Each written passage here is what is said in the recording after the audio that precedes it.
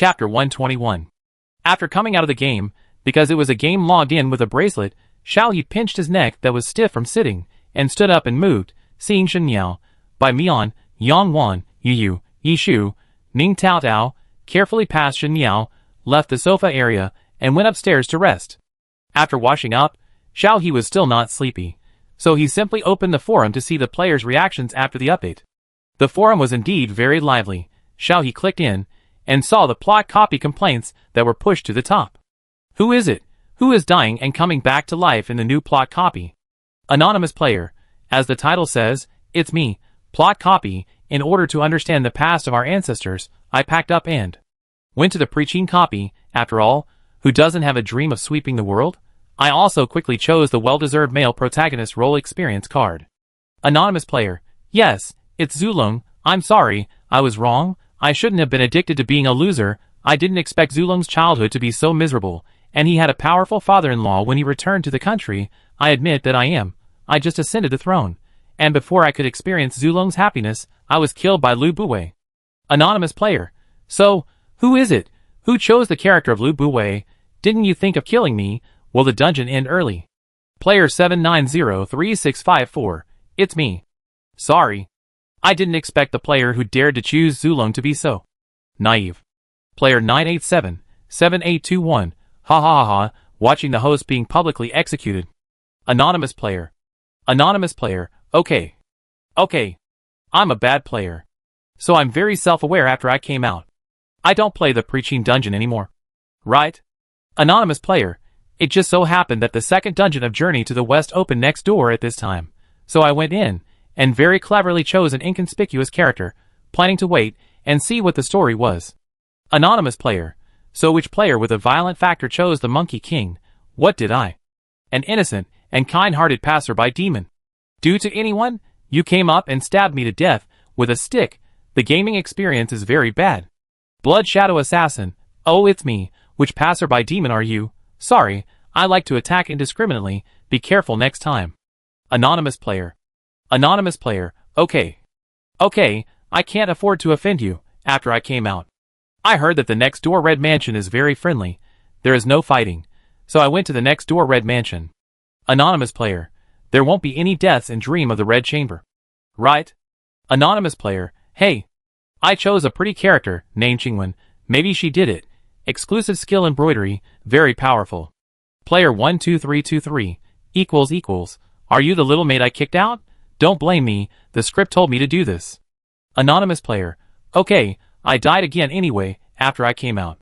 I thought, since I can die anywhere, then I'd better go back to the power struggle and leave. Anonymous player.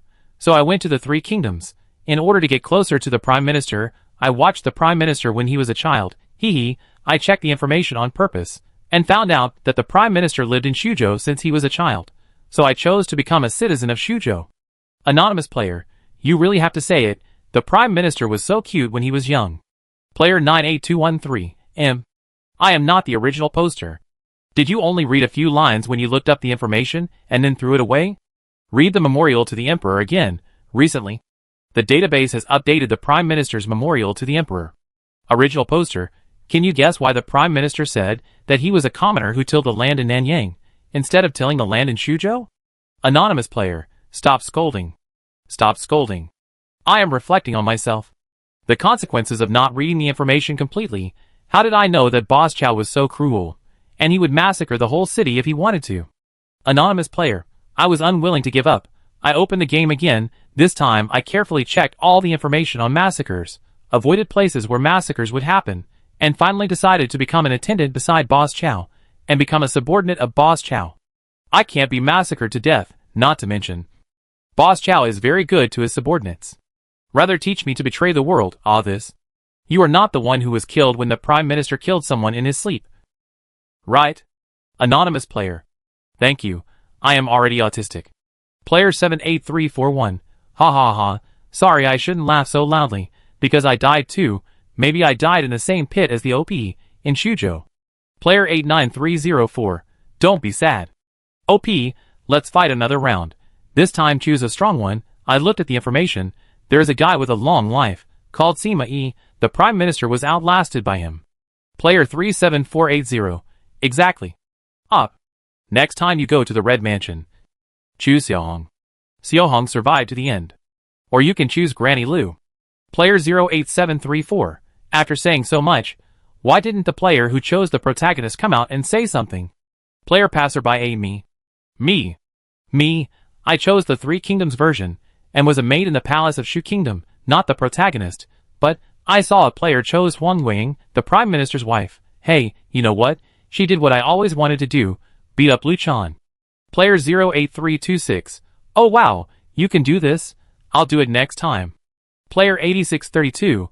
Let's go upstairs together. Xiao He pursed his lips, and felt a little embarrassed when he saw this. But this post already has more than 100,000 replies and comments. Xiao He didn't continue to scroll back, and also realized that this update has boosted the enthusiasm of players, and these copies are indeed very popular. The top posts on the forum were all about plot copies. The random tasks of repairing maps were not discussed by many people. There were also discussions about the background music of each map update. The rest were all old posts. After flipping through the news on Starnet for a while, Xiao He yawned, feeling sleepy, and simply put down the computer and went to sleep. The next day, Xiao He woke up early, and found that the whole villa was quiet after leaving the room. Everyone seemed to be still asleep, and the doors were closed. In the living room downstairs, there was a housekeeping robot cleaning up the mess left last night. Xiao He walked out of the door, planning to take a walk. As soon as she walked out of the gate of the villa, she heard Fu Yanzhou's voice on the phone. Professor Sun, how is the situation over there? The data has been uploaded synchronously last night. How is the effect? Okay. I will monitor the data in real time here. Professor, you don't have to worry. As long as you keep uploading the data over there, there will be no problem with the repair work. When the game here is running mature, I will go over to assist the professor. Xiao He felt a little embarrassed about eavesdropping on others, and hurriedly coughed twice to indicate that he was here. Well, Professor, let's do this for now. We'll contact you if there's anything. You can upload your needs to Xiaolan's clone. Professor, take a rest. I'm hanging up. Xiao stood here. When he heard Fu Yanzhou hang up, he walked over and asked in a low voice, Did I disturb you? Fu Yanzhou put away a strange communication device and said with a smile, No. It's not something that needs to be kept secret. How is it? How is the experience after the game update? Xiao said with a smile. The plot dungeon after the update is very interesting. Xiao asked curiously, How did you think of making these historical records into dungeons? Fu Yanzhou said with a smile, Because the relevant plot lines in the main plot were very popular with players before, and many players left messages wanting to know more information. We discussed it, and selected the 5 most popular plot lines. According to the historical materials, we made relevant plot dungeons. Fu Yanzhou seemed to think of something and smiled bitterly. Besides, our funds are a bit insufficient. So we also want to charge entrance fees to the dungeons through the plot dungeons to earn some funds. Xiao He was stunned for a moment. Are these 5 dungeons charged? Fu Yanzhou nodded. Indeed, they are charged. 5 silver coins per entry. And there will be a prompt when entering the dungeon. Xiao He scratched his head, but I didn't see any prompt when I entered yesterday. Fu Yanzhou frowned. No prompt. Xiao He nodded. Fu Yanzhou opened the light brain and operated a few times.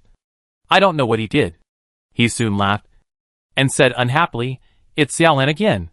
Deduct its salary later. Xiao He looked over curiously. Fu Yanzhou explained, Xiaolan is the main brain of the game. It seems to like you very much. So it didn't deduct the money you paid to enter the dungeon. Ah? The main brain will also be partial? Fu Yanzhou nodded. Xiaolan is a highly intelligent AI, not an ordinary intelligent robot. It is not surprising to have such behavior. Xiao He felt that the future technology development is really rapid. Fu Yanzhou patted Xiao He's head. Why didn't you sleep a little longer? Xiao He looked up and said, I went to bed early yesterday. I saw that Xiao He and the others were still asleep, so I went out for a walk. Fu Yanzhou took Xiao He's hand and said, I'll take you to breakfast. There is a breakfast shop that makes seafood noodles here. It's delicious. After that, he took Xiao He to the other side. Xiao He also became interested. She wanted to see what was the difference between the seafood noodles here and the seafood noodles on Blue Star. The breakfast shop that Fu Yanzhou mentioned was at the other end of the beach. It took about 10 minutes to get there. Because it was still early, there were not many customers in the shop. There was only a robot at the cash register. In the transparent kitchen, there was another robot that made noodles. Pressing noodles and cooking noodles. Seeing Fu Yanzhou and Xiaohe coming in, the robot at the cashier counter immediately brought the menu to Xiaohe. Xiaohe took a look. There were pictures on the menu. To be honest, if Fu Yanzhou hadn't brought her here, Xiaohe really wouldn't dare to order, because the seafood in the picture looked, well, it didn't look like it was edible. With bright colors and different shapes. Xiaohe hesitated, and finally ordered a normal-looking noodle, and then handed the menu to Fu Yanzhou. Fu Yanzhou quickly ordered and returned the menu to the robot. Soon, 2 bowls of noodles came out from the kitchen. Fortunately, the real thing was not as exaggerated as the picture. It smelled very fragrant. Xiaohe took a bite and his eyes lit up. He ate without even raising his head. After finishing a bowl of noodles, Xiaohe touched his stomach and said, "I'm full." Fu Yanzhou also finished eating. He got up and bought a few more noodles. He asked the robot to deliver them to the villa. Then he took Xiaohe for a leisurely walk to digest the food. Chapter 122.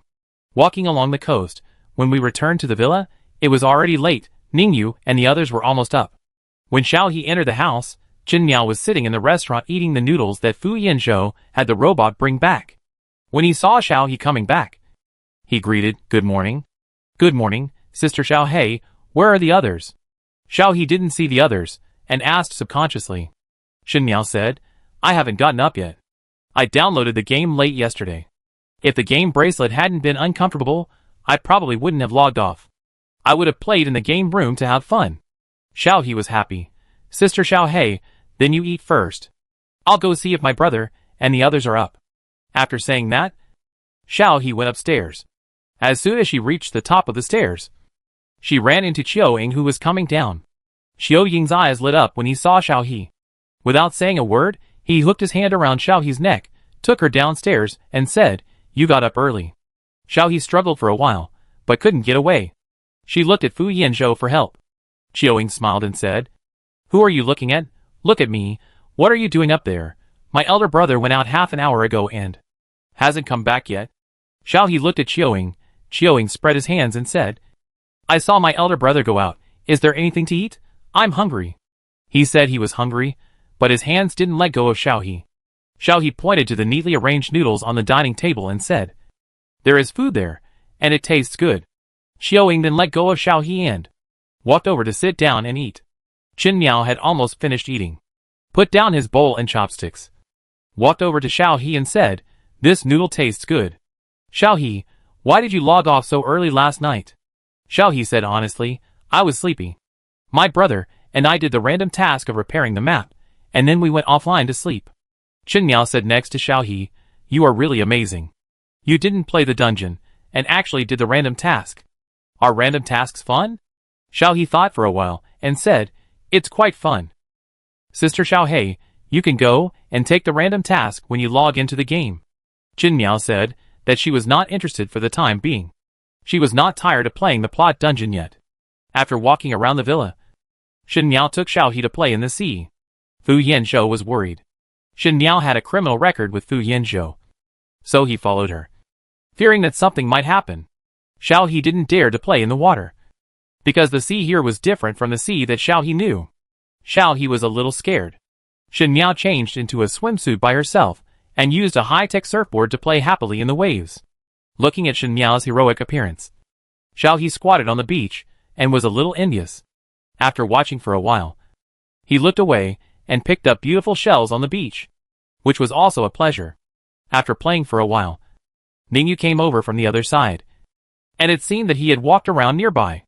Xiaohe didn't see Ningyu until Ningyu stopped in front of her. Xiaohe raised her head, and said hello foolishly. Big brother Ningyu touched Xiaohe's head, and put a hat on Xiaohe's head. "Wear the hat. Be careful not to get sunburned." Xiaohe nodded, saw the bucket full of shells, stopped picking up shells, stood up and asked, "Where did you go, big brother?"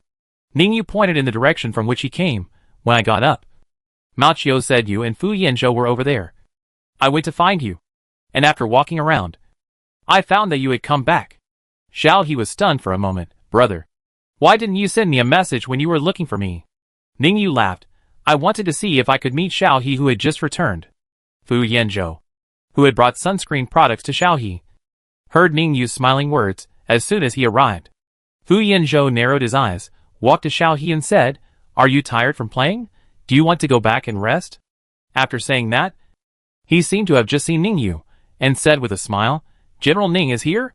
Ning Yu ignored Fu Yanzhou's weird behavior, and just looked at Xiaohe. Xiaohe felt a bit overwhelmed. She didn't know if it was her illusion. She always felt that sometimes when Fu Yanzhou and Ning Yu appeared together, the atmosphere was not right, as if the two of them were having a feud. But sometimes they were very harmonious. Xiaohe sighed. Fu Yanzhou looked at Xiaohe. "What's wrong?" Xiaohe shook her head. "Nothing, by the way." "Where's Sister Xiaohe? She was just playing with the surfboard here. Why is she gone now?" Fu Yanzhou said. "She went back to get the diving equipment. I ran into her walking back when I came here just now." Xiaohe's eyes lit up. "Diving?"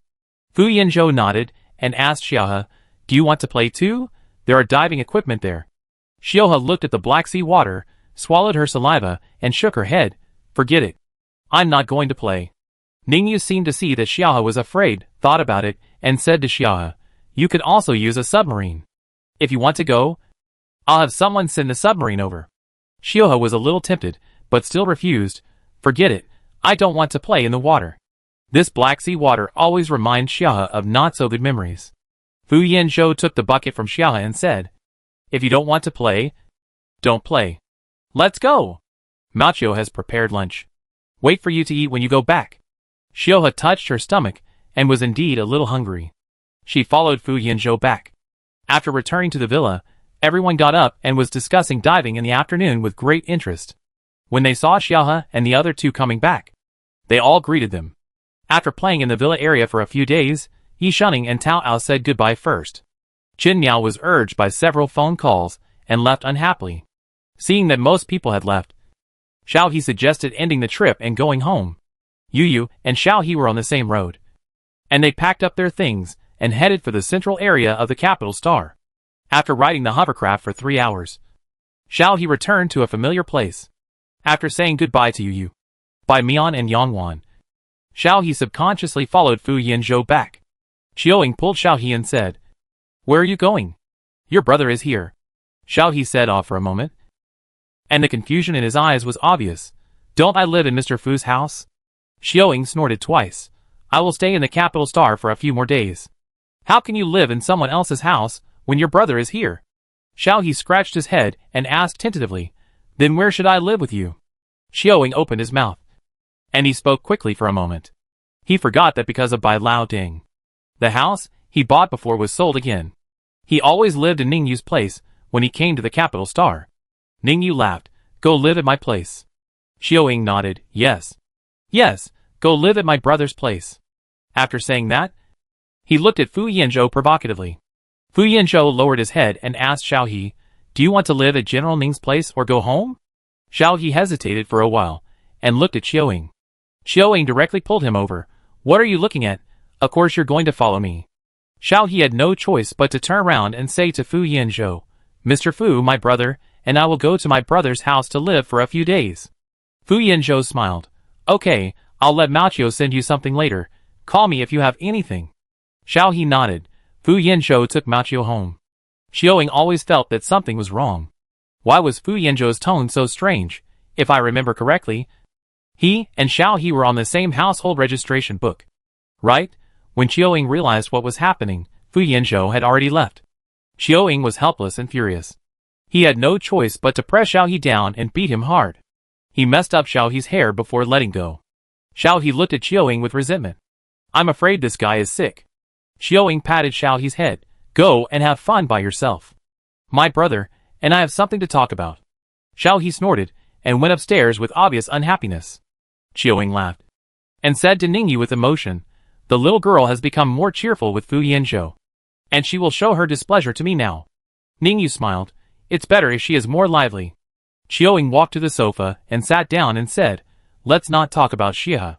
Brother, the things you and Fu Yanzhou asked me to investigate have made some progress." Ning Yu's expression suddenly became serious, and sat down in front of Xiaoying. "What's the situation? Can we catch the person?" Xiaoying said, "These days, Xiao Qiu and I took our brothers to visit various star pirate bases. and there was only one abnormality in one place. Ningyu pulled out the star map and motioned Xiaoying to continue. It's the H268 galaxy. That place is inconspicuous among the pirate bases. Only the pirates, who have been wandering in the universe for a long time, will occasionally go there to replenish supplies. Xiao Qiu and I passed by there to replenish the energy of the starship. We accidentally discovered that the H268 galaxy is very popular among the pirates. I heard that a doctor with superb medical skills suddenly appeared there. Any injured person who passed through his hands would recover as before. When treating, he never asked about the identity or origin. As long as you bring enough money, he would treat you.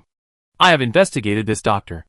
He suddenly appeared in the H268 galaxy for no apparent reason. No one knows his origin. It's like he appeared out of thin air. But the time of his appearance is very coincidental. He appeared not long after I brought Xiao He back from the garbage planet. Xiao Qiu and I studied it. This person is very likely the person you and Fu Yinzhou are looking for. We didn't alarm this person. Xiao Qiu led people to keep an eye on him. I will come back to tell you this news. Ningyu found the location of the H268 galaxy from the star network, thought for a while, and said, the situation in the H268 galaxy is a bit complicated, surrounded by rubble. Xiaoying, let your people keep an eye on it. No need to arrest anyone. Just keep an eye on the person's movements, Fu Yinzhou, and I will find a way to find out the person's identity. Xiaoying nodded. I know, brother. Don't worry. As Xiaoying said this, he was about to stand up and go upstairs, walked 2 steps and suddenly turned back to Ningyu and said, I heard that the old man came to make trouble, brother. If you don't listen to me, just throw the old man to the chaotic galaxy to fend for himself. I will take action to ensure that no one will suspect. Ningyu pursed his lips and said nothing. Xiaoying snorted and laughed. Forget it. I don't know how Big Brother became a general after being so soft-hearted for so many years. Could it be that those star beasts on the border star will also give Big Brother a chance to be soft-hearted? Ningyu closed his eyes. With so many people watching, if he disappears for no reason, someone will jump out to cause trouble. Xiaoying waved his hand, and was too lazy to pay attention to Ningyu. He went upstairs to sleep directly. After he solved these troubles, he would take the little girl away. After the people left, Ningyu leaned on the sofa and closed his eyes quietly. Bai Lao Deng was a trouble for him, and also for Xiao He, but for various considerations, he really couldn't do what Xiaoying said. Chapter 123. Xiao He's game room is at Fu Yinzhou's house, so he can only log into the game while lying on the bed with his game bracelet. The players in the game are still very interested in the plot dungeons, and are all playing the plot dungeons. After Xiao He finished his daily tasks, he asked in the faction channel, and found that no one was playing ordinary dungeons, so he teleported into the Lost Land, and planned to do the repair tasks. There are also many players doing the repair tasks of the Lost Land. After entering, Xiao He can see that there are many players distributed in various parts of the Lost Land, some planting trees, or farming, and some repairing houses, roads, and bridges. It doesn't look like a role-playing game, but more like a farming game. Xiao He found Big Rabbit, and accepted the task. The new task was to repair the restaurant in the Lost Land. The materials were listed above. Xiao He also accepted several other tasks. He planned to find all the materials at once, and then come to the Lost Land to complete the task. Some materials were stored in the Treasury of the Power. Xiao He directly took some from the Treasury of the Power, and then added other materials. After finding the materials, Xiao He returned to the Lost Land, and completed all the tasks he accepted. With the joint efforts of the players, the Lost Land has changed significantly. From the grayish-white at the beginning, it has become brighter, and has begun to look like a town. A progress bar also appeared above the Lost Land, which seemed to indicate that the progress of the restoration of the Lost Land had reached 40%. Xiao He guessed that after reaching 100%, the Lost Land would probably be fully restored. After completing the task and leaving, Black Silk Hottie and the others had left the plot dungeon with reluctance. According to Black Silk Hottie, she had not originally planned to leave, but the game had adjusted the system, limiting the number of times to enter the plot dungeon. There were 3 chances to enter the 5 dungeons in total every day. After using them up, she could not enter again.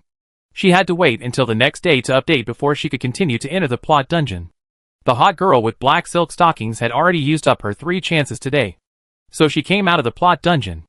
It seemed that Empire Bread and Xiao Wan had not yet returned home, so they were not online. A flower. Li Li Li. Xiaoming also came out of the plot dungeon and greeted Xiaohe online. A flower, Xiaohe. Xiaoming, do you want to continue to brush equipment? After the game was updated. The background music in the dungeon is very nice. There is also an equipment list. A comprehensive strength list. So we can brush up the equipment rating. Lily, not impossible, but they haven't come online yet. If we do it with just a few of us, it feels a bit risky. Yufiyu. No problem, I can be the main tank, our levels and equipment are up. Bring more medicine.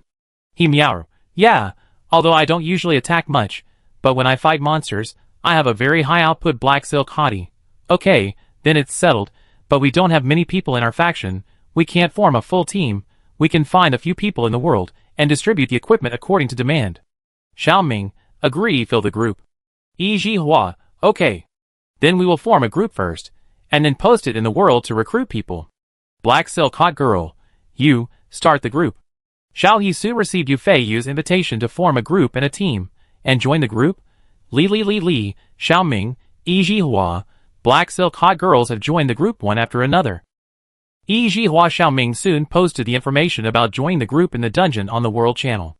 World Channel Yi Hua, 60, 65, 68 people coming. Xiaoming, 60, 65, 68 people missing, equipment is distributed on demand, those who need it come. After the two messages were sent out, people quickly joined the group. After the group was full of 10 people. Yu Feiyu asked in the team, Yu Feiyu, friends who just came in. What equipment do you need? Let's discuss it in advance. Big orange. I need a wrist guard from the sword sect. Not bad silver. I want a wrist guard from the medicine fairy valley. Big wind flying. I don't need it. I just want to join in the fun. Mingya. I want a weapon from the sound sect. Yu Feiyu, okay. There is no conflict. The equipment you need will be distributed to you after the dungeon is over. And if you need to tell us in advance about other things, if you don't specify, we will distribute them on our own. Big orange. No problem, not a bad guy. No problem, big wind flying. No problem, cute. Okay, the leader can start the group. Yu Feiyu clicked to start the group, and then teleported to the dungeon entrance and waited for the dungeon to load. Soon Xiaohe teleported to the dungeon entrance and greeted Yu Feiyu with a smile. Are you home? Yu Feiyu smiled. Yes, I live not far from you. A hot girl with black silk stockings appeared beside the two of them. You are quite fast, go in first. After saying that, she took the lead in entering the dungeon through the teleportation portal. Xiaohe followed closely behind. Yu Feiyu, Yi Hua, Li Xiaoming, and the 4 people recruited from the world also entered the game. After entering the game, Not Bad Silver from Yaoxian Valley, De Chung Zi from Jian Zone, Mengya from Yin Zone, and a Feng Fei Yang who came to join in the fun. After greeting each other, Mengya started chatting very familiarly. Wow, it's really you guys, big brother. I always saw your ID on the world notice before. Are you still recruiting people? Mengya was obviously very interested in Xiaohe's power. Xiaohe scratched his head. We haven't discussed recruiting yet. But we should be recruiting members in the future. Then I'll sign up first.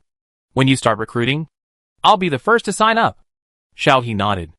Mengya looked around curiously and asked, didn't your faction have a very powerful player before? It is said that he can challenge the boss alone. Is he not online today? Xiaohe thought about it. Mengya was probably talking about light years. He is very busy recently, and is not online often. The black silk hot girl turned around and said, don't chat for now. Let's kill the monsters. Xiaohe is here. Xiaohe, I'm coming. While agreeing, he said to Mengya. Xiaohe quickly ran to Yu Feiyu, took out his big brick, and entered the monster killing mode. The hot girl with black stockings acted as a long-range attacker not far away. And Not Bad Silver dutifully added blood to the output. Although the monster spawning speed was not as fast as when Guangyan was there. The first monster was spawned, and the cooperation was good. Everyone reached the second level of the dungeon without any injuries. On the dungeon data page, Xiaohe ranked first in output, and Yu Feiyu ranked first in injury. The hot girl with black stockings gave Xiaohe a thumbs up. I can't tell.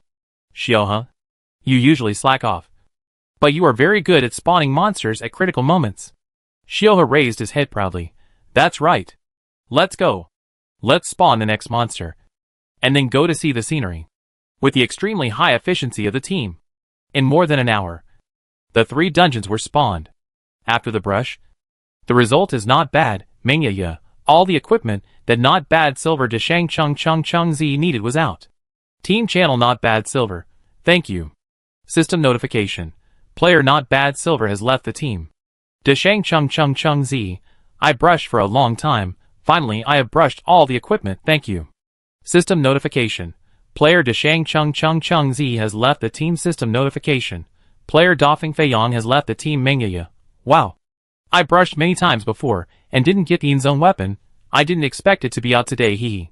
That's great, if you need people for the next dungeon. Just call me. He meow air, okay. System notification. Player Mengyaya has left the team. Xiaohe also received a friend request from Mengyaya. Xiaohe clicked to agree. They can indeed call again, if they are short of people next time. After finishing the dungeon, Xiaohe was dragged by the hot girl in black silk stockings to see the scenery. Just after standing there for a while, he heard the world announcement. World announcement. The game will be upgraded online. The upgrade time is 10 minutes. The pet system is online. Players can play normally. Xiaohe was stunned for a moment. Why is the pet system suddenly online? The black silk hottie scratched her head. How should I know? You live in Fu Yanzhou's house. Didn't you ask him? Xiaohe, is this a game secret? I didn't dare to ask. But I don't know how the pet system will be played after the update. Forget it. Who cares what the gameplay is? You will know in 10 minutes. I will hang up and go find something to eat.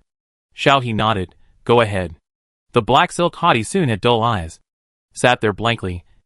And it was obvious that she had left the game room to do something else. Xiaohe sat with the hot girl in black stockings, looking at the rolling sea of clouds halfway up the mountain. From the top of the mountain, these things were all replicas of the scenes on Blue Star. She didn't expect that she could see the things she didn't have the time or money to see before, but now she can see them in the game.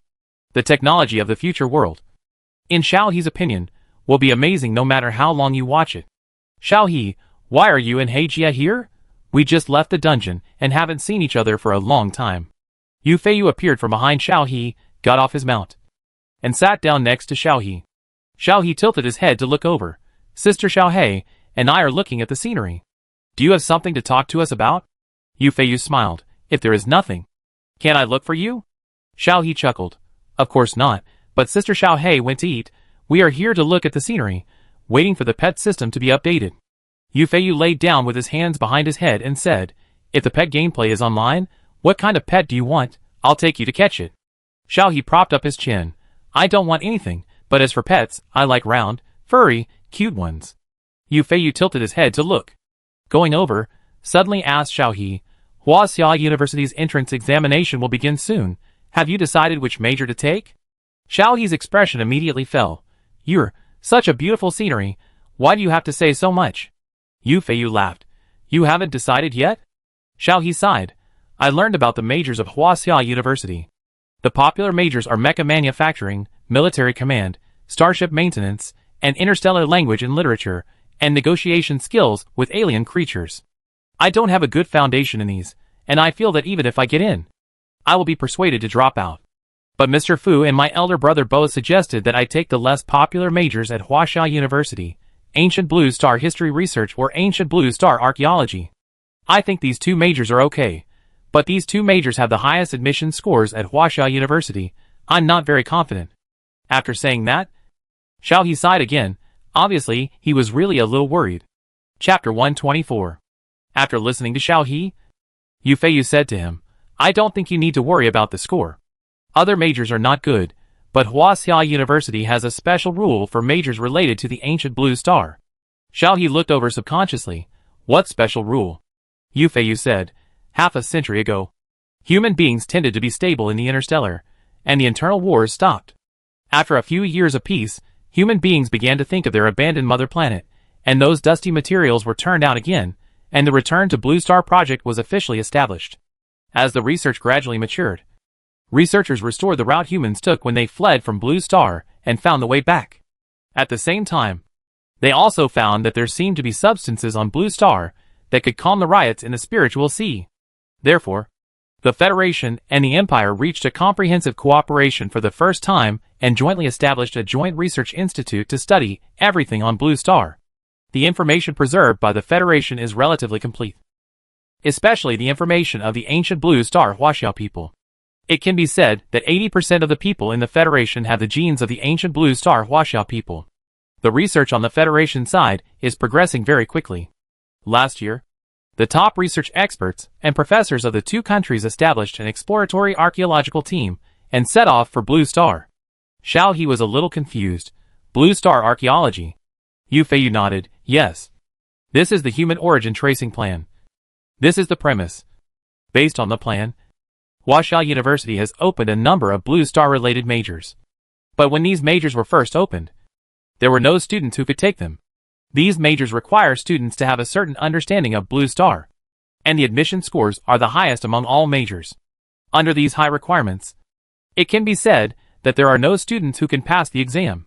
This led to the fact that in the first few years of this major, there was no source of students at all. The teachers in the major were all professors and doctors who were doing research related to Blue Star. There were only teachers but no students, which made it impossible to teach these majors. So after discussion, Huaxia University issued a special rule that all Blue Star-related majors can be enrolled if they meet the score line and complete the professional entry-level test. If they do not meet the score line, but have a high level of understanding of Blue Star culture and can answer the 3 questions of the professional course teacher, they can also be enrolled. Xiao He understood. You mean I just need to meet the basic score line of Huaxia University, and then go to Blue Star-related majors to take the professional entry test? Yu Feiyu nodded, yes. And the Blue Star research major has a shortage of students. As far as I know, there have been only 2 or 3 students enrolled in 2 consecutive classes, and there were no students enrolled in the previous class. Xiao He sighed. It's easy to say, but it's a waste of effort if I can't answer the questions asked by those teachers. Yu Feiyu laughed. Are you so unconfident in yourself? You basically didn't make any mistakes when pushing the main quest of the game. I don't know about other majors on Blue Star, but the range of questions given by the teacher of the major of ancient Blue Star Huaxia history and culture research is highly consistent with the main plot of the game. Xiao He's eyes lit up. Really? Yu Feiyu nodded. Really? Xiao He instantly gained confidence. Thank you. If you pass the exam, I'll treat you to a meal later. 2 meals. Yu Feiyu raised his hand and made it 2. Xiao He was stunned for a moment. And then he quickly remembered that he did owe Yu Feiyu a meal. And he immediately said, no problem. Please treat me to a meal. You 2 made a private dinner without me.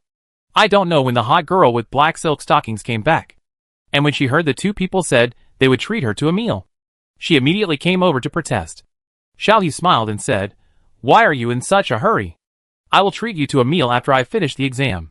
Yu Feiyu was a little disappointed, and his idea of having a meal alone with Xiao He was shattered. The hot girl in black stockings hooked Xiao He's neck. So you said you'd treat me to dinner after the exam. Just take the exam with peace of mind. If you pass, I'll set off fireworks for you on the capital star. Let the entire capital star have a fireworks show. Xiao He immediately declined. No. No, that's too ostentatious. Isn't it just an exam? Sister Xiao He, please don't do that. The hot girl in black stockings. Okay. Okay, then I'll send you a spaceship of flowers. I guarantee you'll get admitted with honor. Xiao He said. No need for that. The hot girl in black stockings laughed at Xiao He's frowning face. Look at your expression, okay? Okay, I'm just kidding. I'll send you flowers later, and get you admitted with a low-key attitude. Xiao He breathed a sigh of relief, and then hugged the hot girl in black stockings' arm, and acted coquettishly. I knew Sister Xiao He was the best. The hot girl in black stockings nodded, with a face full of course, expression. World notice. The game has been upgraded online. Players are requested to actively explore the pet system. Xiao He stood up and said, Sister Xiao He, the pet system has been upgraded. Let's go and take a look. The black silk hottie pulled out the operation page and said, let's take a look at our own page first, and study the pet gameplay. Xiao He also pulled out the operation page, and sure enough, he saw a new section on it, Pet Home. After clicking in, a circle of light will appear in front of the player, and a space for raising pets can be seen from the circle of light, and there is also a pet attribute page. Different types of pets will have different focused attributes. When players bring pets to fight, a certain attribute will be increased according to the percentage. The description also shows that a player can keep up to 5 pets.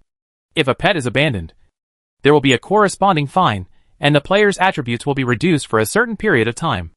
Finally, it reminds each player to be cautious when adopting a pet. After reading it, Xiao He The black silk hottie.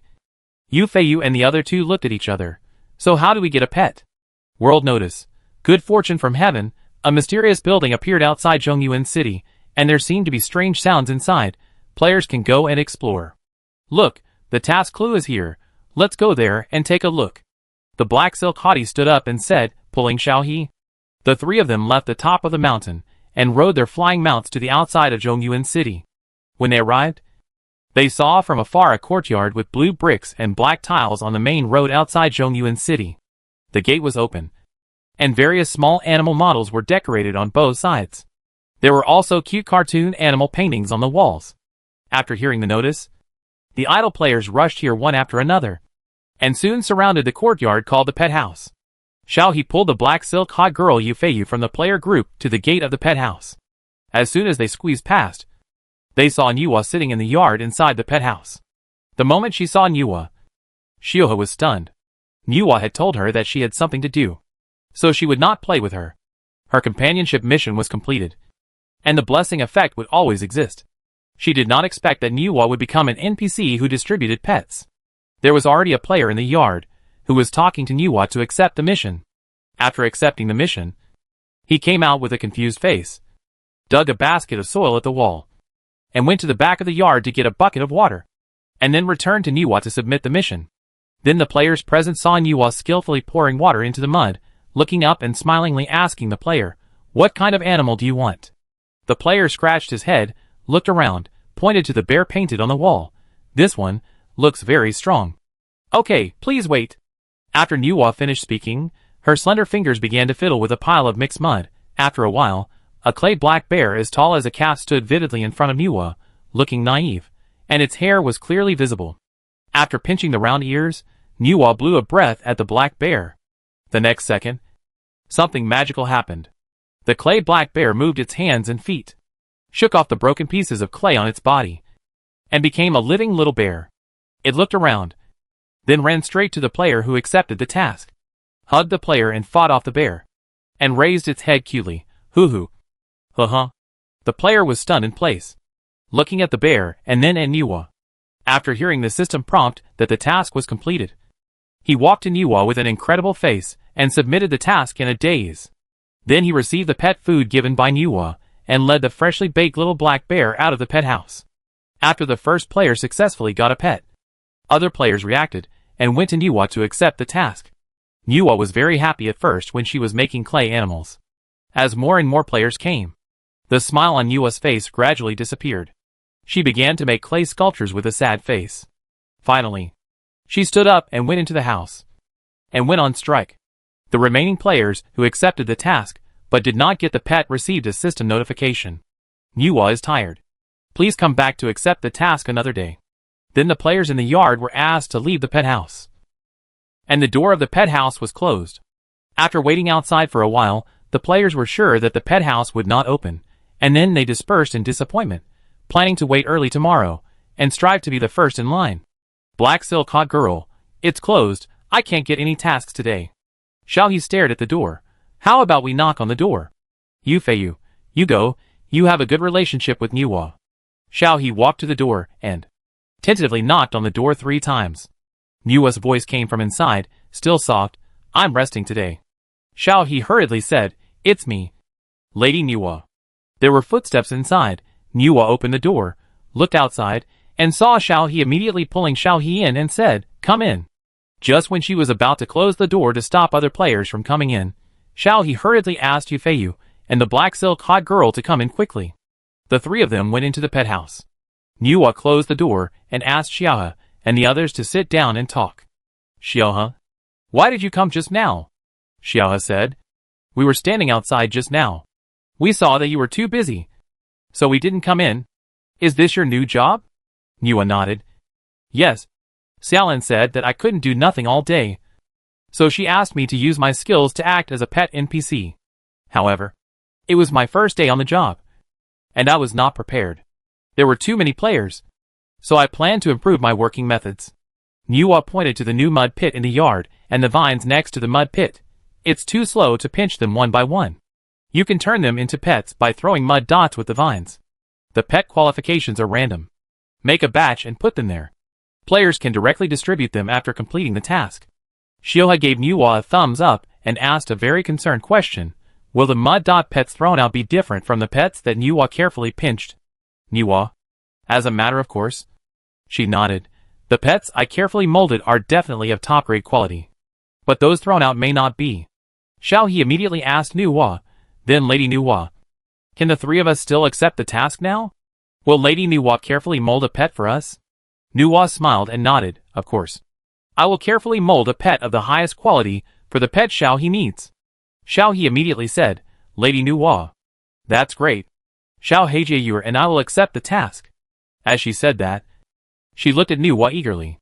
Nuwa touched Xiaohe's head and gave pet tasks to all three of them. Chapter 125. The task that Nuwa gave to the three people was very simple. She skipped the material search directly and entered the last stage, which could be said to be a kind of abuse of power. Xiaohe immediately sat in front of Nuwa and watched Nuwa make pets. Nuwa took out a ball of mud that looked different from somewhere and asked Xiaohe, What kind of animal do you want? Xiaohe asked, Can I make a dragon? Nuwa said with some embarrassment, I can make it. But Xiaolan's database doesn't have it. I don't know if I can make it. Xiaohe was a little confused. Why can Nuwa make it? But Xiaolan's database doesn't have it. Yufeiyu, who was waiting next to him, frowned slightly. At this time, he realized that Nuwa NPC was different from other NPCs. Nuwa NPC's self-awareness exceeded the setting line of game NPCs. Soon Nuwa said, It's okay. I'll try. If I can't make it, I can make a Dankon for you. It's in the database. I guarantee that it will be restored to its original state. She winked at Xiaohe and began to make a dragon for Xiaohe seriously. The dragon in Nuwa's hand was soon formed. It was a 5-clawed golden dragon. It was flying with its head held high. It exuded a majestic aura of an ancient mythical beast. Yufeiyu and the black silk hot girl seemed to have never seen such creatures before. They were both stunned. Xiaohe was stunned. Dragon. Lady Nuwa. You are so amazing. You actually made it.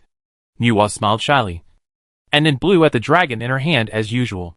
However, the dragon did not come alive after blowing, and it was still a clay sculpture.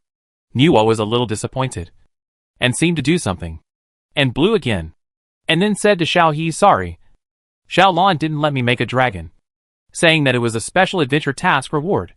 Can I make a dragon for you as a bonus? If you like furry ones, I can also make a swan and eye for you. Xiaohe rolled his eyes and said with understanding, It doesn't matter. Then Lady Nuwa can just make a swan and eye for me. And a big lion is also super cute. Nuwa laughed and quickly restored the dragon-shaped clay sculpture to a ball of soil and continued to make a new pet for Xiaohe seriously. Xiaohe turned around and whispered to the black silk hottie Yufeiyu, Did you hear that? We are not allowed to pinch the dragon because the dragon is a special adventure mission reward. It must have very high attributes. Maybe it is a god-level pet. We will ask Lady Nuwa later. The black silk hottie and Yufeiyu came back to their senses. Xiaohe, what kind of creature is this dragon? There is no record of this creature in the Interstellar Flora and Fauna Encyclopedia. Well, actually, this creature is a creature in the mythology and legend of the ancient Blue Star Huaxia tribe. It is a totem of belief. It is not a display creature, but a fantasy creature. Do you understand it? After Xiaohe said this, Yufeiyu, the black silk hottie, understood. It turns out that it is not a real creature. The swanee in Nuwa's hand was quickly pinched out. It was a furry young swanee. After being activated by Nuwa, it made a sound of aowu, and ran to Xiaohe's feet affectionately and circled back and forth, with a familiar and proud light in its eyes. Xiaohe picked up the little lion and rubbed it against it, and went to Nuwa to hand in the task, and got his first pet. Thank you, Lady Nuwa. Nuwa looked at Xiaohe with a smile, turned around and picked up the mud from the mud pit, and asked the hot girl with black stockings, What animal do you want? The hot girl with black stockings looked at the mud in Nuwa's hand, recalling the mud that Nuwa had made a pet for Xiaohe just now, felt that Lady Nuwa was really hypocritical, but the hot girl with black stockings didn't dare to say it. Looking at Nuwa with hesitation, finally told Nuwa, Lady Nuwa, I want a mighty and domineering pet. Nuwa understood, pointed at the wolf on the wall and said, How about this one? The hot girl with black stockings took a look, and was very satisfied. Okay, this one. Nuwa smiled, made a handsome silver wolf for the hot girl with black stockings, then made a white tiger for Yufeiyu, After making it, clapped her hands and said, "Okay, I'll make you a pet with different attributes. They are all top-notch. Remember to feed them their favorite food when raising them. Carnivorous pets are different from herbivorous pets. Carnivorous pets require players to hunt for fresh meat to feed them. If the pet is sick, if it is not sent to the hospital for treatment in time, it may die." Xiaohe hugged Swanee and nodded. "I know, thank you, Lady Niwa." After that, he asked Niwa, "Lady Niwa, what is the special adventure mission you mentioned just now?" Niwa looked at Xiaohe. "Do you want it? The triggering conditions of that adventure mission are a bit difficult, but the rewards are very generous. You can get a divine pet." Niwa's voice suddenly disappeared halfway through, and soon looked at Xiaohe with an apology. "Xiaolon didn't let me say." Xiaohe was a little disappointed, and soon said that he couldn't say it. Then she asked, "Mrs. Niwa, have you finished your work today? Do you want to go out and play?" Niwa was very tempted, but when she saw the mud spots that had not been made in the mud pit, her expression instantly collapsed.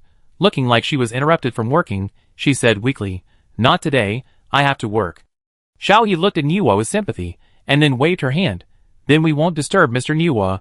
We will come to play with Mr. Niwa after Mr. Niwa is done." Niwa nodded, reluctantly sent Xiaohe out, closed the door, and began to work hard. After going out, the Swanee in Xiohe's hand instantly climbed onto Xiohe's shoulder, and cried "Aowu, Aowu." Xiohe touched the Swanee. "What's wrong?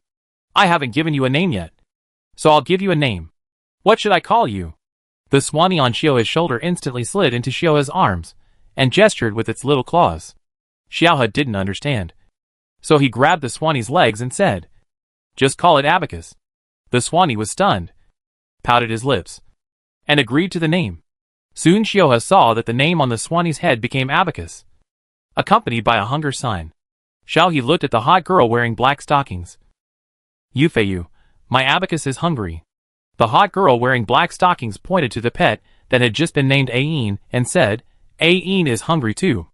Yufeiyu, Xiao Bai is hungry too." The three looked at each other, and followed the recipes in the pet's instructions to find food for their pets. After feeding the pets, and raising the pet's mood index to the maximum, a reminder appeared above the pet's head that it needed to return to the pet space to rest. Xiaohe put the Abacus back into the pet space, and the Abacus soon curled up and fell asleep. After finishing all this, Xiaohe was about to log off. He said goodbye to Yufeiyu, the hot girl in black silk stockings, and quit the game. After opening his eyes, Xiaohe rubbed his eyes, and planned to go downstairs to get some water. As soon as he went downstairs, he heard Mao Qiu arguing with Xiaoying. He didn't know when Mao Qiu came. "You despicable human. Where is Xiaohe? Hand Xiaohe over." Mao Qiu put his hands on his waist, and stared at Xiaoying fiercely. Xiaoying sneered, raised his leg and kicked Mao Qiu over. Then kicked Mao Qiu into the corner with the posture of kicking a ball. "I have tolerated you for a long time. Now Xiaohe is not here. If you make a fuss again, I will tear you to pieces. You will never see Xiaohe again." Mao Qiu's eyes were blazing with anger, and he climbed up from the corner. "I'm not afraid of you. If you dare to tear me down, I will complain to Xiaohe." Xiaoying narrowed his eyes, and walked in front of Mao Qiu. Mao Qiu shrank back immediately, took 2 steps back and bluffed. You, what are you going to do? I warn you. If you dare to bully me, Xiaohe Laofu will not let you go." Xiaoying stretched out his hand. Mao Qiu closed his eyes and screamed, "Murder! Help! Kill the robot! Pervert! Murderer!" Xiaoying impatiently picked his ears, picked up Mao Qiu and threw him out the door. "Get lost. Go back to where you came from. If it weren't for Xiaohe, I would definitely tear you apart." After saying that, he closed the door, turned around and saw Xiaohe standing on the stairs with a surprised face. Xiaoying immediately changed his expression to a smile. "What's wrong? Are you hungry?" Xiaohe shook his head. "I came down to drink water." After a pause, he continued to complain, "Brother, you are so childish. You actually quarreled with Mao Qiu." Xiaoying walked up to Xiaohe as soon as he heard it, and ruffled Xiaohe's hair. "What are you talking about? That round thing came uninvited, and bumped its head against my leg as soon as it entered the door. Not only did it not apologize, it also cursed me for blocking the way. It is really rude. If it weren't for you, I would definitely tear it into parts." Xiaohe couldn't help laughing. Okay, it's Mao Qiu's fault, but brother, you see? It's very late. Mao Qiu is so pitiful to be locked outside." Xiao He pointed at Mao Qiu, who was lying on the glass and looking inside, and Mao Qiu showed a pitiful expression when he saw Xiao He's eyes. Xiao Ying said unhappily, "You just pretend to be pitiful." Xiao He walked to the door and let Mao Qiu in and said, "Why are you here?" Mao Qiu hid behind Xiao He. "I miss Xiao He. Just now in the game. I wanted to say it. I don't like the name Xiao He gave me. Why don't you call me Mao Qiu? Call me Abacus? What is Abacus?" Xiao He was stunned for a moment and stopped touching Mao Qiu's head. "Game?" Mao Qiu nodded. "Yes, I have agreed with Lao Fu. Lao Fu will import the data given to me into the game and become Xiao He's pet. Xiao He, I don't like the name Abacus. Can you go online tomorrow and change my name?" Xiao He opened his mouth, finally nodded helplessly. "Okay, so you came here so late just for this?" Mao Qiu said, "I miss Xiao He. I'm not used to sleeping when Xiao He is not at home." Xiao He laughed. Xiao Ying hit Mao Qiu's head in annoyance. "Xiao He belongs to my family." Mao Qiu was not convinced. Relying on Xiao He's presence, he directly complained, "Xiao He, it's this bad guy. He wants to tear Mao Qiu down. Mao Qiu is so scared." Xiao Ying was so angry that he laughed. Mao Qiu hid behind Xiao He and gave Xiao Ying a provocative and complacent look. Xiao He quickly distanced the two sides. Okay. Stop arguing. Big Brother is asleep. If you wake up Big Brother, he will throw you all out. Mao Qiu, do you want to go back to Mr. Fu or stay here? Mao Qiu immediately said, "I'll stay. I want to protect Xiao He." Xiao He nodded and said to Xiao Ying, "Brother, don't argue with Mao Qiu. Go and rest." Xiao Ying glared at Mao Qiu, made a mouthful of "I'll tear it down for you sooner or later," then touched Xiao He's head and went upstairs to sleep. Xiao He breathed a sigh of relief, drank a sip of water, and took Mao Qiu back to the room to sleep. Chapter 126. In the morning, Xiao He heard a noise outside the door before he got up. When he got out of bed, he found that Mao Qiu had slipped out at some point. Xiao He scratched his head and listened carefully. The noise outside sounded familiar. It was Mao Qiu. It seemed that he was arguing with someone. Xiao He thought that Mao Qiu was arguing with Xiao Ying. He was not in a hurry. Although Xiao Ying said something powerful, he would not do anything to Mao Qiu. At most, he would throw Mao Qiu out. So Xiao He washed and changed his clothes slowly before opening the door and walking out. When she reached the stairs, she saw Mao Qiu staring at the door with full vigilance and cursing loudly, which was completely different from the way he quarreled with Xiao Ying last night. Xiuhe was stunned for a moment, following Mao Qiu's line of sight to look at the door, and then she found an old man with sinister eyes standing at the door. This sight made Xiuhe's hair stand on end, and her hand unconsciously reached for the laser gun in her pocket. The old man at the door was none other than Bai Laoding, who had caused Xiuhe a shadow before, although Xiuhe didn't know why this old man was targeting her. Mao Qiu was still cursing. According to federal law, trespassing is punishable by 1 month's detention. Not to mention this is General Ning's house. If you go any further, I will charge you with stealing federal secrets. Did you hear that? Old man, you still dare to go forward. If you go any further, I will be acting in self-defense. Bao Ding sneered.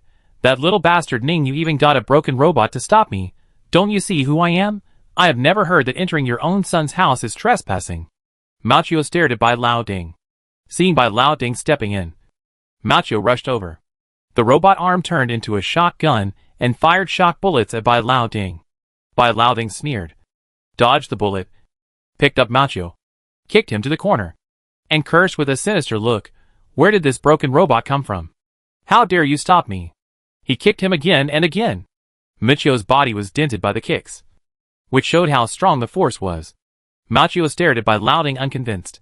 The mechanical arm stretched out and wrapped around Bai Laoding's legs to try to throw Bai Laoding out. However, Mao Qiu was a robot mainly used for housekeeping. Its defense and attack power were not that strong. Bai Laoding took out a laser knife and cut off Mao Qiu's mechanical arm. Xiao He opened her eyes wide, breaking free from her fear, raising her gun and shooting at Bai Laoding without saying a word. The bullet from the tranquilizer gun hit Bai Laoding's shoulder. Since the last time, Ning Yu and Qiao Fu Yin Zhou had taught her how to aim and shoot, and this moment finally paid off. Bai Laoding pulled out the tranquilizer bullet from his shoulder, looked back, and when he saw Xiao He, his eyes became excited, dropped the ball of fur and walked towards Xiao He. Xiao He panicked. Why didn't the tranquilizer gun work? Xiao He pulled the trigger instantly and fired tranquilizer bullets continuously, hitting Bai Laoding's thigh and hand. Bai Laoding frowned and opened his mouth to say something, but his body shook the next second, and then he fell to the ground with a plop. Seeing this scene, Xiaohe instantly leaned on the handrail of the stairs, exhaling heavily, her chest heaving. She was afraid that the bullet would fail. After a while, Xiaohe walked to Mao Qiu with her legs limp, holding the handrail of the stairs, hurriedly helped Mao Qiu up, and gently shook him. Mao Qiu? Mao Qiu? Mao Qiu? The circular display screen that Mao Qiu used as his eyes was full of garbled characters, and he made unconscious mechanical sounds from his mouth. Warning, warning, warning. Xiaohe picked up Michio's broken mechanical arm, and almost cried. It took a long time before she thought of something. She turned on the computer with shaking hands. She failed to click on the number she wanted to call several times. After finally dialing the number, Xiaohe burst into tears when she saw the virtual portrait on the screen in front of her. She said in a sobbing voice, Mr. Fu? Mao Qiu, Mao Qiu. Fu Yanzhou's smiling eyes disappeared instantly. He stood up and seemed to be walking out. As he walked, he said, Don't be afraid. I'll be there soon. Don't hang up the phone. Are you okay? What happened? Tell me slowly. Where are Qiuying and Ningyu? Fu Yanzhou looked calm, but in fact, there was an imperceptible anxiety in his tone. Xiaohe wiped her tears and held a robot hand holding the ball of hair and said, Mr. Bai is here again. Brother Qiuying and Big Brother don't seem to be here. The ball of hair was kicked and broken. I'm fine. I knocked the man down with a tranquilizer gun. Fu Yanzhou breathed a sigh of relief and comforted Xiaohe. Okay. Wait for me. Find a rope to tie him up first. Xiaohe nodded. She calmed down a lot after listening to Fu Yanzhou's voice. The ball of hair was made by Fu Yanzhou. Fu Yanzhou can definitely fix it. Thinking of this, Xiaohe calmed down a lot.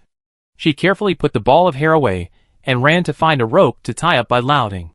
As soon as it was tied, Fu Yanzhou hurried in, pulled Xiaohe up, hugged Xiaohe, and panted and said, It's good that you're okay. Xiaohe bit her lower lip and suddenly felt very wronged. She obviously didn't do anything. Why did this person make trouble for her? Fu Yanzhou patted Xiaohe's back. Don't be afraid. Xiaohe gently said then pushed Fu Yanzhou away and said embarrassedly, I'm fine. Then she anxiously took Fu Yanzhou to Mao Qiu and said helplessly, What should I do with Mao Qiu? Fu Yanzhou paused, picked up Michio's body. I don't know what I pressed. The lid on the back of Michio's head opened. Fu Yanzhou checked and said, It's okay, the chip is not broken. I'll make a body for it when I go back and upgrade its defense system. Hearing Fu Yanzhou's words, Xiaohe was relieved. That's good. That's good. She almost cried again. Fu Yanzhou sighed and touched Xiaohe's head. Don't be afraid. Mao Qiu is a robot. As long as the chip is not broken, the data can be repaired. Not to mention that Michio's data is backed up. Xiaohe touched his eyes, nodded and said nothing. Fu Yanzhou squinted his eyes and glanced at Bai Laoding who was tied up. Then looked away and asked Xiaohe, Why are you alone here? Xiaohe shook his head. When I woke up, I heard Mao Qiu quarreling. I thought Mao Qiu was quarreling with Brother Qiuying. When I came down, I found it was this person. Brother Qiuying and Big Brother seemed to be away. Fu Yanzhou frowned, very dissatisfied, but he didn't say anything in front of Xiaohe. Instead, he pulled Xiaohe and said, It's not safe here. Go home. Xiaohe didn't think it was wrong. Nodded, picked up the mechanical hand that Mao Qiu dropped. Fu Yanzhou picked up Michio's body with one hand and took Xiaohe home. When Qiuying came back from work, he saw the living room in a mess, and a person tied up at the stairs. He was stunned. He subconsciously rushed upstairs and kicked open Xiaohe's door. When he didn't see Xiaohe, he hurriedly called Ningyu. Brother, where is Xiaohe? Where did you go? Ningyu was called to the military headquarters in the middle of the night to deal with an emergency. He had just finished dealing with it at this point, when he received Qiuying's call. Ningyu frowned. Xiaohe is not at home. What did you do? As he spoke, he sent a message to the guard who stayed in the villa to ask, General, Mr. Bai is here? Ningyu stood up and walked out instantly. While walking, he told Adjutant Zhao, Didn't you tell me before that if Mr. Bai comes, stop him and inform me? Adjutant Zhao lowered his head. General, I have told you, but you also know that there are always people who don't want you to feel comfortable. Ningyu hurried out. Take care of the rest. I'll go back first. At the other end of Adjutant Zhao, Ningyu hung up Qiuying's phone and then called Fu Yanzhou. Fu Yanzhou answered after a while, and his face was not looking good. Ningyu felt relieved when she saw Fu Yanzhou's expression. After a moment's silence, she said, "Where is Xiaohe?" Fu Yanzhou turned the camera to Xiaohe not far away. Xiaohe was curled up on the sofa with a pillow in her arms, looking pitiful. Ningyu's words got stuck in her throat. After a long time, she said dejectedly, "Sorry. I didn't handle it well." Fu Yanzhou turned the camera back, lowered his voice, and said to Ningyu very seriously, "I used to respect Xiaohe's ideas. In addition, Xiaohe and Xiaoying were indeed on the same household registration book, and they were considered Xiaohe's relatives. I thought Xiaohe would not be in danger in your home. Now it seems that I was wrong. This kind of thing will not happen again.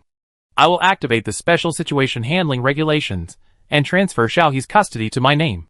I will protect those you cannot protect." Ningyu didn't say anything. After a long time, she hung up the video. After returning home, she checked the surveillance. After watching it, Ningyu closed her eyes and seemed to have made some kind of decision. Xiaoying frowned. "Damn old man, I shouldn't have left this room this morning." After saying that, he walked to Bai Laoding, who was still in a coma, raised Bai Laoding's chin with a knife, and a murderous intent flashed in his eyes. Ningyu called Xiaoying. "What's the big deal about asking you to check if anyone has contacted him before? The Bai surnamed man will not get up early without profit. He has contacted Xiaohe again and again. I'm afraid he knows something." Xiaoying put away the knife and frowned and said, "It's very strange. I didn't find anything. The dead old man attends various noble banquets every day. No strange people have contacted him. As for communication, I asked Xiao Qiu to hack his optical brain, and I didn't find any strange information." Ningyu's eyes were indifferent. "Forget it if you can't find it. Send the person to the uninhabited planet to fend for himself." Xiaoying raised his eyebrows. "Have you figured it out? I thought that with your moral awareness, you would never get rid of your annoying and harmful father in this life." Ningyu said, "I don't want anyone to be hurt because of me." Xiaoying thought of the past that Mizu had said, and suddenly sighed, "You don't have to blame yourself. Aunt Bai didn't do that because of you. Forget it. Don't worry. I guarantee that this old man will never return to the capital star in this life." After that, he strode to Bai Laoding, picked up Bai Laoding with one hand, and said before leaving, "Monitor and deal with it." Ningyu nodded, indicating Xiaoying not to worry. Xiaoying walked out of the door and turned back to say to Ningyu, "Please tell Xiaohe for me, and come back in 2 days to bring her a gift." Then he got on the hovercraft and took Bai Laoding to an unknown place. Xiaohe waited until Fu Yanzhou finished talking to Ningyu on the phone before saying, "Is brother okay?" Fu Yanzhou smiled. "He will be fine. If you are worried about Machio, check the game. I imported his data into the game before. Now that Machio's body is broken, his data will be entered into the game as soon as possible." Xiaohe's eyes lit up, and he threw away the pillow and stood up. "Then I'll go see if Machio is okay." After that, he ran upstairs to open the game cabin. Fu Yanzhou saw Xiaohe leave. His face darkened, and he took the broken Machio to the study. Chapter 127.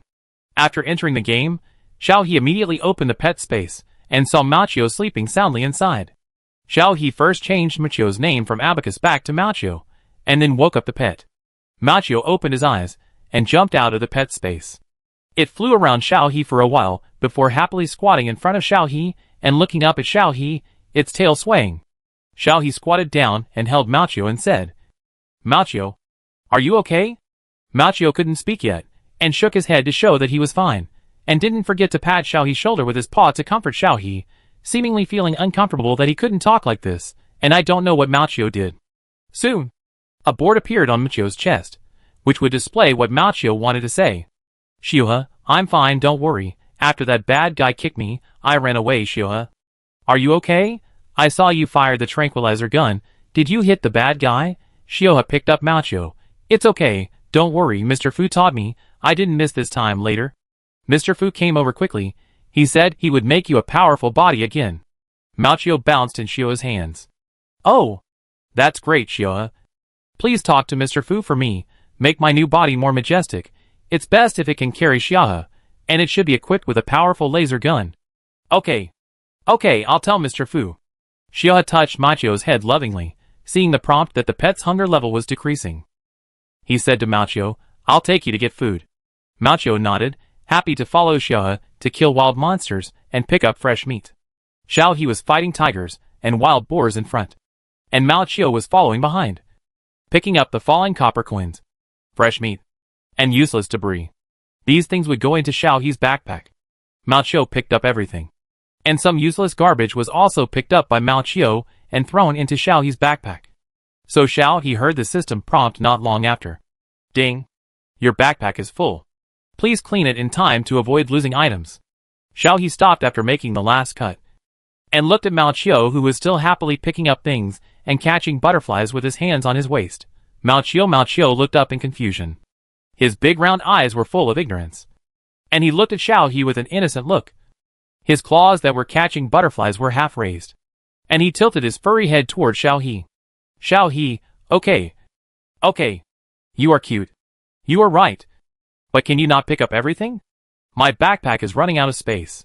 Mao Xiao ran to Xiao He's feet and rubbed his head against Xiao He's calf, then raised the card on his chest with a sentence, okay. Okay.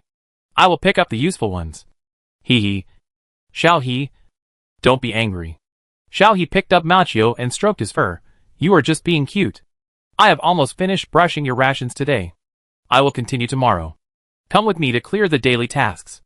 Xiao He said that he did not plan to continue brushing tigers, but carried Mao Xiao back to the main city, intending to teleport to the Master's Gate to do tasks, and wait until most of the members of the faction are online before clearing the faction's daily tasks and brushing the dungeon.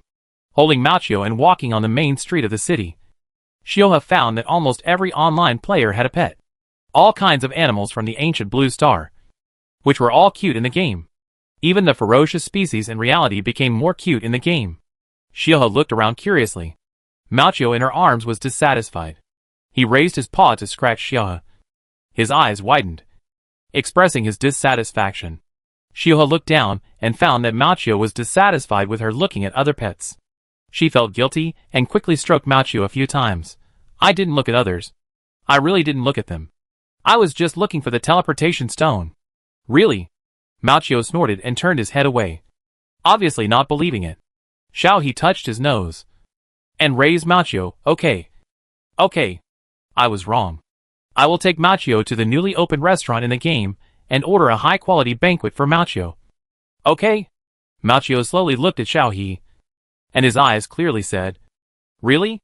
Xiao He smiled and took Mao Xiao to the Blue Star restaurant.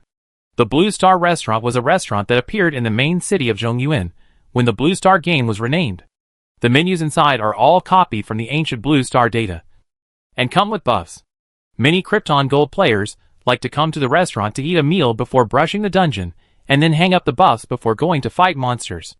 Xiao He hadn't been there to eat yet. Before, he had been following the hot girl Guangmian in black silk stockings to play dungeons, see the scenery, fight monsters, etc., and rarely stayed in the main city. After entering the restaurant, an NPC waiter came out to greet him. He smiled and put a white towel on his shoulder and said, "Sir, please come in." Then he took Xiao He to a seat by the window on the second floor and said to Xiao He, "Is this your first time in our restaurant? Our signature dishes are on the first page of the menu. You can see the menu by knocking on the table." Xiao He knocked on the table as the waiter said. The originally dark wooden table suddenly lit up, and a menu with real pictures appeared on it. "Mao Xiao, what do you want to eat?" Xiaohe put Mao Xiao on the table and let Mao Xiao order what he liked. Mao Xiao's eyes lit up, jumping around on the table quickly, and soon ordered 18 of the restaurant's signature dishes. The NPC waiter was so happy that his face was about to break. He bent down and said to Mao Xiao very attentively, "Sir, wait a moment. I will serve the dishes to you right away." Mao Xiao raised his head proudly. It was just a dozen dishes. After the waiter left, Xiaohe looked at the actual amount under the bill and said to Mao Xiao with a fake smile, "That's great. Pick all the expensive ones." Mao Xiao jumped into Xiaohe's arms and held up the sign. Hee. These are all Xiaohe's favorite foods. I know Xiaohe has no money, but it doesn't matter. Let's use Lao Fu's card. Lao Fu is rich. Let's spend it freely. Xiaohe couldn't help laughing. I don't know why Mao Xiao thinks she has no money.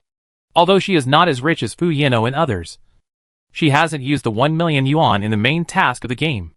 Later, she has accumulated a lot of gold coins from completing various tasks. It's just a few meals. It won't make her broke. Machio happily ran around the table. The waiter was very considerate and gave Shioha a cat toy that cats like, saying, "Sir, this is a small gift given to customers in our store, and catnip for your pet, both are cat's favorites." After Shioha took the cat toy and thanked him, he hung the cat toy in front of Machio. Machio's eyes followed the cat toy around. When Shioha raised the cat toy, Machio jumped up instantly, and was lifted up by Shioha holding the cat toy, like fishing. The two of them had a lot of fun before the dishes were served. Machio also nibbled on the catnip. After nibbling it, he looked dizzy, and smiled foolishly in Shioha's arms. Black Silk Hottie, Shioha. Where are you? A private message notification sounded in Shioha's ears. After Shioha clicked it, he saw the message from the Black Silk Hottie. Shioha replied, "In the Blue Star restaurant in the main city of Zhongyuan. Xiaohei. Come quickly." The Black Silk Hottie replied, "Okay." At this time, the waiter also came with a huge tray to serve the dishes. Machio's dishes almost couldn't fit on the table. They were very fragrant. There was also a pot of fine wine. Shioha picked up some food for Machio. Machio buried his head in the plate, and his face was covered with soup. He looked a bit dirty. "Hey! Where did you get this pet? I want it too. Give me a price." A arrogant male voice appeared behind Shioha. At first, Shioha didn't realize that the man was really talking to him. So he didn't turn around and continued to feed Machio, until the man walked in front of Shioha and slapped Shioha's table, which scared Machio and Shioha. Shioha came to his senses and pointed at himself and asked, "You? Are you calling me?" The man looked at Shioha unhappily. "Are you deaf? I was calling you. I asked you if you want to sell this pet." Shioha looked at Machio, and then refused. "No. You can. Go find the NPC to accept the quest and get the pet." Xinghe Changming's eyes widened. "You won't sell it to me? I have a lot of money. How much do you want? 100 gold coins? 1,000 gold coins? Or 10,000 gold coins? You tell me a number." Shioha frowned. This person spoke a little arrogantly, and she said she wouldn't sell it. Doesn't this person understand? Xinghe Changming was a little impatient when he saw Shioha didn't say anything and reached out to grab the fur ball. He never failed to get what he wanted. Machio was grabbed by the back of the neck and held in someone's arms before he could react. He struggled instantly, waving his limbs to get to Shioha. Xiaohe got angry now. He stood up, snatched the ball back and said, "Don't you understand what I'm saying? I said I won't sell it. If you want a pet, go find an NPC to take a quest. What's the point of snatching someone else's?" Xinghe Changming seemed to have never met such a person who didn't give him face. He was so angry that he trembled. He pointed at Xiaohe and said, You, do you know who I am?" Xiaohe snorted. "Who cares who you are? I got the ball from Lady Niwa when I took a quest. Who would sell it to you? Are you the only one who has money? You talk as if who needs that money. 100,000 gold coins. Or you can get 1,000,000 star coins. Give me an account, and I'll transfer it to your account." Xiaohe finished the last two words, and stared blankly at Xinghe Changming in front of him, who looked like he was rich and powerful. "I don't like money," he blurted out. "Mr. Duo." Xinghe Changming crossed his arms, raised his chin, and said disdainfully, looking at Xiaohe, 1,000,000, do you understand? Give me this furry thing, the money will be transferred to your account. I tell you that if you miss this village, you will miss this store. If you don't sell it, I really don't want it next time.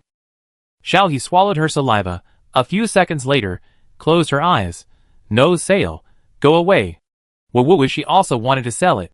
If it wasn't a fur ball in her arms, she would definitely sell it. That's 1,000,000. She worked so hard to complete so many tasks for 1,000,000, and people just casually spent 1,000,000 to buy a game pet. Xinghe Changming was furious, pointing at Xiaohe. You don't know what's good for you." Xiaohe pouted and turned her head. "I really don't sell it. If it's another pet, I will definitely sell it to you, but not this one." Xinghe Changming was so angry, he thought the pet was pretty, and wanted to buy it for his sister, but who knew he would meet a stubborn person, and he would not sell it no matter what. Xiaohe rolled her eyes. "If you don't make money, you're a bastard." Although the fur ball is not for sale, she is familiar with Lady Niwa. Xiaohe smiled. "I say, do you really have to have the one in my arms? Can you change it to one of the same species as the one in my arms?" Xinghe Changming was ready to take out his weapon and rob, but when he heard Xiaohe's words, he stopped and looked at Xiaohe suspiciously. Chapter 128. Xiao He smiled, stuffed the fur ball back into the pet's space, and sent a few dishes of fur ball's favorite food into it, and then said to Xinghe Changming seriously, "Don't worry about anything else, I just want to ask you if you can do it?" Xinghe Changming put away his weapon, and sat opposite Xiao He, arrogantly saying, "Tell me about it." Xiao He showed a profiteer's smile. This is a big fat sheep in front of her, money is in front of her, if she doesn't make money, she's a fool. It's like this, Mrs. Niwa has a very high favorability towards me, so I have a little privilege in front of Mrs. Niwa. If you want this furry pet, I can let Mrs. Niwa help you make it. Of course, you just need to pay a little money, Xiao He said with a smile. Xinghe Changming thought for a while, and patted Xiao's palm. Deal.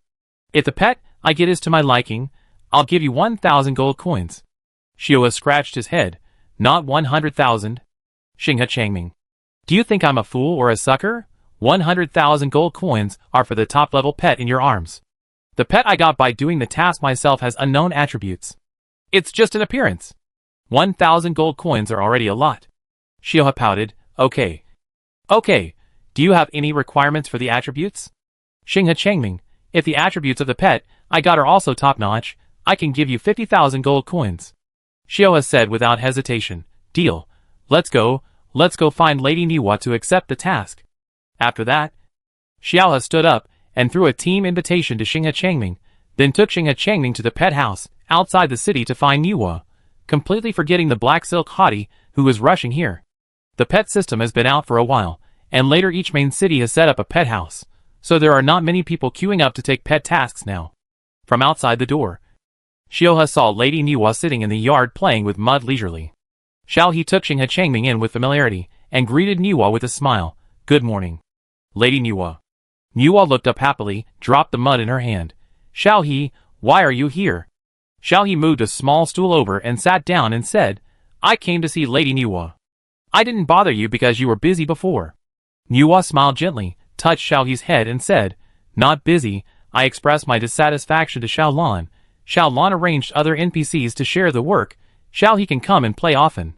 Xiao He nodded vigorously, then pointed at Xinghe Changming and whispered to Niwa, Lady Niwa, did you see this player? He is very rich. He offered 100,000 gold coins to buy my fur ball, but the fur ball is not. It can be sold. So I asked him if it was possible to make a pet like Machio. Lord Niwa, can you make him a pet like Machio? I will give you half of it when he pays. Niwa frowned slightly and glanced at Xinghe Changming. Then asked Xiaohe, are you short of money? Are they not good to you? Xiaohe, ah? Who is not good to me? I am not short of money. But no one thinks too much money is not good. Niwa's brows relaxed. That's good.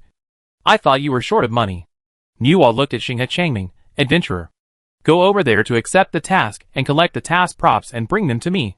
Xinghe Changming followed the direction pointed by Niwa to accept the task. And he was rich and powerful and directly swept up the materials required for the task at the consignment and gave them to Niwa. Niwa pointed at the various animals on the wall and asked, Adventurer, what kind of pet do you want? As a friend brought by Xiaohe, you are given the privilege of choosing the type of pet. Xinghe Changming's eyes lit up. I didn't expect it was really possible. Immediately pointed at Xiaohe and said, I want the same one as hers. Niwa tilted her head. Okay. Adventurer. She started to pinch, and soon a little lion appeared in her hand. It was not a swanee, but a young white lion. Xinghe Changming took the lively little lion and looked at Xiaohe suspiciously. Is this the same species as yours? Seeing this, Niwa said seriously, Xiaohe's pet is unique. Yours is of the same kind as hers. And its attributes are also top-notch. Don't be picky. If you are not satisfied, you can give up the task. Xinghe Changming clicked on the little lion's attribute page and found that it was indeed top-notch. He was immediately satisfied. Not bad. It's almost there. The attributes are okay. Okay. I'll give you the gold coins. Accept the transaction. I don't owe money to others. Then he threw out a transaction application. Xiao He soon earned 50,000 gold coins. He was so happy that he didn't know what to do. He said to Xinghe Changming sincerely, Brother, if there is such a business, please introduce it to me. Xinghe Changming understood Xiao He and said, Stop daydreaming. If I wasn't in a hurry to give it away, I wouldn't pay so much. The most expensive pet with top attributes on the market is only 5,000 gold coins. You have earned 10 times more. So be content. After saying that, Xinghe Changming walked away arrogantly. Xiao He was stunned for a while, and slowly uttered a few words. What a sucker. After that, he happily faced Niwa and said, Lady Niwa, I heard that you NPCs also need money. How can I give it to you? I'll give you half of this money. Niwa waved her hand. No, I. Halfway through the words, Niwa suddenly stopped and hurriedly said to Xiao He, Wait a minute. Xiao Lan is looking for me. I'll be back soon. As she spoke, her eyes turned gray and white, and it was obvious that she was no longer in this position. Seeing this, Xiao He wandered around the yard waiting for Niwa to come back. Niwa was forcibly pulled back to the main god space by Xiao Lan. Xiao Lan looked at Niwa angrily. Abuse of personal power. If you continue to do this, I will dismiss you. This is unfair to other players. Niwa's eyes lit up. I don't have to stay there. Then can I continue to follow Xiao He? Xiao Lan. No, and Xiao He has to give me half of the money he gives you. Xiao Lan made the request very coldly. Niwa refused. No. Xiao He is very pitiful. She has no money to spend. And she finally earned a little bit. I don't want her money. Xiaolan sneered. She is not short of money. She has earned 100,000 gold coins from the main task. Boss Fu prepared a growth fund for her. And the daily income is over 10,000. You tell me she is short of money? I am short of money. The stingy Fu Yanzhou. The salary he gives is so little. When can I get enough money to buy a body? I don't care. You must give me the money. Otherwise, I will take back the pet attributes of the buyer just now. Niwa. She nodded reluctantly. Then I will ask Xiaohe. Can you share it? Therefore, I can only give you 5,000 gold coins. Next time, if someone comes to me, you are not allowed to stop Xiao He from making money. Xiao Lan said ruthlessly. 10,000 gold coins, there will be no next time, to ensure the fairness of the game. Niwa nodded unhappily, then returned to the model body, and said to Xiao He with apology, Xiao Lan wants to share the money, otherwise I will take back the pet attributes. Xiao He scratched his head and asked tentatively, How much does it want? Too much is not okay. Niwa sighed. I gave him 5,000 gold coins. It disagreed, and asked for 10,000, and said there would be no next time for this kind of thing. Xiao He was very disappointed that there would be no next time. 10,000 gold coins. I gave it. Just treat it as paying taxes. Simply give the money out. Xiao Lan deducted it directly from Xiao He's backpack. Xiao He also comforted the depressed Niwa. It's okay, it's a game bug. I'm glad I made money once I encountered it. What do you want? Niwa, I'll buy it for you. Niwa's eyes lit up. I heard Xiao Lan say that it can buy a body. Can you buy one for me too? I want to see the real Xiao He. Xiao He was stunned for a moment. Who is Xiao Lan? At first, she thought that Xiao Lan was the intelligent brain that managed the NPCs in the game. Why does it seem that this is not the case now? Xiao Lan is the main god of this game. She said that she can buy a body, and go out to play when she saves enough money. Xiao He suddenly realized, thinking for a while. He said, okay. Niwa, I'll look up the information in this regard later, if there is enough money. I'll buy you one directly. Niwa said hurriedly, it doesn't matter, you don't have to buy it. She was worried that Xiao He didn't have money. Xiao He smiled, don't worry. I have money here. If it's not enough, I will save more. I will definitely be able to buy a body for Lady Niwa. Although in Xiao He's opinion, Niwa is just an NPC in the game. At most an intelligent AI. But Xiao He always feels that Niwa is very kind. And wants to get close to Niwa unconsciously. So when Niwa wants a body, Xiao He agreed without saying a word. After saying goodbye to Niwa, Xiao He remembered the black silk hottie. And immediately said badly. And hurriedly ran back to the Blue Star restaurant. Sure enough, he saw the black silk hottie sitting there with a depressed mood. Xiao He squeezed out a smile and ran to the black silk hottie and said guiltily, Sister Xiao He, I'm sorry. I didn't mean it. Just now, someone asked me to buy a pet. And he gave me 50,000 gold coins. That's why I didn't wait here. Sister Xiao He, the black silk hottie looked at Xiao He suspiciously. 50,000 gold coins to buy a pet? You weren't cheated. Were you? Xiao He hurriedly shook her head. No. No, I took him to see Lady Niwa to make a pet. He was very satisfied, and gave me 50,000 gold coins directly. The black silk hottie's expression eased a lot, pulled Xiao He and said, Forget about going to make money. It's all your fault. I was so angry that I forgot what I wanted to ask you for. Xiao He giggled. She was so rich that she asked the owner of the Blue Star restaurant to prepare another table of banquet to entertain her. Xiao Heijia. At night, Yu Feiyu, Empire Bread, Xiao Wan were all online. And even Guangyan, who had not been online for a long time, came online. Seeing that it was rare to have everyone together, the Black Silk Hot Girl organized the existing members of the faction to go to the dungeon. After the dungeon, Guangyan was asked to recruit new members of the faction. However, plans could not keep up with changes. As soon as they came out of the dungeon, they met a player with bad intentions. The player had the ID Federation little princess on his head, holding a familiar lion in his hand. Seeing Xiao He coming out of the dungeon, he rushed up to stop Xiao He. You are the one who cheated my brother out of 50,000 gold coins. Xiao He was stunned, looking at the little princess of the Federation. Who are you? The little princess of the Federation held the little lion in front of Xiao He. My brother said he gave you 50,000 gold coins to get this little lion. Xiao He took a look at the little lion and suddenly realized, your brother is Xinghe Changming. This transaction is consensual. I didn't force him to give it. He said he would give me 50,000 gold coins. The little princess of the Federation glared at Xiao He. I don't care. The lion is back to you. Give me back my money. Xiao He, the hot girl with black silk stockings, couldn't stand it anymore, pulled Xiao He behind her and said to the little princess of the Federation, I can give it back to you. Let your brother come over. This deal is made with your brother. If I give you the money, what if you come to me later? The little princess of the Federation snorted. Do you know who I am? Poor fools. I am the fiancé of General Ningyu of the Federation. How can I cheat you out of your money? As soon as these words came out, the hot girl with black silk stockings, Xiao He, the little bread of the empire, Xiao Wan, and Guangyan, who just came out of the copy, that is, Ningyu himself, were all stunned. Chapter 129.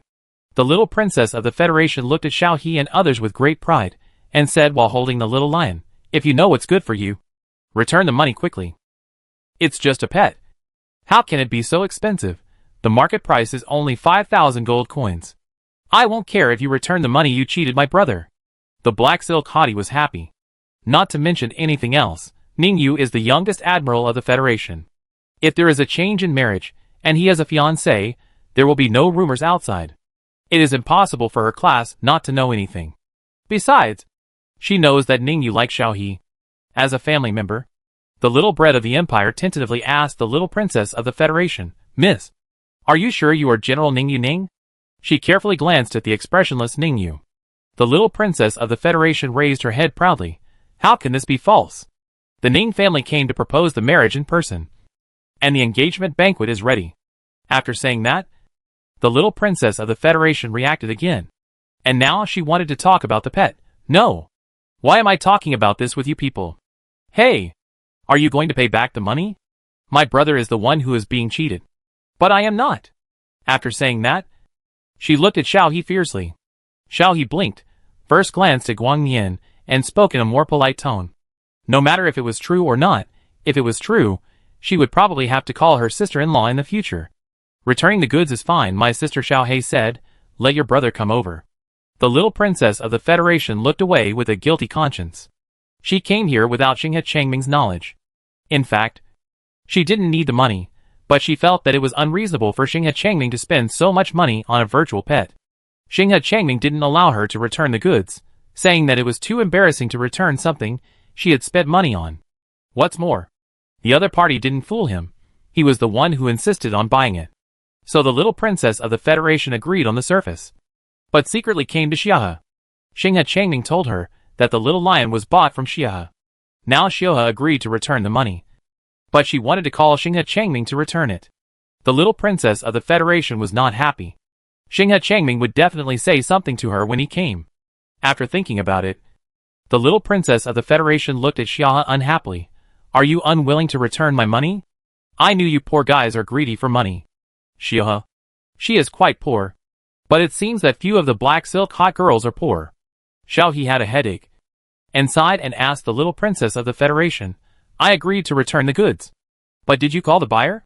What if I return the money, and you come to trouble me again? The little princess of the Federation patted her chest and said, I am the future general's wife. How can I do such a thing? Guangyan pursed his lips, and said unhappily, be careful with your words. There is no news that General Ning is going to get married. The little princess of the Federation stared at Guangyan. Who are you? Do you poor people know that I am getting married to General Ning? Humph. Xiao He scratched his head.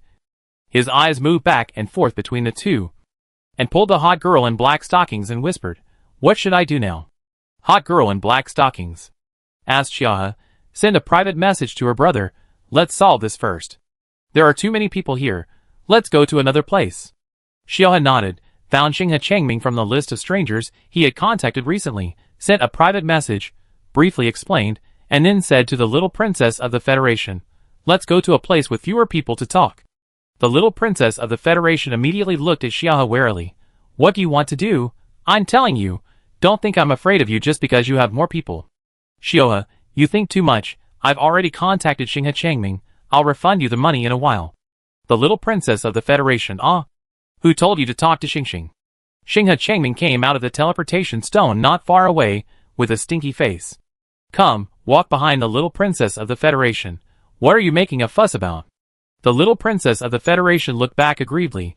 Didn't you say you had no money recently? Dad deducted my pocket money. This little lion you bought is too expensive. Let's return it. Xinghe Changming was a little helpless, pulled the little princess of the Federation to apologize to Xiao He first. Sorry, I'm sorry to trouble you. My sister likes this little lion very much. I won't return it. We'll settle the money and goods. What happened today was an accident. After that, he said to the little princess of the Federation, Sister, I was just teasing you. I don't lack money. Besides, it's only 50,000 gold coins. Why are you worrying about it? Don't you like this little lion very much? The Federation. The little princess touched the little lion and muttered, Didn't you say you had no money? I'm just worried about you. Otherwise how could I do such a shameful thing?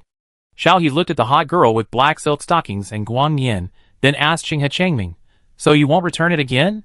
I've already said, I won't agree to return it after today. Without waiting for Xinghe Changming to speak, the little princess of the Federation said, Humph. Since my brother said so, then I won't return it. You're getting a bargain. Xiao He nodded, Okay. After that, Xiao He was about to leave. The hot girl with black silk stockings followed Xiao He, walking a step and looking back, obviously still curious about the engagement. The little princess of the Federation said. Guang Yan seemed to want to explain something, but he didn't know what to say when he saw Xiao He didn't seem to care. Imperial Bread was anxious, and pulled Guang Yan to Xiao He's side, and pushed the black silk hottie away. Then Xiao He said, Xiao He, what did that little princess say just now? Don't you have any idea? Xiao He looked at Imperial Bread strangely. What idea? Imperial Bread? Pushed Guang Yan. You can say it yourself. Then he ran to Xiao Awan speechlessly, saying that he had really paid too much for this family. Guang Yan looked at Xiao He and said dryly, No fiancé. I don't know her. Xiao He laughed, Oh, I know. If Big Brother really has a fiancé, would he hide it from me? But that sister just now seemed very serious, Xiao He said with a gossipy look. And suddenly Yu Feiyu's voice came from behind them. That's right. Tell me. That lady just now didn't look like she was lying. Guang Yan. I don't know why I suddenly felt a little depressed. Because Xiao He didn't seem to care about this matter at all. And because of Yu Feiyu's behavior of stirring up trouble. Xiao He saw that Guang Yan seemed a little unhappy, and hurriedly said, Okay. Okay. No more jokes. Big brother. Don't be angry. I'm just asking casually. Guang Yan looked at Xiao He, and suddenly touched Xiao He's head. I'm not angry. There are still some things. I'm going to log off first. After that, he quit the game. Yu Feiyu walked slowly to Xiao He. I think he went offline, because he felt guilty. Maybe the person just now was his fiancé. Xiao He glared at Yu Feiyu. Don't talk nonsense. Yu Feiyu laughed and said to Xiao He, Okay. Okay. I won't say anything. Where do you want to go to play? Xiao He thought for a while and said, No more playing. I'm going to log off to see Machio. Something happened this morning. Machio's body was damaged. Yu Feiyu's smile disappeared instantly. He had seen Machio before. It was a first-class housekeeping robot. It also had certain defensive and attack capabilities. It was probably not a trivial matter to damage Machio. What happened? Yu Feiyu asked Xiao He seriously. The black-stockinged hottie came back after seeing Guang Yan go offline.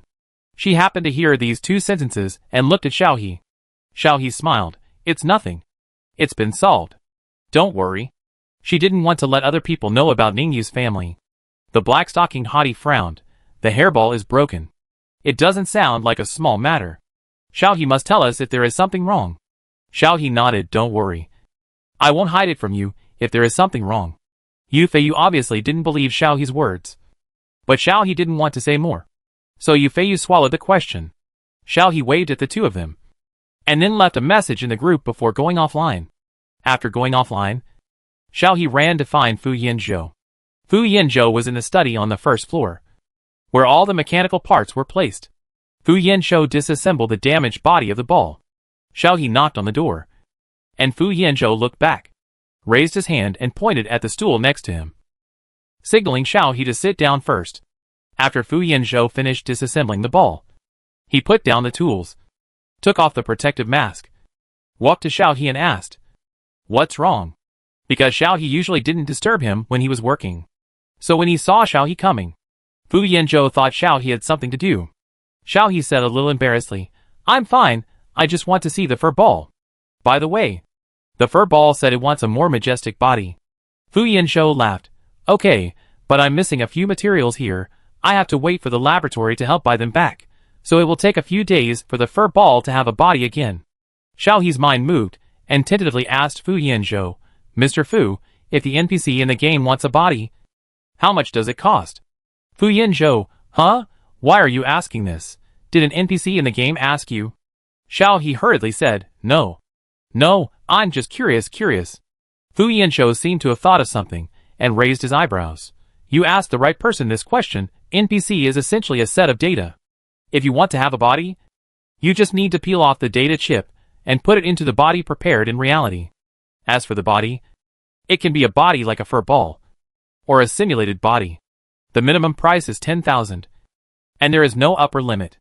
Xiaohe calculated silently, and felt that he must choose a slightly better body for Lady Niwa. He didn't know if the simulated human body was expensive. As if he could see Xiaohe's idea, Fu Yinzhou told Xiaohe directly, "The lowest level robots have poor performance and often break down. Simulated robots are almost the same as real people.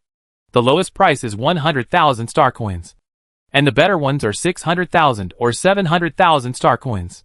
The main reason is that simulated skin is expensive." Fu Yinzhou suddenly laughed. Could it be that Xiaohe wants to make a simulated human body for Mao Qiu? If so, it's not impossible. Seeing Fu Yinzhou's serious consideration, Xiaohe thought about the future when Mao Qiu would act coquettishly towards her with a human face. Look, shook for a moment. No, the fur ball is still round and cute.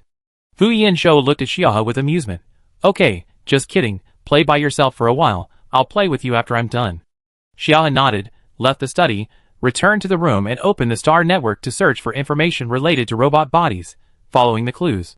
She found a platform that specializes in selling robot bodies. Xiaohe carefully compared the performance of 3 different platforms, finally selected a simulation robot, planned to go back to the game, and asked Niwa for her opinion. After finishing all this, Xiaohe calmed down and continued to recite the books and do the test papers.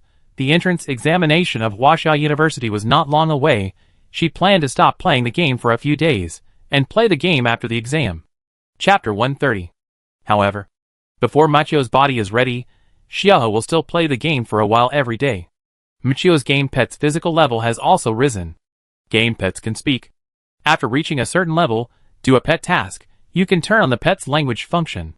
After Machio's level reaches the requirement, Xiaohe plans to take Machio to do tasks. Although there is a writing board, communication is not a problem, but it is still better to communicate directly. The pet speaking task can still be accepted from Niwa. Down the pet copy, obtain the item throat transverse bone, then use the item on the pet. The pet can dissolve the throat transverse bone, and gain the ability to speak. The development team also specially explained this item, saying that it is a prop set according to the myth of the ancient Blue Star Huaxia tribe, that animals practice to become monsters. Xiaohe took Machio to Niwa to accept the task. After completing this task, she would temporarily bid farewell to the game, and concentrate on preparing for the exam, and Machio's body was almost done. Niwa was very happy to see Xiaohe. She pulled Xiaohe and asked, "You haven't come to see me recently. Are you busy?" Xiaohe said embarrassedly. "Well, I've been busy with exams recently. After I finish the task for Machio today, I will go offline. I may not be online for a while. I just came to tell you about it." Niwa looked a little disappointed. but soon smiled and said, "It's okay. You go ahead." Then she asked carefully, "Will you still be busy after the exam?" Xiaohe thought for a while, and said with some distress, "I'm not sure. I need to see if I can pass the exam." Niwa laughed. "You can do it. Don't worry." Xiaohe nodded. "Thank you, Niwa. By the way, Niwa, I have seen many robot bodies. Do you like simulation ones? Do you want me to customize one based on your current appearance?" Niwa was stunned for a moment, but soon realized that she told Xiaohe that she wanted a body last time. And Xiaohe remembered it, and took action to buy it for her. Niwa blinked, and she didn't know why her heart suddenly swelled. And her mood was very complicated. Soon Niwa said, "It's alright. Is it expensive? I heard from Xiaolin that the simulated robot body is very expensive. If it's expensive, you don't have to buy it." Xiaohe tilted his head. "It's not expensive. My money can buy several such bodies for Niwa, so don't worry." Niwa smiled and nodded, touched Xiaohe's head, then opened a pet copy for Xiaohe. Blinked and whispered, "Go, I've lowered the difficulty for you." Xiaohe smiled knowingly. "Then I'll go first. I'll come out and talk to Niwa later." Niwa nodded. Xiaohe took Machio into the copy. As soon as he entered the copy, Machio was teleported away from Xiaohe. This copy is used to test the tacit understanding between the pet and the owner. The copy is a huge maze. The pet will be randomly teleported to any corner of the maze. During the search, the owner will encounter various animal NPCs that look exactly like the pet to confuse the owner. Once the owner recognizes the wrong pet in the maze, the copy will fail and need to start over. The intimacy between the pet and the owner will also decrease. The most important thing is that this copy has a time limit. If the pet is not found within half an hour, the mission will also fail. The maze was made up of tall reeds. Xiaohe stood at the entrance of the maze and called out tentatively, "Mao Qiu." Soon, responses came from the reeds one after another. "A wuh, a wuh, a wuh." Xiaohe. The sounds were too mixed, and it was hard to distinguish them. Xiaohe had no choice but to walk in, calling Mao Qiu in a low voice as he walked. After going around several corners, Xiaohe saw Bai Tuanzi squatting in the corner, and hurried over to pick him up and said, "Mao Qiu?" The Mao Tuanzi in his arms raised his head, looked at Xiaohe with clear eyes, and made a small cry. Xiaohe put the ball of hair down in disappointment. A ball of hair would not show such a clear and stupid look. After putting it down, the ball of hair on the ground turned into a ball of light and disappeared, leaving a small piece of debris on the spot. After Xiaohe picked it up, the debris displayed information. Horse transverse bone fragment *1/5. Xiaohe understood that 5 pieces of this fragment must be found. According to the feedback from other players on the forum, they did not seem to have this mode of finding fragments when doing this task. It seems that Lady Niwa has indeed lowered the difficulty of the game for her. After figuring out the rules of the dungeon, Xiaohe began to look for other fur balls disguised as fur balls. After going around a few corners and picking up different fur balls, Xiaohe found all the fragments of the transverse laryngeal bone and put them together to form a complete transverse laryngeal bone. After finding all the props, Xiaohe called the fur balls again, and this time, there was only one response. Xiaohe looked in the direction of the fur ball's response, and soon found the fur ball squatting there. As soon as the fur ball saw Xiaohe, it jumped into Xiaohe's arms. At this time, the copy shows that the clearance is completed. Xiaohe and Mao Qiu are teleported out of the copy, and they find Niwa to hand in the task. The transverse bone in the throat is used on Mao Qiu, and Mao Qiu has the ability to speak. "I am dying of suffocation." "Xiaohe, Xiaohe, my master Mao Qiu can speak again," Mao Qiu said proudly, and stood on his hind legs in front of Xiaohe. Xiaohe was happy, patted Mao Qiu and said, "Go and play by yourself." Mao Qiu was running around in the yard of the pet house. Xiaohe sat down and talked to Niwa, and confirmed what kind of appearance Niwa liked. Niwa didn't have any requirements. She pointed at her current appearance and said, "This is fine. Thank you." "Xiaohe?" Xiaohe shook her head. No. I think Niwa is very kind. I like Niwa, so I am very happy to spend money on her." Niwa laughed and looked at Xiaohe without saying anything. After staying with Niwa for a while, Xiaohe went back to the base and told the black silk hotties that he couldn't play games for the time being and would come back to play after a while, because everyone knew that Xiaohe was preparing for the exam. The members of the faction encouraged and blessed Xiaohe. saying that they would see her new strength when she came back. After saying hello, Xiao He quit the game and went offline. There was less than half a month before the exam, and she had to hurry up and read more knowledge points. At night, Fu Yanzhou came up and knocked on the door to ask Xiao He to eat before continuing. Xiao He put down the book, rubbed her eyes, and followed Fu Yanzhou downstairs. Fu Yanzhou dragged out something covered with a black cloth from the study, and said to Xiao He, "The new body of the fur ball is ready." Xiao He's eyes lit up, and she walked over and carefully lifted the black cloth. Michio's new body is the same as Michio in the game, a standing plush little lion image, about the same height as Xiuhe, feels very soft, its head is still round, and its ears feel very comfortable to pinch. Xiuhe touched it and said, "Will Michio like this?" It said it wants a majestic body. Fu Yanzhou patted Michio's head. "It will like it. I will activate the chip in a while, and Michio will be able to return to this body." After that, Fu Yanzhou fiddled with the back of Michio's head for a few times, and Michio's eyes opened, emitting bright light, and opened his mouth at the same time. The 9th generation of intelligent robots is activated. Michio is at your service. After that, Michio moved, shaked his head, raised his arms, and then pounced on Xiuhe. Xiao He.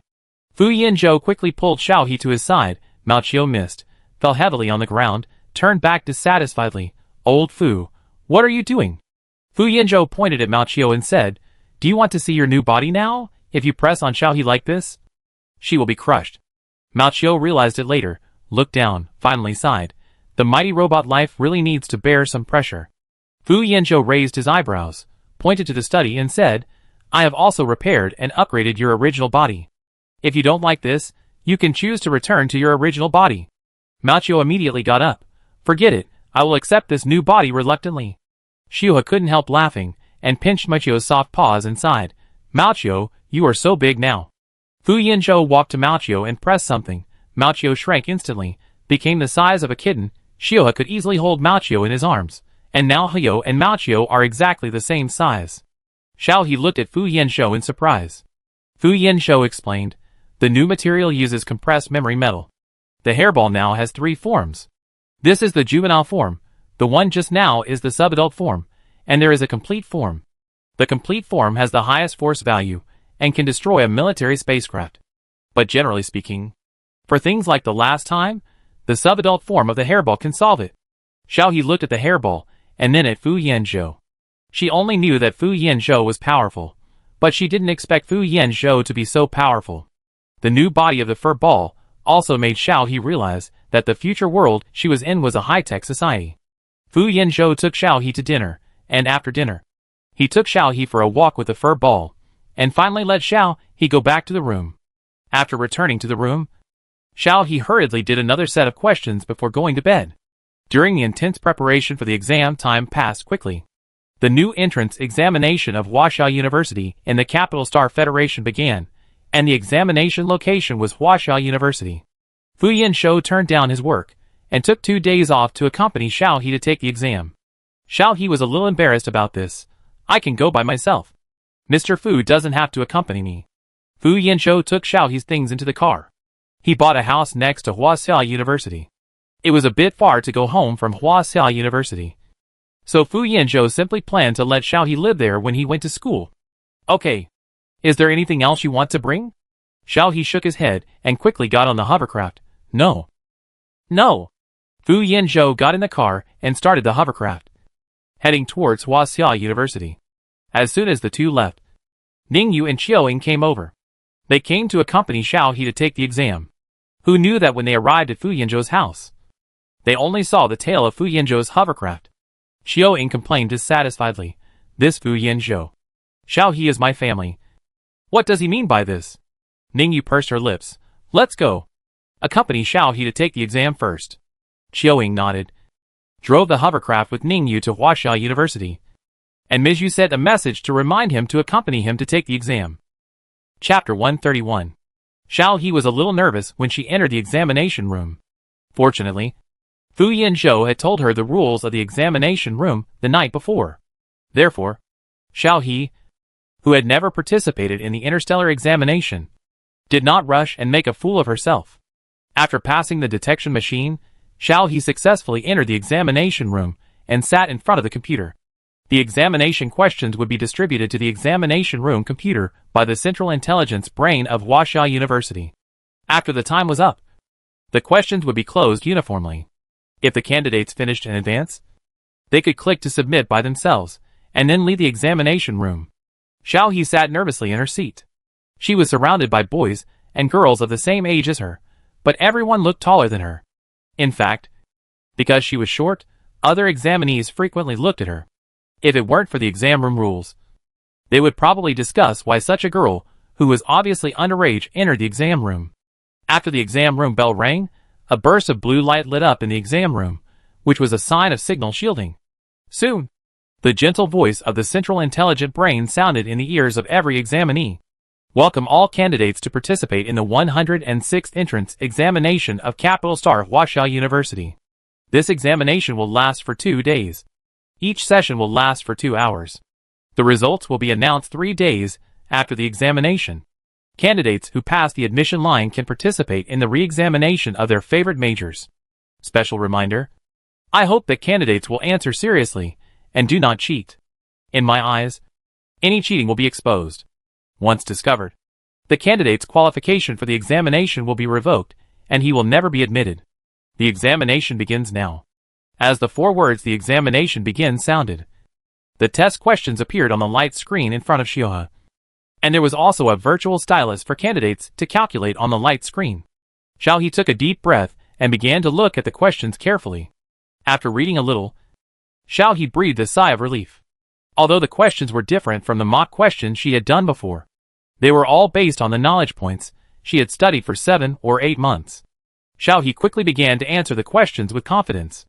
After answering the questions, Xiaohe carefully checked them, looked around quietly, and found that no one had handed in the paper. Xiaohe was no longer anxious and began to play with her fingers out of boredom. Occasionally, she glanced at her own questions to see if there were any omissions. When the bell for handing in the papers rang, the screen in front of Xiaohe showed the option of prohibiting answering, and the central intelligent brain announced the end of the exam. Xiaohe then stood up and left the exam room. After leaving the exam room, Xiaohe did not leave the school gate. She and Fu Yanzhou agreed to leave after the afternoon exam. Xiaohe did not go out until the afternoon exam on the history of human migration was finished. Fu Yanzhou was still waiting at the parking lot of the hovercraft, which was where Xiaohe got off the car in the morning. Seeing Xiaohe coming, Fu Yanzhou got off the car to greet Xiaohe and asked with a smile, "How did you do on the test?" Xiaohe scratched his head and whispered, "I don't know, but the knowledge points covered in the questions are all things I have seen before." Fu Yanzhou touched Xiaohe's head. "That means you did well on the test. Are you tired? I asked Mao Qiu to cook, and now we are going back to eat." Xiaohe nodded, and just as the two were about to get in the car, Qiu Ying's nonchalant voice came from the side. "TSK. Mr. Fu, Xiaohe is taking the test. What do you mean by accompanying us as family members to take the test without telling us? I went to pick up Xiaohe this morning and came up empty-handed." Qiu Ying looked a little angry as he spoke. Fu Yanzhou remained calm. "Wait for you to pick her up. Xiaohe might be late." Qiu Ying waited for Fu Yanzhou and said to Xiaohe behind him, "Come here. Where are you from?" "We are a family." "You know?" Xiaohe looked at Fu Yanzhou hesitantly.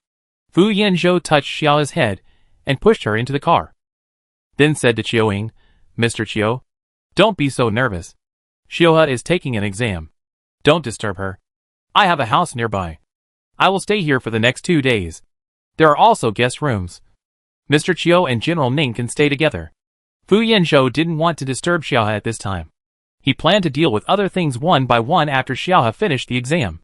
Ningyu held Qiu Ying and nodded to Fu Yanzhou, and got on the hovercraft and followed Fu Yanzhou to Fu Yanzhou's house. Xiaohe saw Fu Yanzhou get on the car and asked, "Mr. Fu, where are Brother Qiu Ying and Big Brother?" Fu Yanzhou smiled comfortingly. "It's okay, go back first, they are behind." Xiaohe breathed a sigh of relief, sat down obediently, and returned to Fu Yanzhou's new house. Mao Qiu had already prepared a table of food, and when he saw Xiaohe, he turned back into his juvenile form and rushed into Xiaohe's arms. "Xiaohe! Xiaohe! How did you do in the exam?"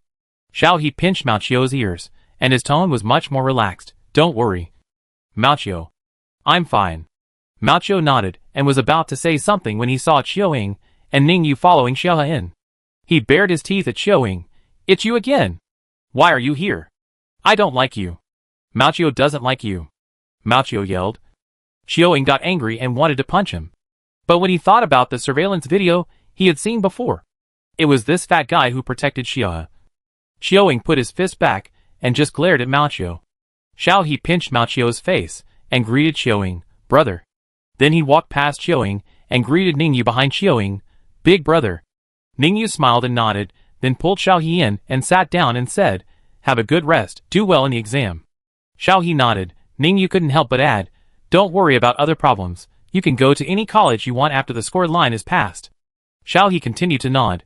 Fu Yanzhou said at the dining table, stop chatting, let's eat first, after dinner. Xiaohe should rest early. Xiaohe hurriedly stood up and went to eat. Xiaoying and Ningyu followed and accompanied Xiaohe to eat. After dinner, Xiaohe was urged to rest. Fu Yanzhou also ordered Mao Qiu not to disturb Xiaohe. The next day's exam went smoothly again. After the afternoon, the Huaxia University entrance exam was over. The results will be announced 3 days later. Xiaohe felt relieved after leaving the exam room. She didn't expect that she would have to take an exam similar to the college entrance exam after coming to the Interstellar Society. Fu Yanzhou looked at Xiaohe with a smile. After the exam, I booked a meal at Huaxia restaurant, and I'll take you there. Xiaohe felt embarrassed and whispered, the results haven't come out yet. Fu Yanzhou looked at Xiaohe with a smile. Just to comfort you for your nervous mood during the exam. Wait for the results to come out. Xiaohe interrupted Fu Yanzhou. Don't. The exam results will come out. It's not a big deal. Xiaoying held Xiaohe's head from behind. What are you talking about? If my sister Xiaoying is admitted to Huaxia University, we will have to hold a banquet for 3 days and 3 nights. Xiaohe widened her eyes and began to consider the feasibility of going out and hiding for a while. When she thought that Xiaoying would invite many people, Xiaohe began to tap her toes in embarrassment. Ningyu patted Xiaoying's shoulder. Don't tease Xiaohe, invite Mizhu to come and play for a while later. Xiaoying smiled. Don't worry, Xiao Qiu has gone to pick up Mizhu. Xiaohe also became happy. She hadn't seen Mizhu for a long time, and she missed her very much. Fu Yanzhou smiled and said, Xiaohe must be hungry, let's go eat first. He asked Xiaohe to get in the car. Xiaohe nodded, and followed Fu Yanzhou to get in the car to eat. As soon as he got in the car, Xiaohe's light brain started to buzz non-stop. During this period, Yu, Shen Miao, Bai Mian, and Yangwan had not sent messages to Xiaohe, for fear of disturbing Xiaohe. They also knew that the student exams of Huaxia University would end today, and they calculated the time and sent messages one after another. Miao, Xiaohe, have you finished the exam? After the exam, come out and play. Bai Mian, have you finished the exam? Wanwan keeps asking you when you will finish the exam. We are going to see the aurora of falling stars. Are you going? Wanwan, have you finished the exam? Mian and I are going to see the aurora of falling stars. Are you going? Where? Xiaohe, where are you? I didn't see you at the exit of the exam room. Xiaohe hurriedly lowered his head and replied. Xiaohe, finish the exam. Xiaohe, aurora? I don't want to be a light bulb for you. Xiaohe, you are at Huaxia University? Mr. Fu and I have already left, on the way to Huaxia restaurant. Would you like to come and have dinner together? Meow, it will be good after the exam. I am busy these 2 days. I will come to see you after I am done. Wanwan, no. No, I asked Mian to invite General Ning as well. By Mian, how could it be? It is not just the 2 of us. I also invited my brother to come. Don't worry. You okay, I will come to see you. Xiaohe scratched his head. Everything else is easy to say. Xiaohe was a little entangled with Bai Mian and Yangwan's invitation, on the one hand. She was curious about the aurora of the falling planet, on the other hand. She was embarrassed to go out with the young couple. I always felt like a light bulb. After thinking for a while, Xiaohe asked Fu Yanzhou. In Xiaohe's heart, Fu Yanzhou had a magical power that could solve all her problems. Mr. Fu, Xiaomianbao and Wan asked me if I wanted to see the aurora of a falling planet. What is that? Fu Yanzhou did not answer directly, but clicked on the light screen to search for something before answering Xiaohe. I looked it up. The planet that will fall soon is the Edge Star 738, a small planet that is uninhabitable and has no resources. It is a bit far away. If you go with them, it may take about 20 days to go back and forth. However, The aurora produced by the falling planet is indeed rare. So you can go. Xiao He blinked. Then I will go? Fu Yanzhou smiled. If you want to go, go. Xiao He thought for a while and continued. Xiao Mianbao said he would invite Big Brother to go together, so I don't have to be caught between young couples, and Big Brother doesn't like to talk. Well, then I'll ask him when he's leaving. Xiao He lowered his head and sent a message to Yang Wan to ask Xiao He, Ah Wan, when are you and Xiao Mianbao leaving?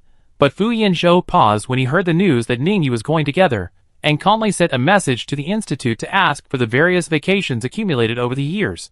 Wan, great, I'll go when your results come out. Just now. Ah Mian asked General Ning. General Ning said he would go if you went, hee.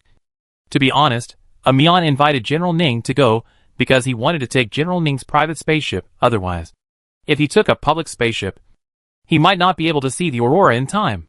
Xiaohe, oh? Then I'll go back and pack my things tonight. After sending it, Xiaohe remembered something again and asked Fu Yanzhou, Mr. Fu, will I delay the re-examination if I go out to play? Fu Yanzhou shook his head. No, after the results come out, the candidates who have passed the timeline will be given 2 months to review professional knowledge, and then a professional re-examination will be conducted, just in time for the official admission and start of school next school year. Xiaohe breathed a sigh of relief, happily began to plan to go out to play, and did not forget to send a message to Shen Miao to let her know. When they arrived at Huaxiao restaurant, Xiao had got off the car and saw Yu standing there smiling and waiting for her, and Xiaoying and Ningyu also got off the aircraft behind. Chapter 132. Xiao He felt strange after these people met. The atmosphere was strange. Xiao He greeted them quietly, and didn't care about it anymore. She was indeed hungry, and went to the reserved private room to eat under the guidance of Fu Yanzhou. After sitting down, Xiao He looked at Fu Yanzhou, and then at Ningyu, then looked at Xiaoying and finally at Yu, and silently lowered her head. What's wrong with these 4 people? It's okay that Ningyu didn't smile. The other 3 had smiles on their faces, but Xiao He felt creepy when she saw those smiles. Xiao He rubbed her arms unconsciously, thinking endlessly. Interstellar people shouldn't fight for no reason. Right? If a fight breaks out, who will she help? If she helps Fu Yanzhou, Xiaoying will definitely beat her up. Oh! It's so difficult. Fu Yanzhou saw Xiao He's actions, retracted his eyes from the other 3 men, and asked Xiao He, what's wrong? Are you cold? Xiao He hurriedly shook his head. Not cold. Not cold. The conversation here was naturally heard by Ningyu, Xiaoying, and Yu, and the 3 of them looked at Xiao He at the same time. Xiao He suddenly felt a lot of pressure, like sitting on pins and needles. Fortunately, Mao Qiu came in at this time. Seeing Xiao he rushed into Xiao He's arms. Xiao He. Xiao He hurriedly hugged Mao Qiu. Mao Qiu, where did you go just now? Mao Qiu twisted and turned in Xiao He's arms. I'll go see if the food is ready. Xiao He, you worked hard on the exam. Xiao He touched Mao Qiu. Anyway, the exam is over. Mao Qiu nestled in Xiao He's arms, squinting his eyes, looking very happy. Ning Yuqiu, Ing Yu, and Fu Yanzhou all had the same thought in their minds at the same time. It would be great if it was him lying in Xiaohe's arms. Xiaohe knew nothing about this, and was only focused on petting the fur ball, to ease the awkwardness of not knowing what to talk about. As if he had noticed Xiaohe's discomfort, Yu stopped staring at Xiaohe, and turned to talk to Ningyu, and seemed to be talking about work, something like the military repairing and replacing equipment. Xiaohe didn't quite understand, and waited for the food to be served, and then buried her head in eating, and feeding the fur ball by the way. After the fur ball is upgraded, the food it eats can be converted into energy 100%, so Xiaohe's latest hobby is feeding the fur ball. Xiaoying didn't know what he was talking about with Fu Yanzhou. Xiao He listened, and it seemed that they were also talking about buying something. Xiao He had never come across those professional terms.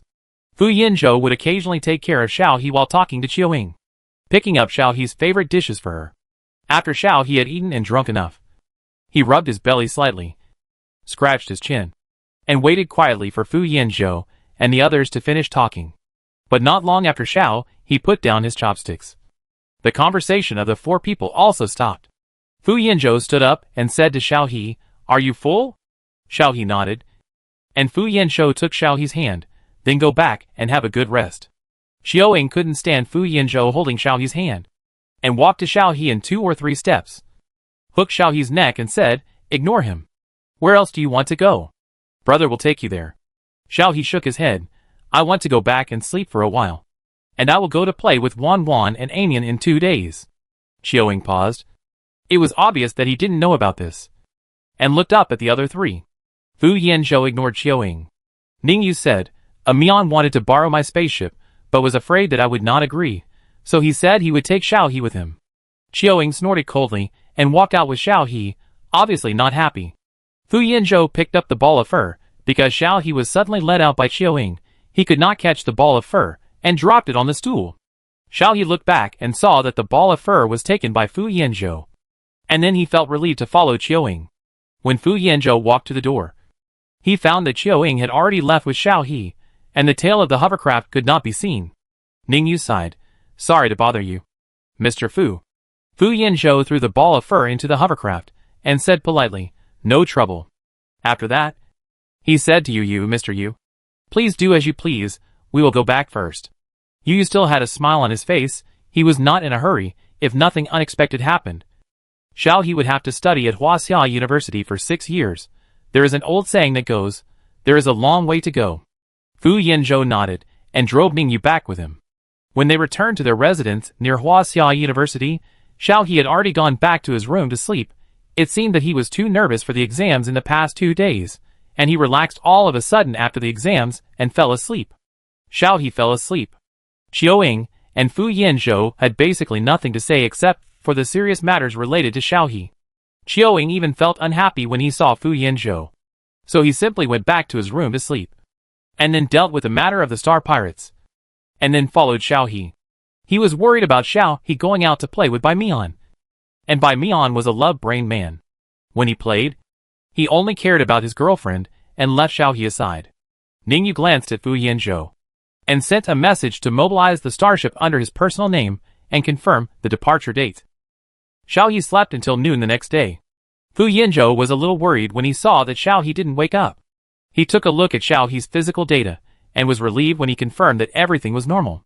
After a good sleep, Xiao He was full of energy. She jumped around in the room for a while before changing clothes and going out. When she went out, she didn't see Fu Yanzhou and the others. Xiao He thought about it and sent a message to Fu Yanzhou.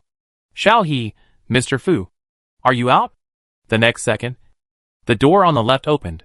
Xiao He looked over and saw Fu Yanzhou with his hair loose, wearing a pair of silver-white thin-frame glasses, and wearing home clothes.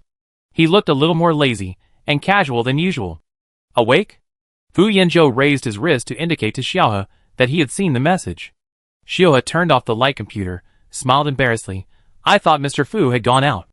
After that, he looked around and asked, Where is brother He Qiuying? Fu Yanzhou pointed to the 2 rooms on the other side, in the room. Then he asked Xiaohe, Are you hungry? I'll go cook. Xiaohe touched her stomach and nodded. Fu Yanzhou laughed, touched Xiaohe's head. Wait, it will be ready soon. Machio is charging over there. You go and play with it for a while. Xiaohe nodded, ran to the small room where Machio was charging to play with Machio, played with Machio for a while. And Fu Yanzhou called her outside to eat. Xiaohe touched Machio's head and ran out. Fu Yanzhou was serving dishes to the table. There was a physical cookbook on the workbench beside him. The dishes written and drawn on it seemed to be dishes from the ancient Blue Star China. Xiao He sat over to take a look. It was indeed a long-lost dish.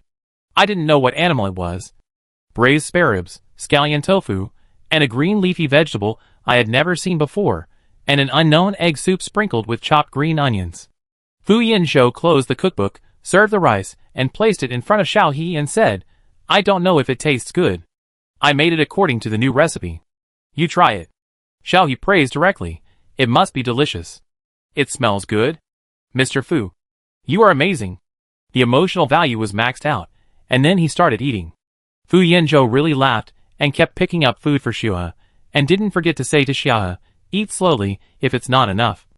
There's more. Xiaohe ate happily, swaying her legs, secretly thinking, if she goes to school in the future, where can she eat such delicious food? You didn't call me for dinner? Qiuying came out of the room with his hair that was a mess, and sat down next to Xiaohe. Relying on his long arms, he reached directly for the dishes in the sideboard, and ate while complaining, Fu Yanzhou, you only have this one advantage. Your cooking is really delicious. If you lose your job in the future, I will hire you to cook for Xiaohe. Fu Yanzhou glanced at Xiaoying, smiled and didn't say anything, and then asked Xiaohe, "Are you full? Do you want another bowl of rice?" Xiaohe finished eating the ribs and shook her head and said, "I'm full, but still a little stuffy." Fu Yanzhou put down his bowl and chopsticks and said, "Then let's go out for a walk." Xiaohe thought about it, and thought it was okay, and stood up and said, "I'm going to walk Mao. Hee hee. Walking a cat, a dog, or a Mao? Which one is not a walk?" Mao, who had just recharged her energy, hadn't moved a few times when Xiaohe put a leash on her head. Before she could struggle, she heard Xiaohe coaxing her, "Mao, I'm taking you out to play. I'm afraid you'll scare human cubs, so I'm holding your hand, and it can also prevent you from getting lost." Mao thought it made sense. What the hell? It's a robot. Okay? And who can it scare with its young body? But Xiaohe didn't listen, and happily pulled the leash and went out. Mao had no choice but to accept it, and let Xiaohe lead her for a walk. Fu Yanzhou changed his clothes and followed him out, leaving Xiaoying, who hadn't eaten yet, feeling that the food in his mouth was not fragrant at all. It was Xiaohe's first time to visit the community of Fu Yanzhou's new house. After going out, she was very surprised. It seemed that there was an invisible ground floating in the air of the community. There were people on the upper and lower floors, some walking their pets. Xiaohe looked down and took a cautious step back to the sidewalk painted on the transparent ground. After looking around and remembering the position where she came out, Xiaohe took the fur ball for a stroll. Because of the layered activities, there were not many people on the floor where Xiaohe was, and Xiaohe was also happy and comfortable, and chose to walk on the small path. The consequence of doing so is that after turning around, Xiaohe successfully lost herself. She forgot where she came out just now. Xiaohe looked at Mao, touched Mao and asked, "Mao, where is our home?" Mao became excited. "Xiaohe, you can't even remember where you just left from?" Xiaohe patted Mao's head. "Then can you remember it?" Mao immediately straightened his chest. "Of course." After saying that, he sniffed left and right like a puppy, pointed confidently and said, "Go there." Xiaohe looked at Mao doubtfully. Mao became angry and said, "You don't believe me. Believe. Believe. Believe." Xiaohe followed Mao. Fu Yanzhou, who had been following Xiaohe not far away, just watched Mao walk in the opposite direction of home with Xiaohe. Fu Yanzhou. After walking for a while, Xiaohe felt something was wrong, pulled the leash. "Mao, that's not right. Have we walked past this tree many times?" Mao rolled his eyes guiltily, and said firmly, "No, we didn't go wrong. Xiaohe, forget it. I'll call Mr. Fu, and ask him to pick us up." As he was about to call Fu Yanzhou, Mao instantly jumped up and slapped Xiaohe's hand. "No. No, calling old Fu. Where will my face be? Old Fu will definitely laugh at me." Xiaohe looked at Mao Mao looked at Xiaohe, and they were speechless. "If I don't call, I don't remember the way, Mao. What do you think I should do?" Xiaohe compromised, and simply squatted on the ground to ask Mao what to do. Mao's eyes were erratic. Fu Yanzhou couldn't stand it anymore, and walked out and said, "Don't listen to Mao. You haven't pulled out the map navigation after walking for so long. You are so stupid." Xiaohe's eyes lit up, and he stood up instantly. "Mr. Fu." Chapter 133. Fu Yanzhou quickly grabbed Xiaohe, who almost fell down, because he got up too quickly, and lost blood supply to his brain. "Don't worry. There is a guidance robot next to you, if you can't remember the way. I have bound your home address to your optical computer." Xiaohe smiled embarrassedly. "This place is too big, I don't get lost often." Fu Yanzhou looked at Xiaohe lovingly. "Okay, I know. Do you want to go back now? Miss Yang Baimian sent a message, saying that she will leave in 2 days. Do you want to pack your things?" "Yes." After saying that, Xiaohe looked at Fu Yanzhou. Fu Yanzhou lowered his head and asked, "What's wrong?" Xiaohe whispered, "Is Mr. Fu going?" Fu Yanzhou smiled. "Then do you want me to go with you?" Xiaohe scratched his head, looked at Fu Yanzhou carefully and said, "Is Mr. Fu very busy?" Fu Yanzhou looked at Xiaohe very happily and said, "If Xiaohe invites me, I can take a vacation." Xiaohe immediately became happy. "Great, Mr. Fu. Go with me." Fu Yanzhou nodded and agreed. He originally planned to accompany Xiaohe. If he didn't accompany her, Fu Yanzhou raised the corner of his mouth. "There are so many rivals in love. You have to keep a close eye on them." Xiaohe happily pulled Mao away, with Fu Yanzhou by her side. Xiaohe was no longer nervous. In Xiao He's heart, Fu Yanzhou had always been very reliable. Fu Yanzhou helplessly watched Xiao He walk forward and stop Xiao He. This way. Xiao He paused, blushing like an apple, and turned around with Mao Qiu, walked a few steps, and looked back at Fu Yanzhou. Fu Yanzhou looked at Xiao He with amusement, led Xiao He by half a step, and led Xiao He towards home. Xiao He followed Fu Yanzhou closely, and did not forget to complain to Mao Qiu in a low voice. It's all your fault. You made me embarrassed in front of Mr. Fu. Mao Qiu replied dejectedly. I am also embarrassed. Mr. Fu will definitely laugh at me later. The man and the ball looked at each other, and sighed softly at the same time. Fu Yanzhou heard it clearly in front, showed a silent smile, pretending not to hear it. After returning home, Xiaoying sat on the sofa carefree. Ningyu seemed to be handling official business with a light computer.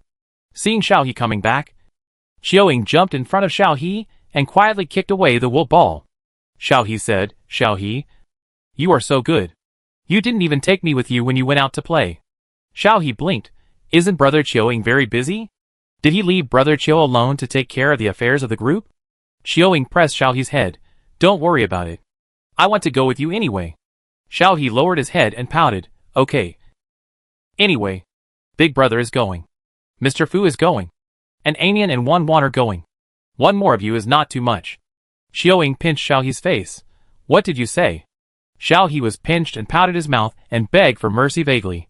Well, I was wrong. Guagua let go. Xiaoying let go of his hand with satisfaction. It's good that you know you were wrong. Xiao He glared at Xiaoying and ran back to the room with the wool ball to pack up. Huaxia University's results came out very quickly. When checking the results, Xiaohe was so nervous that she closed her eyes and dared not click it. Xiaoying quickly clicked it.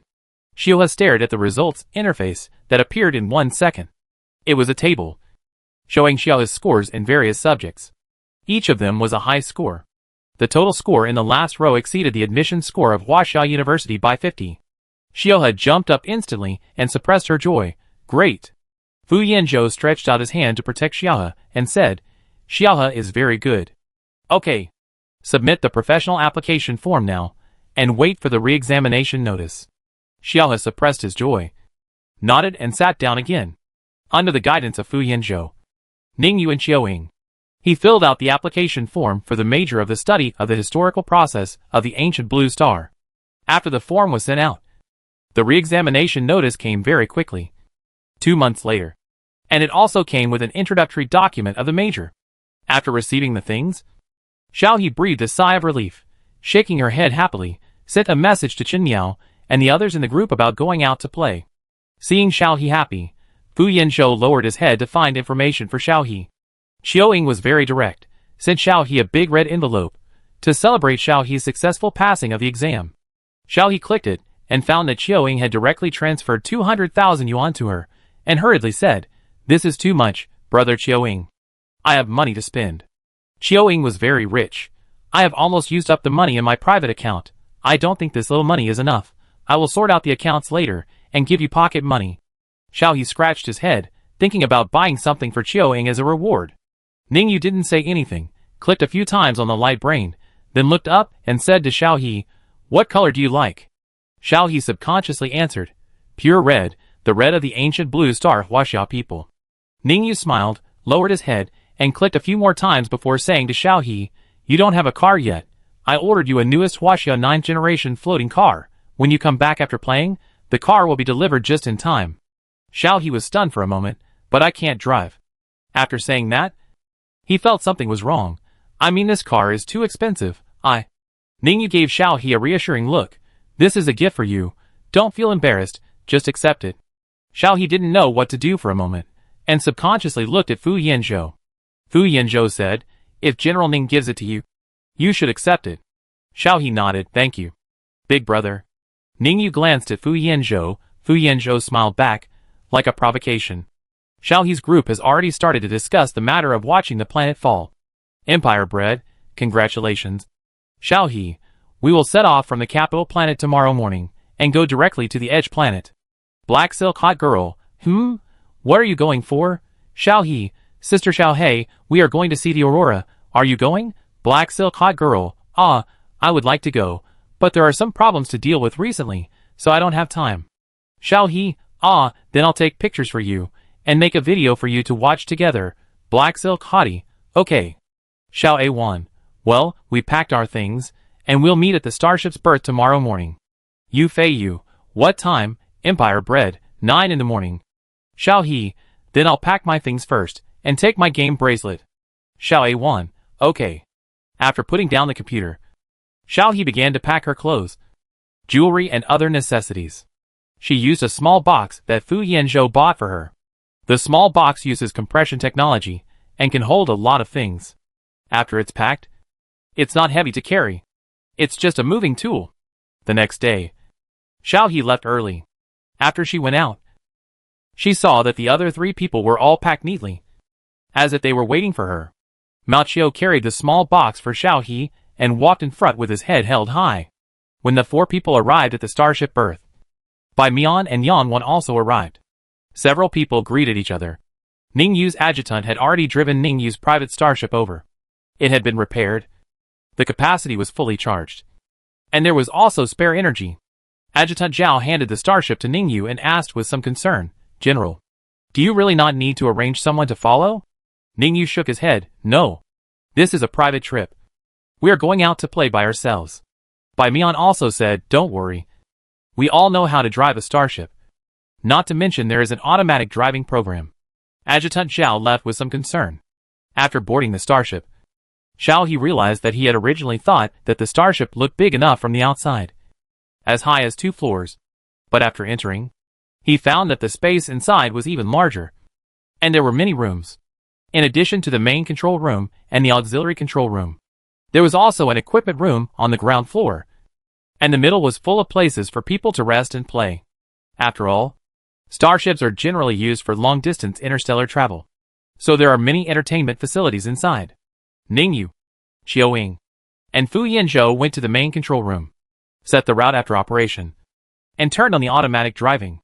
And the spaceship was controlled by the central intelligent brain of the spaceship. After confirming that the spacecraft was running normally, the 3 of them came out of the main control room. Xiao He was studying the entertainment function with Yang Wan in the hall, with a curious look on his face. Fu Yanzhou went over and said, the journey will take about 10 days. There are rooms over there. You can rest when you are tired. The wall next to it can be switched to transparent mode to view the starry sky. However, most of the time you can't see the starry sky. You can only see the dark universe and the gray uninhabited planets. Xiao He looked up and looked at the white wall of the starship next to him. Seeing this, Fu Yanzhou pulled out the operation panel and clicked a few times, and the wall began to slowly become transparent, revealing the outside scene. The spaceship had just left the capital star. From inside, one could see the outline of the capital star, as well as various aircraft flying fast and emitting light, fireworks from high-rise buildings below, and orbits in the sky. Xiao He leaned on the wall and looked out. From a distance, one could see satellites near the capital star, as well as a galaxy belt in the distance. Xiao He's eyes widened. She had never seen such a scene before. Xiaoying brought her to the capital star when she came here. Xiaoying never told her that she could see the outside from the inside of the spaceship. Later, when traveling back and forth between the capital star and the laboratory, she couldn't see so many things from the range of the aircraft. So it was the first time that Xiao He saw such a magnificent scene. Fu Yanzhou patted Xiao He's head and said, let the central intelligence of the starship arrange what you want to eat. Xiao He nodded without turning his head, and was completely attracted by the scenery outside. Yanwan also followed Xiao He and lay here to watch, and did not forget to tell Xiao He, the starships made before did not have such a large range of visual functions. It is worthy of General Ning. Bai Mian came out of the room and heard this and said, that's not right. Otherwise why would I have to borrow my brother's starship?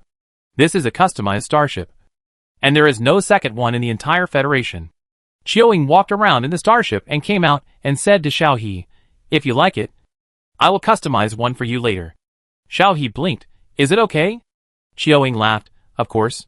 Xiao He thought about it and shook his head, forget it. I can't drive a starship by myself, and it will be left there if I come. Qiuing didn't say anything, and had already sent a message to Qiushi to customize a starship. Ding dock reminder, a small starship has sent a docking request, note, Yu.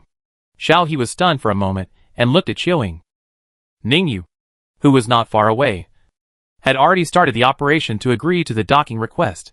After a while, Yu came up from the docking channel at the bottom of the spacecraft and greeted with a smile. Bai Mian and Yang Wan looked at each other and sighed silently at the same time. Their original intention was to match Ningyu and Xiao He, but they didn't expect it to become a team-building activity in the end. Chapter 134. Xiao He found a cushion and sat in front of the transparent wall with his fur ball in his arms.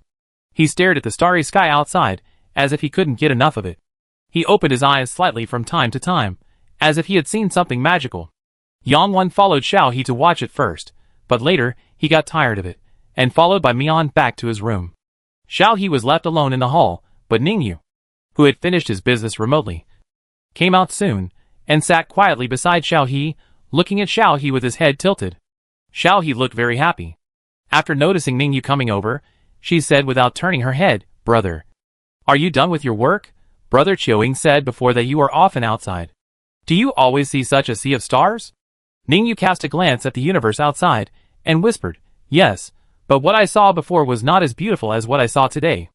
Xiao He immediately looked at Ningyu with obvious curiosity on his face. Huh? Why? Could these change at any time? Ningyu showed a barely noticeable smile. No. Xiao He was confused for a while, and quickly gave himself an explanation. Maybe Ningyu was working before, and today he was out to play, so he felt that the scenery he was used to seeing was beautiful. Ningyu continued, "Because the people around me are different."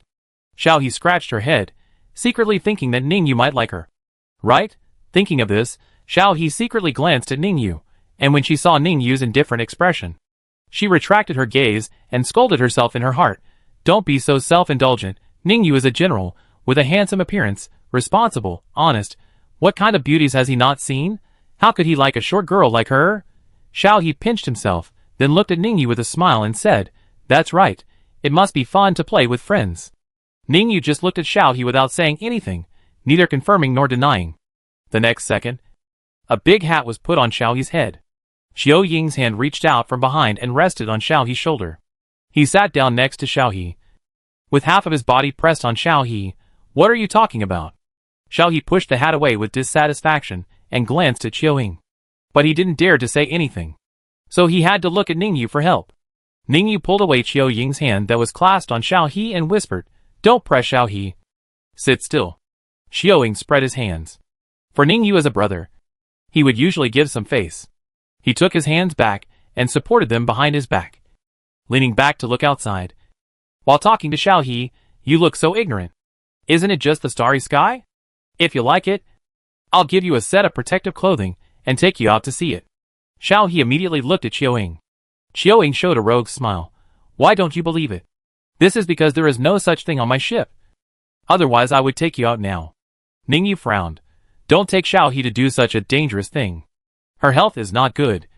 Even with protective clothing, there is still a risk of being irradiated by cosmic rays. Xiao Ying immediately remembered Xiao He's identity. Sighed, "Well, then I can't take you out to see it. My brother won't let me," he said with a look of asking for a beating. Xiao He turned away and looked at Xiao Ying unhappily. This guy didn't want to take her, but he deliberately said it to provoke her. But she is in good health. Ningyu said that she is not in good health? Xiao He looked at Ningyu in confusion. Ningyu couldn't help but raised his hand to touch Xiao He's head and said, "Have you forgotten that you suddenly fainted last time? The reason has not been found out yet, so don't take risks. The radiation of cosmic rays is too dangerous for you." Xiao He reacted, and knew that Ningyu and the others were doing it for her good, so she smiled embarrassedly. After the spaceship left the planetary belt, the scenery outside became monotonous. Pitch black, with a few gray planets occasionally passing by. Even the galaxies could not be seen farther away. Xiao He looked away in disappointment, yawned, and wanted to go back to the room to rest. Ningyu stood up and pulled out the transparent panel to turn the wall back to white and opaque. Then he bent down and pulled Xiao He up and said, "You have been watching for a day. Go to sleep first. It will take another 9 days for the starship to arrive. It will be boring. You can play games with Anian and the others." Xiao He nodded a little sleepily, and suddenly remembered that Fu Yanzhou had not shown up all day.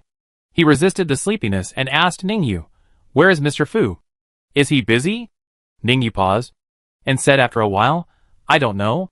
Xiao Ying also expressed dissatisfaction.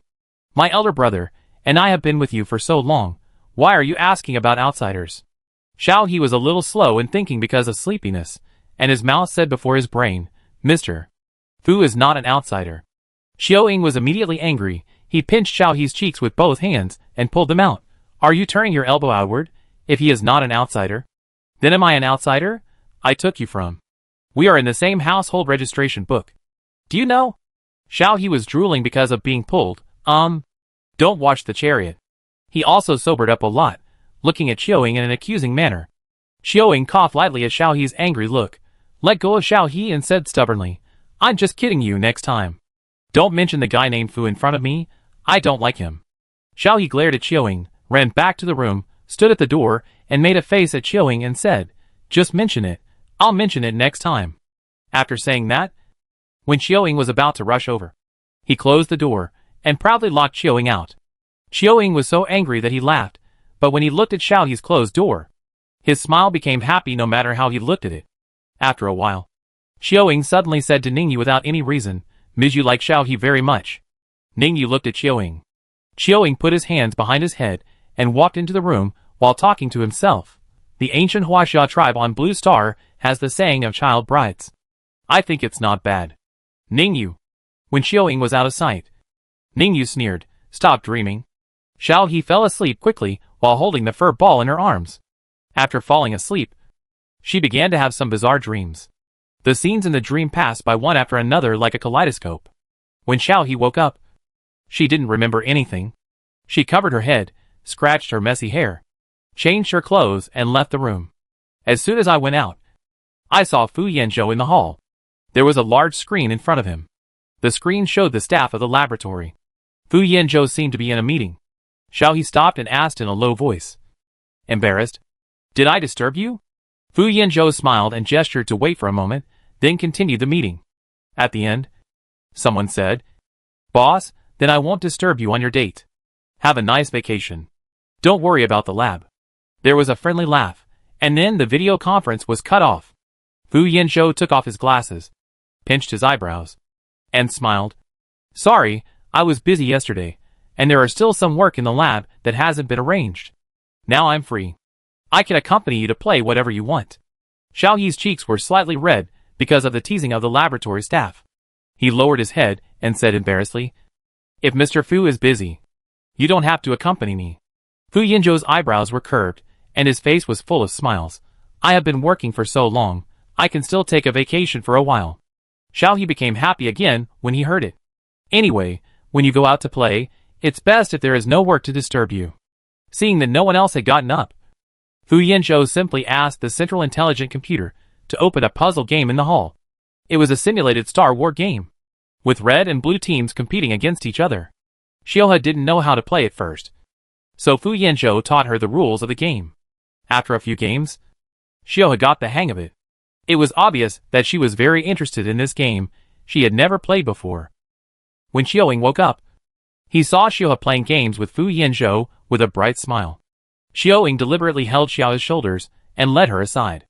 Then he sat between Xiaohe and Fu Yanzhou, hugged Xiaohe, held Xiaohe's hand, pressed the attack button and said, You can't win with your previous operation.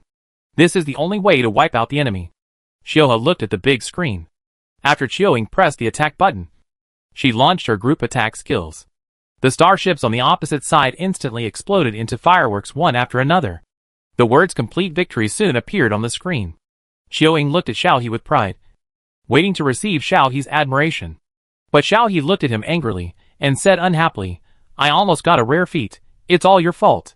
Xiaoying was dumbfounded and looked at the screen again, and after reviewing the previous game, he found that Xiaohe's record was actually quite good, and that he had deliberately operated the game so as to get a feat with a hidden ending in this game.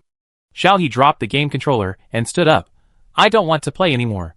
Fu Yanzhou also put down the controller and said to Xiaohe, Well, we've been playing for so long, it's time to take a break. Xiaoying was left sitting there alone, looking distressed at the game. Xiaohe soon calmed down. After walking around the spaceship and having lunch, he told Fu Yanzhou that he wanted to go back to his room to play games. Fu Yanzhou nodded and went back to his room to play games with his game bracelet. After leaving the game for a while, Xiaohe was in a daze when he came back. The game had changed a lot. I don't know how many times it has been updated. There are more things in the game mall. There are many costumes of the ancient Huaxia tribe of the ancient Blue Star. Each set is very exquisite, with a high degree of restoration. There are also matching jewelry. Of course, the price is also very beautiful. Xiaohe took a look and stopped. The second change is that the number of faction members has increased. It seems that during her absence, Black Silk Hottie and her team have been working hard to recruit faction members. Originally, there were only a dozen people in the faction, but now it has become a faction with hundreds of people. Compared to other factions with thousands of people, their faction still has few people. The news that Xiaohe was online was quickly updated in the faction chat history. Xiaohe thought about it, and didn't say anything. Opened the friend list, and looked at it. I found that Empire Bread and Xiao Alwan were all there. Black Silk Hottie's ID was gray. It seemed that the trend was very busy. She was not online. Yufeiyu was not online either, maybe he was busy. Yufeiyu just said a few words to her when he boarded the spaceship, and then went back to his room to deal with business. Xiaohe scratched his head. I hadn't been online for many days, so I should go see Lady Niwa first. The body I customized for Lady Niwa is still in the customization state, because I don't know where to mail it for the time being. When she officially goes to school, I can secretly send it to school, and then let Niwa transfer the data to her body. Lady Niwa is still sitting in the pet house issuing pet tasks. When Xiaohe looked in from outside the yard, he found that Niwa's eyes were dull, looking like she had taken over the body. Xiaohe hesitated for a while before walking in. Chapter 135. After entering, Xiaohe heard Niwa's very formulaic and mechanical request to the player, who accepted the task in front of him. Please collect enough catnip. After the player who accepted the task left, Xiaohe walked up to Niwa and said tentatively, Ms. Niwa? Niwa showed a single polite smile of an NPC. Hello. Player, if you need to accept the pet task, please click on the task page. Xiaohe scratched his head and looked around Niwa, finally determined, this is probably the NPC shell of Ms. Niwa, in Xiaohe's eyes. Niwa is an intelligent NPC, maybe the highly intelligent NPCs in the game will occasionally take a holiday. Before Xiaohe could figure out the answer, Niwa suddenly moved, then turned to look at Xiaohe. The smile on her face became much more vivid, waved at Xiaohe and said gently, Have you finished the exam? Xiaohe immediately showed a big smile. I have finished the exam, Mrs. Niwa. Niwa pulled Xiaohe to sit down. It's good that the exam is over. Why don't you take a few more days off? I heard that your exams are very hard. Xiaohe shook his head. Not hard, anyway. The exams are over, by the way, Mrs. Niwa. I bought you a body, but I was afraid that Mr. Fu would find out when you left the game, so I haven't asked it to be sent back. I will ask the store to ship it when I go to school. Niwa touched Xiaohe's head. Don't worry. Xiaohe chuckled. Sometimes she felt very happy when she was with Niwa without talking. After staying at Niwa's place for a while, Xiaohe found that Guangyan, Fu Yanzhou, and Yufeiyu were all online. When Guangyan came online, the faction channel that was originally lively became quiet for a while, and it took a long time before a faction member tentatively sent a message in the faction channel. Faction channel, Fresh Lemon, if I saw it right just now. It was the faction leader who came online. Shining my favorite, yes. I saw it too. The faction leader, who I haven't seen since I joined this faction, is actually online. Lily, oh wow, I flipped through it after seeing it. Just as I expected, Shiha, you came online, but didn't say anything. There is no way in the world. Let me take a look. Wow, the management that has been gray for a while is actually online. Oh, Sister Hei is not here. Seriously hitting Daodu. I heard that the current dungeon task bonus of our faction is all thanks to Yimiao. Where is she? Let me take a look. Beating the boss every day. I want to take a look too. Sister Hei said Yimiao went to take an exam before. It turns out that she is a little sister who is just preparing to go to college. Eat a peach. Xiaohe, I don't like reading, I said. Aren't you interested in the leader? You can challenge the dungeon alone a flower. What's there for the leader to be interested in? Besides, even if he is interested, the leader won't care about us. He only wants to care about Xiaohe's Xiaoming classmate. Well, speaking of this, I didn't understand it at first. So the leader and Xiaohe are lovers? Seeing this, Xiaohe wanted to clarify it at that time, but before the message was sent out, I saw 3 neat replies. Yufeiyu, what are you gossiping about? How come I don't know that Xiaohe and the leader of the faction are a couple? Hai Yanhiqing, no. Empire Bread, yes. Yes. I said that the public has a sharp eye. Xiao A1. Ah Mian, don't talk nonsense. Xiao He will be unhappy later. Xiao A1. They are not a couple yet. Everyone please don't make trouble. Guang Yin. Xiao He breathed a sigh of relief, replied to the message in the faction channel. He meow air. Wow. There are so many more people in the faction. It's so lively. Eat a peach. Equals li li li li. Equals I don't like reading. Equals e ji hua. Okay, the leader of the faction should work hard. There is no way in the world. Come on. Leader of the faction. We are counting on you. Fresh lemon. What a show. Seriously hitting Daodu. I don't know if it's an illusion. I always feel that the few who just came online are weird. Xiao Awan. Okay. Okay. Do you want to go to the dungeon in batches? Get everyone's equipment first, otherwise. When the next update comes, and the faction fights, we will be at a disadvantage with fewer people. Empire bread, that's fine, my brother is here, let him lead a group, and solve it quickly. Empire bread, brother, you should start a group. Lightyear, okay. As the leader of the faction. Although Lightyear doesn't take care of things, he will still agree to take people to the dungeon. Xiao He looked at the conversation in the faction channel, and vaguely felt that she should keep a distance from Lightyear and the others, otherwise it would be easy for people to misunderstand her. Then she thought again that there was nothing to keep a distance from, after all. Her current guardian was Mizu, and she and Xiaoying were legally siblings, which meant she and Lightyear were also siblings in some way related. Xiao He scratched his head, and felt a little distressed. However, no matter how distressed he was, Xiao He subconsciously had no intention of keeping a distance from Fu Yanzhou. Guang Yan invites you to join the team. Xiao He was still thinking, and Guang Yan's invitation to join a team appeared in front of him. Xiao He clicked on the agreement. After entering, he found that there was only Guang Yan in the team, and the team was almost full. Team channel Guang Yan. The bracelet is not as comfortable as the game console, and you can't play for too long. He meowed. Yes. I know. Soon Xiao He found that Yu Feiyu and Fu Yanzhou were both in the team. Yu Feiyu shouted in the team Yu Feiyu at Guang Yan. Let me join the team. Guang Yan. A few seconds later, Xiao He saw that Yu Feiyu and Fu Yanzhou had both joined the team. Xiao He had already said something to Nuwa at this time, and ran to the door of the dungeon to be played. Yu Feiyu, where are you? Xiao He? He meow air, on the way to the dungeon. Guang Yan, I'll open the dungeon, and you can just teleport here. Xiao He thought about it, and felt that it was true. He might have been confused during the exam, and forgot that the dungeon had a teleport function. Thinking of this, Xiao He stopped, sat down on the spot, and released the fur ball. The fur ball was probably not online, and there was only a shell with basic functions left in the game. Xiao He touched the fur ball, and waited for Guang Yan to open the dungeon, and then teleported to the door of the dungeon. The entrance to the dungeon was bustling with players. Xiao He squeezed in the entrance to the dungeon, and looked around. She didn't adjust her height when she was modeled, and now she could barely see outside. The next second, Xiao He was dragged by the collar behind her, and dragged to a slightly empty place next to her. After Xiao He stood firm, she looked back and found that it was Guang Yan who pulled her out of the crowd. Fu Yanzhou and Yu Feiyu also struggled to get out of the crowd, and laughed when they saw Xiao He. The members of the group were teleported one by one. Because there were many people at the entrance to the dungeon, Guang Yan let Xiao He and the others enter the dungeon first, because there were fewer people in the dungeon. After entering the dungeon, Xiao He could see clearly who the members of the faction were. They were all unfamiliar players that Xiao He had never seen before. Xiao He had heard the Black Silk Hottie mention it before. When she was preparing for the exam, the people in the faction discussed it, and started recruiting people.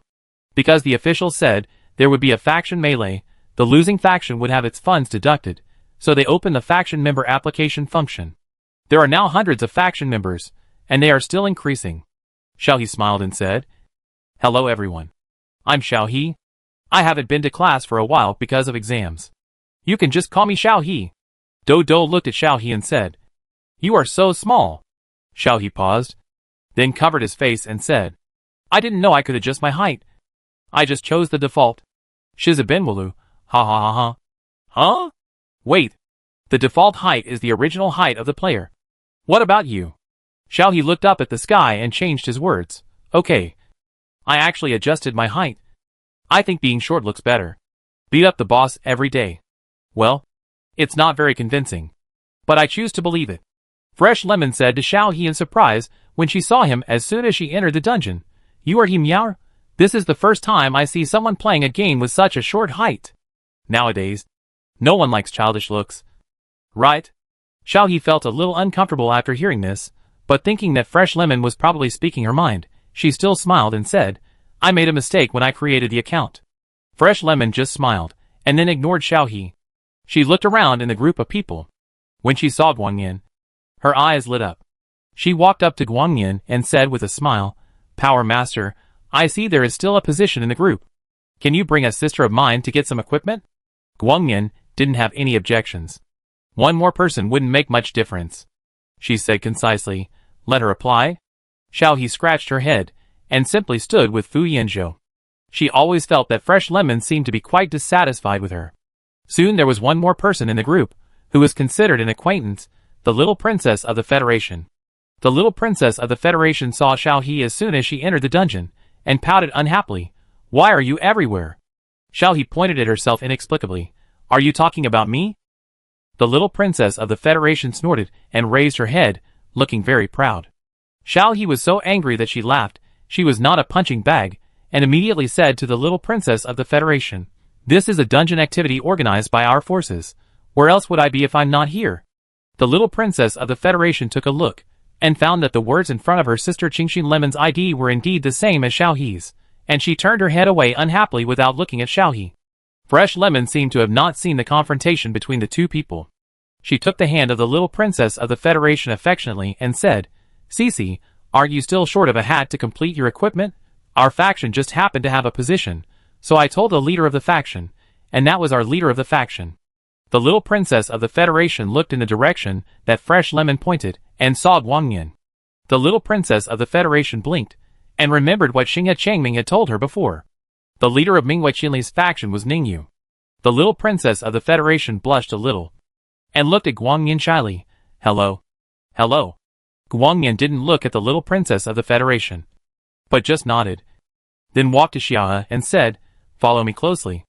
Xiaohe smiled. Don't worry. I have been to this dungeon many times. I am more familiar with it than you. Guang Yin smiled slightly, then took out his weapon, and took the lead in attacking the monsters in front.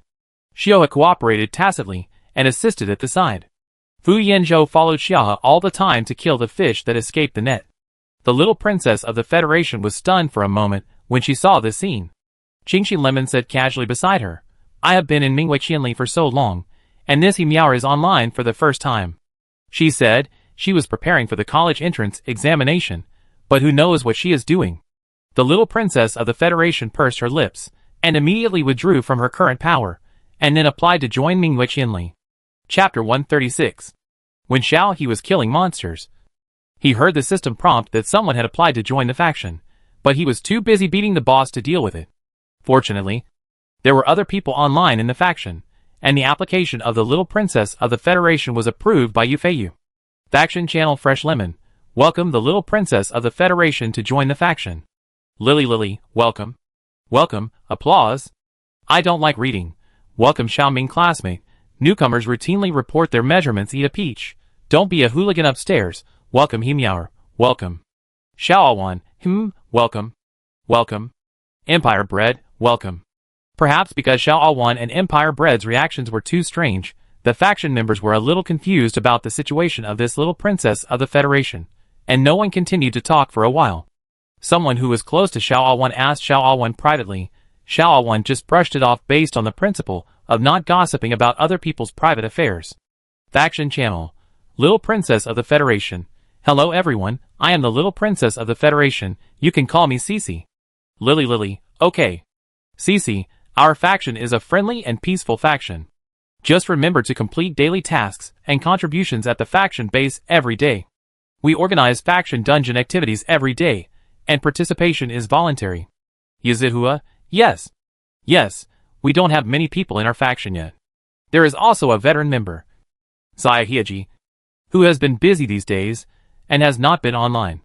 If you have any questions, you can contact He Miao at Yufeiyu or us. Federation Little Princess, okay. I get it. You don't have to take care of me. We are all family members. Because I am the wife of your faction leader. As soon as these words came out, The entire faction fell silent as if no one was there. After a long time, someone spoke. Eat a peach? Lily, ah? Fresh lemon. Cece and the power owner are engaged in the real world, and are already engaged. A flower. Emma Guangyan here, power owner. What's going on?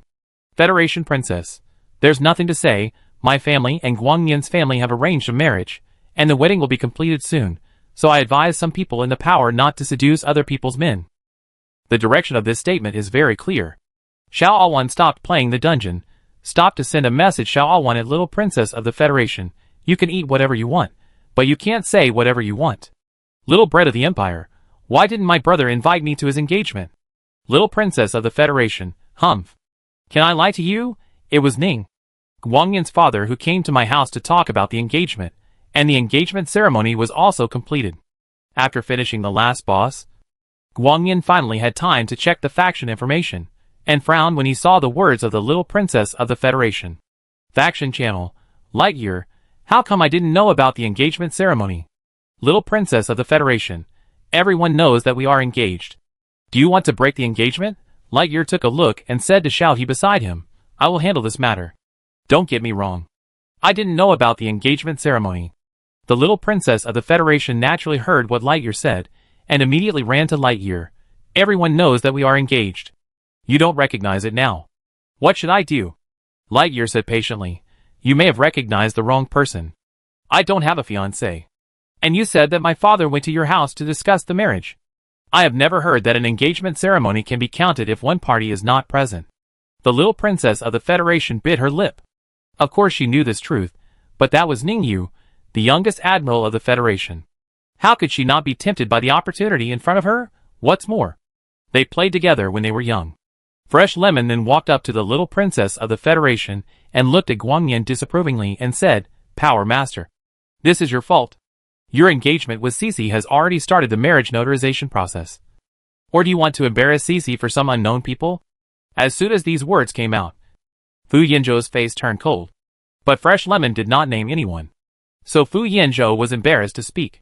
Xiaohe frowned and said to Guangyan, Brother, I can't get involved in your private affairs. You guys solve it first, and I'll go do the task. After that, Xiaohe left the copy. She never liked to be involved in such emotional matters. Even if Guangyan had nothing to do with this Little Princess of the Federation, it should be Guangyan who solved this matter himself. Fu Yanzhou followed him out of the dungeon. Yu Feiyu glanced at Guangyan and left as well. The other members probably realized that something was wrong, and they all quit the group, leaving the space for Guangyan to solve the problem. Seeing that everyone had left, the Little Princess of the Federation no longer had to worry about anything. She directly stopped in front of Guangyan and said, Brother Ningyu, it's me, Gu Cece. Have you forgotten? Guangyan glanced at the Little Princess of the Federation indifferently. I will solve this matter.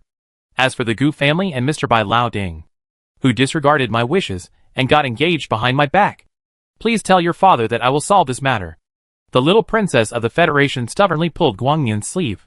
But even if it wasn't me, you would marry someone else. Why not me? Because of He Miao'er? An illegitimate daughter of unknown origin. Do you think others will watch you marry a woman with no interest in you? Guangyan, this has nothing to do with you. After saying that, he was about to leave. Qingxi Lemon hurriedly said, Cece, don't be afraid. At worst, we can go to the forum and write down the whole story from beginning to end for everyone to see, so that everyone can judge it. Guangyan lowered his eyes, pulled out the operation page, and the next second, a few more lines of text appeared in the faction channel. Lightyear, regarding the engagement with that Little Princess of the Federation, I am not aware of it, and I do not know that there is an engagement ceremony. A Little Princess of the Federation may have recognized the wrong person. Lightyear, I hope a Little Princess of the Federation at Fresh Lemon will not involve innocent people. You should find whoever is engaged to you. I do not want to have a fiancé for no reason, please understand. Player Little Princess of the Federation. Fresh Lemon was asked out of the faction by the faction leader Lightyear. Lightyear directly asked people out of the faction, and gave a brief explanation, but after such a commotion, the faction members dared not say anything, and privately discussed it. I did not expect that joining a faction would be a good way to eat melons. Xiaohe frowned when she saw this scene. She always felt that this matter was not over yet. There was still a way to deal with it. even if it was clarified. I was afraid that others would not believe it. Fu Yanzhou patted Xiao He's head and said, "If you don't mind, I can take you out of them." Xiao He looked at Fu Yanzhou. Fu Yanzhou smiled and typed directly in the faction channel. "Hi Yan He Qing. The faction owner said it well. I hope everyone will not involve others at will. And at He Miaoer. Let me introduce myself. I am her boyfriend. Empire bred? Xiao A1. Fish is not fish. Lightyear? Lily? Seriously hitting Daodu. Congratulations? Xiaoming classmate. Ah? Eating a peach. What's going on?"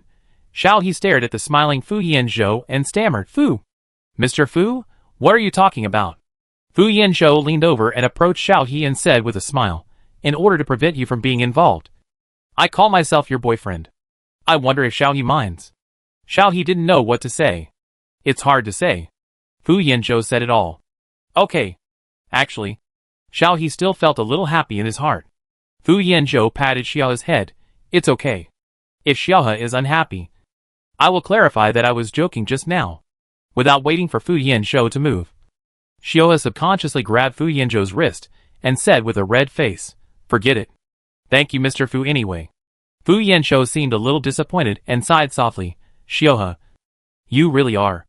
Xiaohe looked at Fu Yanzhou and didn't understand why Fu Yanzhou said half of his words. Fu Yanzhou helped her. Xiaohe thought about it for a while and concluded that they were friends.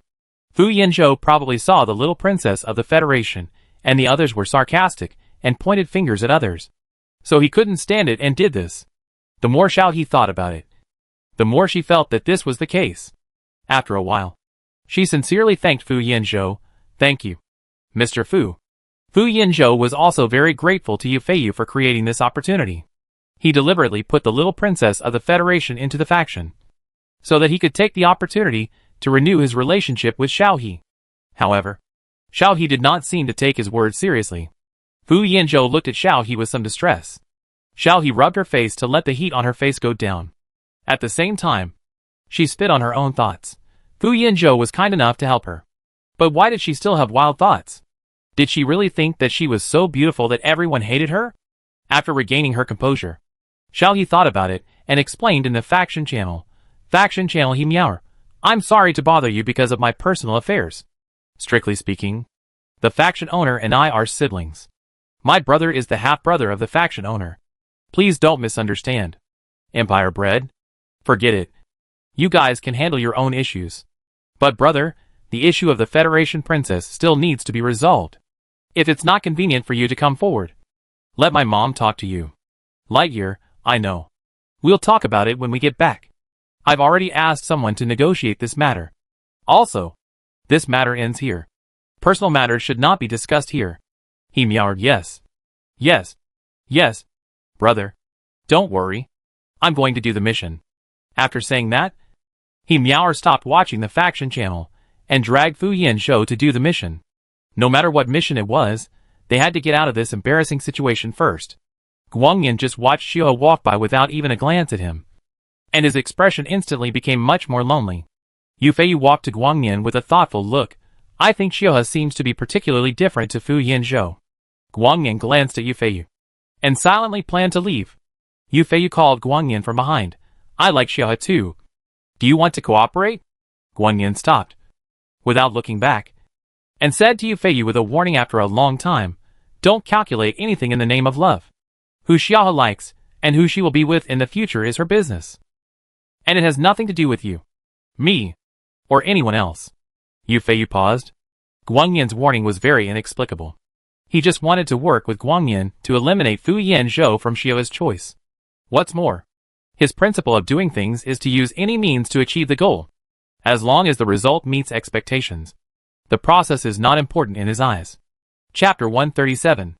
Xiao He and Fu Yanzhou aimlessly cleared daily tasks for a while, and went to the Lost Land to restore the construction. Today's Lost Land is much more prosperous than when it was first released. The originally gray and dilapidated scenes inside have been restored by players and have color. The fields are also full of crops, and the roads are connected, and the chickens and dogs can hear each other. The only drawback is that some buildings are restored very abstractly. Many players have never seen the ancient Chinese buildings on the Blue Star, so when they restore the buildings, They rely on their imagination and preferences. This leads to the fact that the other progress of the lost land has been completed very well, only the progress of the building is very touching. Xiaohe went to Big Rabbit to accept the task. But when he entered, he saw Big Rabbit sitting on the steps with a sad face and holding his face. Hey, Big Rabbit, what's wrong with you? Xiaohe walked over and squatted in front of Big Rabbit and asked. Big Rabbit raised his eyelids and glanced at Xiaohe, sighed and said, Look at my place. What a mess it has been made of. Xiaohe scratched his head, looked around. Isn't this good? It is indeed good. But there are a few buildings with strange shapes. Big Rabbit sighed, turned around and ignored Xiaohe. Xiaohe hurriedly followed and turned to coax the Big Rabbit. What's wrong? I don't see what's wrong, tell me, maybe I can help you. The Big Rabbit's eyes lit up, looking Xiaohe up and down. Yes, I think you're great, maybe you can really help me. Xiaohe nodded repeatedly. If she guessed correctly, this must be a task. Maybe the reward is very generous. The Big Rabbit pointed to the very discordant buildings in the lost land and said, Some outsiders are too much. There are specifications for repairing buildings, but they exploit system loopholes, according to their own preferences, causing the progress of the lost land to be stuck here. If the task is not completed, I can't return home, and the little rabbits can't come back either. Xiaohe looked at the buildings pointed by the Big Rabbit. Indeed, strictly speaking, the style is too different from here. Then how can I help you? The Big Rabbit stood up and jumped a few times and said, This is easy. You help me dismantle these buildings and rebuild them. The dismantled materials can be reused. If you help me complete this task and make the progress reach 100%, I will give you something. You will definitely like this thing. Xiaohe nodded and shook hands with the Big Rabbit, and took on the task. Because the task was relatively large, Xiaohe and the Big Rabbit applied to form a team to complete it. They put together Xiaowan Empire Bread to complete the task. In addition to Yufeiyu and Guangyan, who were already in the team, there were a total of 6 people, which was enough. After accepting the task, Xiaohe said in the team, He meower, I accepted a new task. The reward is unknown, but it should be a very good reward. I need your help. Come to the lost land. Xiao-A1, wait a minute. I still have the last 2 rings of my master's task. I will come after I finish it. Empire Bread, Wan and I will go together. Lightyear, okay. I will come right away. Yufeiyu, coming. Xiaohe did not wait, and he and Fu Yanshou used the tools sent by Big Rabbit to start dismantling the buildings marked as unqualified by Big Rabbit. Maybe it was because of the game, they didn't feel tired when demolishing buildings. The 2 of them quickly demolished one. After they finished demolishing, Guangyan and Yufeiyu also came in from the portal. As soon as they came in, they walked towards Xiaohe. Xiaohe raised her hand and greeted them when she saw them. Here, tear down all the houses marked by the Big Rabbits, and then rebuild them according to the standards. Guangyan nodded, picked up the tools and started to work. After the 4 of them worked for a while, Temperor Xiaomian and Xiaoawan also came over. With the joint efforts of the 6 people, the buildings that Big Rabbit considered unqualified were quickly demolished. After the demolition, the task progressed to the next stage, rebuilding the demolished buildings. These buildings have construction standards, and they just need to be built according to the standards. The 6 people worked all day to complete the task. After putting the last tile, Xiaohe breathed a sigh of relief and walked to Big Rabbit with a smile. Big Rabbit, we've done it. Big Rabbit jumped up happily. Great. The progress has reached 100. Thank you. Here, this is your reward. As he said that, Big Rabbit rummaged in his long ears and took out a green glowing seed and gave it to Xiaohe. Xiaohe took it and asked curiously, What is this? The Big Rabbit shook his head and said, An unknown seed, which was given to me by a merchant from overseas a long time ago. It is said to have magical effects. You can take it to study it. If it doesn't work, you can go out to sea to have a look. Xiaohe turned around and looked at the others, took the seeds and said to the Big Rabbit, Okay. Thank you, Big Rabbit. The Big Rabbit shook his head. You're welcome. I should thank you. My home has been restored very well. I want to bring all my little rabbits back to let them see our home. After that, he waved at Xiaohe and disappeared in the lost land. At the same time, Xiaohe and others were also forcibly teleported out of the lost land. And the system announcement also came out. World notification. The lost land has been repaired. Temporarily closed. Waiting to be restarted after the update. Xiaohe and his friends also received rewards from the system. Task reward. Help Big Rabbit repair the lost land. Reward player experience. Gold coins *10. See token *1 Xiao He looked at the task props that appeared in his backpack and took it out directly and said to Fu Yanzhou and the others, a C token. Is it the prop related to the previous task of opening up the East-West region channel? Fu Yanzhou didn't say anything. But Empire Bread became interested. It's very likely. Otherwise I can't think of any task that would require us to go to sea. Xiao Wan also nodded in agreement. Yu Feiyu said to Xiao He, click on the token and try.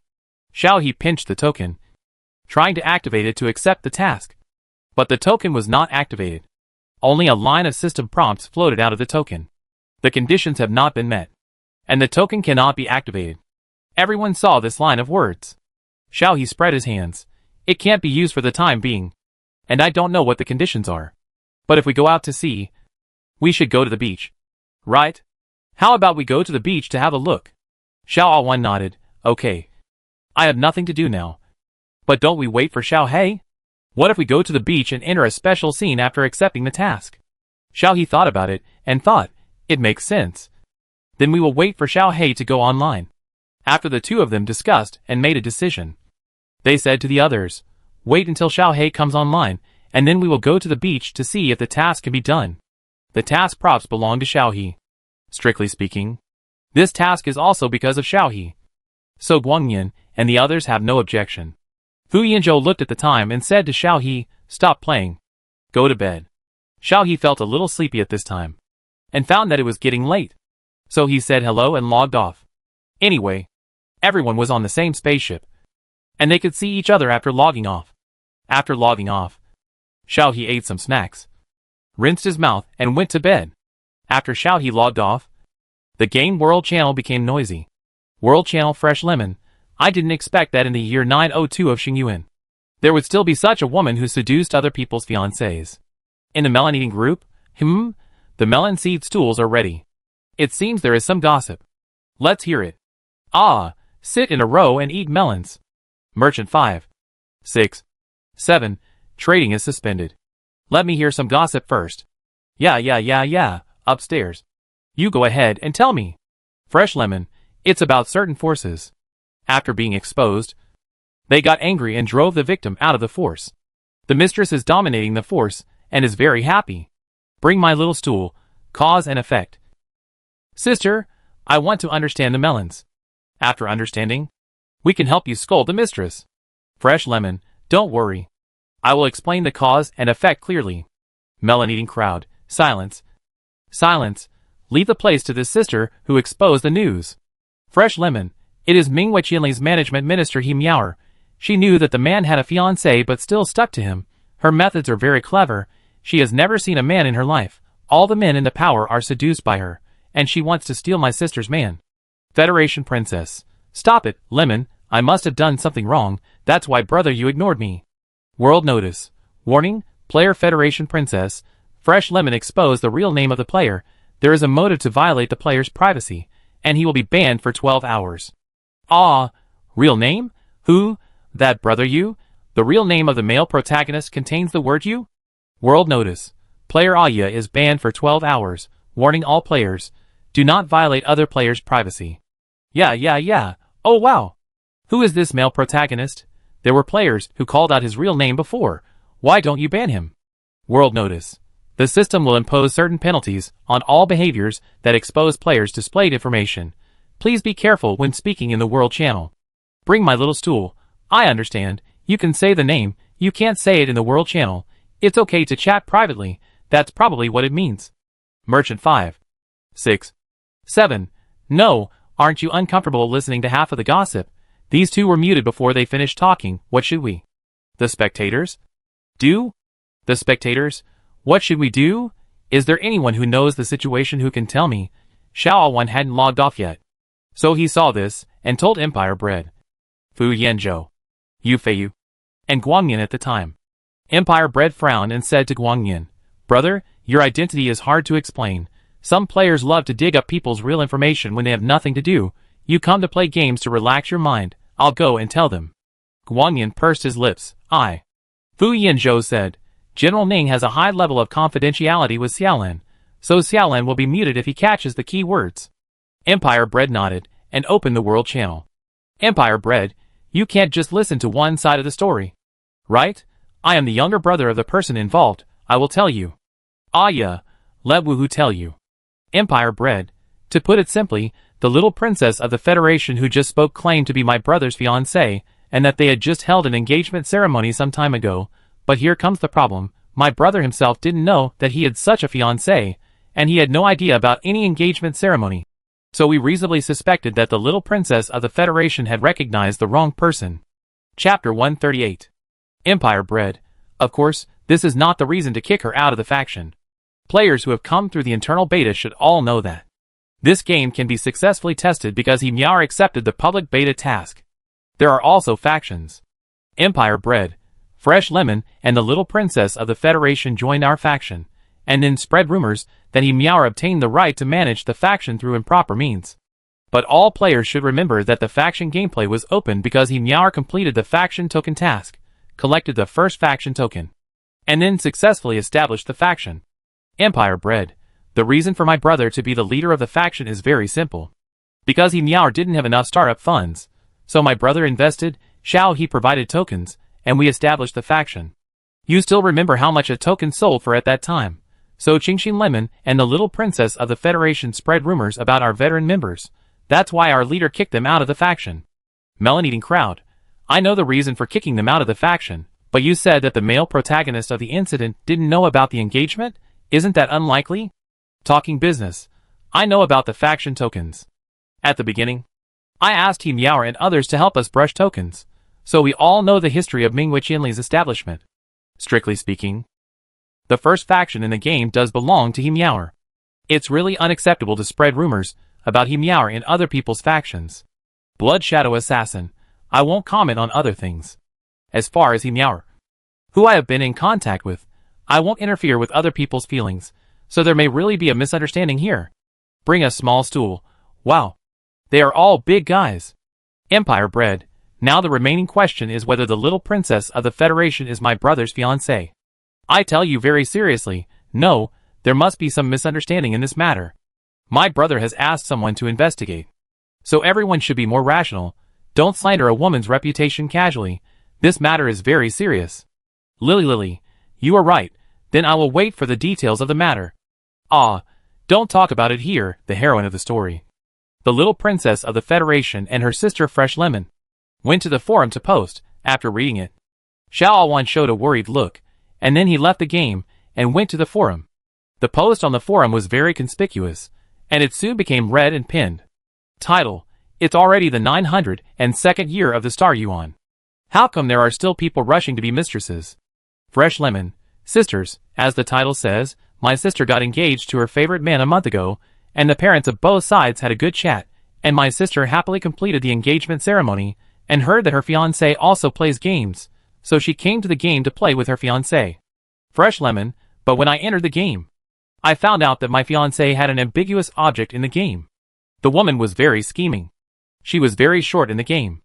Who would understand? It's this era. Wouldn't there still be people who use their childish appearance to please men?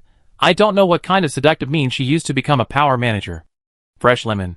Speaking of which, after my sister found out about this, she questioned this in the power channel. Who knew that she didn't say anything, and directly kicked us out of the power. She was very arrogant. It's interesting to be a mistress to this extent. Cece. Lemon, stop talking. Brother Guangnian definitely didn't mean it. Fresh Lemon.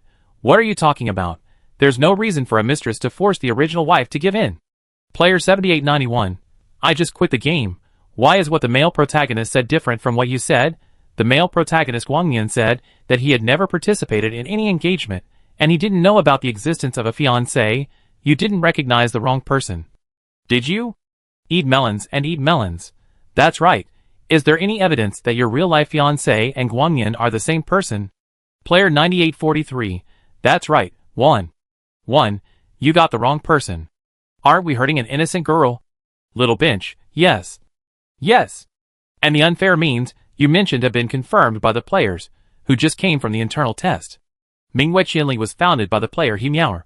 The quest props were obtained by her. If I remember correctly, the NPC Niwa, who appeared some time ago, was also because of He Meower.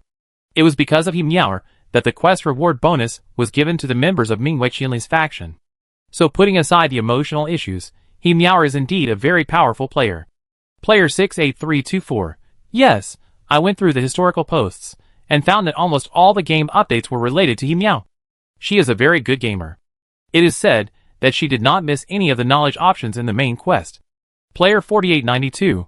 The only thing that makes me feel very unhappy is that He Meower is just bored. She has tools and funds. I heard that she completed a quest and received a lot of funds. Why let Guangyan be the leader? Won't this cause trouble? Eating melons. It is true. Fresh lemon. Even if that's the case, you can't ignore the fact that she's having an affair with someone else's fiancé. Right? Fresh lemon. And who said, we don't have evidence? We have the engagement photos and videos and the parent-teacher conference videos. Small bench. Oh wow. What a reversal. Send it, and let's see. Cece. No, you can't send it. Player 789031. Huh? Why, if you send it? It will prove that you didn't lie. It was He Meower who was shameless enough to seduce your man. Mayan Baobao. Why not post it? It's simple, because there is no male protagonist in the video. Zaya Banzhang. Huh? What do you mean? Mayan Baobao's Zaya Wanwen. Literally, the male protagonist does not admit that he has a fiancé because he doesn't know about the engagement at all. This matter is kept secret from him. The engagement ceremony was only attended by the female protagonist. Player 4279. Damn! Is this possible? Player 0934. I don't believe it. Which girl would use such an embarrassing thing to prove herself? Player 7839. Yes, at Cece, the female protagonist, come out and say it. Xiaoban dang it Cece, yes, now you can prove who is right and who is wrong by posting the video. Cece, can't post it. Fresh lemon. Yes, because Guangyan's real identity is special, the confidentiality level is high, so it can't be posted. Player 4230. Huh? What kind of a reason is this? You are not going to say that your fiancé is General Ning. Right? I am dying of laughter. I have never heard that General Ning has a girlfriend. Ha ha ha ha. Player 374801. Player 34672. Okay. Stop talking. General Ning is my idol. He can't let his reputation fall at Cece. Stop dreaming. Who is General Ning? Can he come to play games? And he is not the kind of irresponsible person. Will he be secretive about being engaged to you? Little stool. I am getting angry. The rumors are all about General Ning. Don't forget, if it weren't for General Ning, we would all be the food for the star beasts. Eating melons. That's right. Don't talk nonsense. Cece, what are you talking about? Who spread the rumors? My fiancé is General Ning Yuning. Bread fuck. Is there a hole in your brain? Player 324061. Little stool. I don't believe it. At Cece, evidence. I want evidence. Fresh lemon. Evidence cannot be posted. If you post it, you will be warned by the Star Network police. Player 4230. I can't accept that General Ning has a fiancé. Cece.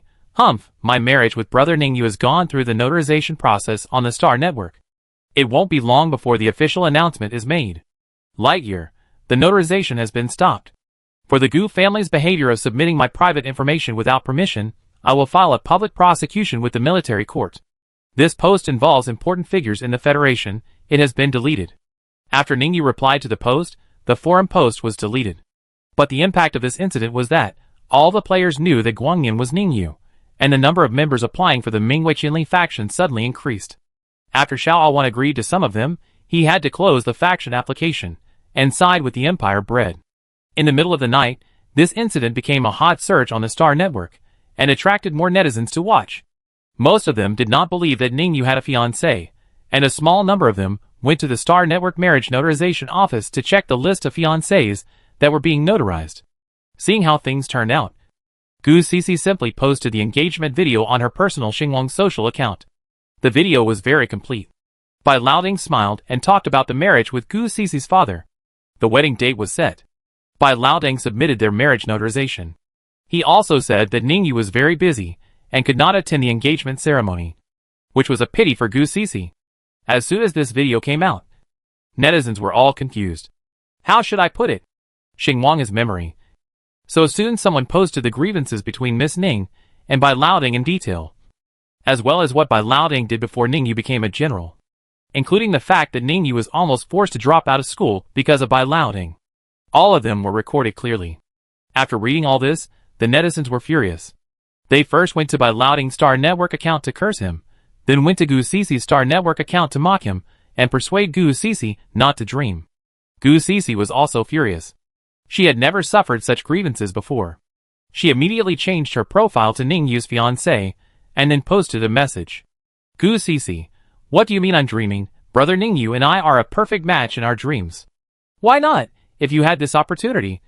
Would you agree? There is an old saying in the ancient Blue Star Huaxia tribe. There is no overnight hatred between father and son. Uncle Bai came to my house in person to propose marriage, and asked me to be Brother Ningyu's wife. Why can't I agree? The netizens were silent again, because Gu Cici was right. Ningyu is an idol of the entire federation. If they were in their place, they would agree too. Then Gu Cici sent another message. Also, if Brother Ningyu doesn't marry me, will he marry you? No, he won't marry someone who doesn't want to be in the same position, so I am the most suitable wife for Brother Ningyu. Things have come to this. The upper echelons of the Federation have not taken any action. It seems that they have a laissez-faire attitude. Ningyu directly asked Adjutant Zhao to issue an official announcement. Federal Military District. Regarding some remarks made by General Ningyu, here is a brief statement. So far, the Military District has not received any news of General Ningyu's engagement. General Ningyu is currently recuperating and it is not convenient for him to show up. Regarding the engagement, General Ning has filed a public prosecution with the military court. Here is a notice to Mr. Bai Laoding and Miss Gu Cici. After receiving the subpoena, please defend yourself on StarNet. As soon as the announcement came out, the matter came to a conclusion. Because it was related to Ningyu, the matter was a bit big.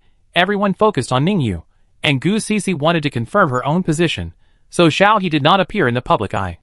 This is good news for Xiao He, Ningyu, Fu Yanzhou and others. Because Xiao He's identity problem has not been solved yet. And he has not completely solved the S-19 issue. This is also the reason why Ningyu asked the military district to issue an official notice, in order to minimize the impact of this incident on Xiao He. Chapter 139. When Xiao He woke up the next day, he still hadn't discovered this. Yangwan took Xiao He around the starship. Xiao He was tired of the black universe outside. After a while, he said he wanted to play games. He also sent a message to Shen Miao asking when Shen Miao would be online. Shen Miao replied that it would take 2 days. He said that he had encountered a troublesome guy in reality, and hadn't solved it yet. He would be online after it was solved. Yangwan found an excuse to take Xiao He to the swimming pool in the entertainment room, and said, "It's so tiring to play games all day long. There is no game room. Let's go swimming." Xiao He was also moved when he saw the huge swimming pool. The water in the swimming pool was very clear. It was a familiar color for Xiao He. So Xiao He immediately forgot about the game, and followed Yangwan to play in the swimming pool. Yangwan brought a swimsuit. Xiao He's swimsuit was prepared by Maoqiu. It was a one-piece with small floral patterns. Yangwan couldn't help laughing when she saw it. "Xiao He, who bought you the children's version of this swimsuit?" Xiao He looked down, and then looked at Yangwan's sexy two-piece swimsuit, which showed her waist and cleavage. Xiao He stared at Yangwan's chest with jealousy.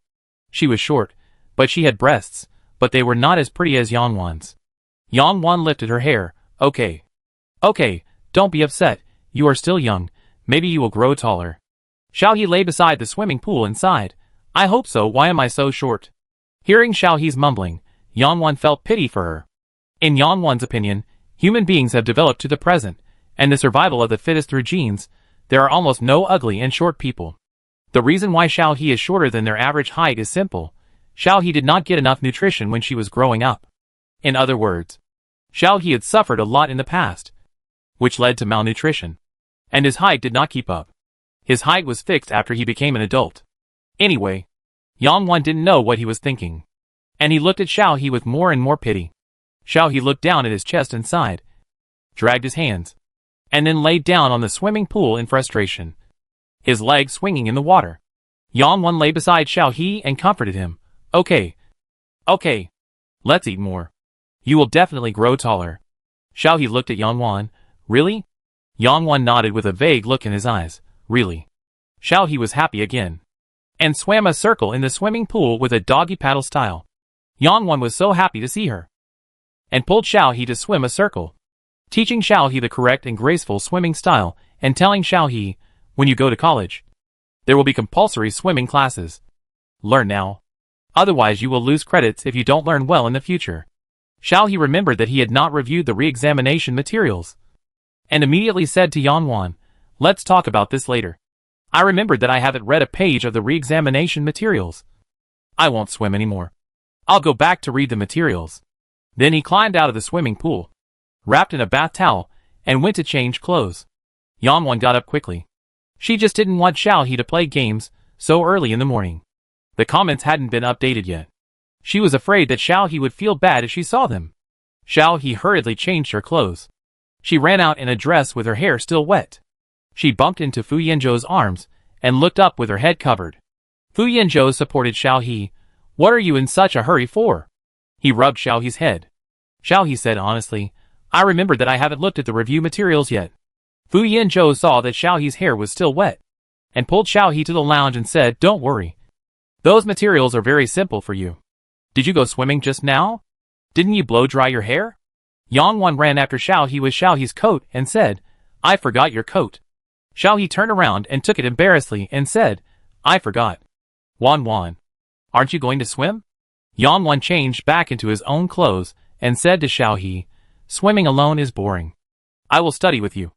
I failed a course last semester, and I need to make up the credits.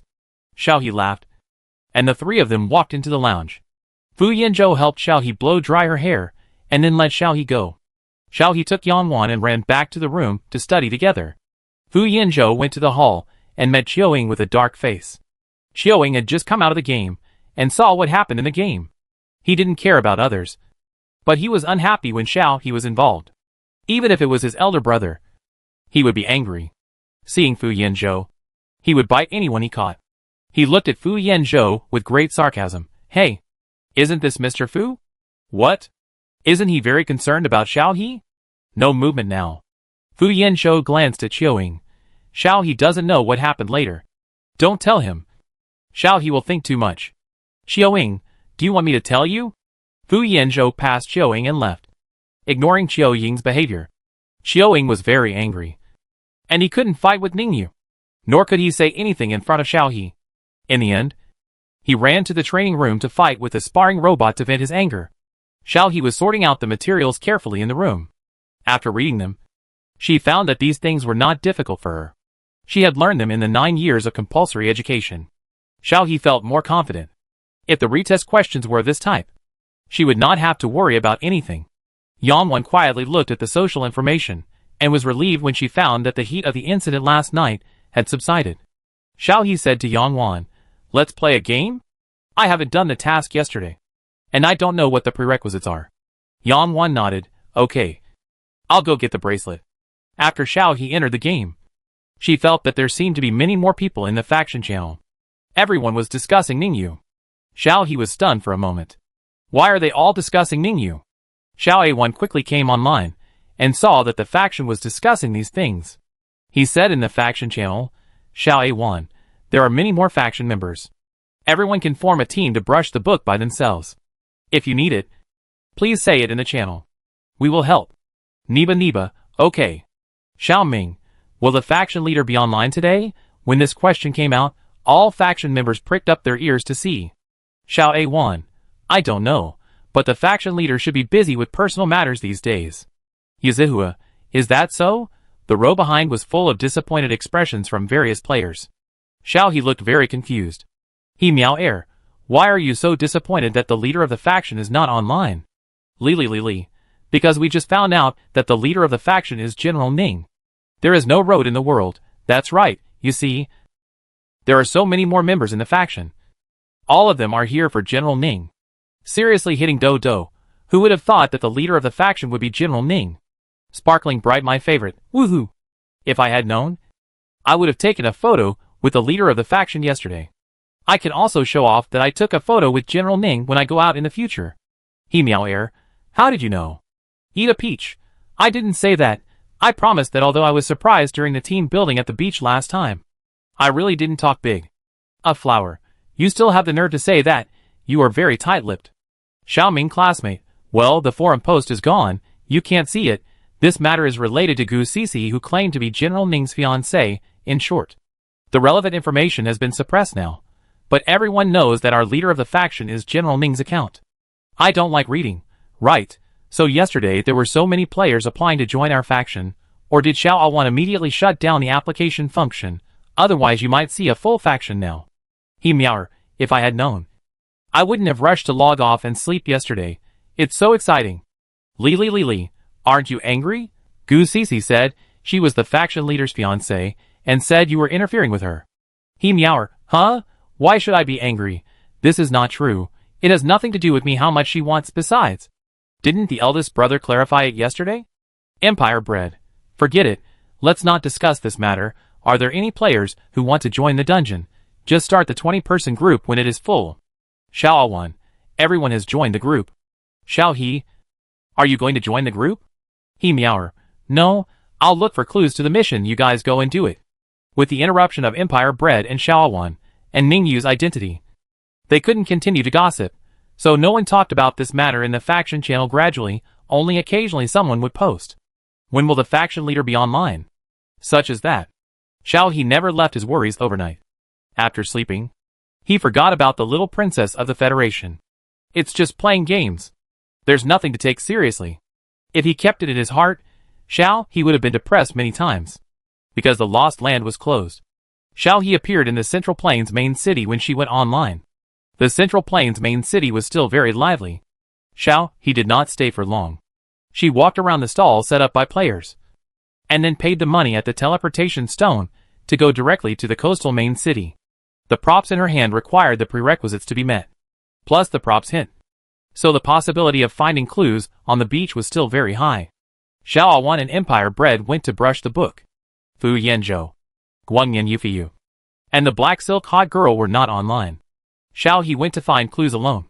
Crouching on the restored golden beach, looking at the blue sea, Xiao He was no longer in a hurry to find clues. The last time she came here, she stepped on the map and left after a quick glance. There were not many players on the beach, and there were fishing villages and fishermen fishing in the sea not far away. Feeling the salty and humid sea breeze, Xiao He suddenly felt a little homesick. She didn't know when she could return to Blue Star to take another look at her former home, even if it had been destroyed. Lying quietly on the beach and enjoying the breeze, Xiao He soon noticed someone sitting down next to him. He turned his head and found that it was Yufeiyu. Yufeiyu smiled and said to Xiao He, "A person is lying here?" Xiao He pointed to the sea and said, "Yesterday the prop pointed overseas. I came here to find clues. The sea of Blue Star is really beautiful." Yufeiyu followed and lay down. He nodded in agreement. It is indeed much more beautiful than the sea of Capital Star. Xiao He became interested and said to Yufeiyu, "Do you know why Blue Star is called Blue Star?" Yufeiyu looked over. And Xiao He continued, "Because 7% of Blue Star, 10% of the area is covered by the sea, and the remaining 30% is land for human survival. The land is also covered with dense vegetation. When viewed from space, Blue Star is a blue planet. So it is called Blue Star." Yufeiyu paused and looked at Xiao He with a bit of confusion on his face. The Blue Star recorded in the databases of the Federation and the Empire is gray, including the last photo taken before humans left Blue Star. The sea in the game is taken from an unconfirmed fantasy novel, in order to attract players. Why does Xiao He have such an idea? Even after saying it out loud, people will think that Blue Star is what Xiao He said. Chapter 140. Xiao He did not see Yufeiyu's confused expression, but sighed. "I really hope to have a chance to return to Blue Star to have a look." Yufeiyu came back to his senses, suppressed the doubts in his heart, and said to Xiao He, "There will be a chance. As far as I know, the archaeological excavation on Blue Star is going very smoothly. Maybe it won't be long before we can go to Blue Star to have a look." Xiao He said, "I hope so."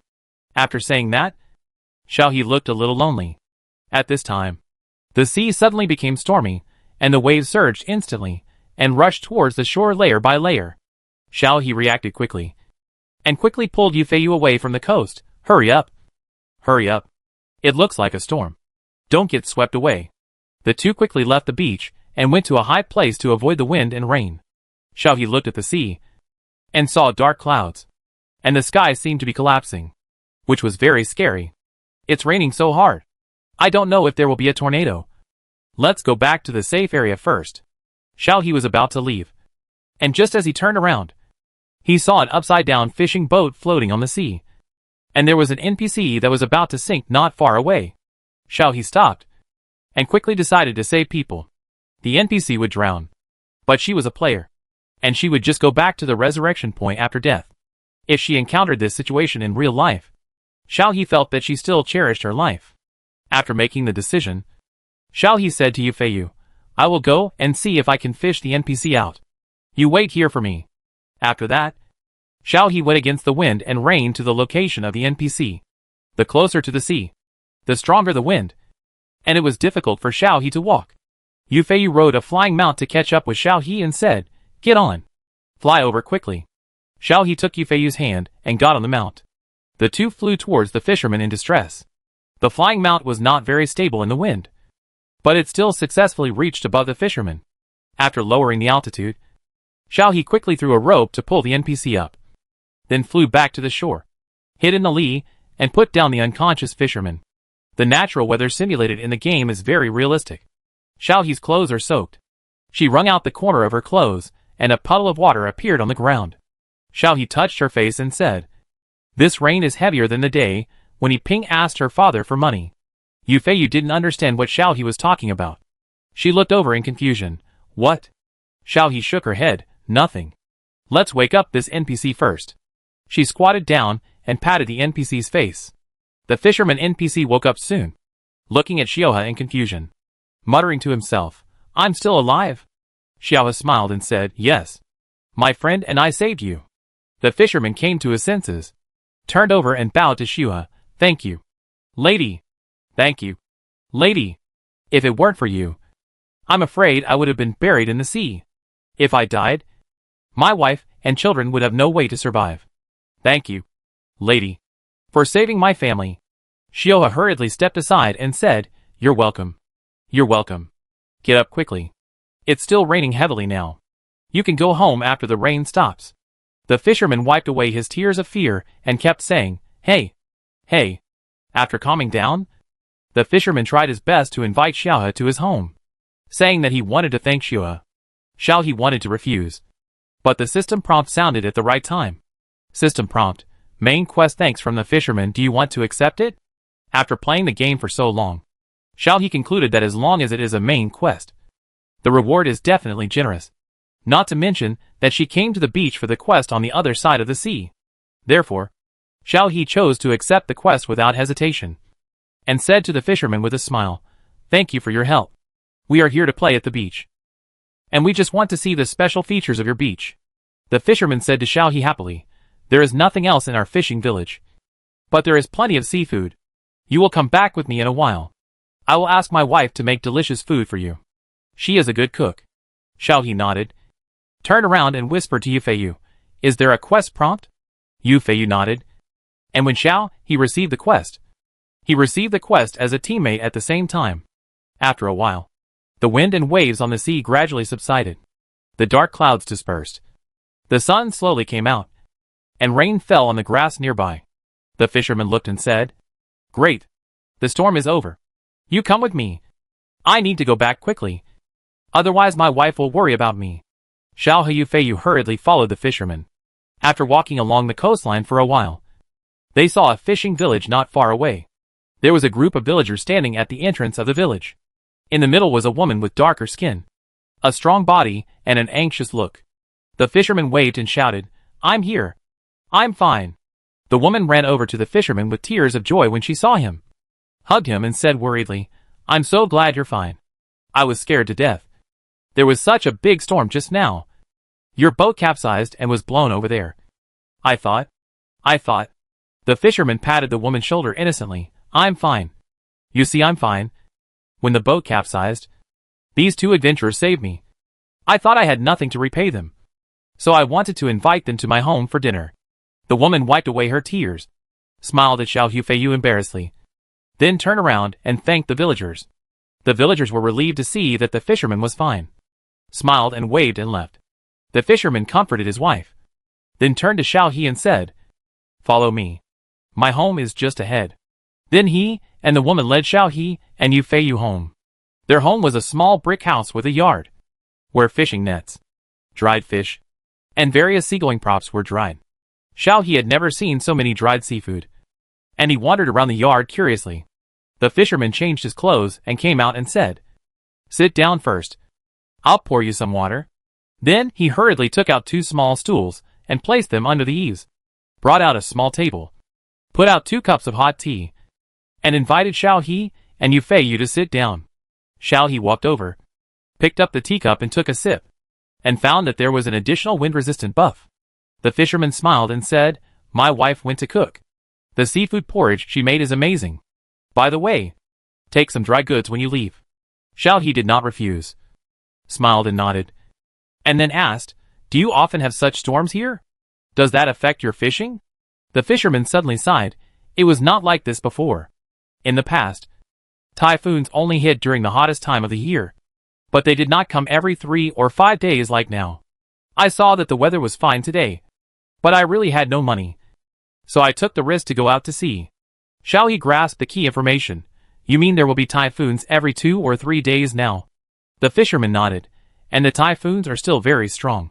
If you don't take precautions when they blow, people will be blown away. Our village has retreated more than 10 miles in half a year. We are afraid that we will be too close to the sea." The village was blown away. Everyone said it was the Dragon King who was angry.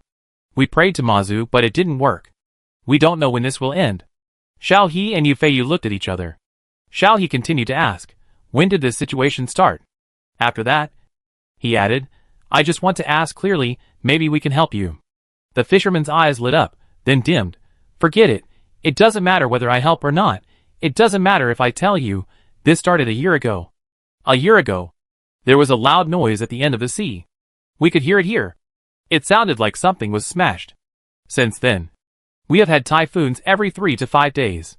Sometimes the weather is good and it doesn't look like it will rain, but as soon as we go out to sea, there will be strong winds and heavy rain. Over time, people in our village dare not go to the open sea easily. But if we don't go to the open sea, if we just stay nearby, the fish we catch won't be enough to support our lives." The fisherman sighed again.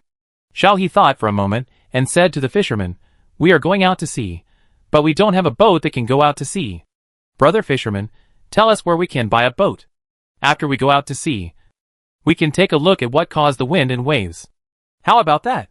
The fisherman looked up at Xiao He in surprise, and then at Yu Feiyu, and finally waved his hand. No, it's just the 2 of you. Going out to sea means death. You just saved me. How can I let you die in vain?"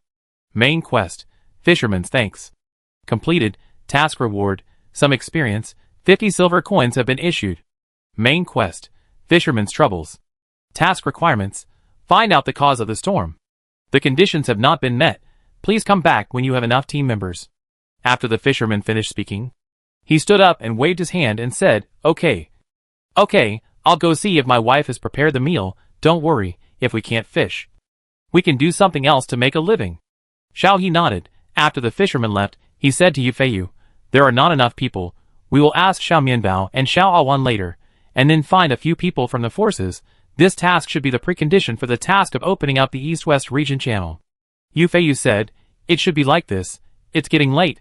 Let's go offline and take a rest. Ask Wang Nian and the others if they want to go online, and come to the fishing village after we are ready." After that, the 2 of them had dinner at the fisherman's house, and then went offline. Xiao He opened his eyes, pressed his shoulders, rubbed his eyes, walked out of the room, and only then did he see the wall became transparent again when he reached the hall.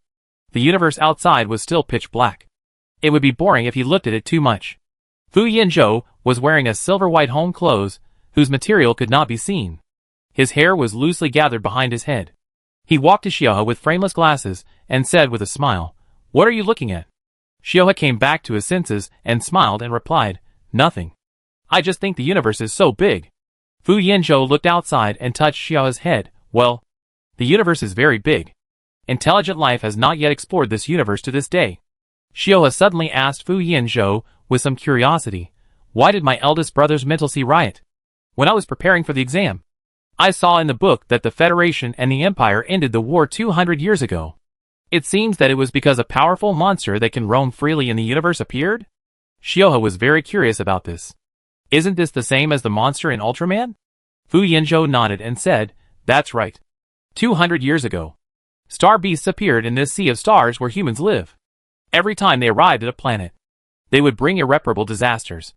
The energy of the planet was absorbed, and the humans living on it died because they could not leave due to the depletion of resources. It took humans 100 years to continuously develop regional attack weapons, and finally stop the star beasts outside the border star. It was not called the border star before, but it was called the border star because the star beasts were stopped. Ningyu went to the border star to garrison after graduating from the military academy 10 years ago. Because of him, the star beasts were repelled and dared not attack for 10 years. It was also because of the high-intensity combat that Ningyu's spiritual sea was affected by the unknown substances emitted by the star beasts, causing more serious riots than others. Chapter 141. Xiaohe opened his eyes wide and blurted out, "Why is this happening? Have you not figured out a way to treat it?" After saying that, he felt something was wrong. When Ningyu went to the laboratory for a physical examination, the laboratory had clearly developed something. Fu Yanzhou said helplessly, "So far, it can only be suppressed, and there is no way to completely treat it." Xiaohe scratched his head. "Is that why Big Brother returned to the capital star?" Fu Yanzhou nodded. "That's true, but after Ningyu left the border star, the star beasts began to stir again, so Professor Gung in the laboratory is speeding up the research on treatment plans. The only progress at present is that something that counteracts those substances has been found on the blue star, but these studies will take some time. But Ningyu may not be able to wait that long. Before the star beasts completely riot, he has to return to the border star." Xiaohe's heart tightened. Ningyu didn't say this. Fu Yanzhou added, "Humanity has been able to survive peacefully for the past 10 years, thanks to Ningyu." Xiaohe hung his head. "Is there no one who can replace Big Brother? Big Brother is not well yet, and has to go to guard the border star." Fu Yanzhou smiled. "Don't worry, the laboratory will speed up the research on treatment drugs and star beasts." Speaking of this, Fu Yanzhou's smile suddenly faded, patted Xiaohe and said, "Let's not talk about this. In a few days, we will reach the vicinity of the planet's fall, where we will stay, wait until the aurora ends and then return." Xiaohe nodded. "Okay, I know." Fu Yanzhou looked at Xiaohe and suddenly said, "Don't worry, Ningyu is very talented, even if there is no medicine. It is not a problem to hold on for more than 10 or 20 years." Xiaohe sighed, "But my brother looks very painful when he has an attack." After saying that, as if thinking of something, Xiaohe turned his head to look at Fu Yanzhou. "Do you also have a mental disorder?" Fu Yanzhou paused. Neither shook his head nor nodded. "Just said, Xiaohe. Are you worried about me?" Xiaohe nodded seriously and said, "Yes. I am very worried about Mr. Fu. If Mr. Fu also has a mental disorder like my brother, and it hurts, please tell me." The smile on Fu Yanzhou's face gradually widened, and he tilted his head to look at Xiaohe. "I am worried." Xiaohe would of course worry about Fu Yanzhou, but being looked at by Fu Yanzhou like this, Xiaohe's heart beat a little faster, and hurriedly stood up and said, I will go back to read. Mr. Fu, go to bed early." After saying that, he ran away. Fu Yanzhou chuckled at Xiaohe's back, turned his head to look at the boundless universe outside, with a blank expression, and no one knew what he was thinking. After Xiaohe returned to the room, he patted his cheeks, shaked his head. "Don't think about it, don't think about it." After muttering a few words, Xiaohe suddenly felt a little depressed while lying on the bed, rolling around on the bed, with a messy mind, and no one knowing what he was thinking, and finally fell asleep in a daze. When he woke up the next day, Xiaohe went out, and found that the people in the hall were all there, which was rare. Yang Wan and Bai Mian sat next to each other. Fu Yanzhou was wearing a shirt and reading a book. Qiao Ying was playing games. Ningyu seemed to be handling official business. Yu was standing by the wall and making a phone call. Xiaohe walked over and greeted everyone. Fu Yanzhou closed the book and asked, "Are you hungry?" Qiao Ying dropped the game controller and pulled Xiaohe to the optical computer and said, "Look, I just typed out the rare deed you wanted." Xiaohe didn't have time to answer Fu Yanzhou. She was pulled to the game, looking at the clearance screen in front of her. She said helplessly, "Brother Qiao Ying, how long have you been playing?" Qiao Ying raised his eyebrows and said proudly, "It's just one game. I'm so good. A mere game can't be difficult for me." Ningyu turned off the optical computer and looked at Xiaohe and said, "Xiao Ying, don't mess around. Xiaohe, go eat first." Xiaohe nodded and ran to find something to eat. When she came back, Yu had finished the call. Seeing Xiaohe, He smiled and said, "Are you awake?" Xiao He nodded embarrassedly. "Just now." She looked at the time and realized that she slept very late today. Yang Wan left by Mian and sat down next to Xiao He and said, "You just told us that you found the clues to the mission." "It's just right. I sent a message to Xiao Hejia. Xiao Hejia seems to have finished her work and will be online today. We can go online to form a team to go out to sea to complete the mission." Chiu-Ying said as soon as he heard it, "Is it the mission to open up the East-West region channel? My mission is stuck here. It is said that the progress in the Huaxia region must be the same before we can proceed to the next step." Xiao He took out the bracelet and said, "Then let's go online quickly." He logged into the game and went online. After going online, Fu Yanzhou and his team also went online one after another. At this time, most of the members of the faction were not online. Xiaohe was still at the beach after going online. Guangyan sent the team invitation as soon as possible. After Xiaohe joined the team, he found that Fu Yanzhou and Yu Feiyu were all there. Empire Bread had formed a group. He said in the team Empire Bread, "The group is ready. Ask in the faction who will come." The faction channel, Empire Bread, group opening. Come join the team. Leave when the group is full. One flower, open up the wasteland. I'll come. I'll come. One flower, the faction leader is here too? As soon as this was said, the faction channel became lively, seriously hitting Daodu. "Oh wow, faction group, I'll join the group first." Xiaoming, me. Lily, let me join the group. The group was full in a short while, and the remaining faction members, who didn't squeeze and wailed. After the group was formed, Xiao He Yu Fei Yu posted the location of the beach and the team, and asked the team members to gather first. Fu Yanzhou and Guangyan arrived first, standing beside Xiao He and said, "Others will be here soon. Can this task be shared?" Xiao He shook his head. "Not sure. I'll try sharing it when everyone is here. If the task can't be shared, you should also get auxiliary task rewards." Soon, the black silk hot girl, who was already online from Empire Bread Xiao Awan, came over with the rest of the people. Xiao He tried it, and found that the task could not be shared. So he explained briefly, "This task is a prerequisite for opening the East-West regional channel. It requires going out to sea. We will go to the fisherman's house in the fishing village to accept the task and obtain a boat. After going out to sea, we may enter a special scene. If there are other tasks to do, we can do other tasks." Everyone said, "We are free. Let's go and accept the task." Just kidding. Such a large-scale task. The reward must be very generous. How could they miss it? Xiao He nodded, and took people to the fisherman's house to accept the task. The fisherman and his wife were sitting in the yard looking at the sea and worried. When he saw Xiao He coming in, the fisherman stood up and said with a smile, "Why are you here today? Benefactor? Come and sit down." He was halfway through when he found a large group of people behind Xiao He, and immediately looked at Xiao He in confusion. Xiao He pointed at the people behind him and said, "Brother fisherman, I have so many friends. Is it enough to go out to sea together? Please tell me where I can buy a boat that can go out to sea." The fisherman's eyes lit up, and he looked at Xiao He and said excitedly, "Great. Do you really want to go out to sea to investigate the cause of the storm? Come with me. Our fishing village has a large boat that can go out to sea, hidden in the cave over there. As long as you can investigate the cause, you can use the boat at will." As he said that, he excitedly took Xiao He and the others to the large boat that went out to sea. It was indeed a big ship, 3 stories high and 100 meters long. I don't know where this small fishing village got such a big ship. After handing the ship to Xiaohe, the fisherman looked at Xiaohe eagerly, hoping that Xiaohe could find out the cause as soon as possible and let them return to their peaceful days. After getting on the ship, Xiaohe's mission changed. Main mission, investigate the cause of the storm. Xiaohe opened his backpack and clicked on the sea pass. Please use it at the designated location. Xiaohe looked up and said, "Let's go first. This token can only be used to receive the mission at the designated location." The big ship was easy to operate. After it started, the big ship took Xiaohe and his group to the vast ocean. This ship seemed to have a fixed route. Xiaohe and his group didn't even control the ship. After sailing for most of the day, there was a sudden storm on the sea. Dark clouds gathered, lightning and thunder, storms and rainstorms. The boat was swaying like a leaf in the vast sea, looking like it was about to capsize at any time. The black silk hottie pulled Xiao He to stay in the cabin and said, "This trip out to sea is too painful. When will the wind and waves stop? Xiao He shook his head and responded loudly. I don't know.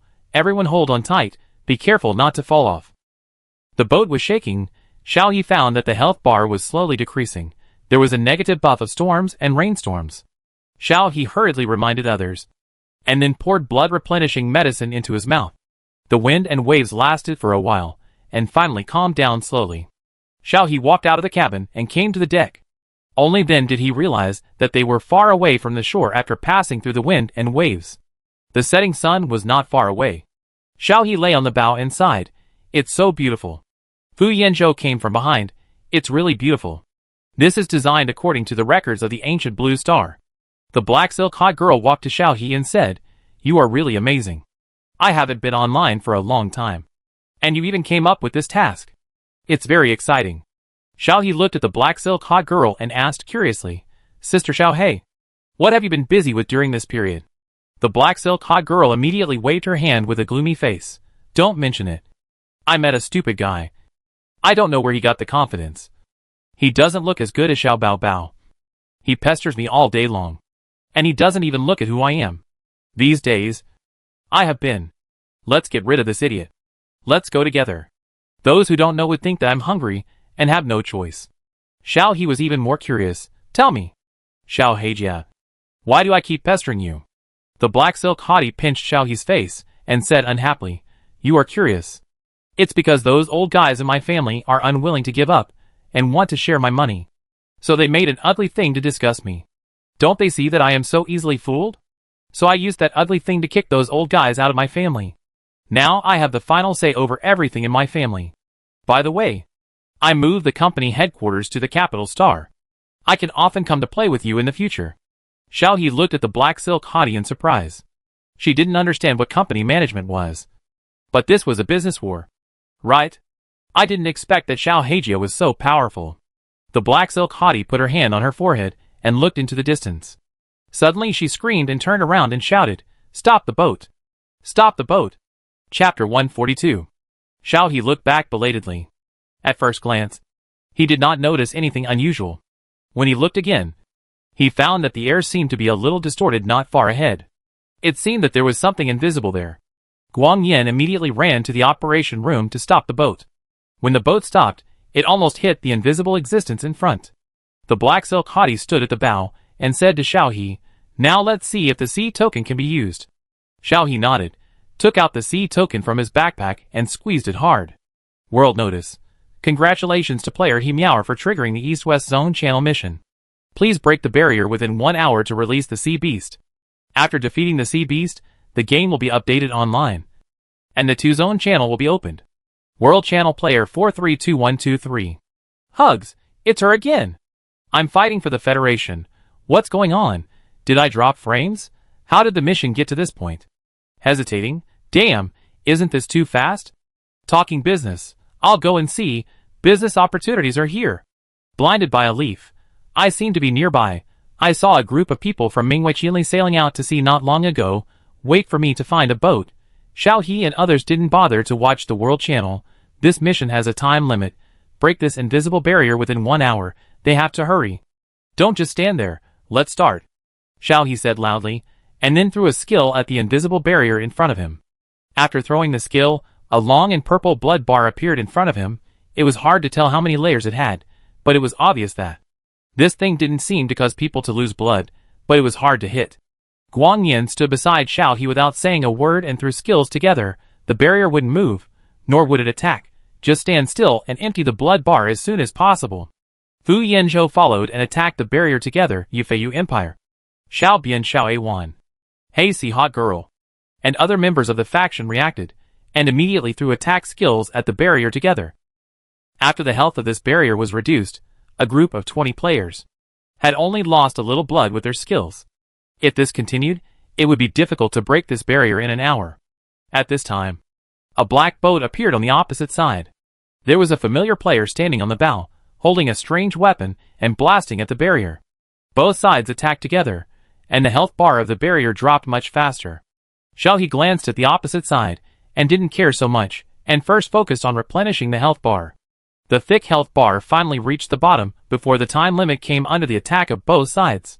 Xiao He sat on the deck and panted, watching the barrier in front of him slowly break apart, falling into the sea with a flash of light. At the same time, the experience dropped from the sky into Xiao He's body, and Xiao He's level instantly reached the current level limit of 90. It is difficult to upgrade in this game, but after the players who came here received the experience rain, they all reached the maximum level. And there was also a blessing attribute bonus. The red and blue bars consumed by the barrier just now were all restored, accompanied by the attack bonus and defense bonus buff. World notice: in 10 minutes, the Sea Guardian Beast will appear at the junction of the two areas. The Sea Guardian Beast is the world boss. Please rush to the location and work together to defeat the Sea Guardian Beast and open the sea route. The world notice rolled in the sky, and a huge octopus gradually appeared in front of Xiao He. The ship was as small as an ant in front of it. The 8 tentacles twitched back and forth on the sea. There was a blood bar on the head. Wooden artifact. You are still green. In reality, you are in an unattackable state. Xiao He took a deep breath and stood up and said, "Everyone, do your best to fight. You must not leave when you see the boss is about to die, so that you can pick up the reward as soon as the boss falls." Others got up and looked at the octopus in front of them with bright eyes. The first kill reward for this world boss that appeared for the first time must be very generous. The world notification has been sent out. Online players immediately rushed to the location in the notification. Those who were close soon appeared in the sky by boat or on a flying mount, and finally stopped next to Xiao He's boat, bearing the Jinhai octopus in front of him.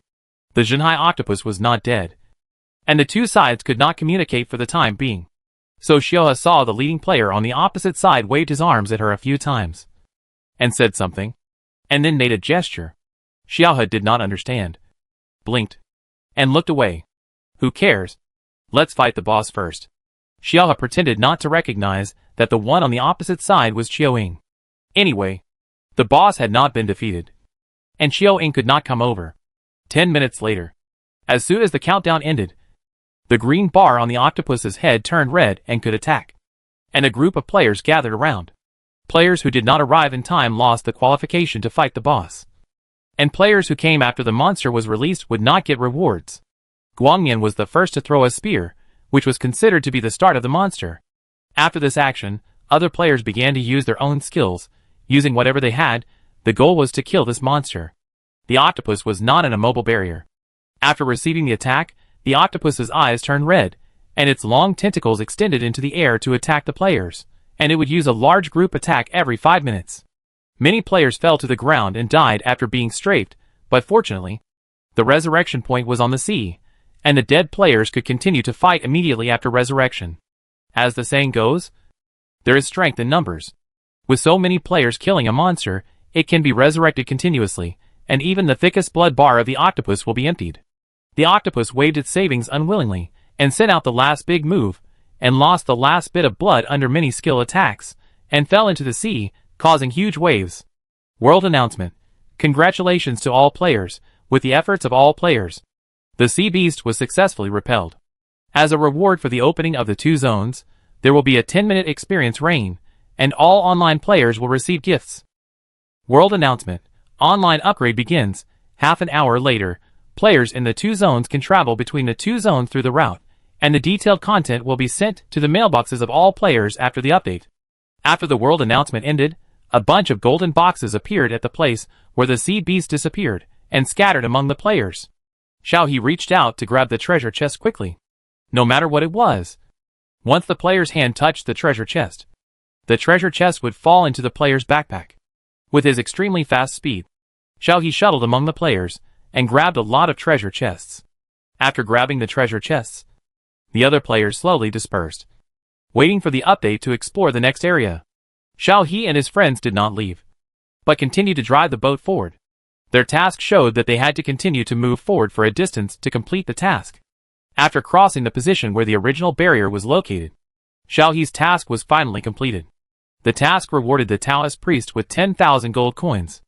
Other people who assisted in the task also received gold coins ranging from 1,000 to 2,000 according to their contribution. There was also a permanent sea pass for each person. It seems that crossing regions after the update is not an easy task. The boat stopped in the sea. The Black Stockings haughty put her hand on Xiao He's shoulder and said, "I didn't expect this mission to be so simple. I don't know what the west area on the other side looks like. The players in the west area don't know what's going on. There's not even a picture.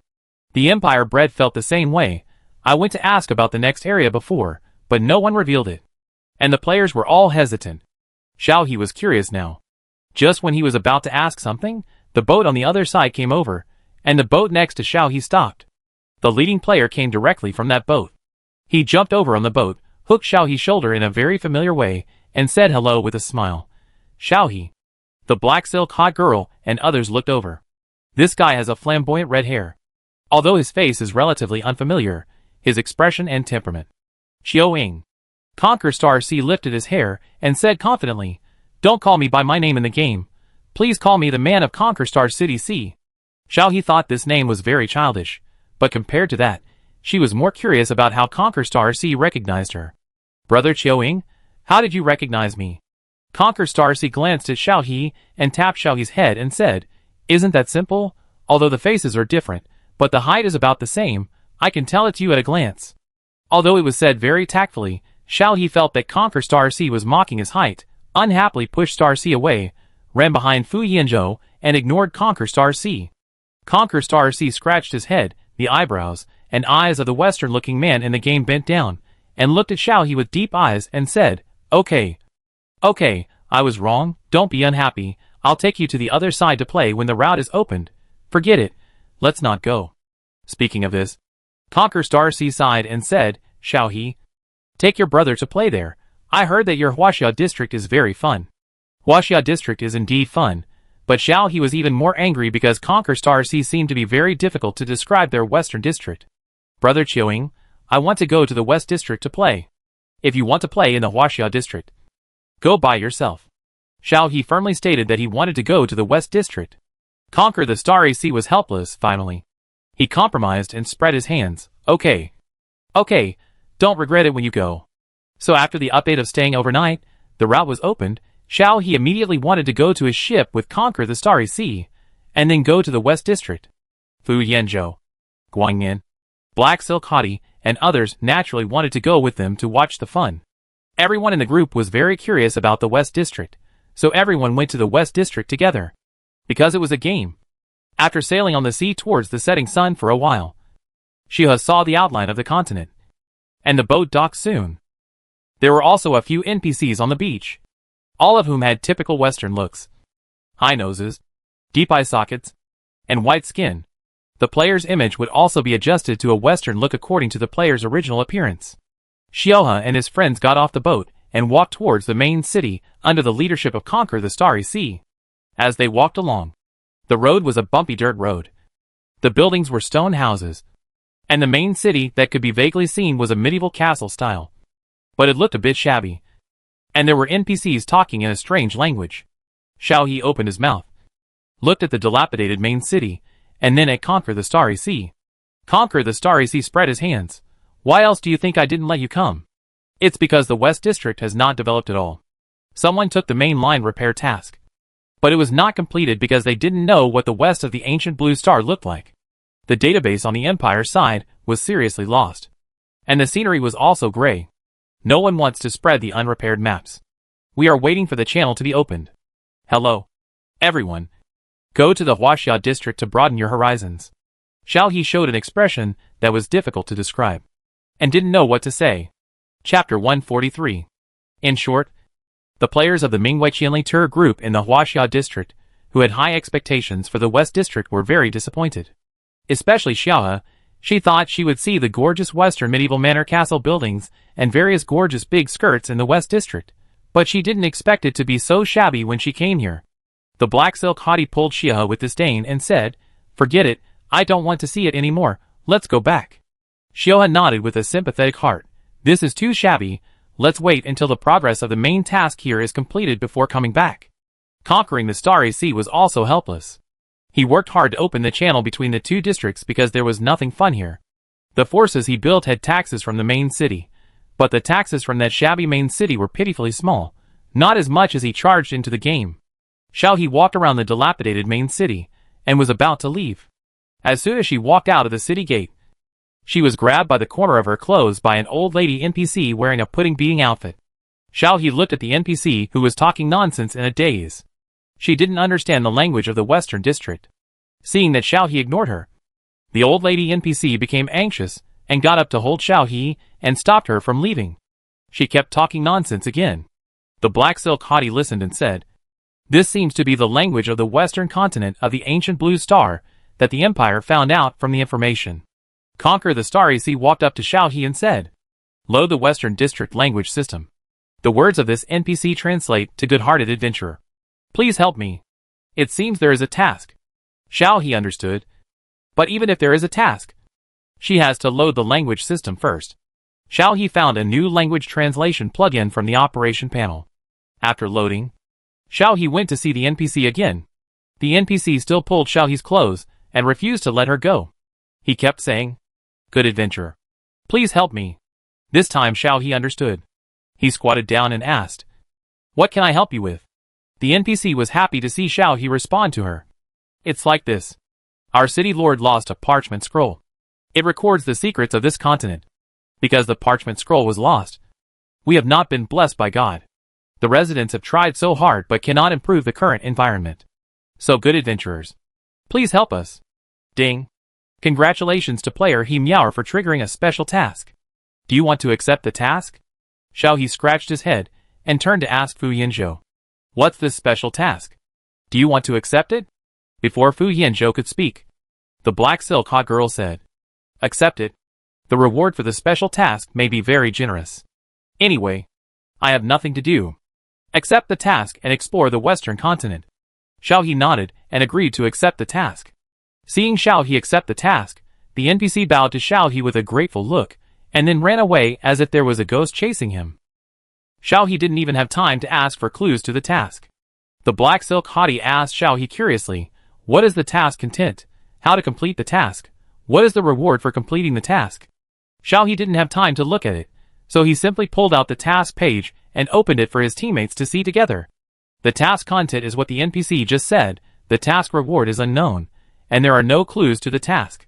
Xiao One Empire Bread looked at it and said, "Why don't you give up? Otherwise, what if you find out that there is nothing at the end of the mission?" Xiao He looked at Fu Yanzhou. Although Fu Yanzhou had said before, he could not reveal anything about the game. Fu Yanzhou shook his head. "I am not responsible for the Western region. It is the people in the Empire who are responsible. So I don't know even if you ask me." Xiao He looked away disappointedly. Continue to study the mission. And then remembered a ready-made Western region player. "Brother Chiu-Ying, do you have any clues for this mission?" Xiao He asked Conquer Starry Sea. Conquer Starry Sea thought for a while and said, "I don't know, but since the mission content says that the city lord lost it, then we can go to the city lord's mansion to ask." The name of this main city is Tulip. The names of the cities in the West District are all named after flowers. The city lord's mansion in the main city of Tulip is much more gorgeous than other places. It is a castle, right in the center of the main city, and can be seen from a distance. Xiao He, Fu Yanzhou, Guang Yan and others went to the city lord's mansion under the leadership of Conquer Starry Sea. There were guards in armor in front of the city lord's mansion. The silver-white armor reflected light in the sun, and they held spears in their hands. Xiao He walked forward, but was stopped by the guards before he got close. "What are you doing? Why are you coming to the city lord's mansion?" Xiao He smiled. "We heard that something was lost in the city lord's mansion, and we happened to have a clue, so we came to see the city lord to provide clues." The two guards looked at each other, and one of them said, "Wait, we'll go in and report it." Xiao He nodded with a smile, and looked up at the city lord's mansion still standing on the hillside. The gap between the rich and the poor NPCs in the West District was really obvious. The city lord's mansion was magnificent, and the rest of the main city was slums. Conquer Star City to High stared at Xiao He blankly, and turned around to ask Wang Yin, "Is this Xiao He? Why is it a little different?" Conquer Star City to High had never seen what Xiao He looked like in the game. In reality, Xiao He hid whatever he could at the beginning, was very introverted, didn't like to talk, let alone chat with other people, and he didn't expect that Xiao He in the game would be like this. But think about it carefully. Xiao He in reality occasionally shows a little bit of the same appearance as in the game, but it's just not obvious. After a while, the guard who had gone in to report came out trotting and respectfully said that the city lord wanted to see him. Xiao He and his group went in. This city lord's mansion was indeed very large. Xiao He walked around for a long time under the guidance of the guards before arriving at a garden. The garden was full of bright red roses. There was a small round table in the middle, with exquisite small cakes, coffee and black tea on it. Next to him sat a man wearing a medieval tailcoat. The man lowered his head and drank tea elegantly. He wore a black hat on his head. His gray hair was neither long nor short. His nose was high, and his eye sockets were deep. However, the fine lines at the end of his eyes showed that this man was not young. The guard asked Xiao He and the others to stop outside the garden, and went in and bent down to ask. The man put down his cup, turned his head, smiled, and stood up to greet them warmly. "Are you the adventurers who came to help me? Oh, God. You are really enthusiastic and polite young people. Seeing you always reminds me of the adventure stories when I was young. Come, let's sit down and talk. Mary, pour tea for the dear adventurers." A young woman in a maid's skirt appeared out of nowhere, quietly cleaned the table, and then served new snacks and tea. "You're welcome. I like adventurers like you. By the way, let me introduce myself. I am the Lord of Tulip City, Joyce Salisbury. You can call me Lord Salisbury. Our Salisbury family has lived in Tulip City for generations. I am the 19th Lord." Salisbury suddenly sighed. The black silk hottie silently complained, "This lord talks a lot." Xiao He patted the black silk hottie's hand and whispered, "Listen patiently for a while. It's a mission." After the maid served the tea and quietly left, Salisbury got serious and got to the point. "I don't know how you know that the city lord's mansion was stolen, but I have been troubled by this problem recently. That thing is very important to me. If it falls into the hands of others, the consequences will be disastrous. If you can help me find it back, I will give you a generous reward. You can choose anything in my treasure house." As soon as these words came out, both the Empire Bread and the black silk hottie became excited, looking at Salisbury with bright eyes, and urging Xiao He to ask quickly. Xiao He thought for a while and asked, "Salisbury City Lord, I wonder when your parchment scroll was stolen, where was it originally placed? Did anyone pass by there when it was lost?" Salisbury thought about it and said with some distress, "I don't know when it was lost. It was gone when I went to check it a month ago. At that time, I asked someone to seal off the city lord's mansion and check it. The thing is not in the city lord's mansion. I couldn't eat well and sleep well because of this incident for a month. I lived in guilt all day long. If I can't find the parchment scroll, I would rather go to see God." Xiao He nodded and stood up and said, "In this case, Lord Salisbury, in order to find the parchment roll as soon as possible, I wonder if you can let us go to the place where the parchment roll was originally placed. Maybe we can find other clues." Salisbury agreed with a smile, and turned back to tell the maid standing in the dark, "Mary, take a few adventurers there to have a look. It's getting late. Arrange guest rooms for the adventurers to rest. Don't neglect my guests." Mary walked out and nodded, then made a gesture to Xiao He and the others, and led the way. Seeing this, Xiao He hurriedly said goodbye to the city lord and followed Mary. Mary followed Xiao He and the others to a door, went up the stairs, walked through a long corridor, and arrived at the door of a room. After opening the door, she said, "This is it. The parchment roll was lost here. You can go in and take a look. I will go to arrange the room." Mary left. The hot girl in black silk stockings said, "Why do I feel something is wrong?"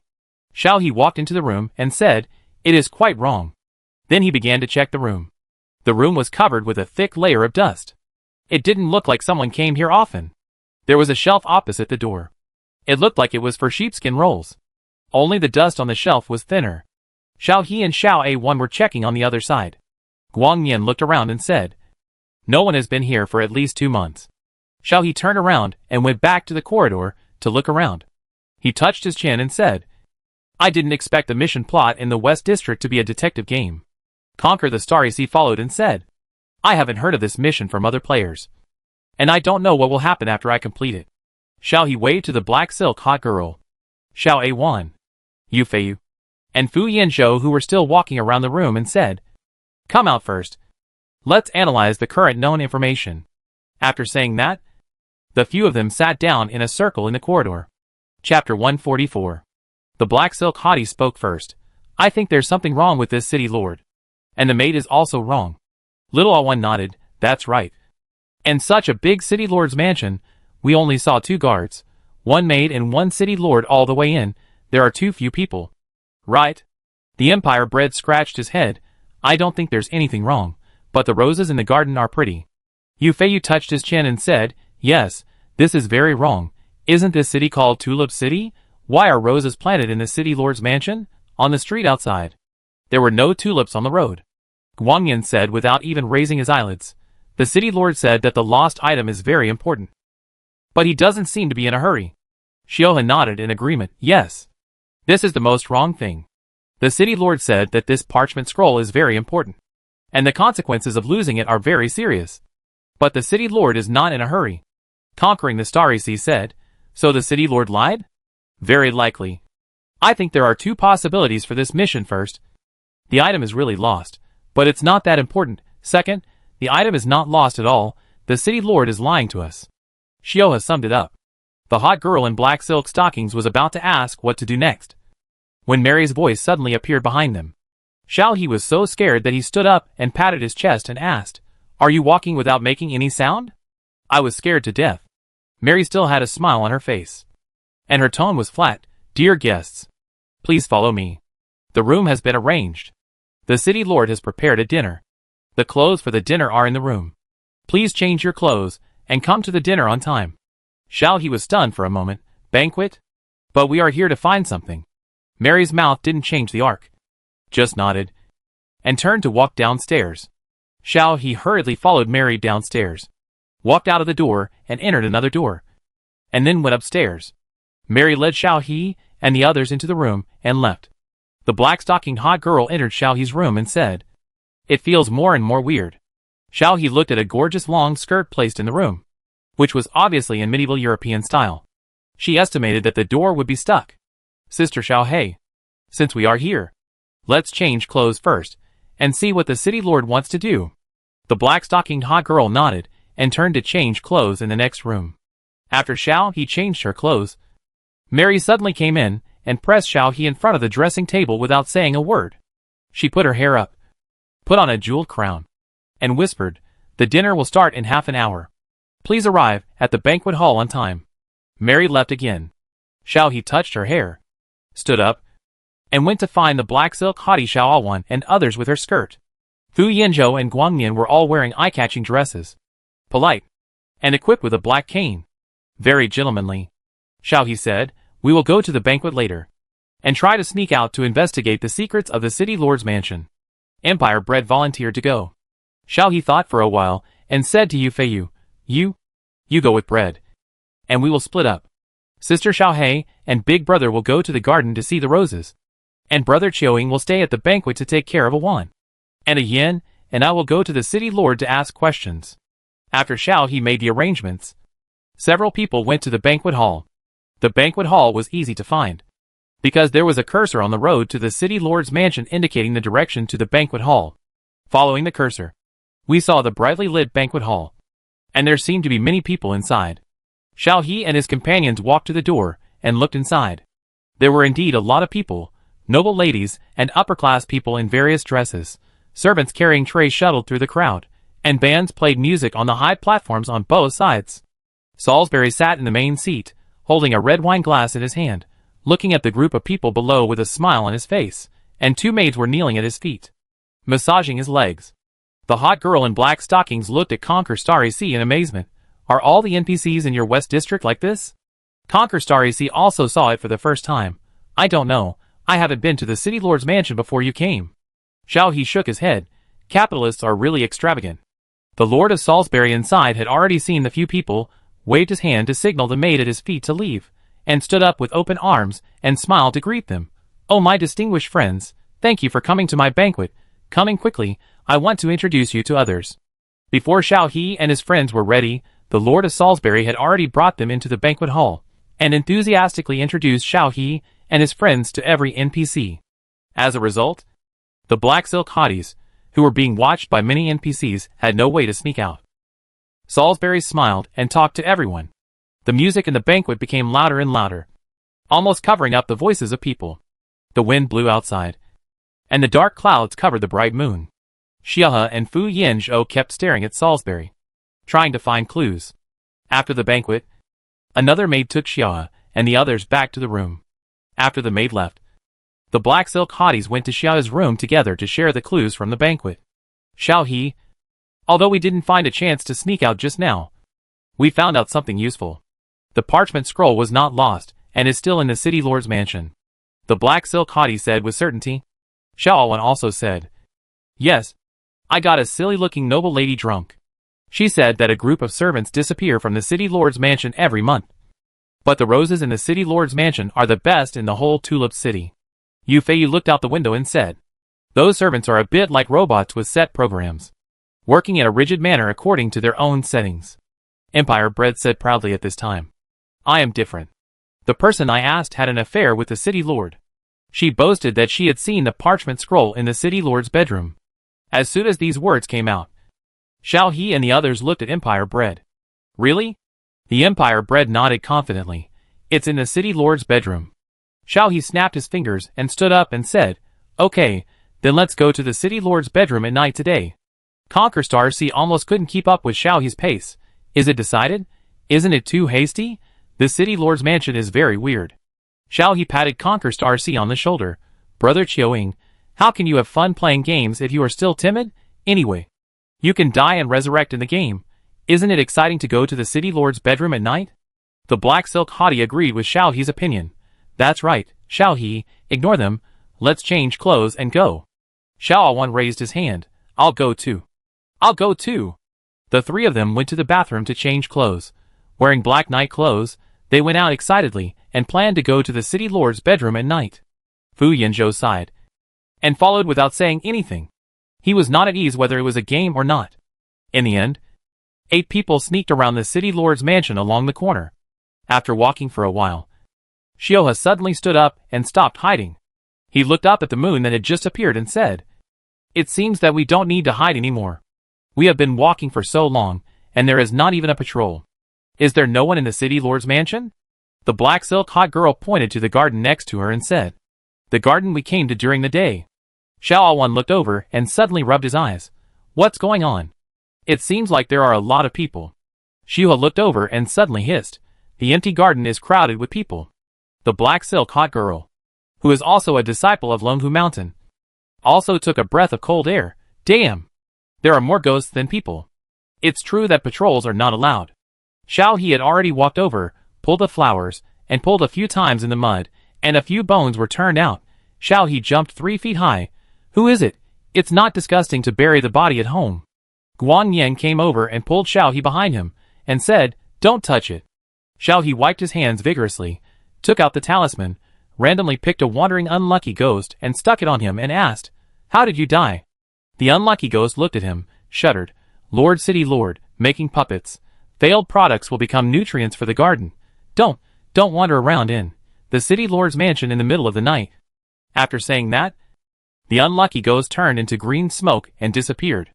Xiao He looked at the unlucky ghost who disappeared and said, it seems that the talisman from our East District is not very effective against the ghosts from the West District. He then pulled the next unlucky ghost. Where is the city lord's bedroom? The unlucky ghost was at a loss for a moment, and pointed in a direction. Xiao He looked in the direction he pointed, and it was the tallest building in the city lord's mansion, with a pointed top, and there were lights projected from inside, and there were 2 shadows projected in front of the window, and one of them was pinching the other's neck. Is this not a copy? Xiao He scratched his head and said. After hearing this, Conquer Star City to High said, there are only 2 bloody dungeons in the West District. I have never seen such a plot dungeon. So are all the dungeons in your East District following this plot route? Xiaohe shook his head and denied, not all of them. Don't worry about the others. Let's go to the city lord's bedroom first. No matter if it is a dungeon or not. This city lord is definitely a quest monster. Only after killing him can we know the next step. As he said that, he ran in the direction pointed by the unlucky guy. And then he reached the top floor without any obstacles. Mary was guarding the door of the room, looking ahead expressionlessly, like a corpse. Xiao He walked in front of Mary. Mary tilted her head and looked at Xiao He. Dear guest, you should be sleeping at this time. Xiao He smiled, and suddenly chopped Mary's neck. Mary didn't react at all and continued to look at Xiao He. Salisbury's pleasant voice came from the room. Mary, treat our disobedient guests well. Mary paused and slowly said, good master. After she finished speaking, her whole person changed, her eyes glowed red, and a table knife appeared in her hand that she had taken out from somewhere, and she stabbed Xiaohe. The hot girl Guangyan in black silk stockings, who came from behind, immediately stepped forward to block Mary's attack, and then started the monster killing mode. Mary looked very powerful, but she was killed in a few hits, and fell to the ground, exploding several gold coins and half a parchment roll. The door opened, and Salisbury was sitting in front of the window, holding a wine glass in his hand, which was filled with bright red liquid. At his feet was a young girl with a smile on her face, who had lost her color, and was obviously no longer alive. "Ah, you disobedient guest. And you killed my beloved little Mary. But it doesn't matter. You will be the next little Mary." Salisbury smiled at Xiaohe and the others, and the light in his eyes made people feel particularly uncomfortable. Chapter 145. Xiaohe rubbed his arms. "Stop talking nonsense. The bodies buried in your garden are enough for a mass grave. And you didn't lose the parchment scroll. Did you use this task to trick players and to kill them? I have never seen an NPC as perverted as you." Salisbury drank the liquid in the cup in one gulp and said, "TSK. What a smart child. I like it. Little Mary is gone. You can be my next little Mary." Xiaohe's eyes blurred. Salisbury suddenly appeared in front of her, face to face, very close, which scared Xiaohe. Fu Yanzhou quickly grabbed Xiaohe's hand and pulled him behind him. Salisbury's status changed, from the green-named NPC status at the beginning to the red-named attackable boss status, and many evil spirits appeared in the room. Guangyan started to attack the monster without saying a word, and after hitting it twice, he found that the level of Salisbury's boss was much lower than they thought. Anyway, Xiaohe watched Guangyan defeat the boss in a few moves, and said to conquer the Starry Sea with a speechless look, "That's it? I thought it was such a big show, and the boss would be difficult to beat. How come it's only a level 40 boss? And I can kill it alone?" Conquer the Starry Sea spread his hands. "There's nothing we can do. The players in the West District are not good enough at game development. And the progress is touching. The West District map has not been fully opened yet. Not to mention the historical main line, like your East District. Otherwise, why do you think the channel mission started so early? It's to attract your East District players to trigger more missions, and catch up with the progress." Xiaohe held his forehead. West District announcement. "Congratulations to East District player He Miaoer. The sea is peaceful, and the river is clear. Guangyan and other players have started the secret mission of Tulip Main City. This mission is only available to West District players, after collecting all the mission props. You can start the mission of repairing Tulip Main City. The mission props can be obtained by entering the City Lord's Mansion dungeon." After hearing the announcement, Xiaohe said to Conquer Star Sea, "You West District players are really shameless. I opened the mission.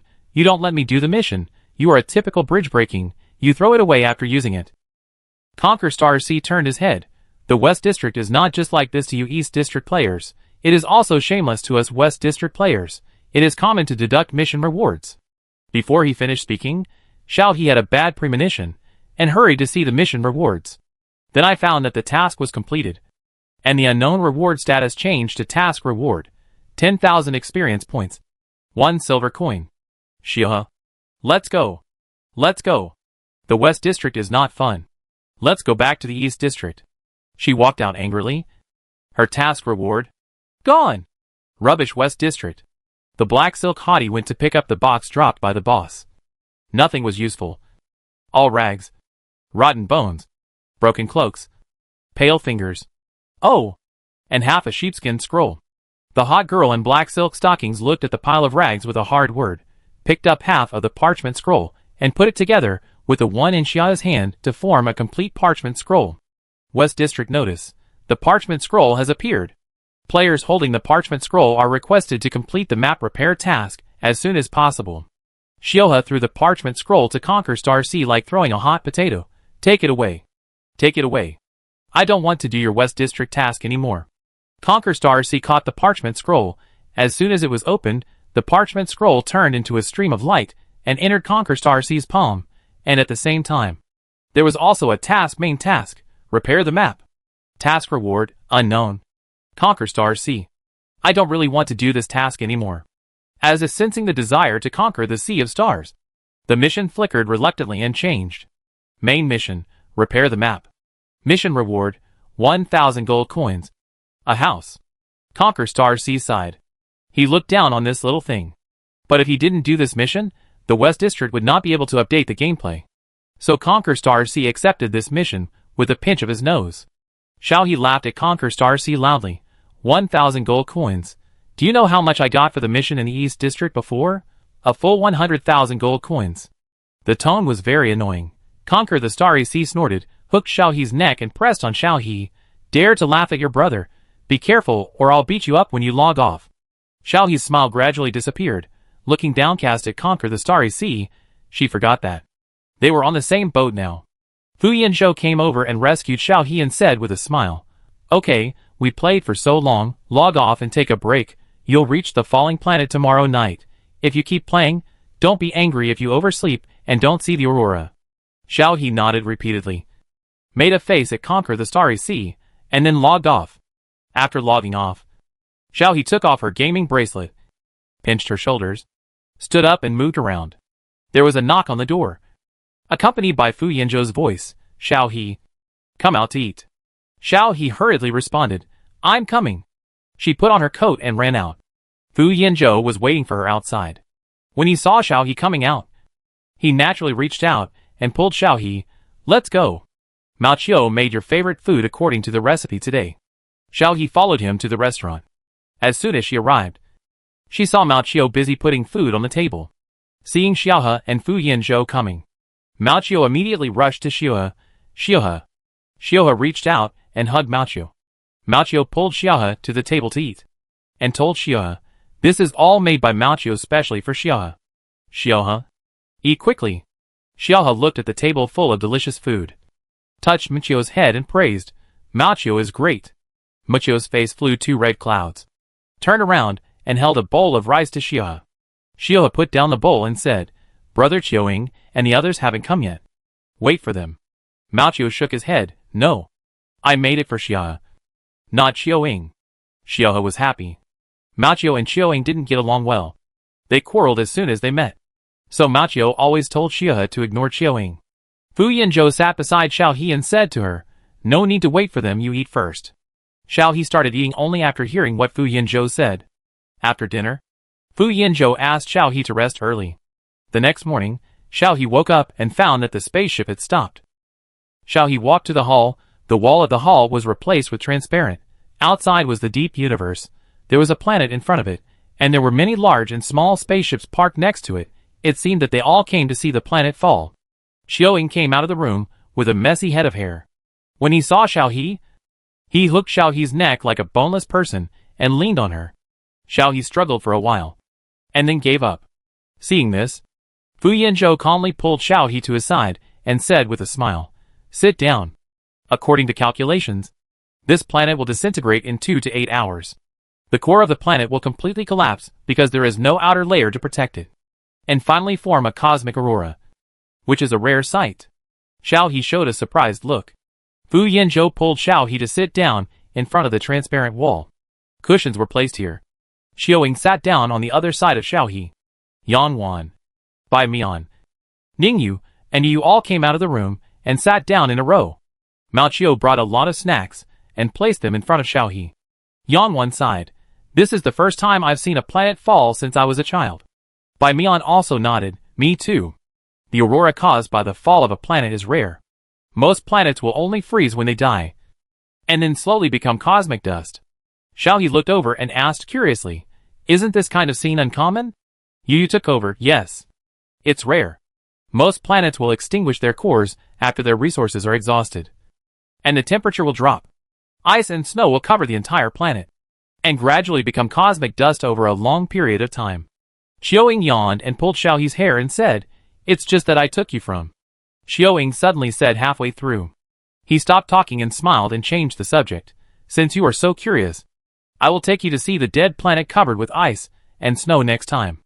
Xiao He knew what Qiuing had not finished saying.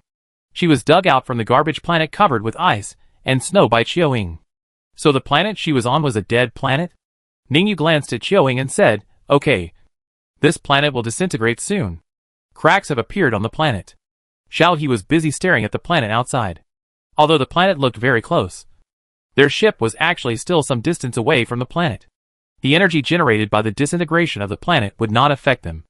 After watching for a while, Xiao He subconsciously asked Fu Yanzhou, Mr. Fu. You? Halfway through, Xiao He realized that Fu Yanzhou's expression when he looked outside seemed a little strange. Unlike usual, Fu Yanzhou's expression was very cold. Xiao He was stunned for a moment, and carefully pulled Fu Yanzhou's sleeve. Fu Yanzhou came back to his senses, smiled and asked, What's wrong? Xiao He shook his head, Nothing. I just want to ask Mr. Fu if he has seen a planet fall before. Before Fu Yanzhou could answer, Bai Mian answered loudly, Mr. Fu has definitely not seen it. Because according to records, the last planet that produced aurora fell 100 years ago, and Mr. Fu was not even born at that time. Xiao He blinked, Then we are very lucky to see this scene. Bai Mian nodded, Yes. Although the average life expectancy is now more than 200 years old, it is very rare for a planet to fall twice in 100 years. If we miss this time, we may not see the next one in our lifetime. Yang Wan nodded in agreement, and took out the professional interstellar camera and shook it. For this reason, I specially bought a professional camera to record, which can be converted into a holographic one. After that, he started to debug, and then aimed at the planet outside to record. Fu Yanzhou patted Xiao He's head. It started. Just when Xiao He was about to ask what had started, he saw a huge crack running from top to bottom on the Earth-grade planet outside, dividing the entire planet into two halves, and fatally revealing the glowing planet core in the middle. The outer sphere did not collapse in an instant because the core was still there, but the trend of collapse was inevitable. The planet's outer shell continued to fall into the universe, and the huge crack became larger and larger. Xiao He held his breath and watched this scene. A planet that had existed for who knows how long slowly dissipated. Chapter 146. Xiao He was mesmerized. The planet didn't last long. When the cracks grew to a certain size, the planet's outer shell completely fell apart, and fell into the universe with flames. Only the core was still floating in the universe, getting brighter and brighter. At the last moment, the core burst out with a bright light that was blinding, and then gradually dimmed. Xiao He covered his eyes, and when he moved his hand away, the dazzling light had disappeared, and where the planet was originally located, only a large area of aurora remained, dark purple aurora, flickering and floating in the universe. There was silence all around. There was nothing left on that planet except the aurora that would soon disappear. After a long time, Yang Wan's voice rang out, It's so beautiful. Xiao He exhaled. It was indeed beautiful, but also very sad. A planet that might have once nurtured life just disappeared like that. We will hardly see such a scene in the future. Yu sighed. Xiao He nodded subconsciously, then looked at Fu Yanzhou, and then realized that Fu Yanzhou looked at the aurora with a very serious expression. Xiao He was stunned for a moment, and pulled Fu Yanzhou's sleeve. Mr. Fu, is there anything wrong with this aurora? Everyone else looked over, and Fu Yanzhou came to his senses and shook his head and said, No. It's just that the radiation brought by the aurora is very strong. Don't drive the spacecraft away from the starship by yourself before returning. Xiao He nodded. I know. I won't go out. Fu Yanzhou's words were still very convincing. So everyone else just sat quietly in the starship to watch the aurora, and had no intention of going out. After watching for a day, Xiao He and others went back to their rooms to rest after eating, drinking, chatting and having a smokeless barbecue in the starship. Yang Wan also said that she would send a copy to Xiao He after she finished editing the video she took. Xiao He couldn't help thinking of Blue Star while lying on the bed. This planet disappeared. Although Fu Yanzhou said that the progress of scientific research and archaeological personnel in excavating and restoring Blue Star was encouraging. What if Blue Star? As soon as this thought came up, Xiao He suddenly covered his face with a pillow. No. Blue Star has existed for so long. It will not disappear in the universe just like that. Xiao He turned over and sat up, his eyes shining in the dark. And he made up his mind at the same time. She was going back to Blue Star. She would definitely save enough money, and then she would go back to Blue Star to visit her homeland. Xiao He got off the bed. She felt thirsty after not sleeping for so long, so she simply went out to find some water. Everyone was asleep at this time, and only a few night lights were on outside. Xiao He went to the kitchen to drink some water. When she returned to her room, she heard some noises from Gao Yi. Following the sound, she found that the door leading to the bottom of the starship where the outbound spacecraft was placed was open. After a while, Fu Yanzhou came up from below, and it seemed that he had gone out for a while. He was still wearing a tight combat uniform. Mr. Fu? Xiao He asked in confusion. Fu Yanzhou paused and smiled at Xiao He. Why aren't you sleeping yet? Can't you sleep? Xiao He shook his head. I came out to drink water. Mr. Fu. Are you out? After saying that, Xiao He showed a worried look. Mr. Fu. Didn't you say that the radiation outside is very strong? Why did you go out? Fu Yanzhou smiled and said to Xiao He, I'm fine. I went out to collect some samples, and I'll use them when I go back to the institute. Xiao He looked at Fu Yanzhou worriedly. Mr. Fu collects samples with a collection machine. Right? People, why do you have to go in person? It's obviously very dangerous.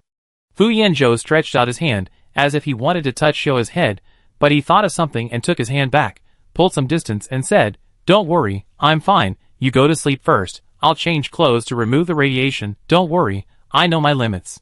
Xiao wanted to say something else, but was worried that the radiation on Fu Yanzhou's body would affect Fu Yanzhou if it existed for a long time. So he nodded, looked at Fu Yanzhou with hesitation, and finally sighed, and went back to his room to sleep. Because of this incident, Xiao He did not sleep well the whole night after returning to the room. She was always worried. She even dreamed that Fu Yanzhou was transformed into a strange monster by radiation. Finally, she woke up from the dream, patting her chest, with a lingering fear on her face. After waking up, Xiao He could not fall asleep. She left the room with 2 dark circles under her eyes. She wanted to find Fu Yanzhou to ask him clearly. When she came out, she found that the starship was already returning. Yang Wan looked at Xiao He's dark circles in surprise. Xiao He, you didn't go online last night. Why do you still have such dark circles? Didn't you sleep well? Xiao He yawned, and somehow didn't tell her about Fu Yanzhou going out in the middle of the night. She just nodded, yeah. I'm worried about the retest. Yang Wan laughed and pinched Xiao He's face. Don't worry. Those questions are not difficult. You can do it. Xiao He grinned, and Yang Wan stuffed the coffee in his hand to Xiao He. Here. This coffee tastes pretty good. Xiao He took it and thanked him. Mao Qiu came over with 2 sandwiches. Good morning. Beautiful lady, this is your fat-reducing breakfast. Yesterday, Miss Yang said she wanted to lose weight. I made it specially. Yang Wan took it and touched Mao Qiu's head. Thank you. Mao Qiu. Xiao also took it and thanked him, then asked Mao Qiu, where is Mr. Fu? Mao Qiu pointed to Fu Yanzhou's room. He hasn't gotten up yet. Strange, old Fu never stayed in bed before. Xiao's heart tightened and said quickly, I'll go wake Mr. Fu up. As he said that, he trotted to Fu Yanzhou's room. Yang Wan took a bite of the sandwich and muttered, looking at this situation, General Ning has little chance of winning. What are you talking about? Ah, you had breakfast without calling me. Bai Mian hugged Yang Wan from behind and took a big bite of the sandwich in Yang Wan's hand. Yang Wan hit Bai Mian and said unhappily, if you want to eat, make it yourself. This is given to me by Mao Qiu. Bai Mian smiled and asked again, what did you say just now, that the chance of winning is very small? Yang Wan stuffed the sandwich into Bai Mian's mouth. Nothing. Eat yours. Bai Mian rubbed Yang Wan's shoulder and asked casually. After eating, he took Yang Wan for a stroll around the starship. Xiao He ran to Fu Yanzhou's door, hesitated for a while before reaching out to knock on the door. After knocking 3 times, Xiao He put down his hand and listened to the noise in the room. This time, Fu Yanzhou took a long time to open the door. So long that Xiao He was about to knock on the door again. The door finally opened with a click. Fu Yanzhou opened the door a crack and looked out of the room. When Xiao He saw it, he asked with a smile, what's wrong? Xiao He was relieved to see that Fu Yanzhou looked good, and smiled. Mao Qiu said that Mr. Fu hadn't gotten up today. I was a little worried, so I came to see. Halfway through the words, Xiao He suddenly froze, and the color of Fu Yanzhou's hair scattered on his shoulders turned silver white. Fu Yanzhou followed Xiao's gaze, and simply opened the door, and said to Xiao, come in and talk. Xiao went in without thinking. Fu Yanzhou closed the door, and blocked Mao Qiu outside. Mao Qiu scratched the door angrily. After entering the room, Xiao found that Fu Yanzhou was wearing white home clothes, and his long hair had completely turned silver white. If I was not mistaken, Fu Yanzhou's ears seemed to be a little pointy, like the ears of some fantasy creature elves. Fu Yanzhou pinched his hair and sighed. Something happened when I went out to collect samples yesterday. I can't dye my hair back. I will stay in the room these days. Xiao, can you not tell others? Fu Yanzhou showed a slightly distressed expression. Xiao He stared at Fu Yanzhou blankly, blinked, and thought inappropriately. Fu Yanzhou looked like a male vixen. And if he changed into a Wei Jin-style Hanfu, he would definitely be very romantic. Fu Yanzhou spoke to pull Xiao He back to his senses. Xiao He came back to her senses and covered her face with her hands, blushing a little, and asked with her head down, "Is Mr. Fu really okay?" Fu Yanzhou covered Xiao He's head with his hand, and looked at Xiao He with dark purple eyes. "Don't worry. I'm fine. I'll be fine when I go back." Xiao He carefully moved her hand away from her face, and looked at Fu Yanzhou with a vague look, and immediately lowered her head again after taking a look, as if she was afraid of being discovered by Fu Yanzhou. Fu Yanzhou looked at Xiao He with amusement, and said helplessly, "Look if you want to." Xiao He blinked, raised her head, and stared at Fu Yanzhou seriously. Fu Yanzhou didn't know what he did. 2 chairs rose from the ground, and then he pressed Xiao He to sit down and look. Xiao He felt embarrassed, but her eyes did not leave Fu Yanzhou's hair. She had been here for so long, and she had never heard of interstellar people having such natural silver white hair. Even in the Empire, most of them were golden, brown, and red. Fu Yanzhou's silvery white hair can only be dyed deliberately. No matter how much you dye it, it won't be as natural and shiny as Fu Yanzhou's hair. "Mr. Fu, is your hair naturally like this?" Xiao He asked curiously as she looked at it. As soon as she finished asking, she waved her hand and said, "If it's inconvenient to say, then don't say it. I'm just asking casually." Fu Yanzhou leaned back and shook his head. "There's nothing I can't say. It's probably because of the cosmic radiation before birth. Fortunately, I'm lucky that there is no genetic disease. It's just that the hair color is different. It's also convenient to dye it. As for the ears..." Fu Yanzhou suddenly paused and pointed to his ears jokingly. "This is a bit troublesome. It needs to be hidden with special medicine." Xiao He pursed his lips and suddenly said loudly, "I like the color of Mr. Fu's hair very much. His ears are also beautiful." Yes. Xiao He has already imagined the poor life of Fu Yanzhou, who was bullied because of the color of his hair and the shape of his ears during his school days. Fu Yanzhou couldn't help laughing out loud, obviously seeing through Xiao's thoughts. But he didn't refute it. Just said to Xiao, "Then I'll trouble Xiao to keep this secret for me." Xiao nodded vigorously. "Don't worry, Mr. Fu. I won't tell anyone. Mr. Fu should have a good rest these days. And be sure to ask Professor Gung to help check after returning." Fu Yanzhou nodded, and Xiao got up and left, not forgetting to remind Fu Yanzhou not to go out. After Xiao left, Fu Yanzhou put away the expression on his face, turned on the optical brain, and a series of incomprehensible data quickly flashed on the optical brain. Fu Yanzhou's face was indifferent, and it took a long time before he changed his clothes, wearing a hooded coat, covering his hair and ears, and went to the bottom of the starship. Chapter 147.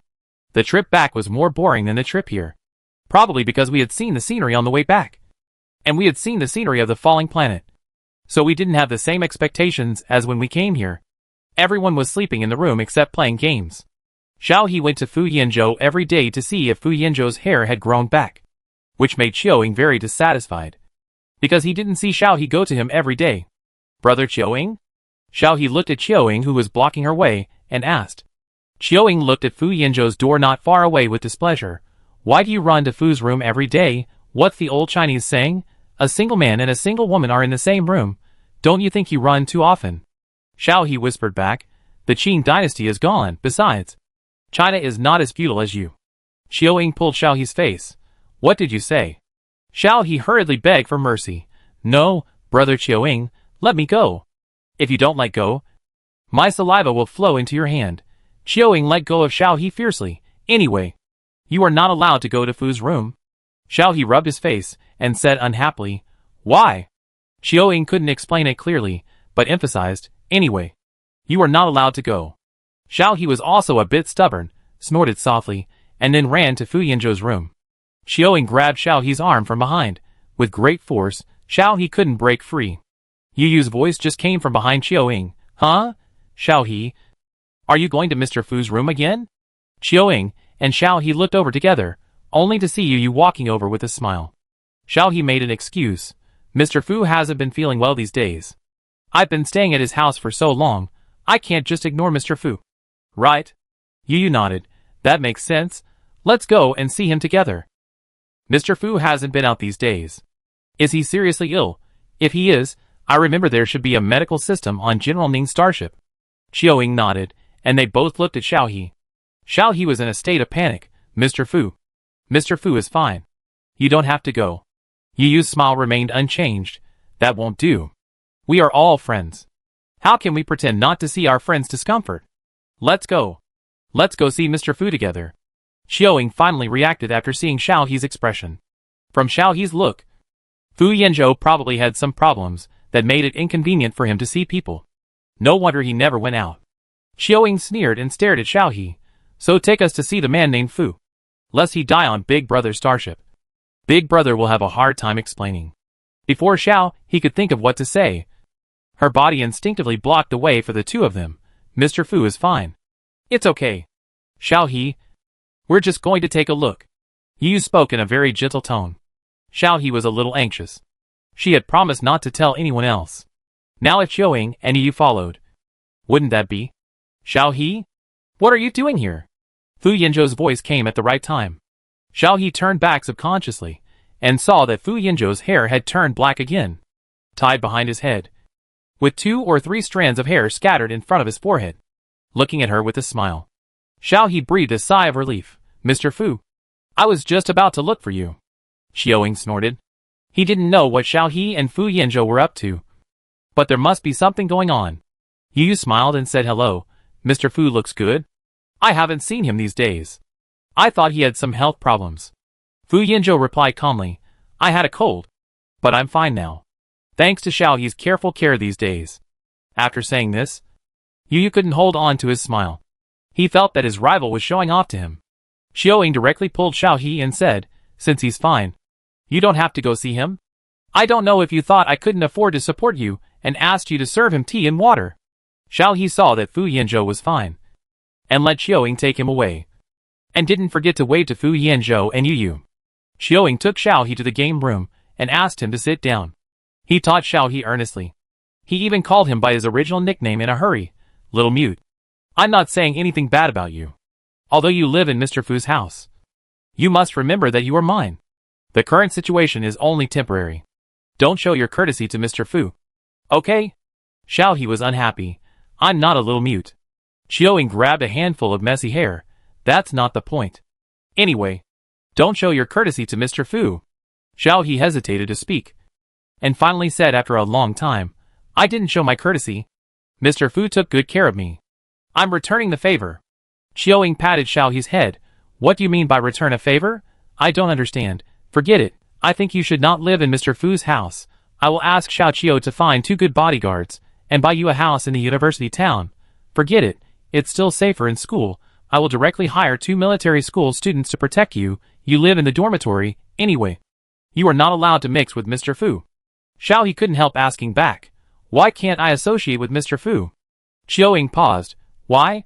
He hasn't figured out why he doesn't want Xiaohe to get too close to Fu Yanzhou, but his instinct tells him, it's not allowed. Beep. Beep. Beep. The starship suddenly sounded a rapid alarm, and red warning lights flashed everywhere. The voice of the starship's central control brain spread throughout the starship. Attention, attention. A star beast was detected 800 kilometers behind the starship, and it is moving towards us at a speed of 500 kilometers per hour. Beep. Beep. Received a distress signal from a nearby small spaceship. Will you help? Qiuing stood up seriously in an instant, pulled Xiaohe and said, go back to the room quickly, something happened. I'll go and see. Don't walk around. Lock the door. After that, he stuffed Xiaohe back into the room, and ran to find Ningyu. Bai Mian and Yangwan came out of their rooms and asked, what's wrong? What happened? Yu Yu's expression was not very good either. He walked past the two and said, there is a star beast. Bai Mian blurted out, this route is very safe. How could there be a star beast? After that, he said to Yangwan, Wanwan, go find Xiaohe. Stay in the room with Xiaohe and don't come out. I'm going to my brother. On this starship, Ningyu is the only one who has experienced fighting star beasts. So soon, Yu, Qiuing, and Bai Mian all arrived at Ningyu's room. Ningyu was conveying the emergency to the military. And by the way, he agreed to the request for help from the small spacecraft, and opened the bottom floor, as an emergency place to accommodate the small spacecraft. Brother, what should we do now? Bai Mian, as a student, encountered this situation, and naturally asked Ningyu. Ningyu said without raising his head, there are spare mechas on the starship. First, try your best to escape the hunting range of the star beast. There are other returning tourists around. Lead them to the nearest planet with military defense first. The starship main brain will monitor the real-time movement of the star beast. It will be safe within an hour. Qiuing then said, I have notified Xiao Qiu. He is only half a day away from here and is rushing to it at full speed. At present, we need to convey the signal to the surrounding spacecraft to let them speed up and catch up. Ningyu nodded, I am already notifying. When doing this, Ningyu's face was not panicked at all, and he was calm and orderly, as if everything was under control. Yu leaned against the door, although I have never practiced. I got full marks in combat courses. So just tell me what you want. I will fully cooperate. Bai Mian also said, I am a military student after all, and I have no problem operating the mecha. Don't worry. Ningyu stood up and smiled, don't worry. After that, he looked again and asked, where is Mr. Fu? Qiuing realized that Fu Yanzhou had not come yet, and said unhappily, how should I know? But he is a person who stays in the laboratory all year round. It would be useless for him to come. Right? Ningyu glanced at Qiuing without saying anything, and lowered his head to send a message to Fu Yanzhou. Before the message was sent out, Fu Yanzhou had already arrived, wearing a black combat uniform, carrying the latest model of energy gun on his shoulder. Without waiting for the others to speak, he said, there is no time to wait for rescue. And the speed is not good, because it is not just one star beast coming, but a group. Now prepare for battle immediately, and notify the surrounding spacecraft seeking help to flee at full speed. Those who have combat capabilities should prepare for battle. As soon as these words came out, Ningyu's face changed. Qiuing frowned. How do you know? What is the basis for this judgment? Bai Mian didn't quite believe it. Because the main brain of this starship is the most advanced central control system, and the judgment will not be wrong. Fu Yanzhou did not explain, but emphasized, quickly prepare for battle. At most half an hour, the star beasts will arrive. Bai Mian wanted to say something, but Ningyu directly ordered, listen to him. Go change clothes. The mecha is on the bottom floor. You drive the ground combat spacecraft. Lead the people around to take refuge. There are troops stationed 2,000 kilometers ahead. Go there for help. I will do my best to stop the star beasts here. Ningyu paused and then said, protect Xiao He? Yu knew the seriousness of the matter. If it was really as Fu Yanzhou said, they might not be able to escape. Fu Yanzhou stopped Yu. Xiao He can't leave. You take the others and go first. Yu frowned. Why?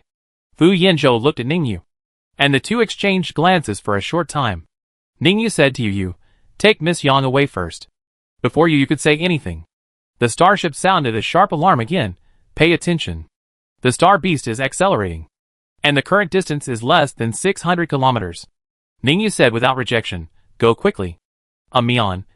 You and Yu go together. Bai Mian wanted to refute, but after seeing Ningyu's expression, he saluted, quickly pulled Yu to change into combat uniforms, took weapons, and then went to Xiao He's room to take Yang away, drove the spaceship, and took the people around him to the shelter quickly. Xiao He stayed in the room in panic. When Bai Mian left, he only said that Fu Yanzhou asked her to stay, and did not explain why. Xiao He was a little restless. After a while, he finally made up his mind to walk out of the room to find Fu Yanzhou. Chapter 148. Xiao He just walked out of the room, and saw Fu Yanzhou, who was wearing a black combat uniform and different from the past. Xiao He instantly breathed a sigh of relief. Fu Yanzhou walked up to Xiao He and said, stay with me for a while. Don't run around. Xiao He nodded directly. In her heart, Fu Yanzhou can be completely trusted. Qiuing, who was also wearing a combat uniform, appeared from behind Fu Yanzhou. This time is different from the past. Be obedient. Wait for your brother to knock off the head of the star beast, and then I will grind a necklace for you. Xiao He also nodded and did not forget to say to Qiuing, brother Qiuing, you should be careful. Qiuing pressed Xiao He's head hard. Don't worry. After that, he walked to the bottom of the starship, where the mechas and fighters that can fight in space were parked. After Qiuing left, Xiao He asked again, where is big brother? Fu Yanzhou said, General Ning is in the control room, preparing for battle. And he is not needed to fight for the time being. Xiao He was a little worried. If the situation is really that bad, will we? All of us die. Xiao He didn't say the last 3 words. But Fu Yanzhou understood what Xiao He meant. And Fu Yanzhou silently comforted Xiao He. Half an hour later. There was no need for the starship's warning reminder. Xiao He could see the star beasts getting closer and closer from the open transparent hull. There were dozens of them. And they were strong enough to walk in the universe. These star beasts emit a white light in the universe, allowing people to see their appearance clearly. These star beasts have different shapes. The one in the middle is somewhat like a fish. Its scales are black and have a metallic luster. Its teeth are sharp. The fins on both sides are more like blades, which seem to be able to destroy everything. Fu Yanzhou took Xiaohe to the control room. Ningyu said, "It is a group of star beasts that have not been recorded. I don't know where they came from. It may have been sleeping before, and suddenly woke up for some unknown reason." Fu Yanzhou walked to Ningyu and took a look at the star beasts released by the surveillance camera and said, "There is something here that attracts them." Ningyu nodded, according to the information returned by the detection. This group of star beasts destroyed many asteroid belts along the way. Fortunately, there are no uninhabited asteroid belts along the way, and no casualties were caused. After speaking, Ningyu glanced at Xiaohe. Fu Yanzhou was still looking at the picture sent back by the surveillance camera, with his brows furrowed. Xiao He asked nervously, "Is it dangerous?" Ningyu nodded. "Very dangerous. Star beasts cannot communicate, they will just run rampant and destroy everything they go to. So we will go back to the border star, and stop the star beasts outside the protective belt. But I don't know why there are star beasts here, and there is no abnormal information from the border star." Fu Yanzhou walked to Xiao He, took Xiao He's hand and said, "Don't worry, it will be fine." Xiao He didn't know what to do. She didn't know how to drive a mecha, and had no combat awareness, and staying here would not help much, and might even hinder us. She didn't know why Ningyu and Fu Yanzhou would leave her on the starship. Ningyu's eyes suddenly fixed. "Here we come." At the same time, the originally gentle voice of the main brain on the starship turned into a sharp and courageous voice. Aimed at the target, "Do you want to attack?" Ningyu pressed the launch button without hesitation. A few seconds later, the Star Beast group was blown away by the explosion, and the Star Beasts also roared angrily, but did not stop, still chasing the starship. Fu Yanzhou said to Ningyu, "Plan A is invalid, implement Plan B." Ningyu nodded. Xiao He didn't understand. Fu Yanzhou pulled her out of the main control room quickly, went to the bottom of the starship, and boarded a white fighter. Fu Yanzhou threw a space protective suit to Xiaohe, and asked Xiaohe to put it on, and then let Xiaohe sit in the co-pilot, and he operated the fighter plane through the exit opened by the starship, and left the starship. After leaving the starship, Fu Yanzhou flew in another direction. Xiaohe was anxious. "Mr. Fu, Big Brother is still on the starship, he is alone." Fu Yanzhou stared at the front. "He will be fine." Xiaohe bit her lower lip. Sometimes she didn't want to think too much, but the expressions of Ningyu and Fu Yanzhou just now made her have to think more. Some things that she had ignored before appeared in Xiaohe's mind. "Mr. Fu, is it because of me?"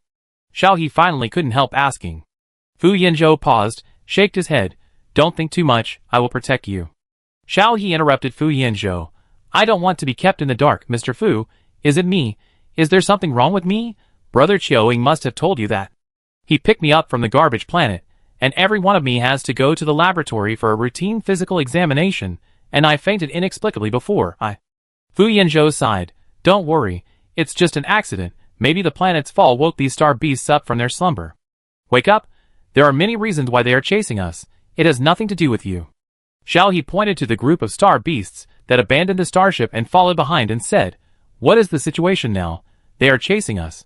Fu Yanzhou was speechless. He turned his head to look at Xiao He and said, "It may also be because of me." Xiao He's expression was obviously unconvinced. Fu Yanzhou sighed. "Don't be afraid later, I will protect you."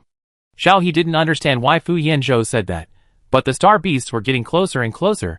Xiao He grabbed Fu Yanzhou's arm in fear. Fu Yanzhou suddenly unbuckled his seat belt, switched the fighter to autopilot mode, walked behind the seat, and covered Xiaohe's eyes with his hand. "Take a nap, and you'll be fine when you wake up." Xiaohe didn't want to sleep, but she couldn't resist the inexplicable sleepiness. She was groggy, and soon fell into a deep sleep. Fu Yanzhou's purple eyes began to emit light, and his black hair gradually turned silver white, moving automatically without wind. The star beasts outside had surrounded the small fighter. Ning Yu's voice came from the communicator. Fu Yanzhou.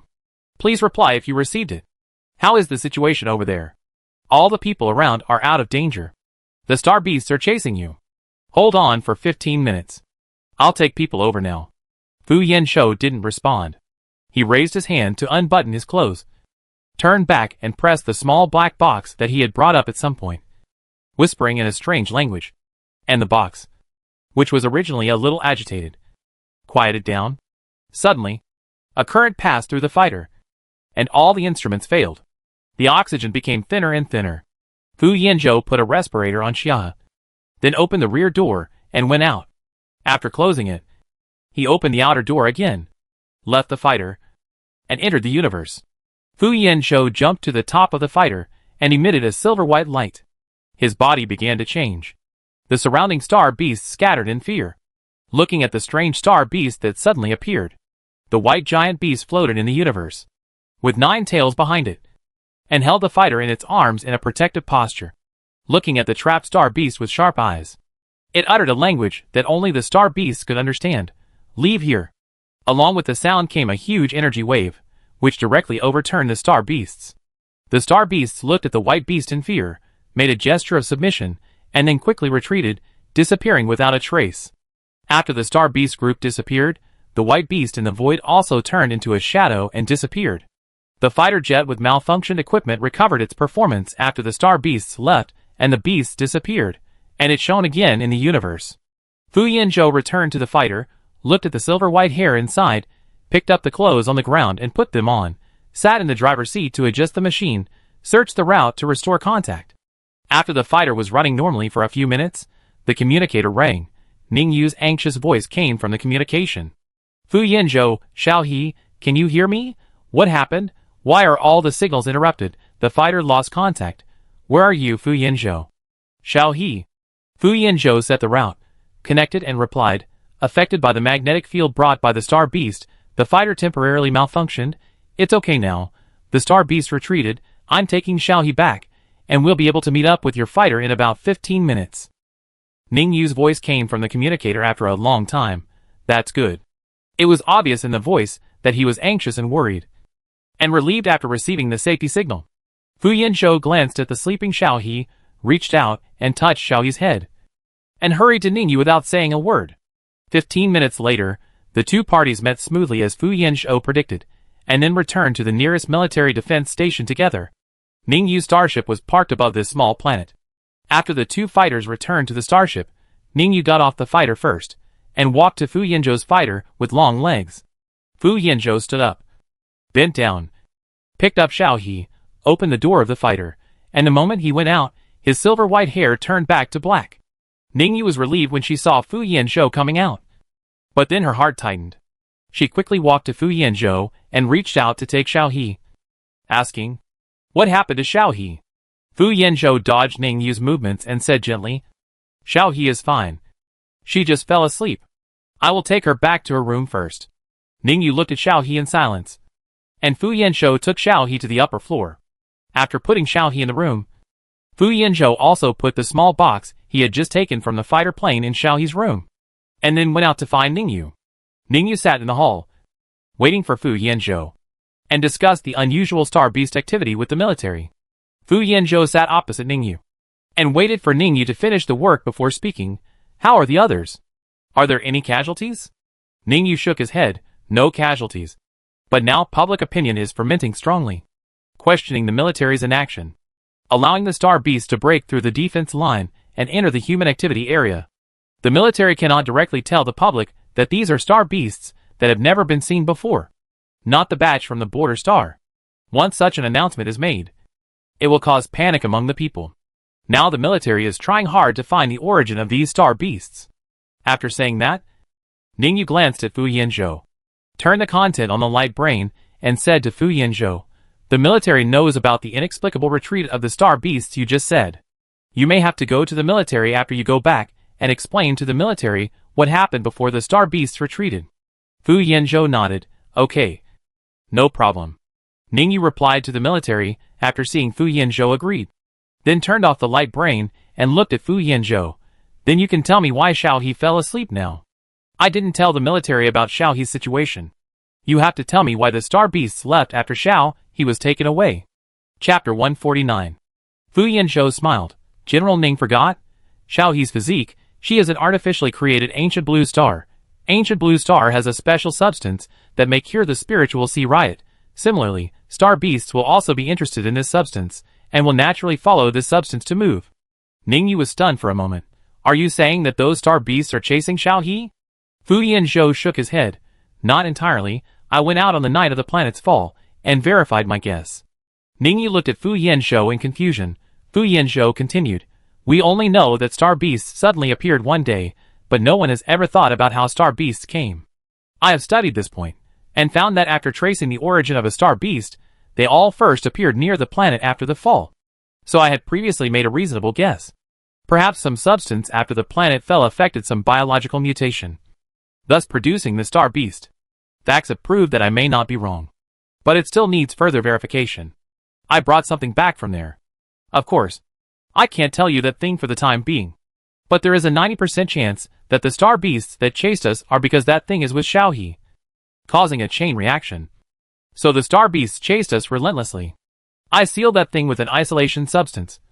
And Xiao He had no consciousness after falling asleep. So the star beasts left. Ningyu folded his hands on his knees. And after concentrating for a while, he said to Fu Yanzhou, You are lying. Fu Yanzhou remained calm. General Ning. Do you think I'm lying to you? Ningyu shook his head. Not entirely, but my intuition tells me, no matter what you hide, no matter what you hide, I won't pursue it for the time being. I won't say a word about these contents before they are officially released. But Fu Yanzhou, if you do anything that endangers human rights, I will arrest you personally. Fu Yanzhou leaned back on the sofa and smiled. General Ning is righteous. Ningyu looked at Fu Yanzhou expressionlessly, turned and left. The smile on Fu Yanzhou's face gradually disappeared, and his expression was gloomy. Xiao He slept until the starship returned to the capital star. He did not wake up during the few days of sailing. He relied on the nutrients Fu Yanzhou fed him to maintain his vital signs. Ningyu frowned and asked, Why haven't you woken up yet? Is it affected by the star beast? Fu Yanzhou lowered his eyes, helped Xiao He lie down, and said without raising his head, The physical values are all normal. From the data analysis, Xiao He will wake up soon. Ningyu looked at Xiao He and said, It's better to do so. Otherwise, the second half of the sentence was not said. But the meaning was very clear. If Xiao He did not wake up, he would definitely forbid Fu Yanzhou to appear in front of Xiao He. Fu Yanzhou didn't seem to worry about this at all. He put his hand on Xiao's head and stood up and said, Let's go! Hasn't the starship stopped yet? Let's change the spaceship and go back to the capital star. The starship is huge. It usually stops at the space station outside the capital star. So when they arrive, they have to change the flying chess and go back to the capital star. When Xiao He regained consciousness, she felt like she was leaning on someone. The first thing that came to her mind was the hideous star beasts in the universe that she saw through the spaceship before she lost consciousness. Is she dead? She opened her heavy eyelids, and what she saw was Fu Yanzhou's worried expression. Xiao He said in a daze, Fu Yanzhou? Are you dead too? Are we in the underworld or heaven? Fu Yanzhou laughed, and took a glass of water from the side, and gave it to Xiao He. Neither in the underworld nor in heaven. We will be home soon. Xiao He was stunned for a moment, raised her hand, and touched her forehead, which was hot. She sat up straight and saw that she was on the hovercraft. Mao Qiu was controlling the hovercraft. Xiao Ying was sitting next to her, and Ningyu was behind her. The others were gone. Ningyu saw Xiao He's confused expression and explained, Mian and Miss Yang went back first. They are going to the Empire to prepare for the start of school. Mr. Yu is going a different way from us. Xiao He blinked. His mind cleared up, and said in surprise, We are not dead? So many star beasts are so scary. I didn't expect that we survived. Brother, you are so powerful. In Xiao He's opinion, the only one who can repel the star beasts is Ningyu, a general with actual combat experience. Xiao Ying looked at Xiao He unhappily, and stretched out his hand to pull Xiao He over. But considering that Xiao He had just woken up, he retracted his half-stretched hand and said, I know that big brother is powerful, but you can't ignore me. I asked Xiao Qiu to bring people to rescue, which is much faster than the army. Xiao He looked at Qiu Ying seriously and praised, Brother Qiuing is also very powerful. Qiuing was satisfied and gently patted Xiao He's head. That's right. Xiao He happily turned around to look at Fu Yanzhou and asked, Mr. Fu, there were so many star beasts surrounding us. How did we get out?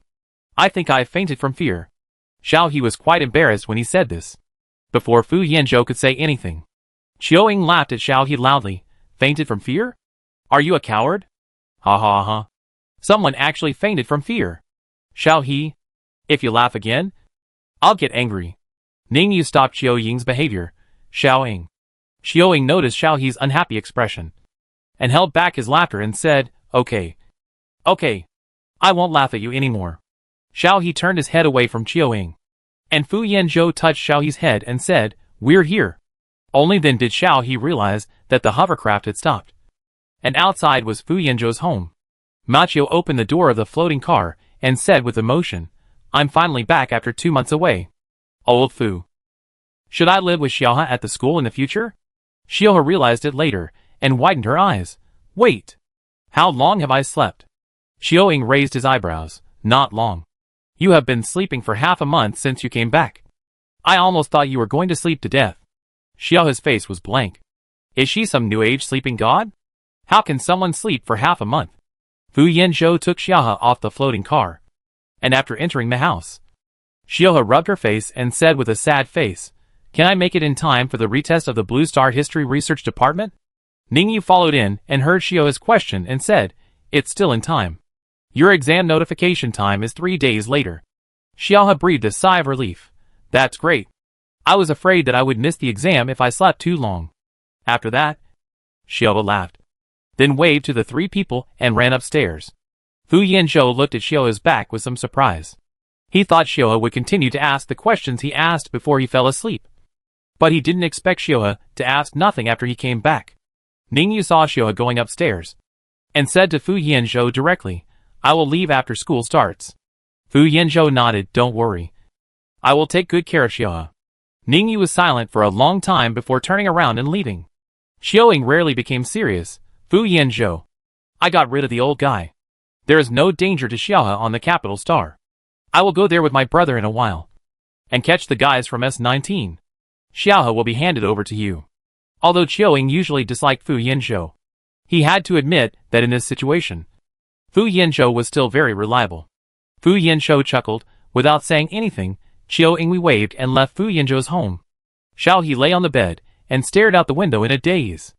After she came to her senses, she actually remembered the question that Fu Yanzhou had not answered, and sighed with some sorrow. Soon Xiao He thought that it was strange that she suddenly fell asleep.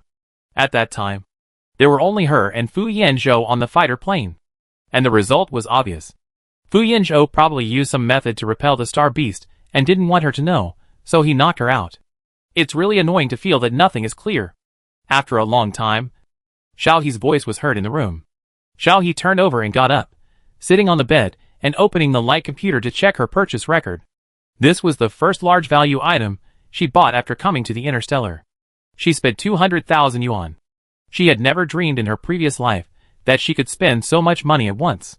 What she bought was a simulated robot body for Lady Nuwa. It has not been shipped yet.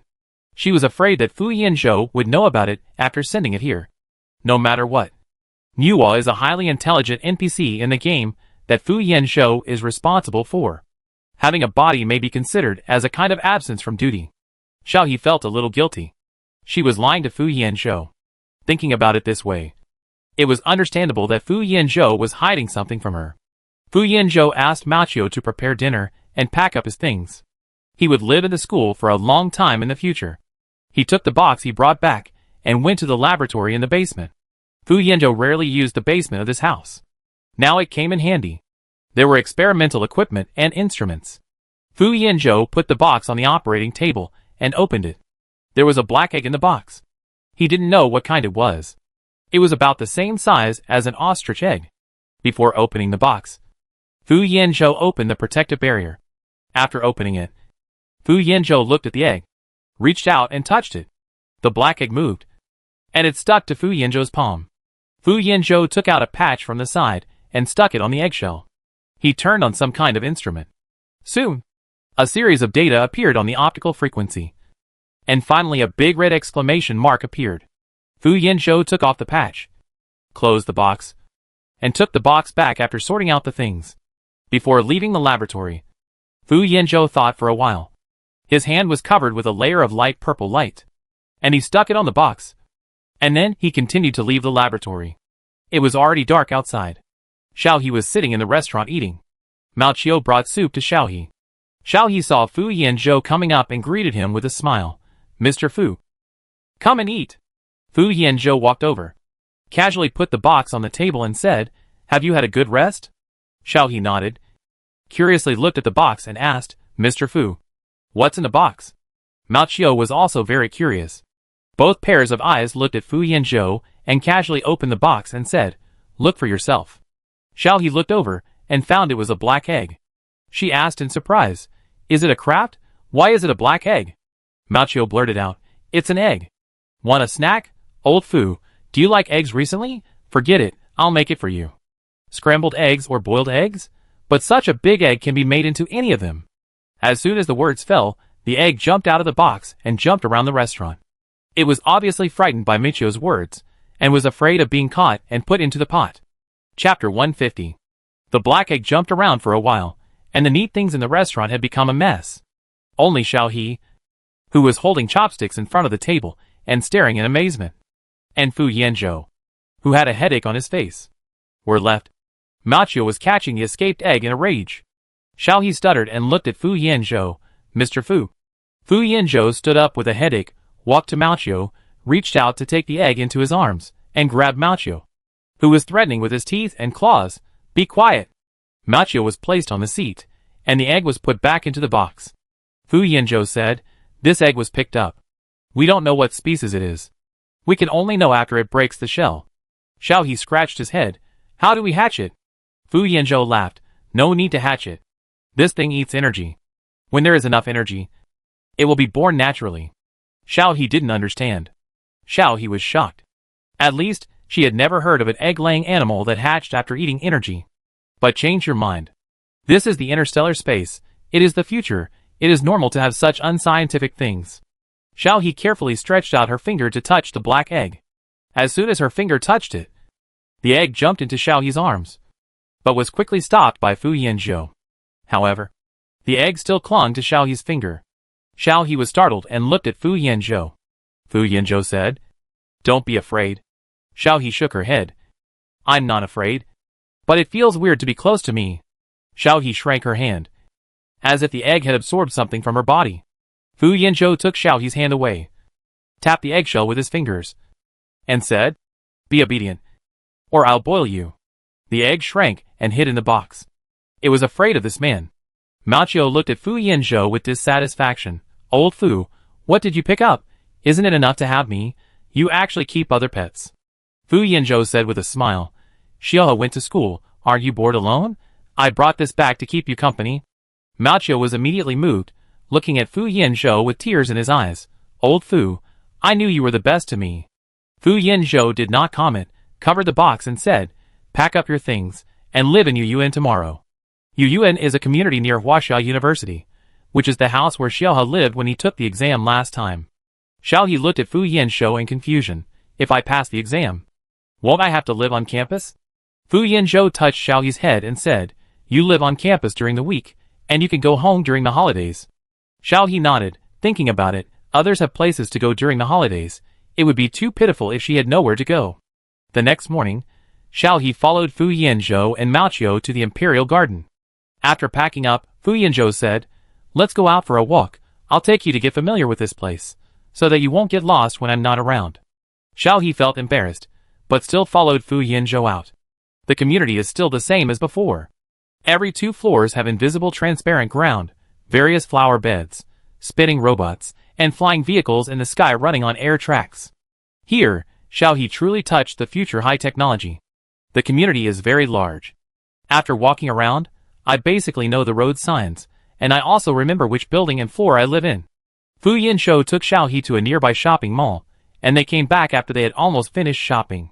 Because the retest will be in 2 days, Xiaohe has not played games for the past 2 days, and plans to wait until the exam is over.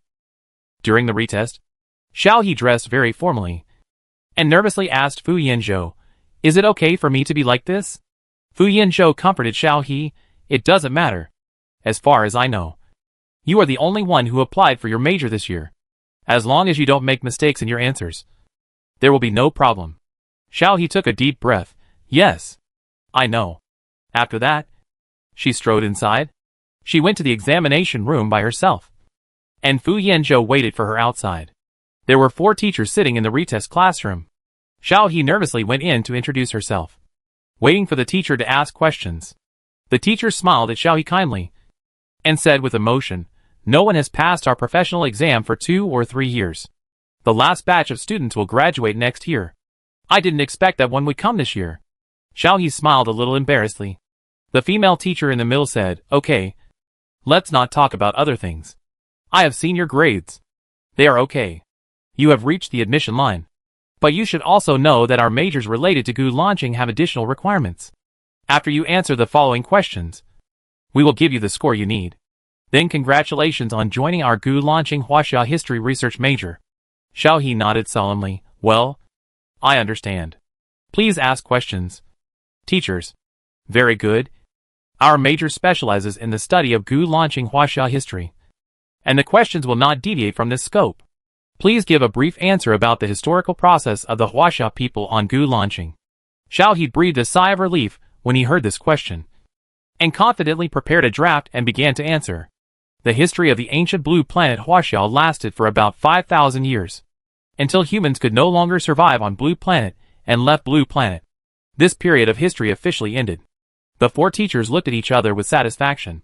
This question is the most basic, but the students who applied for the exam in previous years all answered it haltingly, and this is the first student who can fluently retell this period of history.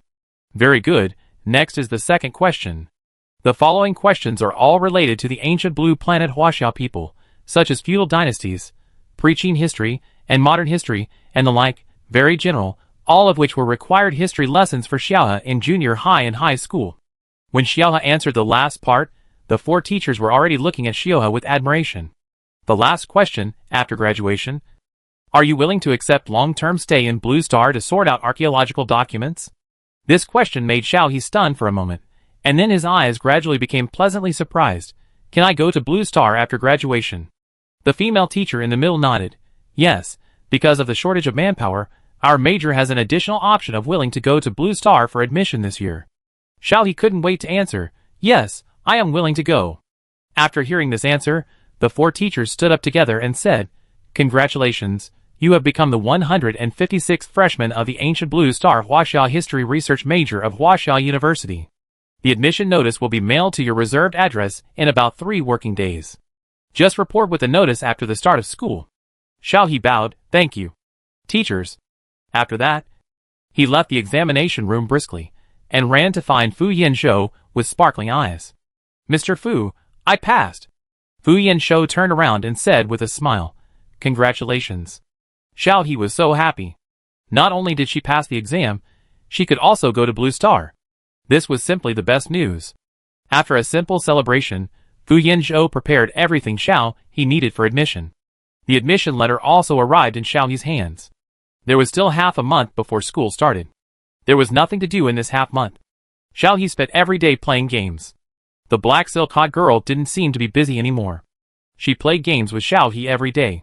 "Xiao He, you said that you will start school in half a month?"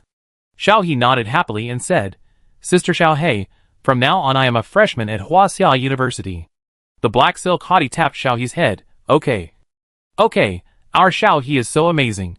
She even got into such an unpopular major." Xiao He smiled, pulled the black silk hottie and said, Come on, it's been so long since you started playing, let's go to the dungeon."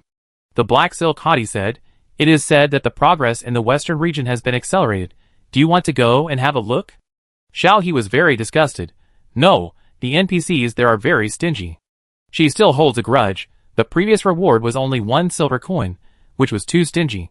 The hot girl in black stockings snapped her fingers. "You don't have to go. You may not know that you didn't log in yesterday. We have a new gameplay in Huaxia area." Xiao He, "What new gameplay?" She didn't notice the updated content when she logged in.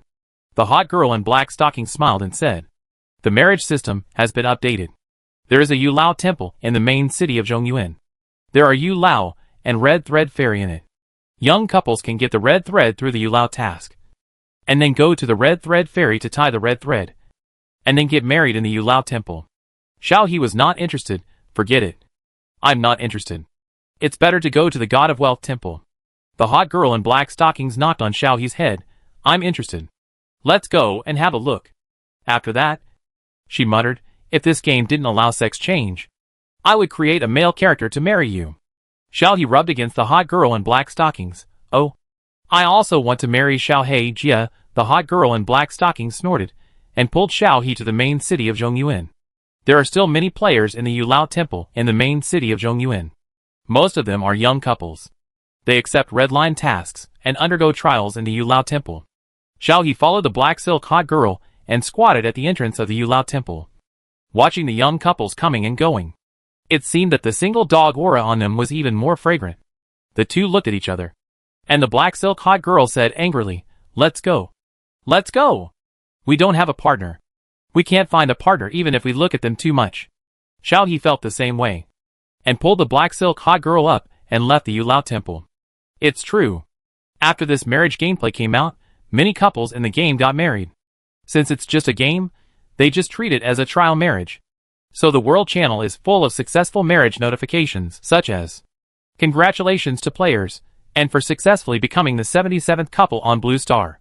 Wish you a long and happy marriage." The black silk hottie suddenly stared at Xiao He while walking. Xiao He was confused by the look. "Sister Xiao He? Xiao He, don't you want to try this ancient wedding ceremony? I heard that after completing the mission of eternal marriage, there will be a wedding ceremony of the ancient Blue Star Huaxiao people."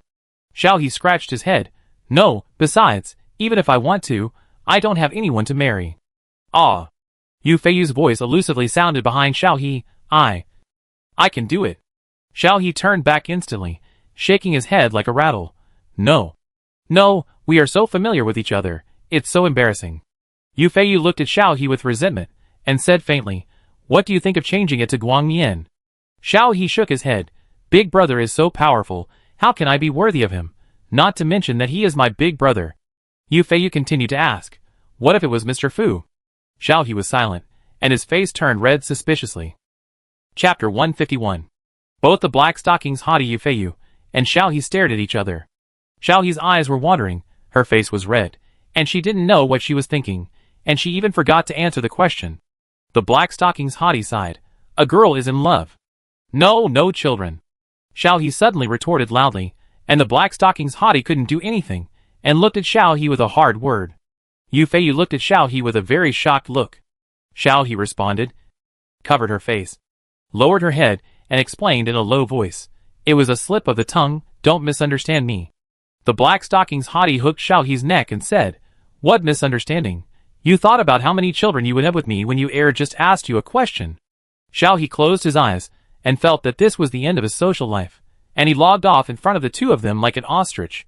The hot girl in black stockings looked at Xiao He who disappeared in front of her eyes, and spread her hands at Yu Feiyu. "Who told you to ask? There is no hope now." Yu Feiyu sighed. "You said it as if there would be hope if I didn't ask." Xiao He got up from the game room. Her face was still slightly red. Mao Chiu came in from the door. "Xiao He, you don't play games anymore?" Xiao He shook her head. "Come out and move around. It's not good to play games all day long." Mao Chiu agreed with this statement. "That's right. If you play games every day, you won't be able to hold on during the military training. You should go out for a run and exercise your body." Xiao He was stunned for a moment. She had forgotten about military training, although her last military training was a long time ago. It was really painful. Mao Chiu opened his chest and took out some things from it and put them in front of Xia and said, "This is what Lao Fu prepared for your military training. I heard that in this military training, all the freshmen of Huaxia University will be taken to a newly discovered asteroid that can be survived by humans for military exercises." "Xia? Has the military training of students now evolved into this?" Xia was confused. The military training activity turned out to be a military exercise. This was confirmed at the opening ceremony a few days later. And since Xia was the only freshman in the ancient Blue Star history research major, Xiaohe was forced to join the mecha manufacturing and maintenance major at Huaxia University. Xiaohe. At the beginning of the school year, Fu Yanzhou personally sent Xiaohe to the dormitory. Xiaohe lived alone, because she was the only freshman in her major, and other majors were just full, so Xiaohe did not share a dormitory with other majors. Huaxia University's student dormitories are quite good. There are 4 small rooms in the large suite, and the living room in the middle is a public activity area. Xiaohe lives in a 2-room suite. Fu Yanzhou helped Xiaohe carry the things to the dormitory. Xiaohe came early, and there weren't many people there. Xiaohe, put these things here, if you need anything. I'll buy it for you. Fu Yanzhou helped clean up, while instructing Xiaohe. Xiaohe made the bed and said, Mr. Fu, I know, don't worry, are you very busy these days? I can do it alone. Fu Yanzhou smiled and said, no matter how busy you are, I will always come when you start school. General Ning and Mr. Chiu are very busy. Your classmates had their families send them off. You should have won too. Xiaohe lowered her head in embarrassment, but Fu Yanzhou's words really made Xiaohe very happy. It turns out that this is how it feels to have family send them off when school starts. After Fu Yanzhou packed up, he said, when you come back from Planet D3, I will ask Machio to accompany you to school. Xiaohe looked at Fu Yanzhou in confusion. Is it okay? The student handbook says that you cannot bring home robots to the dormitory. Fu Yanzhou was stunned for a moment, then said helplessly, it's been too long since graduation, I forgot this rule. Xiaohe put the clothes into the closet and clapped her hands and said, it's okay, I can do it myself, no need for Machio to come, Mr. Fu, I've done it. Fu Yanzhou looked around again, pointed to an empty space on the bed and said, I'll ask Machio to send the game console over later, and install it there for you. Xiaohe nodded repeatedly, okay. It's naturally more comfortable to play games in the game console, and when she entered the dormitory building just now, she saw many people moving game consoles to the dormitory. Fu Yanzhou patted Xiaohe's head and said, let's go eat when we're done. Get familiar with the school today. You'll have military training tomorrow after the opening ceremony. All the medicines you need for the military training are prepared for you. If you feel uncomfortable during the process, contact me immediately. Please give me the medicine I brought you there. Don't take other medicines. Xiaohe nodded. I know. After that, he couldn't help asking, Mr. Fu, why can't you take other medicines if you feel uncomfortable? What if you run out of the medicine you gave me? Fu Yanzhou said patiently. I can't explain it to you clearly yet. But your body is special.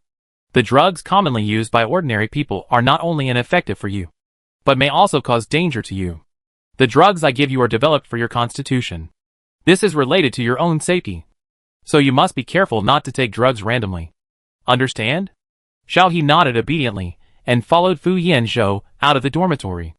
At this time, more freshmen reported to the dormitory happily, and most of them were accompanied by their families. They were full of longing for future university life along the way. Fu Yanzhou held Xiaohe's hand and said, there are a lot of people. After the 2 of them left the dormitory, there were not many people outside.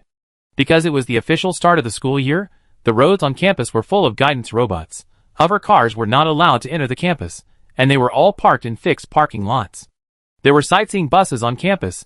Xiaohe also needed to activate the student ID card he got when he reported, and he would need to swipe his student ID card to eat and buy things on campus in the future. The activation place was in the student cafeteria, which made it convenient for students to eat directly after activation. Xiaohe opened the light computer and showed the electronic student ID card. After the staff inside activated it, it could be used. Fu Yanzhou accompanied Xiaohe to eat at school, and sent Xiaohe back to the dormitory before leaving Huaxia University with some concern. Xiaohe was lying in the dormitory, the light computer was turned on, all the chat interfaces were, including the game faction group, Qinyao's private chat, Yangwan's private chat, Ms. Yu's private chat, Qiu Ying's private chat, Ning Yu's private chat, and Qiu condolences, who had not appeared for a long time. The game faction group was talking about the new marriage system, and the new bride-stealing gameplay. The battlefield mode was turned on, and it was said that the faction defense battle gameplay would be open soon. Xiaohe took a look and decided that she definitely couldn't play games during the military training. So she simply said so in the faction group. Yangwan and Bai Mian went back to the Empire to study. Yangwan taught Xiaohe practical military training experience, which was very useful. Ms. Yu said that she was traveling, and would come to the capital star to see Xiaohe later. Xiaoying gave Xiao He a red envelope without saying anything, saying that he was busy during this period and had no time to accompany her to school. Ning Yi's words were very brief, asking Xiao He to pay attention to safety during the military training. Xiao He replied one by one, and then began to check the information about the military training. The next morning at 8 o'clock was the opening ceremony of Huaxia University. Xiao He hurriedly changed her clothes and ran to the auditorium. The disadvantage of having only one person in one major was reflected. Xiao He couldn't find her seat in the auditorium. Other majors were all classes together, but she was the only one in a class or even a major. Xiao He sighed. Fortunately, the teacher of the ancient Blue Star History Research major probably knew about this problem, so he waited for Xiao He at the door of the auditorium. When he saw Xiao he smiled and greeted her. Student Xiao He. This way. The one who greeted her was the female examiner, who sat in the middle during the interview. Xiao He smiled and ran over, saying with an embarrassed smile, "Hello, teacher." The teacher nodded and said, "You have 2 seniors, but they are about to graduate. They are currently sorting out the materials unearthed in Blue Star with their own tutors, so I can't see them for the time being. Apart from them, you are the only one left. Let's get to know each other formally. My last name is Zong Ning, and I am your main course tutor." After Xiao He finished his work, he bent down and said very seriously, "Hello, Teacher Zong. I am Xiao He. Please take care of me in the future." Zong Ning was happy. "Not bad. Not bad. It seems that you really know a lot about the history of the Huaxia people. Okay, I will tell you about the rest later," he said. "I'll take you to our major, because there are few people. Our Blue Star Chinese History Research major is put together with Blue Star Humanities Research, Blue Star Geography Research, Blue Star Architecture Restoration, and Blue Star East-West Difference Research. By the way, there is also Blue Star Military. It was originally put together with other majors related to Blue Star, but later the Chinese military books were unearthed, and this major was incorporated into the command department of the military academy." While talking, Zong Ning took Xiao He to several departments related to Blue Star research. At a glance, there were few people. The total number of freshmen in these majors was not as many as the number of students in a class of other majors. Those who can take these majors all have great interest and deep yearning for Blue Star. It can be said that it is because of these people that the archaeology of Blue Star can proceed so smoothly.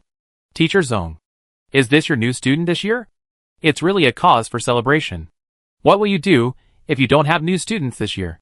Several teachers of Blue Star majors greeted Zong Ning with a smile. Xiao He followed behind Zong Ning, poked his head out, and greeted politely, "Hello, teachers. My name is Xiao He."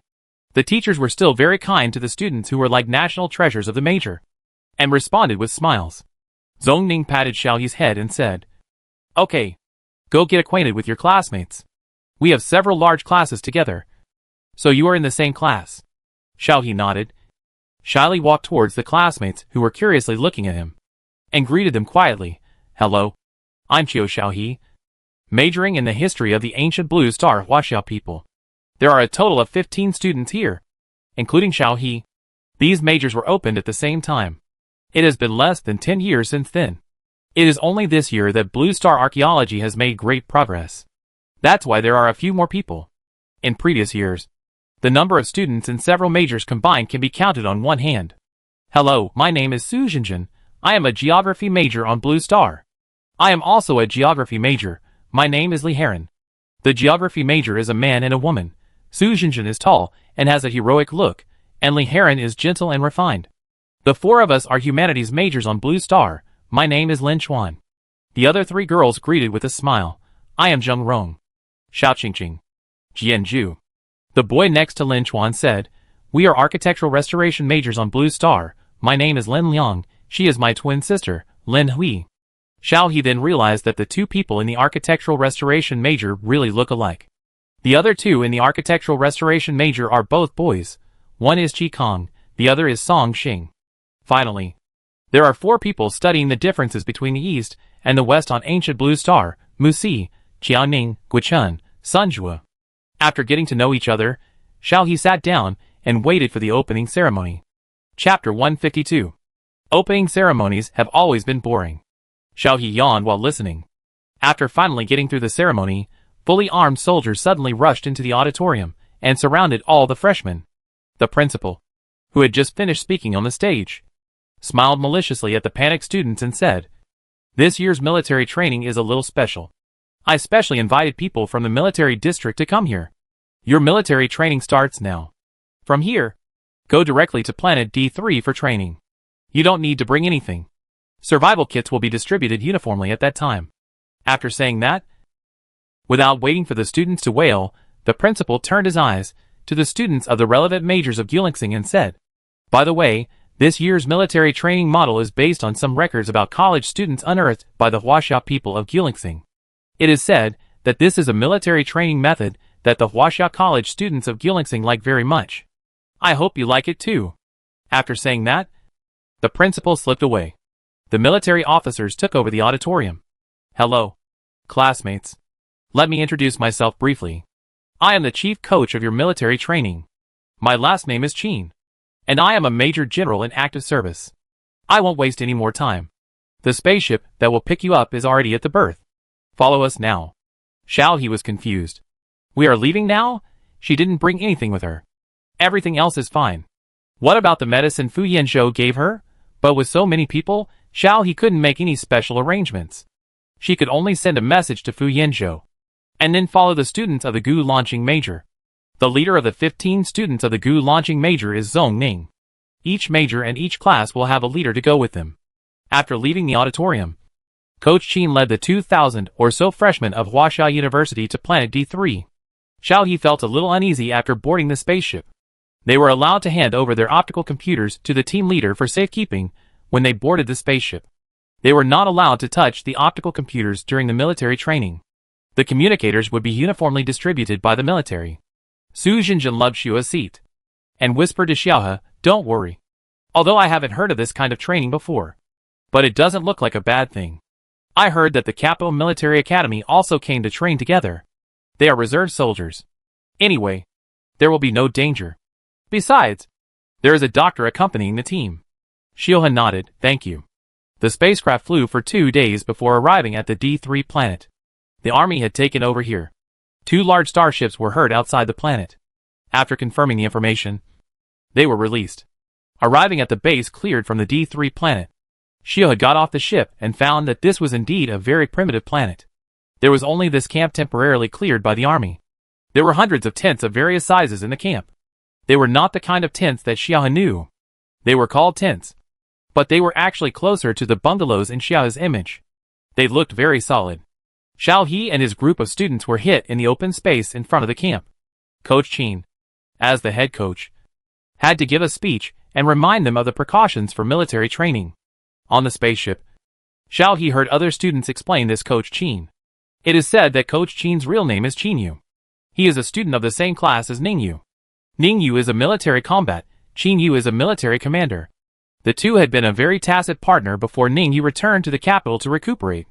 Qinyu is handsome, the kind of handsome that is gentle and defeated, looking dangerous and charming, anyway. Most of the freshman girls are Qinyu's little fans. Xiao Yi felt that Qinyu was in danger, so she listened to the lecture silently, wrote down the precautions, and she had no medicine, so she must not get hurt or sick. For the next month, you will conduct military exercises here, together with the students of the military academy. The students of the military academy will arrive in the afternoon. There is another camp on the other side of the planet. It is composed of freshmen from the Imperial United University and the Imperial Military Academy. I will be responsible for the combat command of the red side, and the blue side will be commanded by Imperial General Arnold. This military exercise will be a simulated military war exercise between the two sides in 20 days. I hope you don't embarrass me. Do you understand? The freshmen were immediately excited when they heard it, and responded loudly, "Understood." They didn't expect that this time it was a simulated combat training, and there were students from the opposite side as opponents. Qinyu raised his lips, nodded with satisfaction, and then asked people to distribute survival kits, which contained 2 sets of uniform black combat uniforms, equipped with shotguns, boots, hats, and camp communicators. After distributing them, Qinyu continued, "After receiving your own survival kit, open the communicator, which has automatic grouping. Click it yourself and find your team members according to the grouping. There are 10 members in a group, and 10 groups form a team. Team members live in the same tent. After you understand, you will be given 10 minutes to complete these tasks. And then find your own tent for a short rest, and wait for the arrival of the students from the military academy. Time was very tight. Xiao He immediately clicked on the big icon on the communicator, and the grouping information was displayed after the icon shook. Member number 5 of Group 7, the camp is the 7th camp. Xiao He immediately looked up, overcame her social anxiety, and asked loudly, "Where is Group 7? Which students are in Group 7? I am number 5 of Group 7. Originally everyone was looking at their group information, confirming the group with each other, but 2,000 people were still too many, and they were all gathered together, so many people began to worry, until Xiao He shouted, as if he had opened up the ren and do meridians of other students, and everyone woke up. There was no light computer here, and they had to rely on the most primitive method to find people. Student number 5, here. Here! This is Group 7. A response came from far behind Xiao He. Xiao He breathed a sigh of relief, and hurriedly said something to other students majoring in Blue Star research around him, and then walked to the back. The voice calling Xiao He was still shouting, "Other members of Group 7. Please meet here." Xiao He walked for a while, and saw a group member waving enthusiastically. "Number 5 here. Here, I'm number 1. Group member number 1 was a lively and cheerful female student, and waved at Xiao He. Members of Group 7 gathered one after another. After the 10 members were assembled, number 1 introduced himself. "My name is Zhou Jin, and we will fight side by side for the next month." The others got to know each other, and seeing that time was running out, they quickly left the main group and went to find tent number 7. The tents in the camp were distributed in a very regular pattern. Xiao He and his tent were in the front. After finding them, they used the communicator to verify their identities, and they were able to enter tent number 7 smoothly. The space inside the tent looked much larger than outside. There were 2 rooms in total, one for boys and one for girls, and 5 beds in each room. Zhou Jin put down his things inside. "I haven't lived with others yet." The other 3 girls nodded. "We haven't lived with others either." Xiao He thought for a while, and said, "Don't worry about whether you can live with others or not. Take some time to rest. As far as I know, the military training of college students in Gyeongsang is not simple." Zhou Jin immediately looked over curiously. "You know, why is it not simple?" Xiao He scratched his head. "I am a student majoring in the history of the Huaxia people in Gyeongsang, so I know a little bit. We may be awakened by the assembly whistle at any time, and we will assemble within 3 to 5 minutes, so we should rest as soon as possible."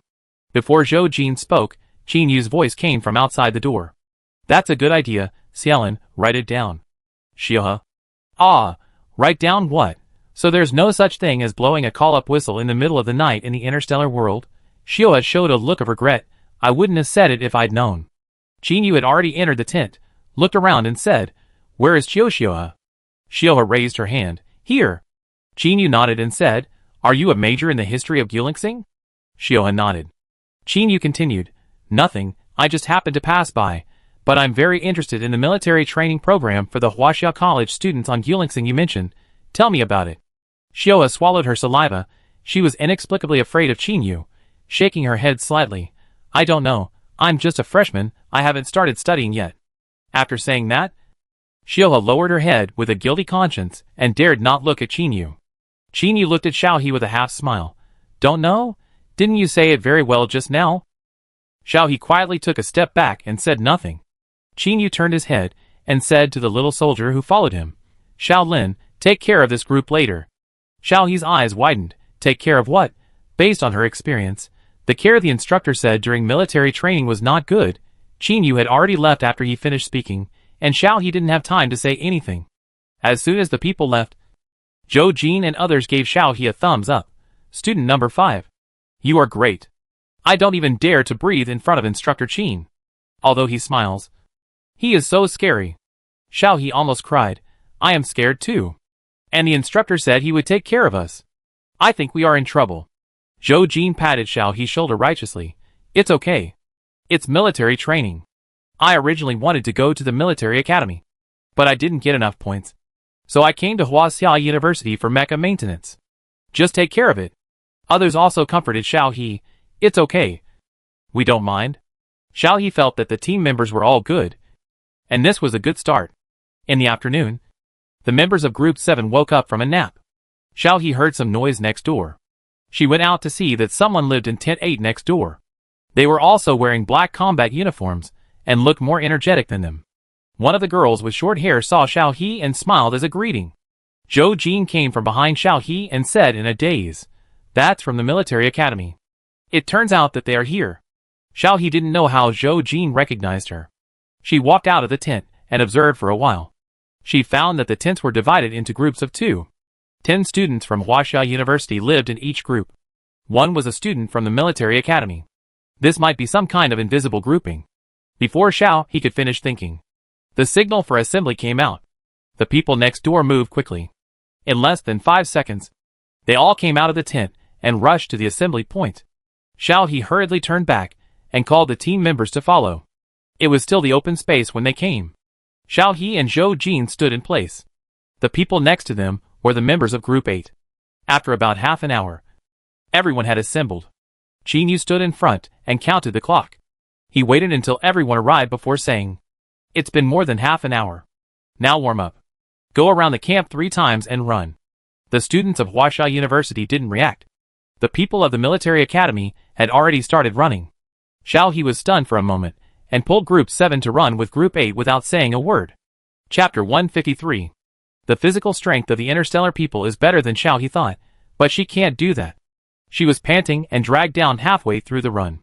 It was Zhou Jin and the others who dragged her to the destination. The others had arrived long ago.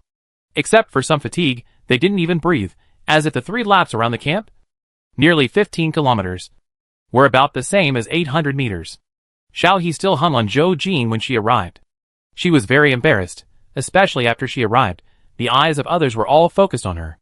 Xiao He almost wanted to find a crack in the ground to crawl into. Because of her, their Group 7 was the last to arrive. Although the other members of the group did not say anything, Xiao He felt very sorry and tried to stand up straight to wait for the chief instructor's lecture. Jin Yu glanced at Xiao He, whose lips were pale, and showed a little disappointment in his eyes. Then he looked away and said to the freshmen from the 2 schools, "The 3 laps you just ran were just to stretch your muscles. The training in the next month will be very strict. The training content includes physical training, combat command, group cooperation, and outdoor survival courses." A month later, a half-month actual combat exercise will be launched. You will compete with the students of the opposite empire. The side that seizes the other side's command camp will win. Do you understand? Understood. Jin Yu nodded with satisfaction and began to divide the classes. There were 4 groups in total. 2 groups of Huaxia University students, and 2 groups of military academy students. They were mixed together for training. Just as Xiao He guessed, they were in the same class as Group 8. There were also Group 7A and Group 8A. These 2 groups were students from the military academy. Group 7A dominated the tent next to them. The coach of their class was a young officer, who was very serious and introduced himself as Qian. After Instructor Qian briefly talked about the content of the military training, it was dark, and Xiao He and his group went to the cafeteria to eat. Along the way, Xiao He apologized to Zhou Jin and the others. "I'm sorry, Xiao Jin, Mi Yuan, Ling Ling, and everyone else. It's all my fault. I made you come in last." Zhou Jin, Mi Yuan, and Fang Ling didn't mind much and just said jokingly, Okay, it's okay. I'm also very tired after running such a long distance." "Xiao He, you look so thin. It must be hard. Remember to eat more later. Okay?" Xiao He nodded and secretly made up her mind to train her physical strength. She couldn't always be a drag. At least she couldn't always be the last. The people from Group 7A came up from behind. They all had long legs, good figures, thin muscles on their arms, 5 men and 5 women. Xiaohe and the others stopped talking. Zhou Jin greeted them first. "Hello, we are Group 7 next to you." A girl with a cold face from Group 7A stood up and said, "Hello, I am the leader of Group 7A, Shui Jiuxuan. You should know that Groups A and B are in a mutual assistance relationship, which means that we are actually one group. From tomorrow when we officially start training, all our points will be counted together. I have only one request for you. Try your best to pass the test, and don't fall behind." As soon as these words came out, Xiaohe lowered her head in shame. She was the only one who was falling behind. Zhou Jin pursed her lips and retorted, "We didn't mean to be a drag." Shui Jiuxuan nodded. "That's good. We are here for the purpose of being the first. This made Xiao He feel more stressed. She couldn't even eat, but she tried hard to force it down. She couldn't sleep even when she went back to the tent and lay on the bed. Zhou Jin comforted Xiao He. Don't worry, you may not be physically strong, but you should be fine for other courses that don't require physical strength. Mi Yuan said slowly, only combat command may not require too much physical strength, other physical training, group cooperation, and wild survival probably all require physical strength. Xiao He almost burst into tears. They didn't have such a perverted military training for college students on Gulen Star. Fang Ling also comforted Xiao He. It's okay, I think that classmate Shui just looks a little cold, maybe he is actually very cold. Xiao He sighed. Thank you, you guys should go to bed soon. I don't know what to do tomorrow, go to bed early, I'm fine. Zhou Jin and the other two looked at Xiao He worriedly. I don't know why. Usually, when they meet such a teammate who drags them down, they should hate him. But they can't hate Xiao He, and they always feel much better when they are with Xiao He. After Mi Yuan and the other two returned to their room, Xiao He lay on the bed in a daze. Her body monitoring bracelet was also taken away when she came here. Xiao He missed Fu Yanzhou a little. If Fu Yanzhou was here, he would definitely give her a good suggestion.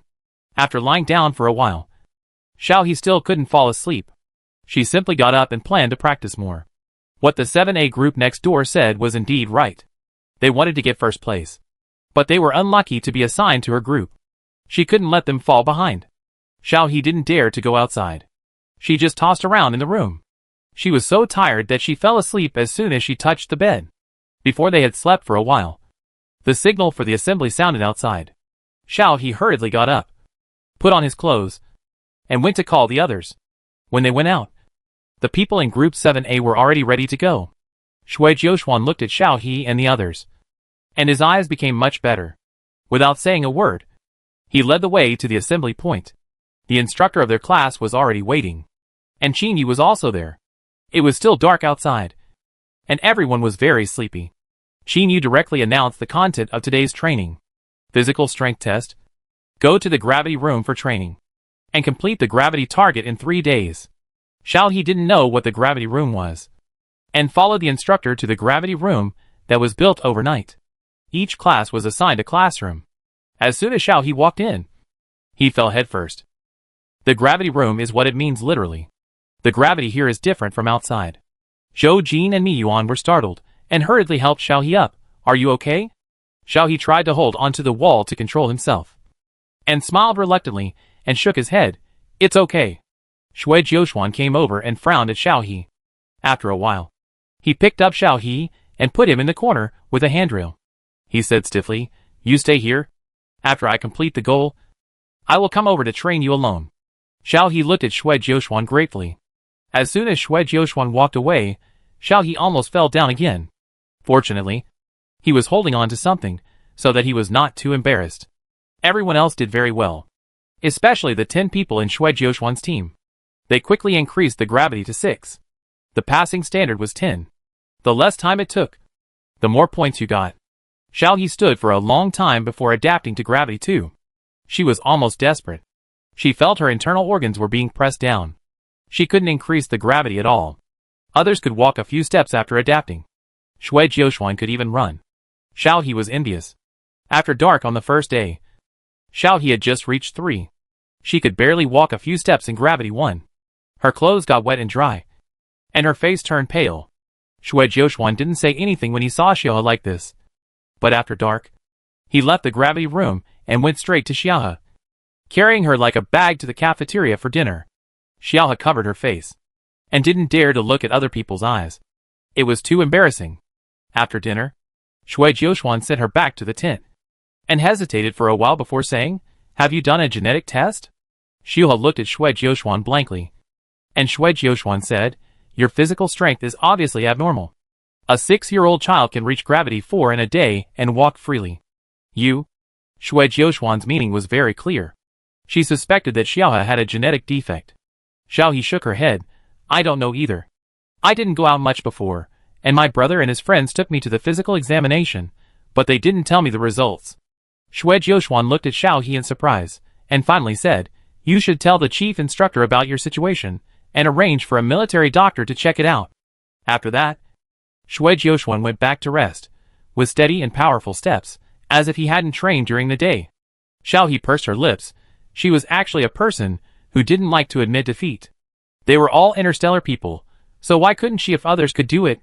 After taking a shower and changing clothes, Xiao He sneaked to the gravity room again. She could catch up with the progress if she practiced more. Xiao He was sweating profusely in the gravity room, lying on the ground, her hands still hanging on the handrail.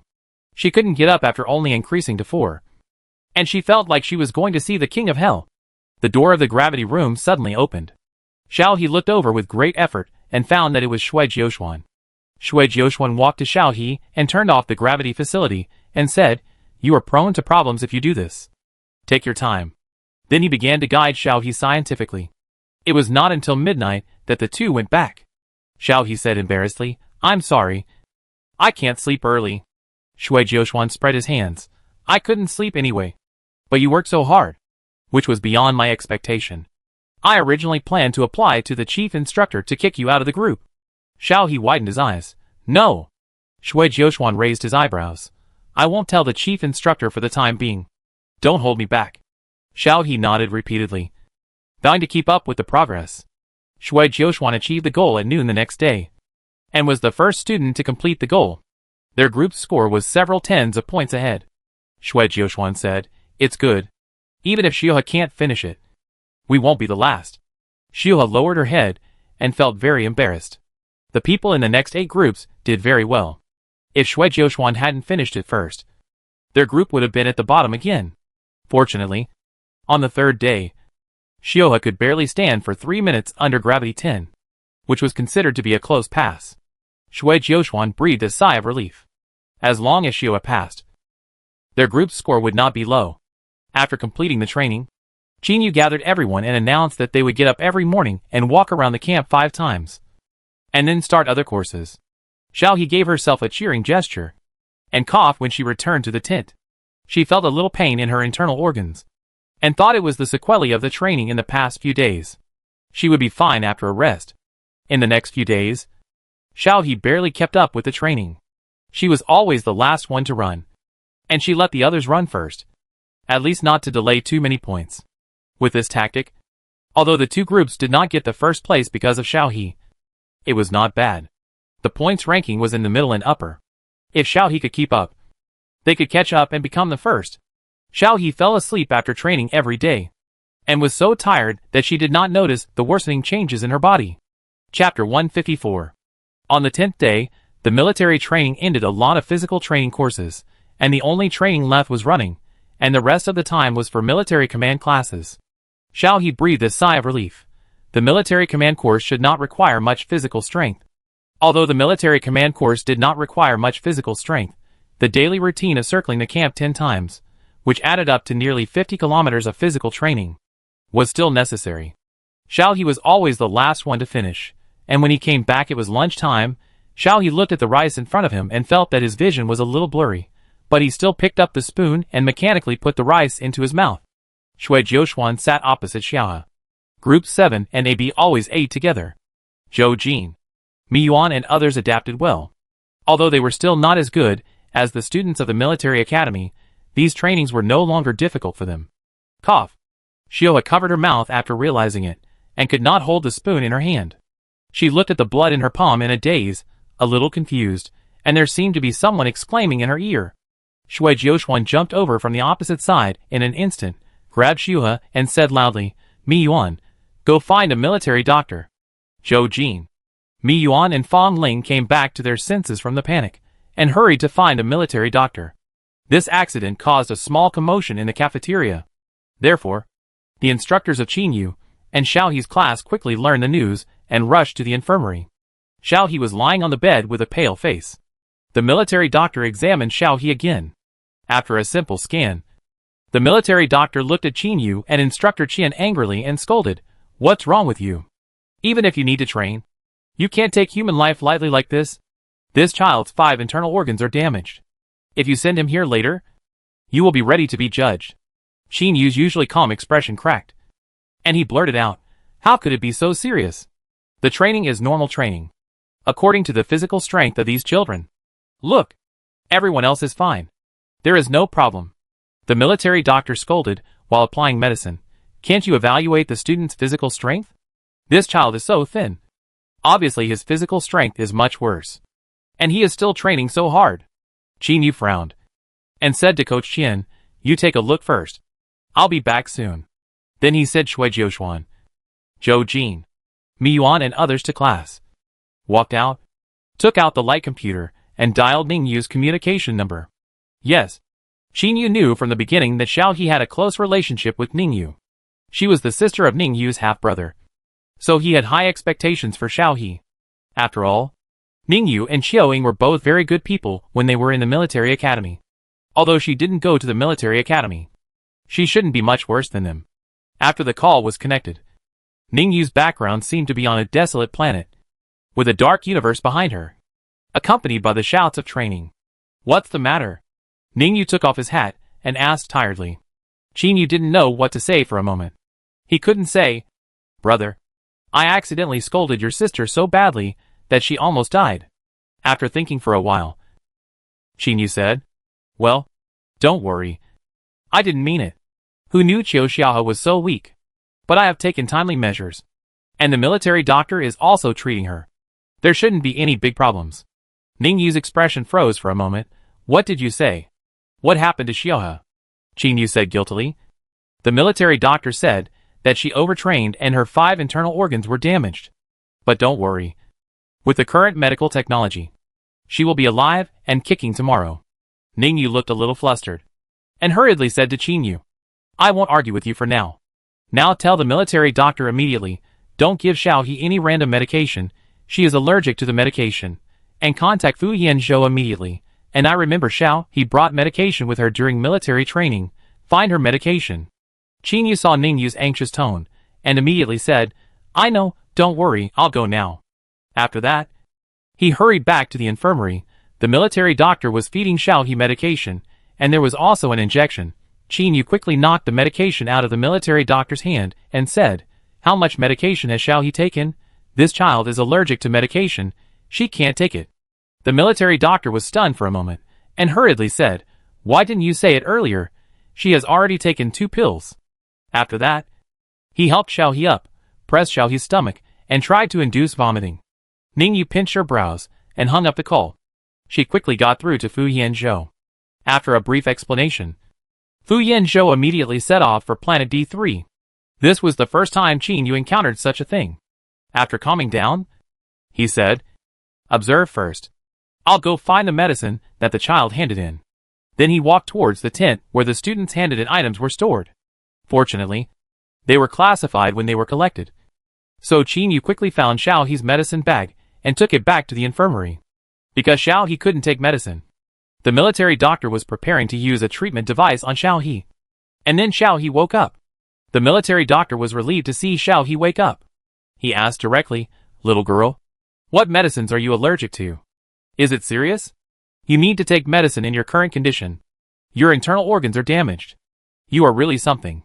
Can't you tell me if you feel uncomfortable? Why are you resisting? What should I do if my body is in trouble? Xiao He was still a little confused and asked in a low voice, my internal organs are damaged. The military doctor nodded. The current training volume exceeds your tolerance. In addition, you have been in the gravity room for a long time. Your physical limit is gravity 5 at most. But you pushed it to 10. You are irresponsible to your body. Xiao He didn't expect it to be so serious. She couldn't understand it. They are all interstellar people. But her body? No. Fu Yanzhou said that her body is a little special. She even needs to take special medicine. Xiao He was a little depressed. She used to think that a special body was a golden finger. But it turned out to be a negative buff. The military doctor comforted Xiao He again, but fortunately, medical technology is good now. Tell me your history of drug allergies first. Although drug allergies are not a big problem now, you should not suffer if you can. If it doesn't work, I will use a therapeutic device to treat you. But the effect will be slower. Xiao He hurriedly shook his head. I don't know either. Can I call and ask? I want to contact my family. The military doctor said, okay. Chief Instructor Qin will be here soon. And I will talk to him. As soon as the voice fell, Qin Yu came in with Xiao He's package. Seeing Xiao He wake up, He was relieved and said directly, "Why didn't you tell me about your situation before the training started? Didn't Ningyu teach you what it means to do what you can?" Xiao He pursed her lips. She was a little afraid of Qinyu, and dared not say a word. Qinyu put the medicine in front of the military doctor and whispered, "Let's see if there is any medicine for the symptoms." The military doctor nodded, and opened the medicine bag. The medicine prepared by Fu Yanzhou was marked with the use and efficacy. There was indeed a medicine for the symptoms. Xiao He felt much better after taking the medicine.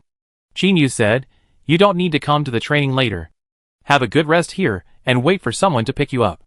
After Qinyu finished speaking, Xiao He mustered up the courage to speak in a low voice. Chief Instructor. I have a physical examination bracelet. Can I have it? I still want to participate in the training." "Qinyu, you still participate? Why do you participate like this? If something really happens to you later, Ningyu and Qiuing will peel my skin off." Xiao He shrank into the quilt, but still insisted. "I have a physical detection bracelet. I will stop before the physical warning. The instructor can also lower my passing line." Qinyu put away his smile, looked at Xiao He for a while, and then said, "Okay." After that, he pointed to Xiao He's bag and said, "Your detection bracelet is in that bag. Please wear it yourself."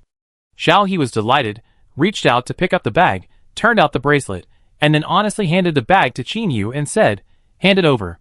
Qinyu smiled. I don't know if he was angry or not. Xiao He put the bracelet on his hand. As soon as it was activated, the bracelet made a sharp explosion.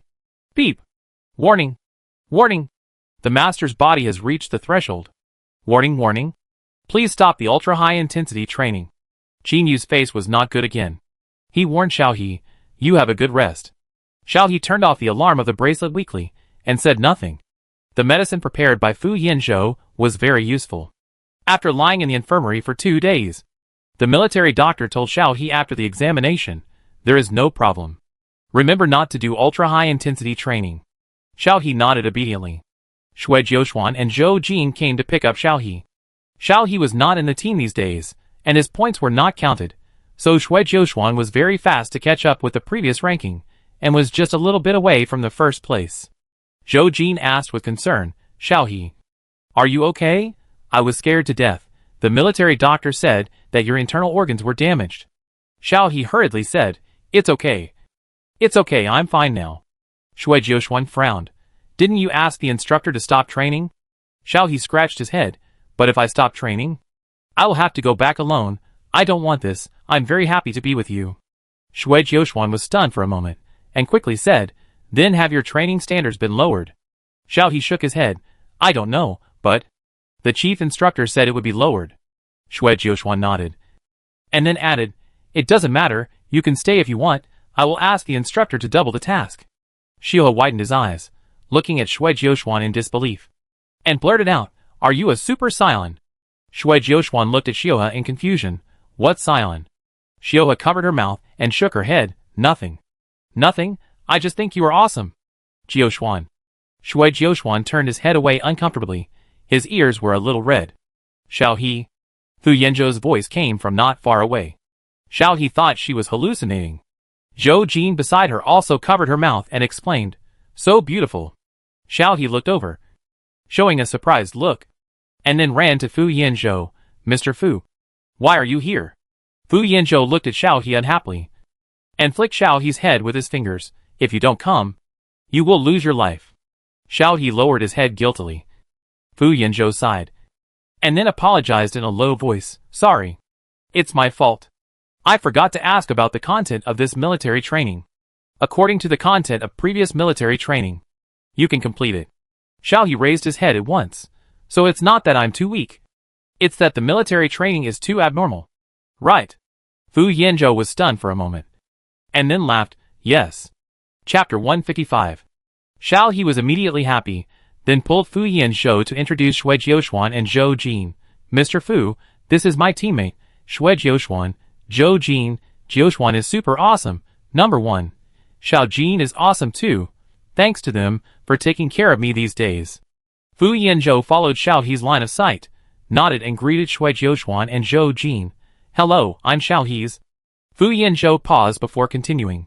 "Friends of brother Xiao He is sorry to bother you these days." Zhou Jin hurriedly said, "No trouble. No trouble, we like Xiao He very much.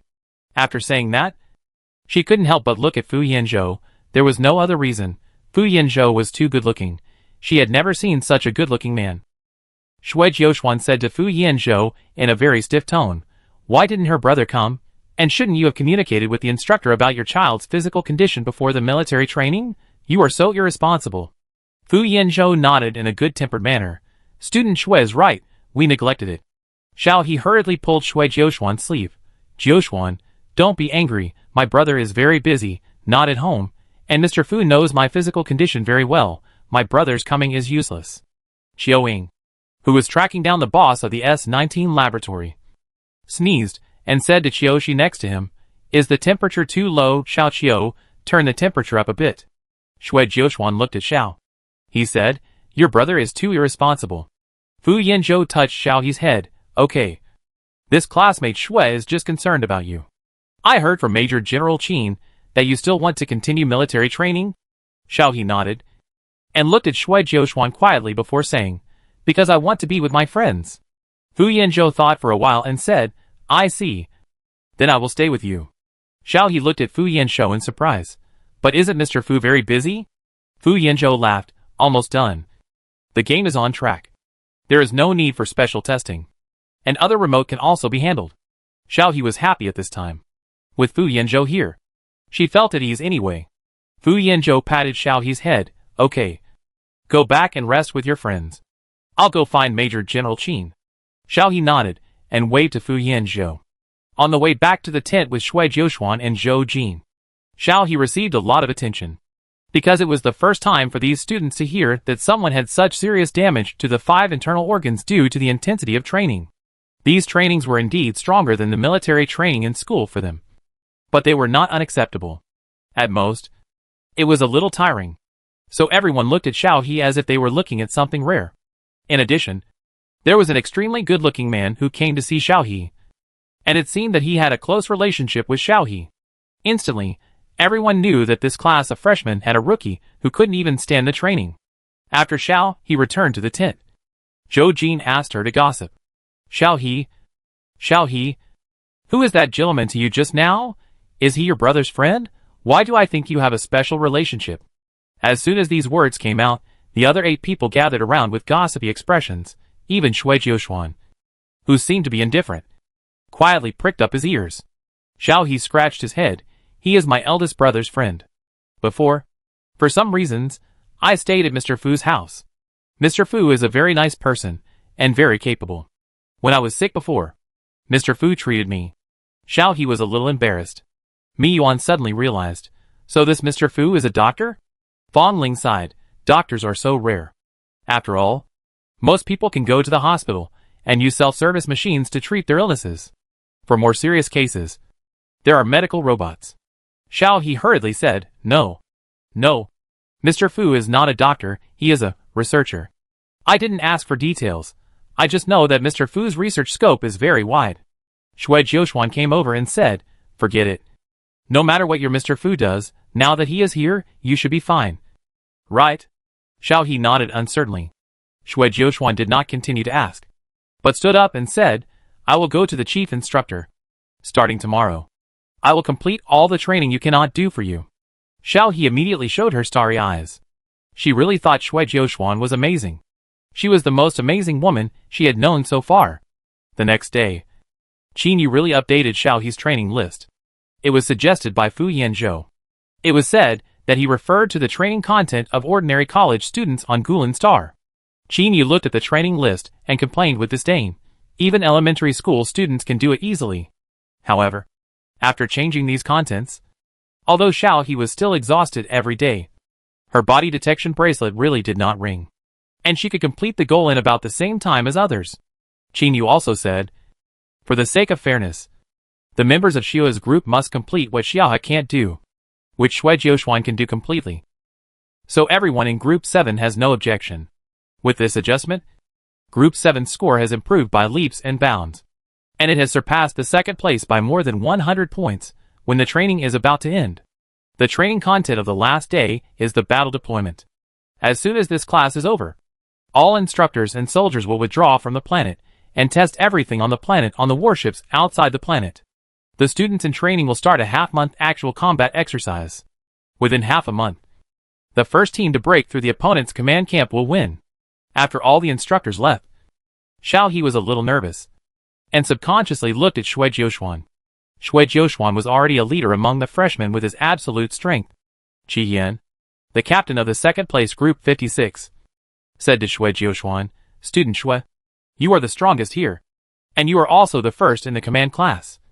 So how do you say we should deploy?" Xue Jiuxuan smiled for the first time, although he just pulled the corners of his mouth.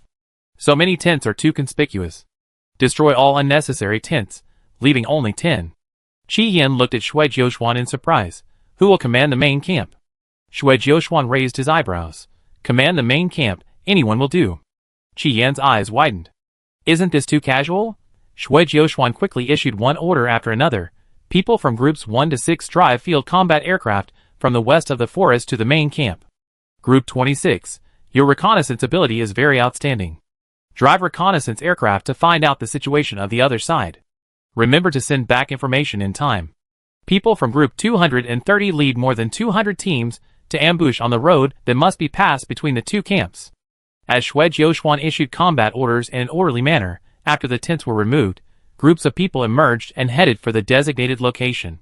There were only 7 groups, 30 groups, 56 groups, and 88 groups of people left in the camp, as well as 10 tents. Qi Yan waited for Xue Jiuxuan's next order.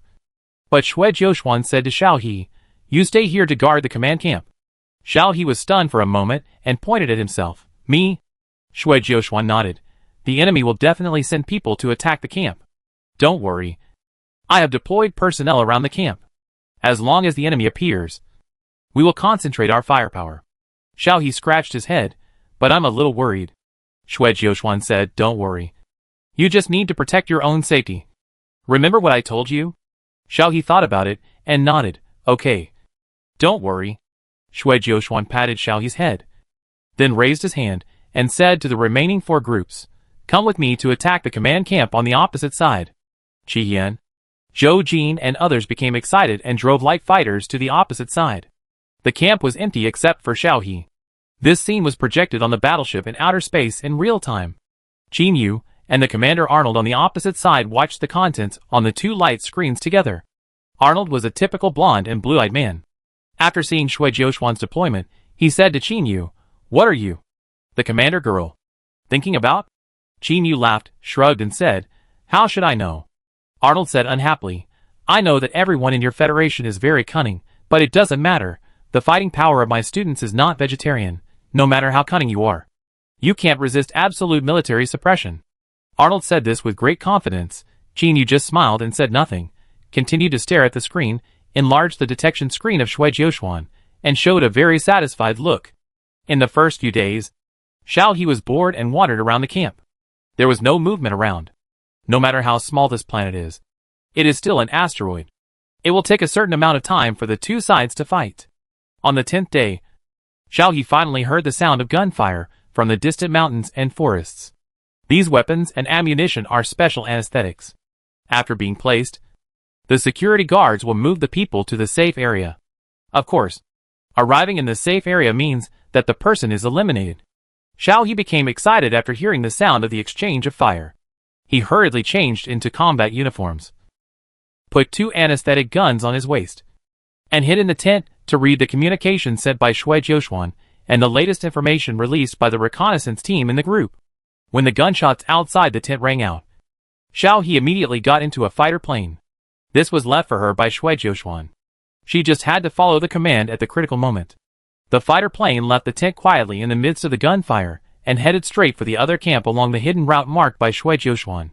There was no obstruction along the way, because the delivery location was concentrated in the 2 camps. Xiao He smoothly reached the forest outside the opposite camp and sent a communication to Xue Jiuxuan. Soon Xue Jiuxuan's order came. There is a set of clothes in the tree hole on the left side of the designated location. Put it on and enter the local camp. Xiao He immediately did as he was told. This suit was the training suit of the opposite side. It was a bit big and not very suitable. Xiao He tied it up with a rope and then went to the opposite camp. The camp opposite was brightly lit, with many tents and strict patrols. Xiao He wiped his face and walked over with a dusty face. I encountered an ambush on the way. The Imperial student guarding the gate looked at Xiao He suspiciously. I don't remember there being such a short person here. Xiao He lowered his voice in a hurry and said, actually, I am an undercover arranged by Instructor Arnold on the opposite side. I stole the command token. Take me to see the commander. The gatekeeper widened his eyes and chose to trust between belief and disbelief. Qin Yu, who was commanding a warship in outer space, spit out a mouthful of water. He never thought that Shui Jiuxuan, who looked upright, would use such a sinister method. Chapter 156. The two freshmen guarding the gate of the Imperial camp looked at Xiao He doubtfully, and finally looked at each other, and one of them said to Xiao He, come with me, I'll take you to see the commander. Xiao He nodded quickly, and followed freshman A.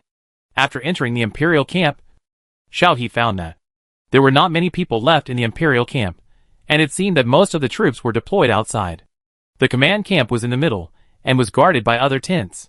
When they arrived in front of the command camp, freshman A asked Xiao He to wait outside, and walked in by himself, and came out again after a while, and asked Xiao He to follow him in.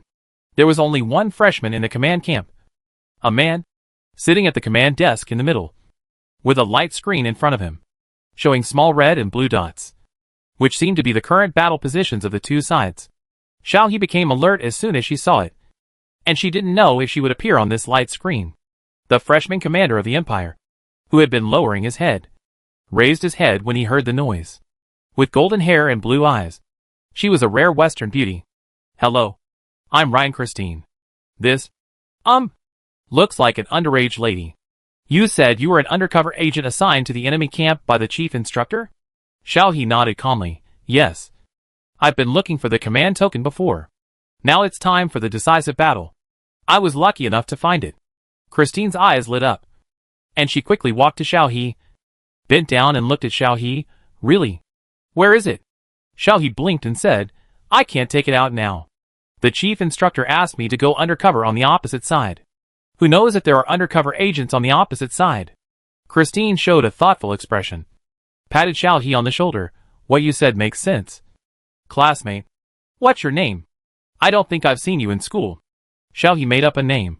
Meow Meow. My name is Meow Meow. Christine showed an expression of being touched by the cuteness.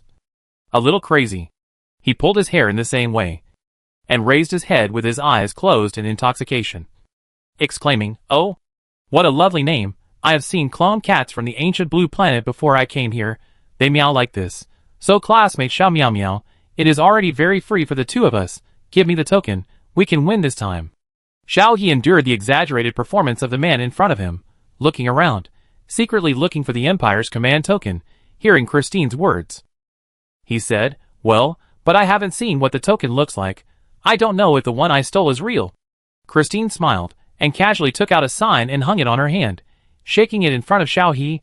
This is ours. Is the one you stole the same as this one? Xiao He's eyes were immediately attracted to it, and his eyes followed the shaking token. Christine smiled and put her big hand on Xiao's head. Xiao Meow Meow. I will apply to transfer you from the comprehensive university next door to the Imperial Military Academy after we go back. Xiao. Is this person crazy? But the most important thing now is how to get this sign, and then get out of the Imperial camp smoothly. As long as you get out, Shui Jiuxuan will be lurking outside. Xiao broke away from Christine's hand, patted the non-existent dust on his head, and said seriously, don't put your hands on my head. Christine looked at Xiao indifferently, put the sign on the command desk and said to Xiao, Xiao Meow Meow, you have worked hard as an undercover agent. Are you hungry? I'll get you some food. Xiao nodded repeatedly and touched his stomach a little pitifully. I am very hungry.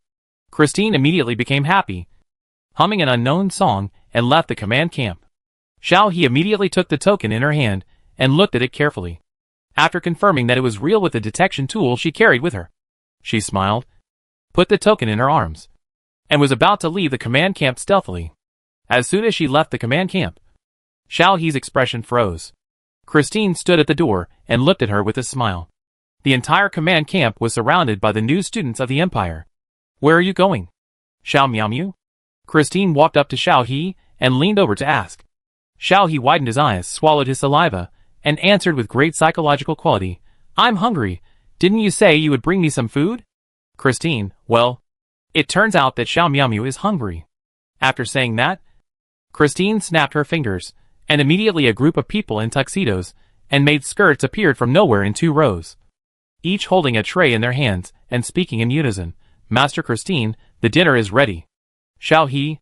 How should I put it? The last time Xiao He saw such a scene was in a TV series about wealthy families in his previous life. Christine came up to Xiao He and said, How is it? How is this arrangement? I saw this documentary in a very old information storage device in my family's collection. It is said that our ancestors loved this set very much, to show off their noble status and family strength. After saying this, Christine showed an intoxicated expression again, reached out, and lifted Xiao's chin. How is it? Xiao Miaomiao knows you are lying to me, but don't go back to those violent people with fighting genes in their bones. Stay, come back to the Empire with me. Xiao He finally understood that this new commander of the Empire is indeed very powerful. I am afraid he saw that he was lying from the beginning, but Xiao He suddenly smiled. Before the actual combat exercise began, Shui Jiuxuan customized a plan for Xiao He alone, and gave Xiao He a character investigation report. I don't know where Shui Jiuxuan got the channel, anyway. The report said that Ryan Kristen is very confident, extremely confident. So Shui Jiuxuan deliberately let Xiao He go, because Xiao He's appearance is full of deception. Kristen would not take Xiao He seriously. Xiao He grinned, took out something with his backhand and threw it at Kristen. Christine was stunned for a moment, and subconsciously caught the thing Xiao He threw at her. She opened her mouth and said, This. Before she finished speaking, the thing in her hand exploded instantly, emitting a sizzling electric current. Christine instantly curled up due to the electric current. The people behind Christine hurriedly surrounded her and exclaimed, Commander. Xiao He took the opportunity to rush over when he saw the gap. After rushing through this wave of siege, a signal flare was fired outside, and Shui Jiuxuan would lead people to rush over to support him. All this was within Shui Jiuxuan's expectations. Xiao He believed in Shui Jiuxuan's strength. Be quiet. Christine shouted at him. The commotion gradually stopped. Xiao He moved faster. Christine reacted. The probability of her escaping successfully was 0. As they were about to reach the camp gate, Xiao He took out the flare, and just as he pulled the fuse, someone grabbed his collar. Christine's voice rang behind Xiao He. We haven't eaten yet. Where is Xiao Miaomiao going? Xiao He secretly said that it was not good. The only thing he was thankful for was that the flare had been sent out. Christine was holding Xiao He, and she didn't look angry. She just poked Xiao He's face with her finger out of curiosity. You are so small. And the commander on the other side is so confident that you can do such an important thing? Xiao He didn't say anything. She was already caught, and there was nothing to say. However, she had to find a way to delay time, because according to the rules, the command must be crushed by the commander in person to take effect. Christine picked up Xiao He like a kitten and looked at her at eye level. You run so slowly. Anyone here can easily catch up with you. How did you train in the past month? Forget it. Let's not talk about this. Did you steal the token? Where did you put it? Take it out yourself. As a gentleman, I will not touch a lady. After saying that, Christine pulled a handful of hair narcissistically and looked up at the sky, revealing her superior jawline. Xiao He quietly rolled his eyes, his mind racing. And then he looked up and said to Christine, Then put me down first. There are so many of you anyway, and I can't run away. Christine raised her eyebrows, put Xiao He on the ground, and patted Xiao He's head. Obedient little meow. Come on. Give me the token. Xiao He put his hands behind his back and wasted time. Christine was quite patient and didn't rush Xiao He at all. Xiao He fumbled for a long time, took out the remaining special small ammunition, and quickly threw it into Christine's arms. Christine looked at Xiao He with amusement, and casually threw the ammunition aside. The same trick won't work the second time. You don't know? Bang! Xiao He rushed towards Christine, and his head hit Christine's chin directly, knocking him back. Xiao He covered his head and ran away. Christine lay on the ground and touched his chin. Hiss! Hit your head. He laughed as he said that, and then got up from the ground, looking at Xiao He who was about to rush out of the camp, and yawned. When Xiao He was captured by the Empire freshmen A and B, she looked like she had lost hope in life. The two had been guarding outside the door. As soon as she rushed over, they grabbed her arms and escorted her back. Christine smiled and said, I told you that you can't run away. Forget it. If you don't want to return the token to me, that's fine. It seems your commander is here. Xiao He looked back and saw Xue Jiuxuan standing at the entrance of the camp, stepping on the heads of the Empire freshmen. Behind him were the hundreds of freshmen who had survived. The Empire was not much better. The people sent out were all wiped out, and only the people left in the camp were left. Christine raised her hand and said hello. Oh, you are a beautiful lady. So, the decisive battle will take place here? The new student of the Empire immediately stood behind Christine. The two sides were in a confrontation. Xiao was imprisoned in Christine's arms. Christine even put her chin on Xiao's head and said to Xue Jiuxuan, who had an expressionless face, let's raise the stakes. If you win, I will give you the latest model of starship. If I win, this little meow will belong to you. Xue Jiuxuan glanced at Xiao and then said after making sure that Xiao was fine, you said that? Christine stood up straight immediately and said seriously, I swear in the name of Christine's family, I will never break the bet. Xue Jiuxuan said to Xiao, do it? Xiao was stunned for a moment, and then reacted and looked at Xue Jiuxuan hesitantly. Do you really want to do this? Xue Jiuxuan nodded without question. Xiao closed his eyes and exerted force with his hands. The mechanical broadcast sounded above the camp. The Imperial Blue Team's command was broken by the other commander, and the joint team of Huaxiao Military Academy and Huaxiao University won this exercise. Chapter 157. Christine was confused, the hand around Xiao's neck loosened. Looking at Xiao blankly, her big eyes were full of confusion. Xiao was also confused, or rather, everyone present except Xue Jiuxuan was confused, not knowing why it suddenly ended. Xue Jiuxuan put down the heavy machine gun on his shoulder, walked to Xiao, and took Xiao back from Christine, and said to Christine, don't forget the starship. Send it directly to the capital star of China. Christine came to her senses, and immediately stopped Xue Jiuxuan, gritted her teeth and asked, explain. How did you do it? The token has never left here. You? Christine suddenly came to her senses. Her eyes instantly looked at the bewildered Xiao and blurted out, Xiao Miaomiu is your commander. Xue Jiuxuan smiled. You reacted quickly. Xiao opened his mouth and pointed at himself. Me?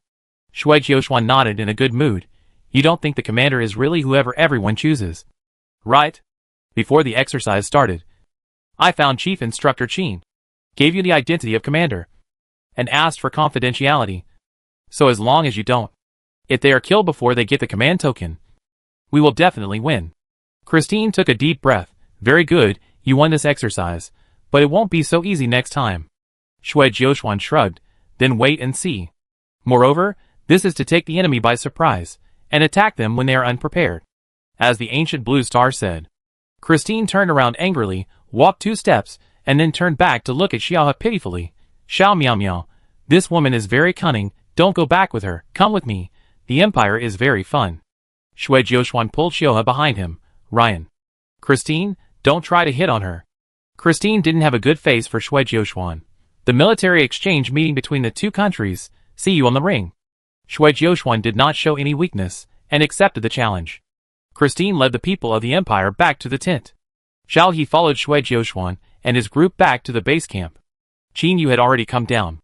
Those students who were eliminated saw the results in the starship, and they were very excited to see Xue Jiuxuan and the others come back. Congratulations, Qin Yu said to Xue Jiuxuan. Xue Jiuxuan raised Xiao He's hand. Everyone present is indispensable for this victory. The scene cheered instantly. Qin Yu laughed when he remembered the furious look of Arnold before he left. It was 3 days later when they returned to the capital star. Xiao He was so tired that he slept for a day and a night. Before the official start of school, Fu Yanzhou got Xiao He's class schedule and called to remind Xiao He to go to class according to the time. Xiao He is now considered a celebrity in Huaxiao University. After all, being the commander in the freshman military exercise and successfully crushing the opponent's command token to win is a big plus. The only bad thing is that Xiao He is the only one in her class. The teacher teaches one-on-one every day. Xiao He dares not even be distracted and studies very seriously. Fortunately, she has more free time after class and finishes her homework in class. Xiao He has not played games for a month and a half. After class, she goes back to the dormitory and plays games. The game is still the same, but there is a faction war every Friday, and you can get half a month's main city tax revenue from the faction by seizing the other party's battle flag. When Xiaohe came on the game, 2 rounds of faction wars had already passed. Faction channel Lily. Xiaohe, why haven't you been online for so long? Eat peach. That's right, the faction leader is not online either. Zayat Hiaji is online every 3 or 5 days. He meower. Sorry everyone, closed military training. Can't go online. Just came back from military training the day before yesterday. I don't like reading. Oh, I remember. Huaxia University's military training this year is really interesting. Empire bred, the Empire lost. Xiao A1. Xiao He, how was your military training? Black Silk Hottie. I knew I would see Xiao He when I went online today. He meower hee. It's okay, it's quite exciting. Black Silk Hottie. Let's go, let's sign up for the faction war. Let's see who is challenging our faction this round. As soon as the Black Silk Hottie interrupted, the topic of discussion in the faction channel became the faction war. Xiao He thought of Nuwa and ran to the pet to find Nuwa. Nuwa seemed to be offline, and Xiao He sat in the yard skillfully waiting for Nuwa to come back. After a while, Nuwa came back and looked at Xiao He with great joy. Xiao He, where have you been during this time? She couldn't see her in the game, and she also went to Xiao He's house secretly but didn't see anyone. Xiao He smiled and said, I went to participate in the school's military training activities. Nuwa suddenly realized, so that's it. Xiao He said again, Mr. Nuwa, the body I bought for you will be delivered to my dormitory tomorrow. Do you have a way to go and see it? Nuwa's eyes lit up. Sure. Don't worry. Xiao He was happy then, and talked to Nuwa, who hadn't seen her for a long time. For a long time. Until the black silk hot girl came over and slowly left. Nuwa saw Xiao He leave and returned to the main brain space and said to Xiao Lan, I think I will be able to go home soon. Xiao Lan did not even turn his head. Remember to bring me your specialty. No one cared about playing games. The consequence of playing until the early morning was that I almost couldn't get up for the morning class. I went to the classroom with my bag on my back. Exhausted. Xiao He yawned while listening to the teacher's lecture, trying to concentrate and take notes. The teacher stopped halfway and looked at Xiao He with concern. What's wrong? Are you tired? Xiao He looked at the teacher embarrassedly. I'm fine, teacher. Please continue. It was not easy to finish the morning class. There was no class in the afternoon. Xiao He went back to the dormitory and started to catch up on sleep without eating. Finally, she was awakened by the delivery reminder. The message showed that the robot had delivered Xiaohe's things to the door. Xiaohe hurriedly opened the dormitory door. A delivery robot at the door scanned Xiaohe's information, and then asked Xiaohe to confirm and sign, and then took out a compressed package from his chest and put it in front of Xiaohe. After closing the door, Xiaohe opened the package and took out a simulation robot from it. It has not been activated yet. After activation, you can pinch your face freely, but your height and physical signs will not change. The robot is wearing a jumpsuit. Xiaohe dragged the things back to the room with great effort, and regretted not going back to the room to unpack them. After putting it back in the room, Xiao He wiped his sweat, patted the robot, and said to himself, let Lady Nuwa activate it herself. However, Xiao He didn't know when Nuwa would come, so he could only sit in the room and eat while waiting. After dark, Xiao He just turned on the light, and the robot in front of him glowed with eyes, and his arms moved inflexibly, and mechanical sounds rang in the room. Xiao He immediately turned around and ran to the robot. Lady Nuwa. The memory metal on the robot's face began to change, as if an invisible hand was pinching the metal, and finally formed a dignified and divine face of the ancient blue star Huaxia people. Nuwa smiled at Xiaohe, and her long black hair spread out behind her head. Thank you, Xiaohe. I like it very much. The mechanical sound also became Nuwa's voice in the game. Xiaohe was very happy, and pulled Nuwa's arm and said, Ms. Nuwa. Nuwa touched Xiaohe's head, showing a satisfied look. But Xiaohe was a little distressed. Ms. Nuwa, robots are not allowed to stay in the school dormitory. Nuwa looked at Xiaohe gently. It doesn't matter. I can go anywhere. Xiaohe thought for a while and said, it happens that tomorrow is a holiday. I will take you back. And say, well, I will say that I picked you up on the road. And then you will live with Macho. And I will go back to see you during the holidays. Ms. Nuwa, do you think it's okay? Nuwa nodded, and looked completely cooperative. Xiao He shook his head and said, then you can't let it slip. Lady Nuwa, Just say that I found you next to the school garbage station. It was pitiful that you were standing there, and were about to be destroyed. So I picked you up. Understand? Nuwa laughed. Okay. I remember. The next day, Xiaohe packed up and took Nuwa back to the Imperial Garden. Before returning, he sent a message to Fu Yanzhou in advance. Fu Yanzhou seemed to be at home these days. Standing at the door of the house, Xiaohe felt a little guilty. Looking at Nuwa behind him, he hesitated for a long time before opening the door. Fu Yanzhou was sitting on the floating sofa in the living room. He smiled and turned around when he heard the noise. I'm back. Xiaohe nodded and walked in reluctantly. And Nuwa followed behind him. Fu Yanzhou was stunned for a moment, and then asked, What is this? Xiaohe lowered her head and made up. I picked it up at the garbage station when I came back. I saw it was going to be destroyed, and I felt so pitiful. So I picked it up and came back. The words were stuttering, and it was not convincing. Fu Yanzhou chuckled. The floating sofa dropped to the floor. Fu Yanzhou walked up to Xiaohe and said, If you like it, keep it. Do you want me to modify it for you? Xiaohe shook her head quickly. No. No. At this time, Mao rushed out and ran straight to Xiaohe. Before hugging Xiaohe, he found Nuwa standing at the entrance and smiling. He stopped immediately, pointed at Nuwa, and accused loudly, Who is it? Xiaohe, you actually have another robot outside. Do you not love me anymore? As he said that, Mao covered his eyes and began to cry fake tears. Xiaohe hurriedly hugged Mao. No.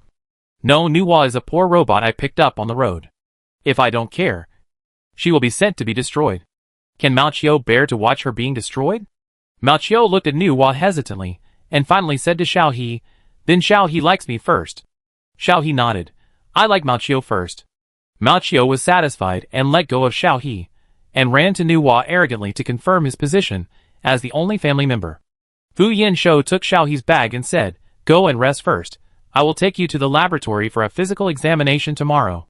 When we were in the military training camp before, the military doctor told me that you took 2 ordinary medicines. I am afraid that it will cause any hidden dangers to your body, so I will take you for a checkup to make you feel more at ease. Xiaohe had no objection to this. Okay, I know. After that, Xiaohe went back to the room to change clothes. As soon as Xiaohe left, Fu Yanzhou looked at Nuwa expressionlessly. Mao moved his nose and looked at Nuwa in confusion and said, You smell fresh. Not like an abandoned robot. He jumped up and looked at his wrist. After finding the coat on his wrist, Mao rushed into Fu Yanzhou's arms and said, Xiaohe is lying. This is clearly a simulation robot she bought. Chapter 158. Fu Yanzhou was stunned for a moment, and his expression improved a lot. After carefully looking at it, he turned on the light brain and looked through something before he laughed. He patted Mao. Okay, more robots are not a bad thing, Mao. Just pretend you don't know. Okay? Mao nodded agreeably, and turned back to look at Nuwa fiercely. Nuwa was still smiling, as if she didn't hear what the two said. In her eyes, only Xiaohe was alive. After Xiaohe came out, she asked Fu Yanzhou curiously, Mr. Fu, where is the black egg? Fu Yanzhou tore the Mao off his body and said, It's in the incubator. It should hatch in the next 2 days. Xiaohe pulled Nuwa to the incubator and squatted down to watch. Seeing the black egg, Nuwa's eyes changed slightly, and she turned her head to ask Xiaohe, What kind of egg is this? Xiaohe shook her head. I don't know. Mr. Fu picked it up, and we can only know after it hatches. Nuwa stretched out her hand to cover the egg, and paused for a long time before retracting her hand and said to Xiaohe, After it hatches. Xiaohe, don't get too close to this egg. Xiaohe said casually. Oh, and didn't take it to heart. The next morning, Fu Yanzhou took Xiaohe to the laboratory, leaving the fur ball Nuwa to look after the house. Speaking of which, Fu Yanzhou was still a little worried about what happened during the military training. After arriving at the laboratory, he took Xiaohe directly to Geng Tian's office. Geng Tian was busy working. Hearing the noise, he said without raising his head, Sit down first. I'll finish what I'm doing. Xiaohe sat down obediently, and waited for Geng Tian to finish his work. Fu Yanzhou whispered to Xiaohe, I'll go to the game department and pick you up later. Xiaohe nodded. Okay. Go quickly. I won't run around. Fu Yanzhou smiled, got up and left. Half an hour had passed by the time Geng Tian finished, and Xiaohe was finishing the homework assigned by the teacher. Xiaohe, I haven't seen you for a long time. How are you doing recently? Gung Tian greeted with a smile, while fixing the equipment, and called Xiao He over. Xiao He closed the homework, walked to Gung Tian and said with an embarrassed smile, Professor Gung, did I disturb you? Gung Tian looked at Xiao He with a smile. Lao Fu told me yesterday that he would bring you here for a physical examination. What's the matter with disturbing or not? Lie down. Lao Fu said that you took some medicine from outside during military training. Let me see if there is any effect. Xiao He immediately laid down and cooperated with Gung Tian in the physical examination. After the examination, Gung Tian patted Xiao He's head. Okay. Go over there and wait for a minute. There are snacks in the cabinet. Take them yourself. Gung Tian continued to work, and Xiao He sat down next to him and continued to do his homework. When Fu Yanzhou came, Xiao He had almost finished his homework. Gung Tian saw Fu Yanzhou coming and said, the report is out. And it's good news. Xiao He's body looks much stronger than before. The medicine has no effect, and the unstable factors that fluctuated before have stabilized for some reason. In other words, Xiao He's body will probably not suddenly fall into a coma like before. Fu Yanzhou glanced at the report and said with a smile in his eyes, thank you. Gung Tian waved his hand and said indifferently, what's there to thank for? Xiao He was also much happier after hearing the conversation between the two. Who doesn't like to have a good body? Fu Yanzhou exchanged a few words with Gung Tian, and then left with Xiao He. As soon as the two returned to the Imperial Garden, Mao Qiu hugged Xiaohe's thigh and complained, Xiaohe, the robot you picked up ignored me. It didn't talk to me. Xiaohe was stunned for a moment, then patted Mao Qiu's head and said, she has a name. Her name is Niwa. Mao Qiu should talk to her more. She may be a little introverted. Mao Qiu nodded reluctantly. Okay then. Fu Yanzhou asked with some surprise. Niwa? Xiaohe's mind was spinning rapidly, and she let it slip. If Fu Yanzhou knew about it, wouldn't he have to destroy Niwa's data? Thinking of this, Xiaohe immediately said, yes. I think this name is super cool. Fu Yanzhou frowned slightly. He had seen the name Niwa in the records of the ancient Blue Star Chinese mythology fantasy story. Another thing worth paying attention to is the Niwa NPC in the game. Although Xiaolan said that this NPC is its own split, Fu Yanzhou always felt that something was wrong. Xiao He lowered her head with a guilty conscience, fearing that Fu Yanzhou would say something.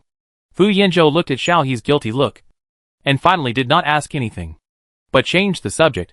What do you want to eat tonight? Xiao He hurriedly said, anything is fine. I'm not picky. As soon as the voice fell, a message popped up in Xiao He's light brain. Zhou Jin, Xiao He, come out for dinner tonight. Boss Shui is also here. And Xiao Linji Wanyuan. Shui Jiuxuan, do you want to come out to play? Xiao He looked at Fu Yanzhou, and Fu Yanzhou patted Xiao He's head.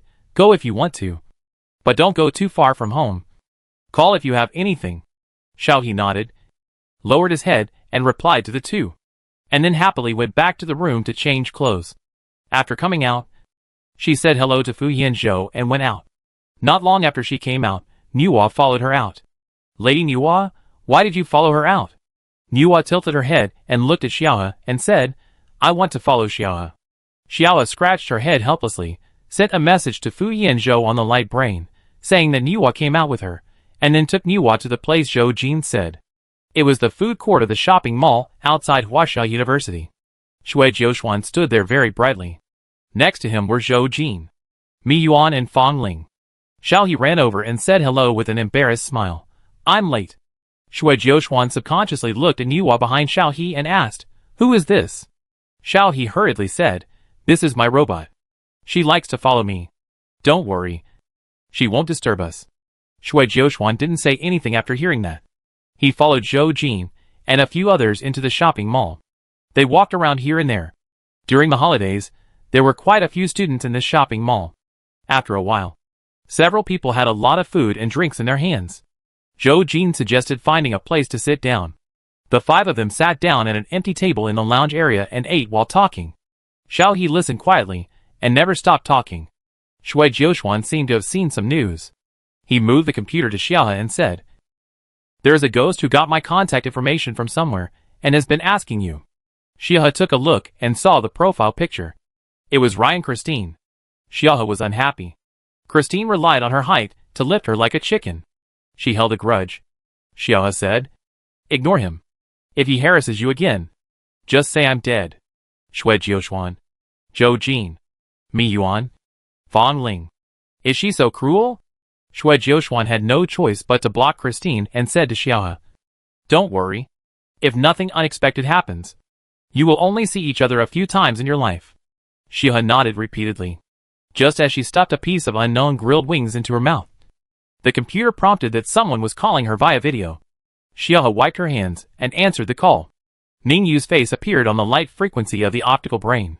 Xiao He immediately covered the optical brain with her hands and looked around like a guilty thief. She quickly changed the video to voice. There was no other way. After the military training, she finally realized how popular Ning Yu was in the Federation. The students in the military training liked to discuss Ning Yu's brilliant deeds when they had nothing to do after training. Xiao He? Ning Yu's confused voice came. Xiao He said hurriedly, Brother, I am having dinner with my classmates outside now. I will video chat with you when I get back. Ning Yu, okay, you play first. I don't have anything to do. I just want to ask how you are. Are you still keeping up with the course? Xiao He nodded hurriedly, and then remembered that Ning Yu couldn't see him. So he said, I'm fine, don't worry. Brother, it's just that you didn't tell me when you left. Do you still have a headache now? Ning Yu chuckled. No, I'm fine. I'll go back to see you when things here are settled.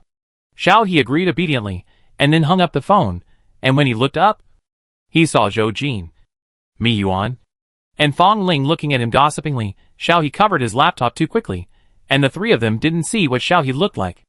Xiao He, your elder brother? Xiao He nodded and said embarrassedly, my elder brother has a special job. Usually I am at home at this time, so he will call me on video. Zhou Jin and the others expressed their understanding, and did not ask any more questions. They were just curious for a while, and continued to eat and drink. Only Shui Jiuxuan looked at Xiao He with a strange expression, and just looked at the current scene without saying anything. When they were almost done playing, several people waved goodbye. Zhou Jin and the other two went back to the dormitory. Xiao He went back to Yuyuan, and Shui Jiuxuan went back to school. Shui Jiuxuan and Xiaohe walked together, and they overlapped for a while. After walking for a while, Shui Jiuxuan said, Is your elder brother General Ning? Xiaohe looked at Shui Jiuxuan in surprise. Shui Jiuxuan looked at Xiaohe with amusement. Don't underestimate the eyesight of reserve soldiers. Besides, who in the military academy doesn't know General Ning? Xiaohe suddenly realized, and then said embarrassedly, I didn't hide it from you on purpose. My brother and I are actually not related by blood. Shui Jiuxuan thought about it and understood. Are you from Qiu Ying's family? Xiaohe looked at Shui Jiuxuan in surprise. Do you know brother Qiu Ying? Shui Jiuxuan nodded. Qiu Ying is also a celebrity in our school. His relationship with General Ning is no secret. And your last name is Qiu, which is too easy to guess. Xiaohe laughed. And Shui Jiuxuan frowned again. You are their sister. Why don't you go to the military academy? Even if you can't keep up with the physical strength, the command department is fine. The tone clearly revealed the meaning of you are simply wasting genes. Xiao He subconsciously remembered that Qiu Ying, Fu Yanzhou and Ning Yu had all told her that no matter who it was, they must not reveal that she was picked up by Qiu Ying. Xiao He turned the words on her lips and said to Shui Jiuxuan, Because I don't have this talent. My elder brother Qiu Ying is too good. I can't keep up with the physical strength when I go to the military academy. And I will be the last one. People will laugh at them. Shui Jiuxuan opened his mouth and apologized. Sorry. Xiao He shook her head. It's nothing. I'm not good to begin with. But I'm also proud of my brother's ability. Xiao He showed a proud look as she spoke, her eyes sparkling. And Shui Jiuxuan couldn't help laughing. The two separated at the fork in the road. Xiao He took Nu Hua to the Imperial Garden not far away. Shui Jiuxuan got on the public suspension car to go back to school. She was on vacation today, and might not be able to go out for a while. Xiao He walked back humming a song. There were not many people on the road at this time. After walking for a while, Xiao He suddenly felt something was wrong. It seemed a little too quiet. The effect of military training was reflected at this time. Xiao He looked around vigilantly, pulling Nu Hua's hand, staring at the place in front that suddenly darkened, retreating cautiously, while turning on the light brain to ask for help. Chapter 159. Xiao He nervously held Nu Hua's hand. The hands of the simulated robot also simulate the temperature of the human body. Nu Hua held Xiao He's hand and whispered, There seems to be someone in front. Xiao He nodded and said to Nu Hua, Lady Nuwa, if the situation is not right, you should run quickly, do you understand? Nuwa looked at Xiao He in confusion. Why should she run? Xiao He stared at the darkness in front of her, and cheered herself up secretly. It doesn't matter. She has been training for more than a month, and her physical fitness has been greatly improved. And she just sent a message to Fu Yinzhou. This place is very close to home. It's okay. Besides, maybe she was wrong. A person slowly emerged from the darkness, wearing black clothes and hiding in the night, with his face covered tightly. And he looked like a bad person. Xiao He pulled Nuwa back slowly. But before they took 2 steps back, they hit a wall, blocking their way back. Xiao He was startled, and turned around abruptly. The pedestrians who were going home behind her were walking and talking and laughing as usual. But they seemed to not see her. And the place where she stood would be intentionally or unintentionally bypassed. She seemed to be locked in some high-tech transparent box. At this time, the person in the dark had approached Xiao He. Xiao He pulled Nuwa and stared at the person in front of him and asked, "Who are you? My brother will come to pick me up soon. You'd better let me go." The man pulled down his mask, revealing a pale face, with a few strands of hair on his forehead, and a playful look in his eyes. After a long time, he said, "Don't you remember? My dear number one. Strictly speaking, I am your father." Xiao He's expression was blank, and he lost the ability to think in an instant. What number one? What father? What is this inexplicable person talking about? The man walked in front of Xiao He, circled around Xiao He, and looked up and down, as if he was looking at a satisfactory work. "I didn't expect you to survive. I thought you were dead. The lab was destroyed. All the test subjects were gone without exception. And you, my dear number one, you are very lucky. It's great that you survived." Xiao He came to her senses, and heard this inexplicable person saying a lot of words in her ear. Although this person said that it was great that she survived, Xiao He didn't think this was a sincere worry. Her intuition told her that the person in front of her was a pervert. Sijua looked at Xiao He. He didn't know that his number one experiment subject was still alive. According to the information sent back by the last spaceship that escaped, number one experiment subject should have died in the explosion. Even if he didn't die in the explosion, the freezing of the planet would have killed number one experiment subject. So Sijua didn't think about finding his number one experiment subject at first. Instead, he lurked in the most chaotic star pirate gathering galaxy. On the surface, he was a doctor who had drifted there. He had superb medical skills and could treat the pirates. He could bring back the seriously injured and dying ones. Therefore, Sijua hid well there and prepared a secret laboratory to continue his research. Everything was going well. But one day, one of his subordinates, who was captured and imprisoned in the capital planet, contacted him in a special way and told him that the number one experimental subject was still alive.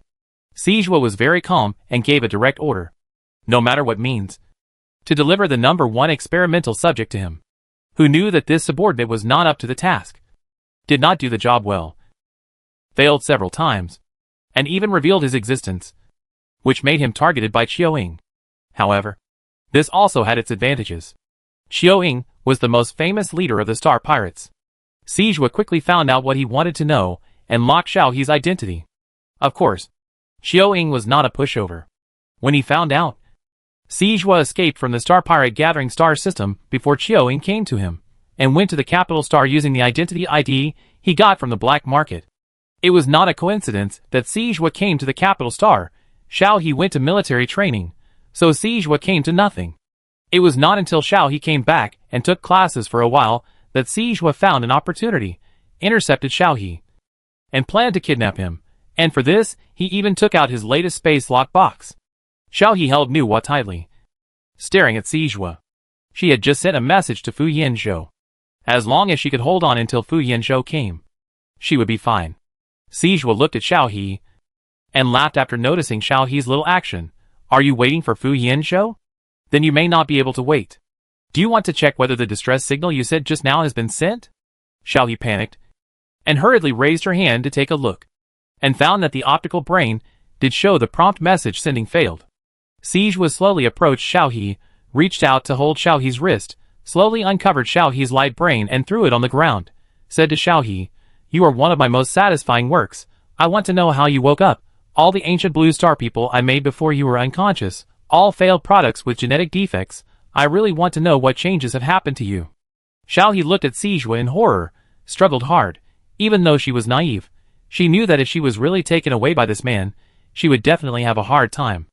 Nuwa slapped Sijua's hand away and tilted her head and said, Xiao He, you don't like this person? Xiao He immediately said to Nuwa, Lady Nuwa, this is a bad guy, he wants to catch me. Nuwa's eyes changed instantly. She stared at Sijua. The simulated machine eyeballs revealed an unknown fierce light. Sijua was hit. Then he looked at Nuwa. After a while, he said, Is this how Fu Yanzhou treats you? The protective robot he gave you is such a broken thing?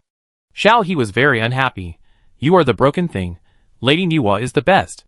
Sijua sneered. After checking the time, he seemed impatient, and he passed Nuwa and was about to catch Xiao He. Nuwa would naturally not let Sijua take Xiao He away from her. Sijua was stopped by Nuwa again. His face darkened. Then he smiled, slowly rolled up his sleeves, moved his fingers, covered with a thin layer of metal instruments, with a sharp end, and grabbed Nuwa. Xiao He stared blankly at Nuwa, who was scattered into a pile of parts. She didn't know how this pervert did it. He tapped Nuwa's body with his fingers a few times, and then dismantled Nuwa in front of her. She spent hundreds of thousands of dollars on this simulation robot. Nuwa's head was lying on the ground. The disconnected wires on her neck were still emitting electricity, and one eyeball fell to the side. Nuwa looked at Xiao He. Her eyes were still gentle, and comforted Xiao He. Don't be afraid, I'll find someone to save you. After saying that, the light in her eyes dimmed instantly, and it became a scrapped robot body. But Xiao He breathed a sigh of relief. If the simulation robot is gone, I can just buy another one. It's fine as long as Nuwa is fine. Luckily, Nuwa can escape from the robot's body. Next time, I must buy a more powerful robot for Nuwa. It's just... Xiao He nervously looked at Sijua, who was approaching step by step with a smile on his face. He retreated, until there was no more room for retreat. He suddenly pulled out the shotgun hidden in his waist, and shouted at Sijua, Don't come over. Sijua looked down at Xiao He's shotgun, and laughed. He blocked the muzzle of the tranquilizer gun with his hand, and said jokingly, You shoot. Xiao He pulled the trigger with a shaking hand. The bullet penetrated Sijua's palm, and the drug effect instantly dissipated. Xiao He looked up at Sijua, and prayed that this man would fall down quickly. However, things did not go as planned. Sijua looked at her with a smile. The shotgun seemed to have no effect on Sijua. Xiao He was scared. Sijua sighed, took the shotgun from Xiao He's hand, and said with a sigh, Good boy. Good children should not play with such things. Good children should go home after playing outside for so long. After that, Sijua raised his hand to Xiao He. The next second, Xiao He's eyes went dark, and she looked at the sky in a trance. Fu Yanzhou. Sijua picked up Xiao He, looked at the time, wrapped Xiao He with a large black cloak, put away the space box, and left quickly. According to the plan, we must hurry up. The robot just now was strange. If we don't leave now, it will be very troublesome. After Nuwa separated from the body, she appeared directly on the smart light screen where Fu Yanzhou was working. The light screen turned blue instantly, and Fu Yanzhou's face darkened. He didn't expect that someone would hack his computer. 2 lines of big words appeared on the blue light screen. Shioha is in danger. Go save her. She is just below. After the sentence disappeared, Sijua's face also appeared on the light screen. Fu Yanzhou stood up instantly, ran out quickly, and chased after Xiaohe according to the location on the light brain. But Fu Yanzhou was still a step too late. There were only a pile of scattered robot fragments, and Xiao He's discarded optical computer at the scene. Fu Yanzhou laughed angrily. Catching someone under his nose was great. Fu Yanzhou operated the optical computer with a cold face. He didn't just install this positioning on Xiao He. While tracking Xiao He's position, Fu Yanzhou had already controlled the hover car to drive automatically to his side. As soon as he confirmed Xiao He's position, he immediately drove the hover car to chase him. Late at night, the traffic control robot chased Fu Yanzhou's car all the way, warning Fu Yanzhou that he was speeding seriously, and asked him to stop as soon as possible to accept the punishment. Fu Yanzhou had no time to care about these robots. He ran all the way, looking for people to intercept and block the route. Within 2 hours, no spacecraft was allowed to leave the capital star. Fortunately, Ningyu helped at the military headquarters, and the blockade order came down quickly. Sijua left Xiao He in the spaceship and tried to leave the capital star by himself. However, when he flew out, he found a blockade before leaving the capital star. All the aircraft and spaceships that were going out were stopped and were being checked in line. TSK. Number 1. You are doing well in the capital star. It's hard to take you away. Sijua hummed a song while saying this. He covered Xiaohe with something. Xiaohe's figure instantly disappeared inside the spaceship. Sijua also put something on his face. His originally handsome face instantly turned into a bearded uncle. Soon it was Sijua's turn to be inspected.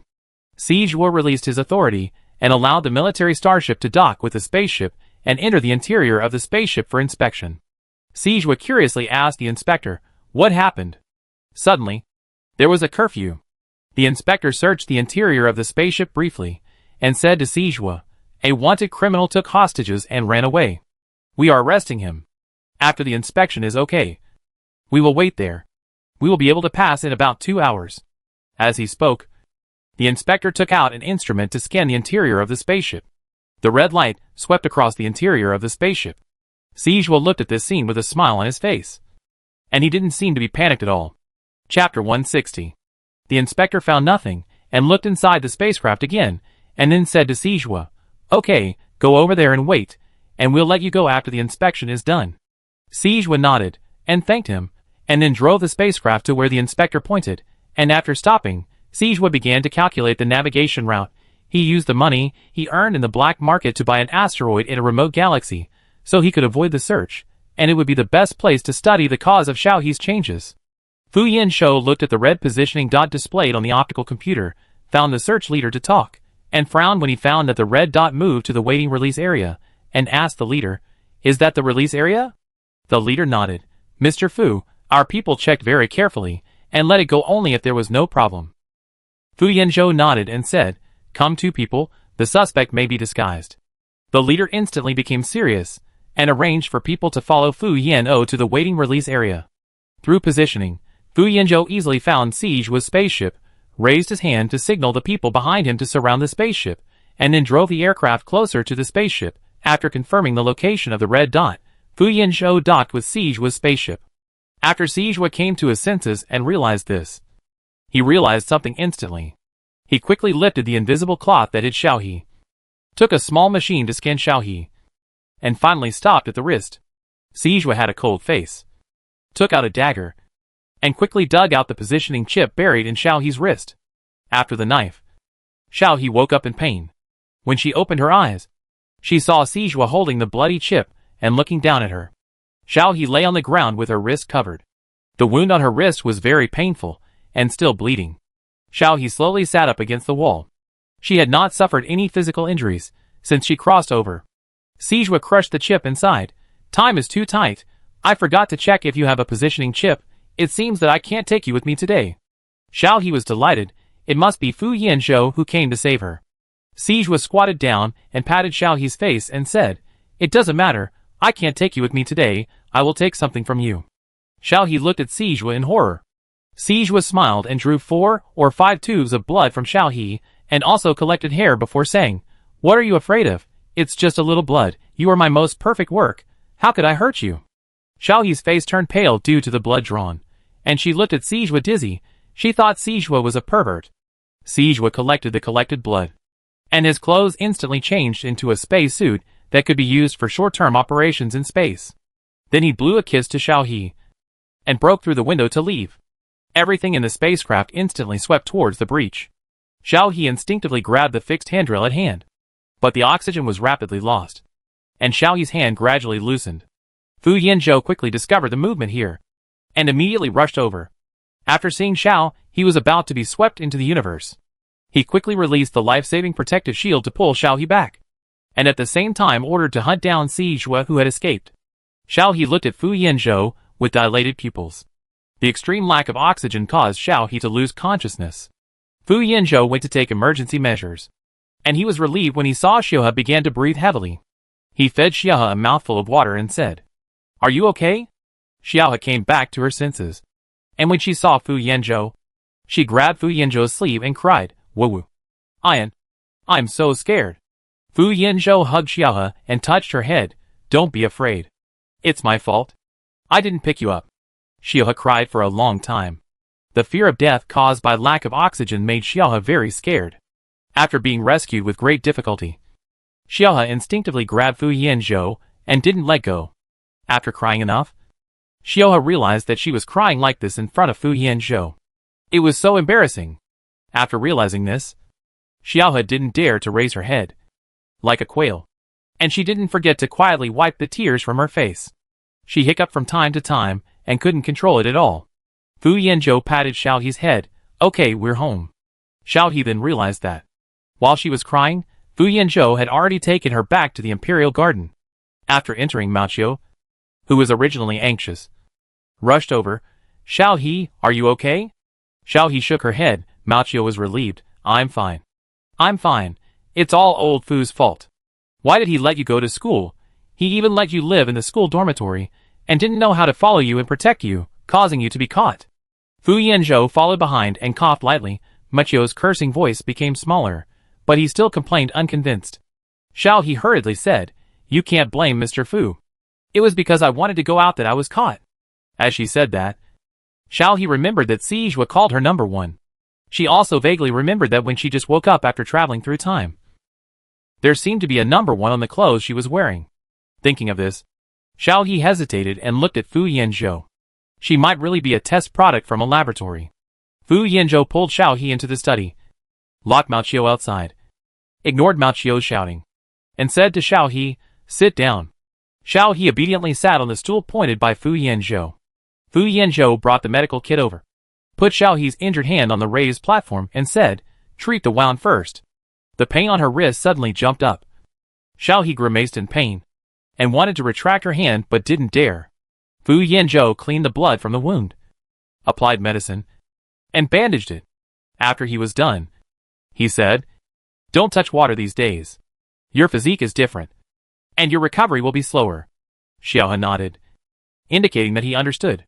At this time, Fu Yanzhou looked at the optical computer and said, Your optical computer was broken, and it has not been repaired yet. General Ning's video. He took off his optical computer and handed it to Xiaohe, and connected Ning Yu's video. Ning Yu's usually calm expression was a little jumpy. As soon as the optical computer was connected, he said anxiously, Fu Yanzhou. Xiaohe, are you okay? The last word was lowered. Ning Yu saw Xiaohe, looked at her carefully for a long time, and suddenly hung up the phone. He sent a message saying, I'm glad you're okay. I'll call you back later. Xiaohe looked at Fu Yanzhou blankly. Fu Yanzhou smiled and said, General Ning probably wants to calm down. The next second, the light brain lit up again. This time it was Qiuing. Mr. Fu, what happened to Xiaohe? You just look at my Xiaohe like this. After saying that, he saw Xiaohe in front of the light brain. Qiuing's tone dropped rapidly, and he asked gently, Xiaohe, are you okay? Xiaohe shook his head. I'm fine, brother Qiuing, don't worry. Qiuing breathed a sigh of relief, and then smiled and said, I was scared to death. Mr. Fu said that you were arrested. I thought that I had taken the old man away, and that no one in the Capital Star would arrest you. I didn't expect that it was Sijua, that bastard, who ran to the Capital Star to arrest you right under my nose. As he said that, Qiuing showed a very angry expression. Xiaohe said hurriedly, I'm fine. Fortunately, Mr. Fu came in time. That pervert is called Sijua. Brother Qiuing, don't worry. I will be careful. Qiuing thought for a while and said worriedly, No, I have to go back. Anyway, that guy escaped from under my nose. I will go back to see you first. Qiuing hung up the video and seemed to be rushing to the Capital Star. Fu Yanzhou took the light computer and said, I asked for a leave for you. Have a good rest these days. Xiaohe objected immediately when he heard it. Why do you want to ask for leave? I can go to class. I am the only one in our major. Teacher Zong and others will be unhappy if I don't go. Fu Yanzhou was stunned for a moment. He didn't expect Xiaohe to love school so much. He asked Xiaohe for leave because Sijua had not left the Capital Star yet. He was worried that Sijua would attack again. Therefore, he asked Xiaohe for leave so that Xiaohe would be safer by his side. But Xiaohe disagreed. Fu Yanzhou still respected Xiaohe's opinion. After thinking for a while, he said, Okay, I will send you to school and apply for you to live outside. Xiaohe did not insist anymore. Instead, he asked Fu Yanzhou, Mr. Fu, why did Sijua call me number one? He said that she created me. Am I not a human being, but a bionic robot? Xiao He showed a confused expression as he said this. Fu Yanzhou put away the medicine box, turned around and knocked on Xiao's head and said, "What are you thinking about? You are indeed a human being. But Sijua didn't lie to you. You are his test subject. His experiment is to perfectly replicate the ancient blue star human beings. In fact, it is to use the existing ancient blue star gene cloning. However, this is an experiment that violates human rights and is not allowed. Moreover, the gene cloning of ancient blue stars is not simple. The finished products are more or less defective. This experiment is too cruel and is banned." At this point, Fu Yanzhou suddenly looked at Xiaohe and said seriously, "You are the only ancient blue star who has been successfully replicated so far. You used the 23,680th gene in the gene bank and successfully possess human consciousness. You are also a very normal ancient blue star body. There are no defects. Except that you cannot use existing drugs."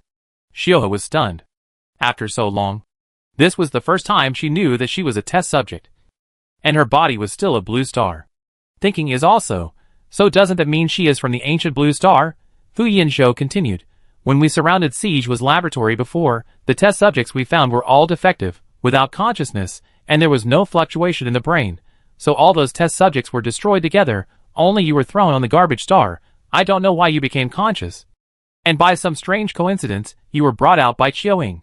Xiao He was silent for a while, and suddenly smiled and said, "Mr. Fu, then am I lucky? If I don't have consciousness, I will be destroyed. If it weren't for Brother Qiuing, I would die on the garbage star, but I am lucky." "Right?" Fu Yanzhou nodded. "You are lucky, so Xiao He, Sijua will not give up. I will send you to school starting tomorrow, in the short term. I will find a way to let you leave the capital star, and stay in a safe place for a while." Xiao He nodded seriously. "I listen to you. It's not easy to live again. Xiao He cherishes this life." Chapter 161. The next day, Fu Yanzhou really sent Xiao He to school. After sending Xiao He to the classroom, he went to find someone to arrange for Xiao He to not live in the school, and then went back to the classroom to wait for Xiao He to finish class. The morning class was Mr. Zong's class. Xiao He listened very seriously. After class, Mr. Zong greeted Fu Yanzhou, and then blinked at Xiao He, obviously misunderstanding something. Xiao He packed up his books a little embarrassedly, and said hesitantly, "Mr. Fu, let's go." Fu Yanzhou nodded. "I have already agreed with the school. You will not live at the school for the time being. You will live at home first. You have no classes in the afternoon. What do you want to eat for lunch?" Xiao He pulled Fu Yanzhou's sleeve and said, "Go home for lunch." The two of them went to my Yuyuan together. After returning home, Macho had already prepared the meal, and Xiao He's optical computer was also repaired and sent back. Halfway through the meal, Fu Yanzhou suddenly said, "Your robot is broken. Do you want me to buy you another one?" Xiao had choked, and immediately waved her hands. "No. No need to give it to me. I found it. No need to buy it." She didn't mention Nuwa yesterday, fearing that Fu Yanzhou would know that Nuwa was an NPC in the game, and then go to fix the bug and destroy Nuwa, and plan to secretly buy Nuwa another body. Of course, Xiuhe was also very sad about the broken one, which cost her hundreds of thousands. Fu Yanzhou looked at Xiuhe with a smile and said, "A new simulation robot with a high-cost performance. Where did you pick it up? I'll pick one up too." Xiuhe lowered her head and dared not say a word. She looked at Fu Yanzhou's face with a guilty look. Fu Yanzhou sighed. "Have you forgotten what I do?" Xiuhe glanced at Maoqiu. Well, Maoqiu was made by Fu Yanzhou. She was just showing off her skills in front of Fu Yanzhou by lying with a robot. Although I don't know why you want to buy a simulation robot, the performance of the ones you buy outside is just SOSO. If you really like it, I'll make one for you, which can be equipped with a defense-resistant system. Xiuhe's eyes lit up instantly when she heard it. In this way, she won't be afraid of encountering Sijua again when she takes Nuwa out in the future. Fu Yanzhou knew Xiao He was moved as soon as he saw her expression. Although he hadn't checked Xiaolan's situation, Fu Yanzhou knew all the data generated in the game. The data of the NPC named Nuwa was a little unexpected, but it was not a big deal. If Xiao He liked it, she would give it to him. Xiao He nodded like a chicken pecking at rice, obviously very happy. But there was a robot that was not very happy at the scene. Machio moved in front of Xiao He with resentment. Looking at Xiao He eagerly, Xiao He, am I not powerful? Xiao He, Michio is very powerful. Am I not cute? Xiao He hesitated. Machio is also very cute. Then why do you have other robots? Machio questioned Xiao He fiercely. Xiao He felt as if he was caught cheating on his wife, and was sweating all over. Machio was still staring at Xiao He, with a look that said, he won't give up until she explains clearly. Xiao He swallowed, and was thinking about saying this. Fu Yanzhou picked up Machio and said, don't be unreasonable. You are too conspicuous. You can't go to school with Xiao He. Machio burst into tears. Then change your appearance for me. Fu Yanzhou grabbed Machio's flailing limbs and said, it can't be changed. Machio cried even louder. Xiao He hurriedly took Machio from Fu Yanzhou's hands and comforted him. Okay. Okay. Machio, don't cry. Listen to Mr. Fu. I will take you to play together during the holidays. Okay. Machio knew that Fu Yanzhou's decision would not change. So he said to Xiao He with sobs, then it's a deal. You are not allowed to lie to me. Xiao He nodded hurriedly. And Machio stopped crying, and did not forget to roll his eyes at Fu Yanzhou. Fu Yanzhou was too lazy to care about the ball. Seeing that Xiao He was full, he said, go to bed early. You have class at 8 o'clock tomorrow morning. Xiao He obediently carried the ball back to her room to sleep. After closing the door, Xiao He went to play games. She couldn't sleep so early. Anyway, Fu Yanzhou hadn't been online recently. After logging into the game, Xiao He found that the game had been updated again. A daily task was added to repair the broken fragments of the ancient blue star. The reward was a large amount of gold coins. The more complex and older the repaired items were, the higher the reward would be. Xiao He carefully read the introduction of this daily task. This task is not complicated. First, complete the pre-task, get the title of Repair Craftsman, then go to the new Cultural Relic Ambassador NPC of the sect to receive the daily task. This task can be received 10 times a day. Of course, you must complete the previous task before you can continue to receive the next one. After completing the first task, you will be rewarded with 1 gold coin, 2 coins for the second time, 4 coins for the third time. If all 10 times are completed, you can get 512 gold coins in a day, which is equivalent to a day's salary for an ordinary person. In other words, this new task attracted a large number of new players to join the game. If you complete 10 daily tasks every day, the rewards you get can completely cover your income from work. Xiao He was naturally tempted after reading the introduction. She was short of money. Even if she didn't need to buy a body for Nuwa, she still wanted a spaceship that could take her to the blue star. In short, she needed a lot of money. At this point, everyone was online. When Xiao He was researching the task, the hot girl in black silk stockings came to her. Xiao He, what are you doing here? You didn't say anything even when you were online. Weren't we on holiday yesterday, and the day before yesterday? Why weren't you online? Xiao He was startled by the hot girl with black stockings. After seeing that it was the hot girl with black stockings, she said, Sister Xiao He, you scared me to death. The hot girl with black stockings chuckled, pinched Xiao He's face and said, I'm just concerned about you. I'll be coming to the capital star in 2 days. I heard that General Ning has returned to the front line. Are you living in school now? Are you also in school during holidays? No. Fu will let you live in school, Xiao He said seriously. Sister Xiao He, you are so gossipy. I started school. I was originally living in school, but something happened in the past 2 days. I went back to live with Mr. Fu. Sister Xiao He, if you want to play with me, you can come to Yuyuan to find me. The hot girl with black stockings raised her eyebrows. Oh, you are still living together. TSK. I won't be a light bulb. I will ask you out to play later. Xiao He pretended to be angry, but soon she broke her act and started laughing, and then asked the black silk girl, Sister Xiao He, have you seen the new daily task? The black silk girl nodded. Yes, are you interested? It's only 500 gold coins a day. I'm too lazy to waste time. Xiao He looked at the black silk girl jealously. Sister Xiao He, you are a rich woman, but I think it's really good to get so much money by completing a task. The black silk girl looked at Xiao He with a pitiful look, patted Xiao He's head lovingly, and then said to Xiao He, Okay, I'll go with you. She muttered again, What's wrong with Fu Yanzhou and General Ning? Didn't you give you pocket money? Xiao He didn't hear clearly, and pulled the black silk girl to do the pre-task. They were both from Lunghu Mountain. After completing the pre-task and obtaining the title, you can go directly to the Master Sect, and you can also do a Master Sect task to exchange for Master Sect equipment. After finishing the Master's work, Xiaohe went to find the NPC of the Cultural Relics Ambassador. The NPC of the Cultural Relics Ambassador was at the foot of Lunghu Mountain. He wore a white robe, had a gentle face, a black belt around his waist, and the pattern on his clothes was ink writing. He also held a bamboo scroll in his hand. There were very few players who came to accept the task. Almost none. Xiaohe was stunned for a moment, and subconsciously asked the black silk hottie, "Sister Xiaohe, this task, no one wants to do it." The black silk hottie spread her hands. Yes. When the task was launched yesterday, everyone rushed to it, and it almost caused a bug. However, everyone couldn't even complete the first task. So how could they move on? Today, there were still people who didn't believe in it, and did the task according to the pictures in the database.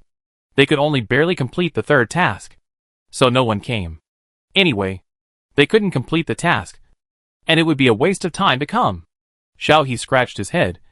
Is it so difficult to repair the task? Thinking of this, Xiaohe began to back out. But with the idea that he was already here, Xiaohe still took the task. Cultural Relics Ambassador, dear player, hello, please confirm whether to accept the task. Xiaohe chose yes. Cultural Relics Ambassador, player Xiaohe, you have successfully accepted the task.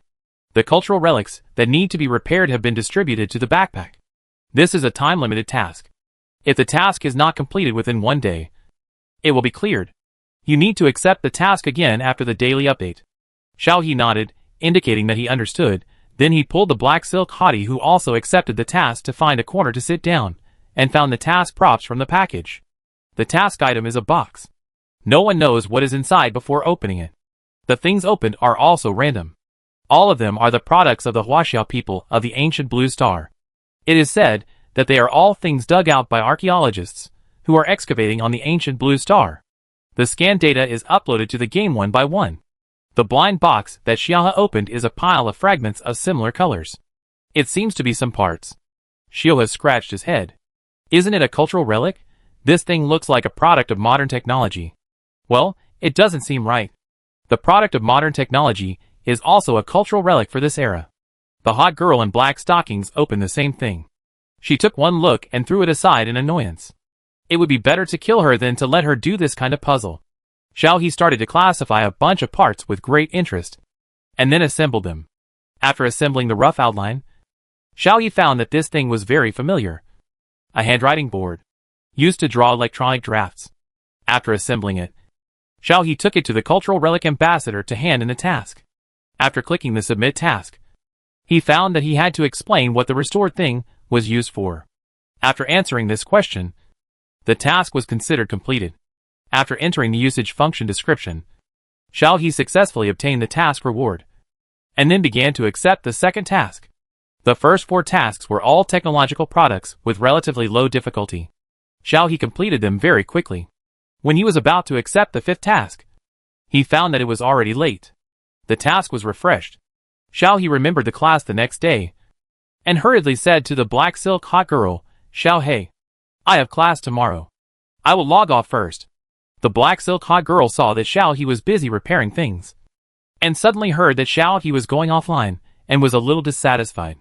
However, thinking that Xiaohe was a student now, he should focus on his studies, and waved his hand. Go to bed early." After Xiaohe went offline, he hurriedly washed and packed the materials for the next day's class before going to bed. Chapter 162. After class the next day, Fu Yanzhou picked up Xiaohe and went home. When they got home, Xiaohe said hello and went back to her room to play games. Fu Yanzhou was about to ask Xiaohe what she wanted to eat in the evening, but when he saw this, he shook his head helplessly and asked Maoqiu to prepare dinner, and went to the study to make a robot. He said he would make one for Xiaohe, so he had to speed up. It was still early when Xiaohe went online. Most of the people in the faction were not online. Xiaohe went directly to accept the task. She wanted to see if she could complete the daily task 10 times.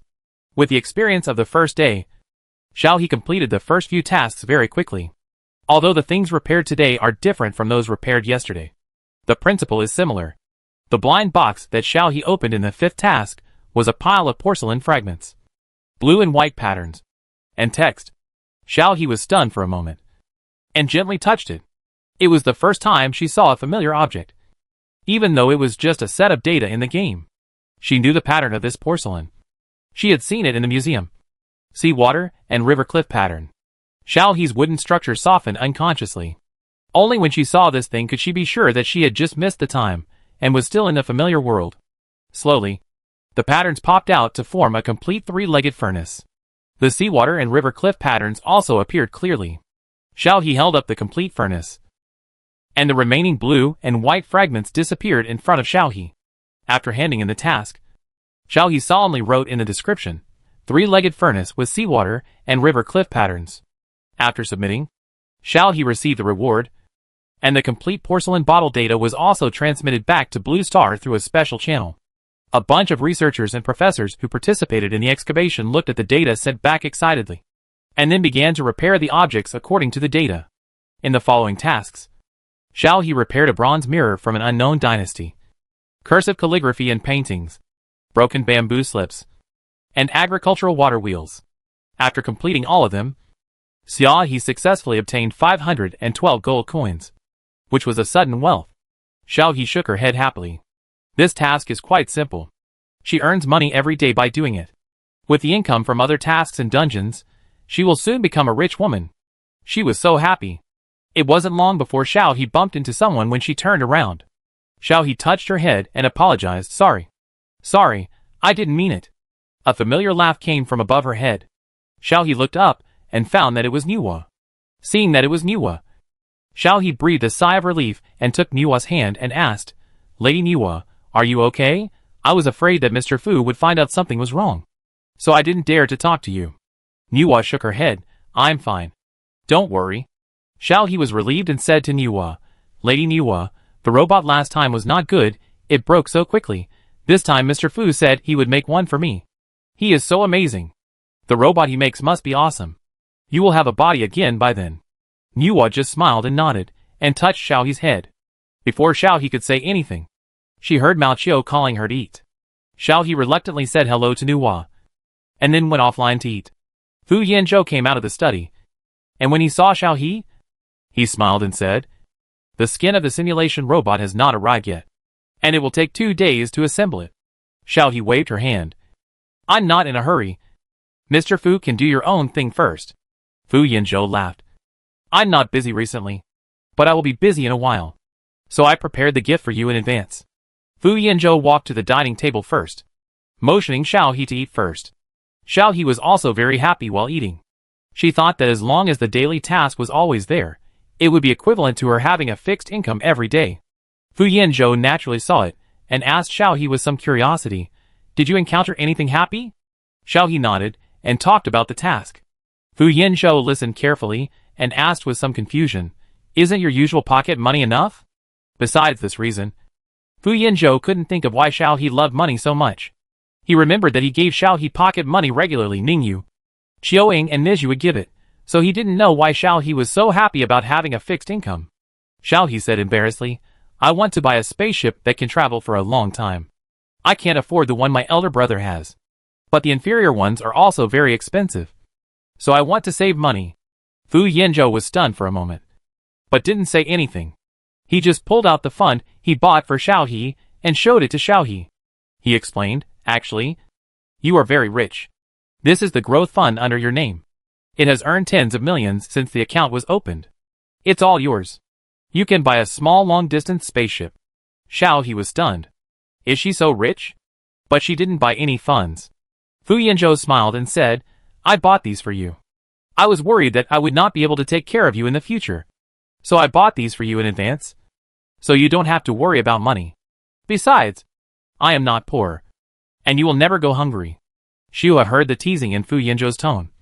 And although she was a little embarrassed, she still said seriously, But strictly speaking, these are not earned by my own efforts. I know that my elder brother Qiuing and Mr. Fu are very good to me, but I feel uneasy when I accept these gifts. However, it is different for the money I earn myself. Xiua looked at Fu Yanzhou with sparkling eyes. Fu Yanzhou paused and showed a nice smile. Well, I know. Although Fu Yanzhou didn't say what he knew, Xiaohe just understood. In Xiaohe's heart, Fu Yanzhou seemed to always understand her meaning and what she wanted to express. Ah! Old Fu. Xiaohe. Something big happened. Mao Qiu suddenly ran out of the study, shouting in panic. Xiaohe looked over instantly. Mao Qiu had an unknown object on his head, and was running towards this side frantically. Fu Yanzhou grabbed Mao Qiu's neck. Why are you in such a hurry? Speak slowly. Mao Qiu took a breath and was about to say something, but saw Xiaohe curiously reaching out and taking something from his head. Mao Qiu looked closely and made a sharp explosion. Ah, that's it. It had just came out of that eggshell. There's no such species in the database. Xiao He ignored Mao Qiu's words, but looked curiously at the creature taken from Mao Qiu's head. It was a black little ball of hair, as black as coal. You couldn't even see where its eyes were, and its limbs were even more invisible. It was round. If it hadn't been able to feel its body temperature, Xiao He wouldn't have thought that this little thing was alive. Fu Yanzhou looked at the little guy in Xiao He's palm with deep eyes, patted Mao Qiu's head. You are so useless? You screamed because of this little guy. Mao Qiu said stubbornly. No, I just haven't seen one this black. Xiao He stretched out a finger to touch the little black ball. The black egg was not small. How come the thing that hatched was so small? If it hadn't had legs, this little guy would have looked like a chick. The little black ball suddenly moved. Two chicken-like claws emerged from the bottom. Probably the part of the head moved and a small round ball emerged. A pointed mouth grew, and the red eyes opened, and it tilted its head to look at Xiao He and made a sound. Chi. Xiao He was stunned. The thing that was a small coal ball just now turned into a little chicken, except that the color of the eyes was a little abnormal. It was just a round black little chicken. Fu Yanzhou took the small coal ball from Xiaohe and said, I'll take it to confirm the species. Check the physical condition of the little guy. If there is no problem, I will keep it first. Xiaohe, give it a name. Xiaohe came to his senses and blurted out, then call it coal ball. Fu Yanzhou was a little confused. Coal ball? Xiaohe explained, it is a kind of fuel from the ancient blue star. It is black, and it is very similar to it. Fu Yanzhou curved his lips and said to Xiaohe, you should go to bed early. I will check the coal ball. Xiaohe nodded, and waited for Fu Yanzhou to bring the coal ball into the study. And then Xiaohe went back to the room to continue playing games. After Fu Yanzhou arrived at the study, the smile on his face completely disappeared. He changed from holding the coal ball to holding the coal ball's feet. He casually threw the coal ball onto the operating table, took a special blood collection tube, and inserted it into the coal ball's body. He drew out a tube of purple liquid, which was probably the blood in the coal ball. The coal ball screamed miserably, chirp, chirp, chirp. Fu Yanzhou looked at the coal ball coldly. Be honest.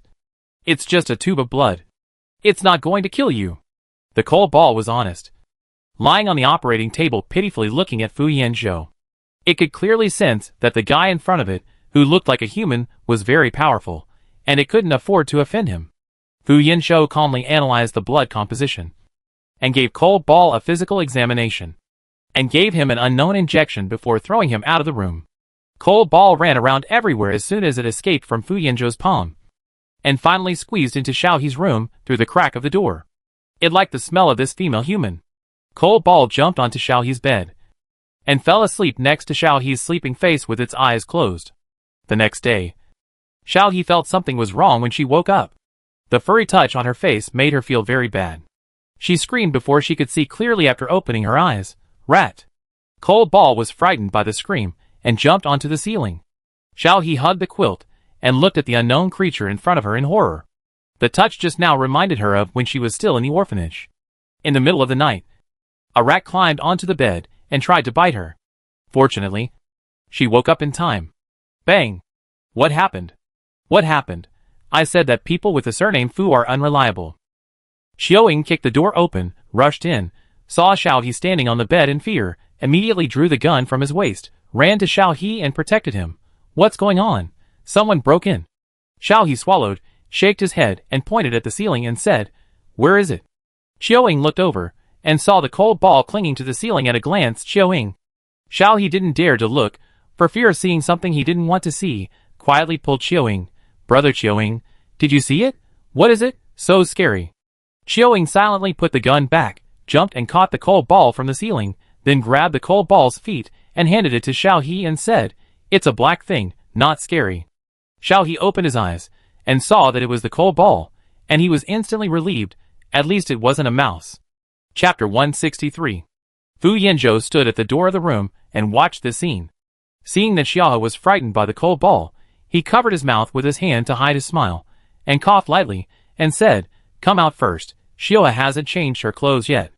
Xiao Ying came out with the coal ball, and closed the door. Xiao He hurriedly changed her clothes, and washed up before going out. Xiao Ying was sitting on the sofa with a swagger, the coal ball was kicking around under his feet, and there was also a fur ball, who didn't like the coal ball, and kicked the coal ball like a ball. The coal ball was pitiful. As soon as he saw Xiao He, he immediately used the speed of a ghost to escape from the clutches of Xiao Ying, and fur ball to Xiao He's side, and jumped into Xiao He's palm in an instant, and began to chirp non-stop, and he was as aggrieved as he could be. Xiao He held the coal ball and asked lovingly, "What's wrong?"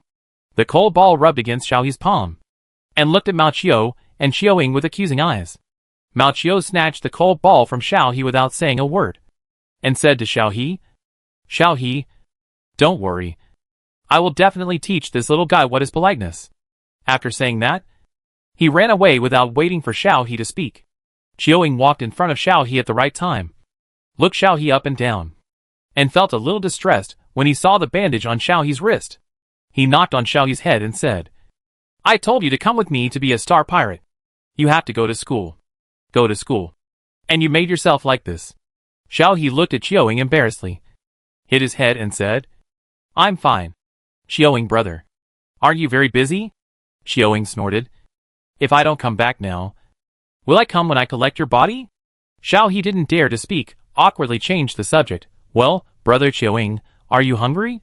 Oh, by the way, I still have classes, brother Xiao Ying, I'm leaving first." After saying that, Xiao He picked up her bag and ran away, but Xiao Ying grabbed her. "What's the hurry? Fu Yanzhou just left, let me take you to school." Xiao Ying went out first, walking in front of Xiao He, and didn't forget to look back. "Aren't you leaving? If you don't leave now, you'll be late."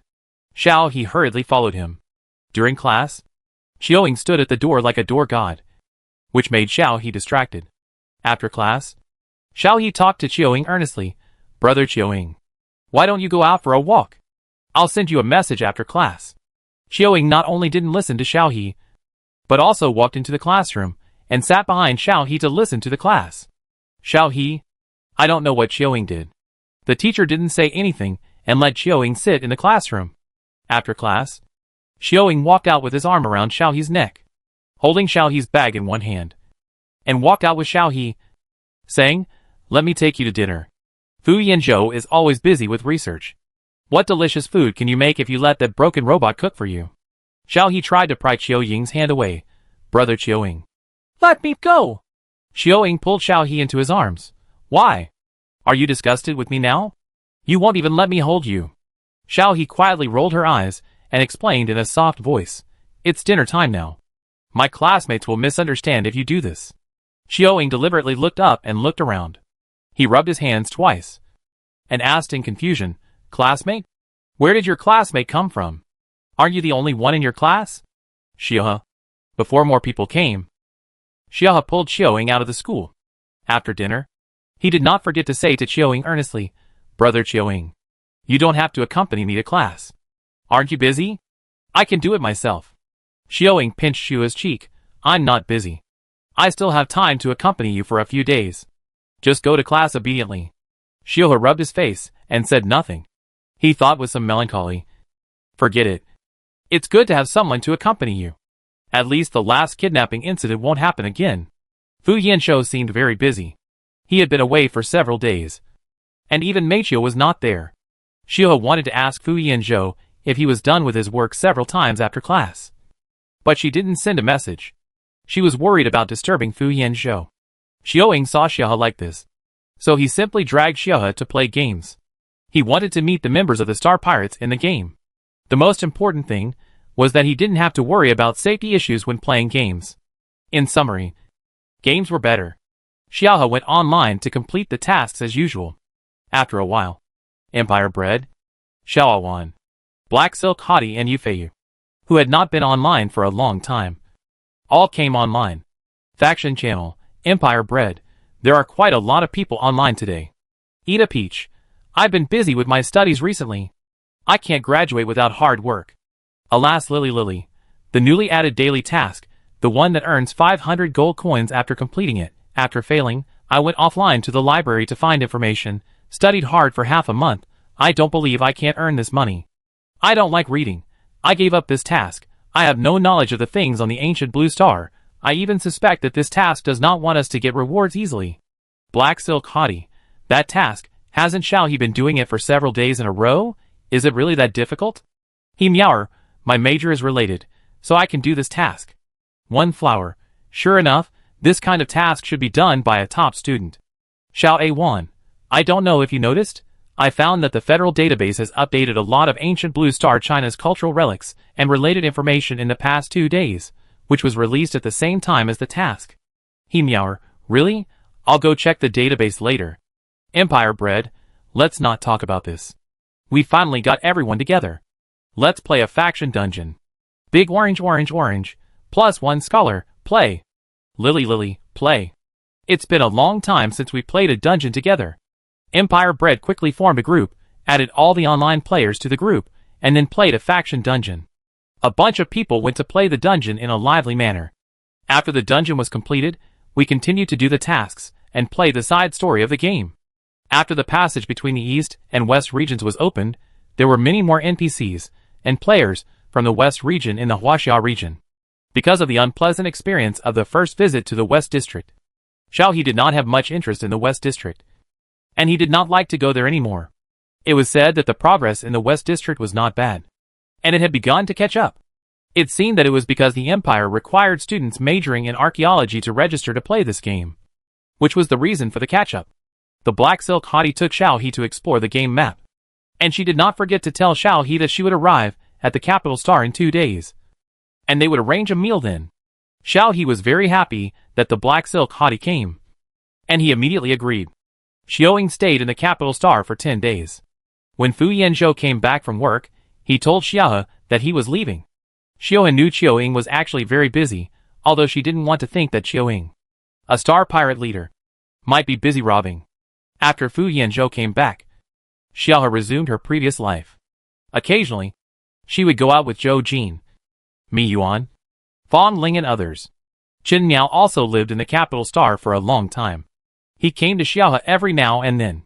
He also tried to take Xiaohe to a nightclub to order a male model, but was ruthlessly stopped by Fu Yanzhou.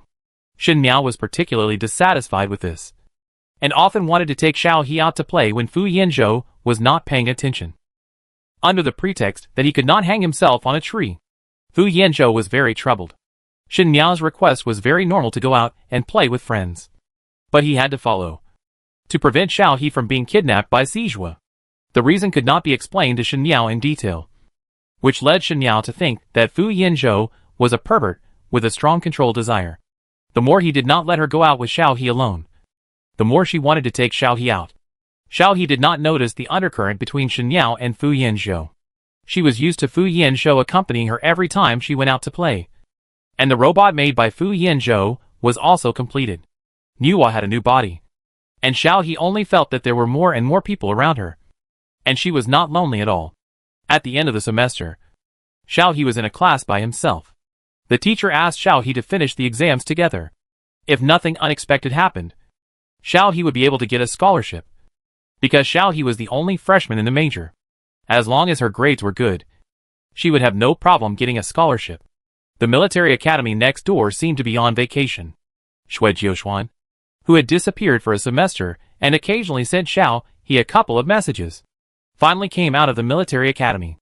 As soon as he came out, he asked Xiaohe out for dinner. Xiaohe reported to Fu Yanzhou as usual. Fu Yanzhou said to Xiaohe, "Go ahead. Besides, you will have a new schedule in a few days, including a change of place for next semester study. You will not be in the capital for a long time. You can take this opportunity to tell your friends." Xiaohe was stunned for a moment. "Are you going to another place for class?" "Why?"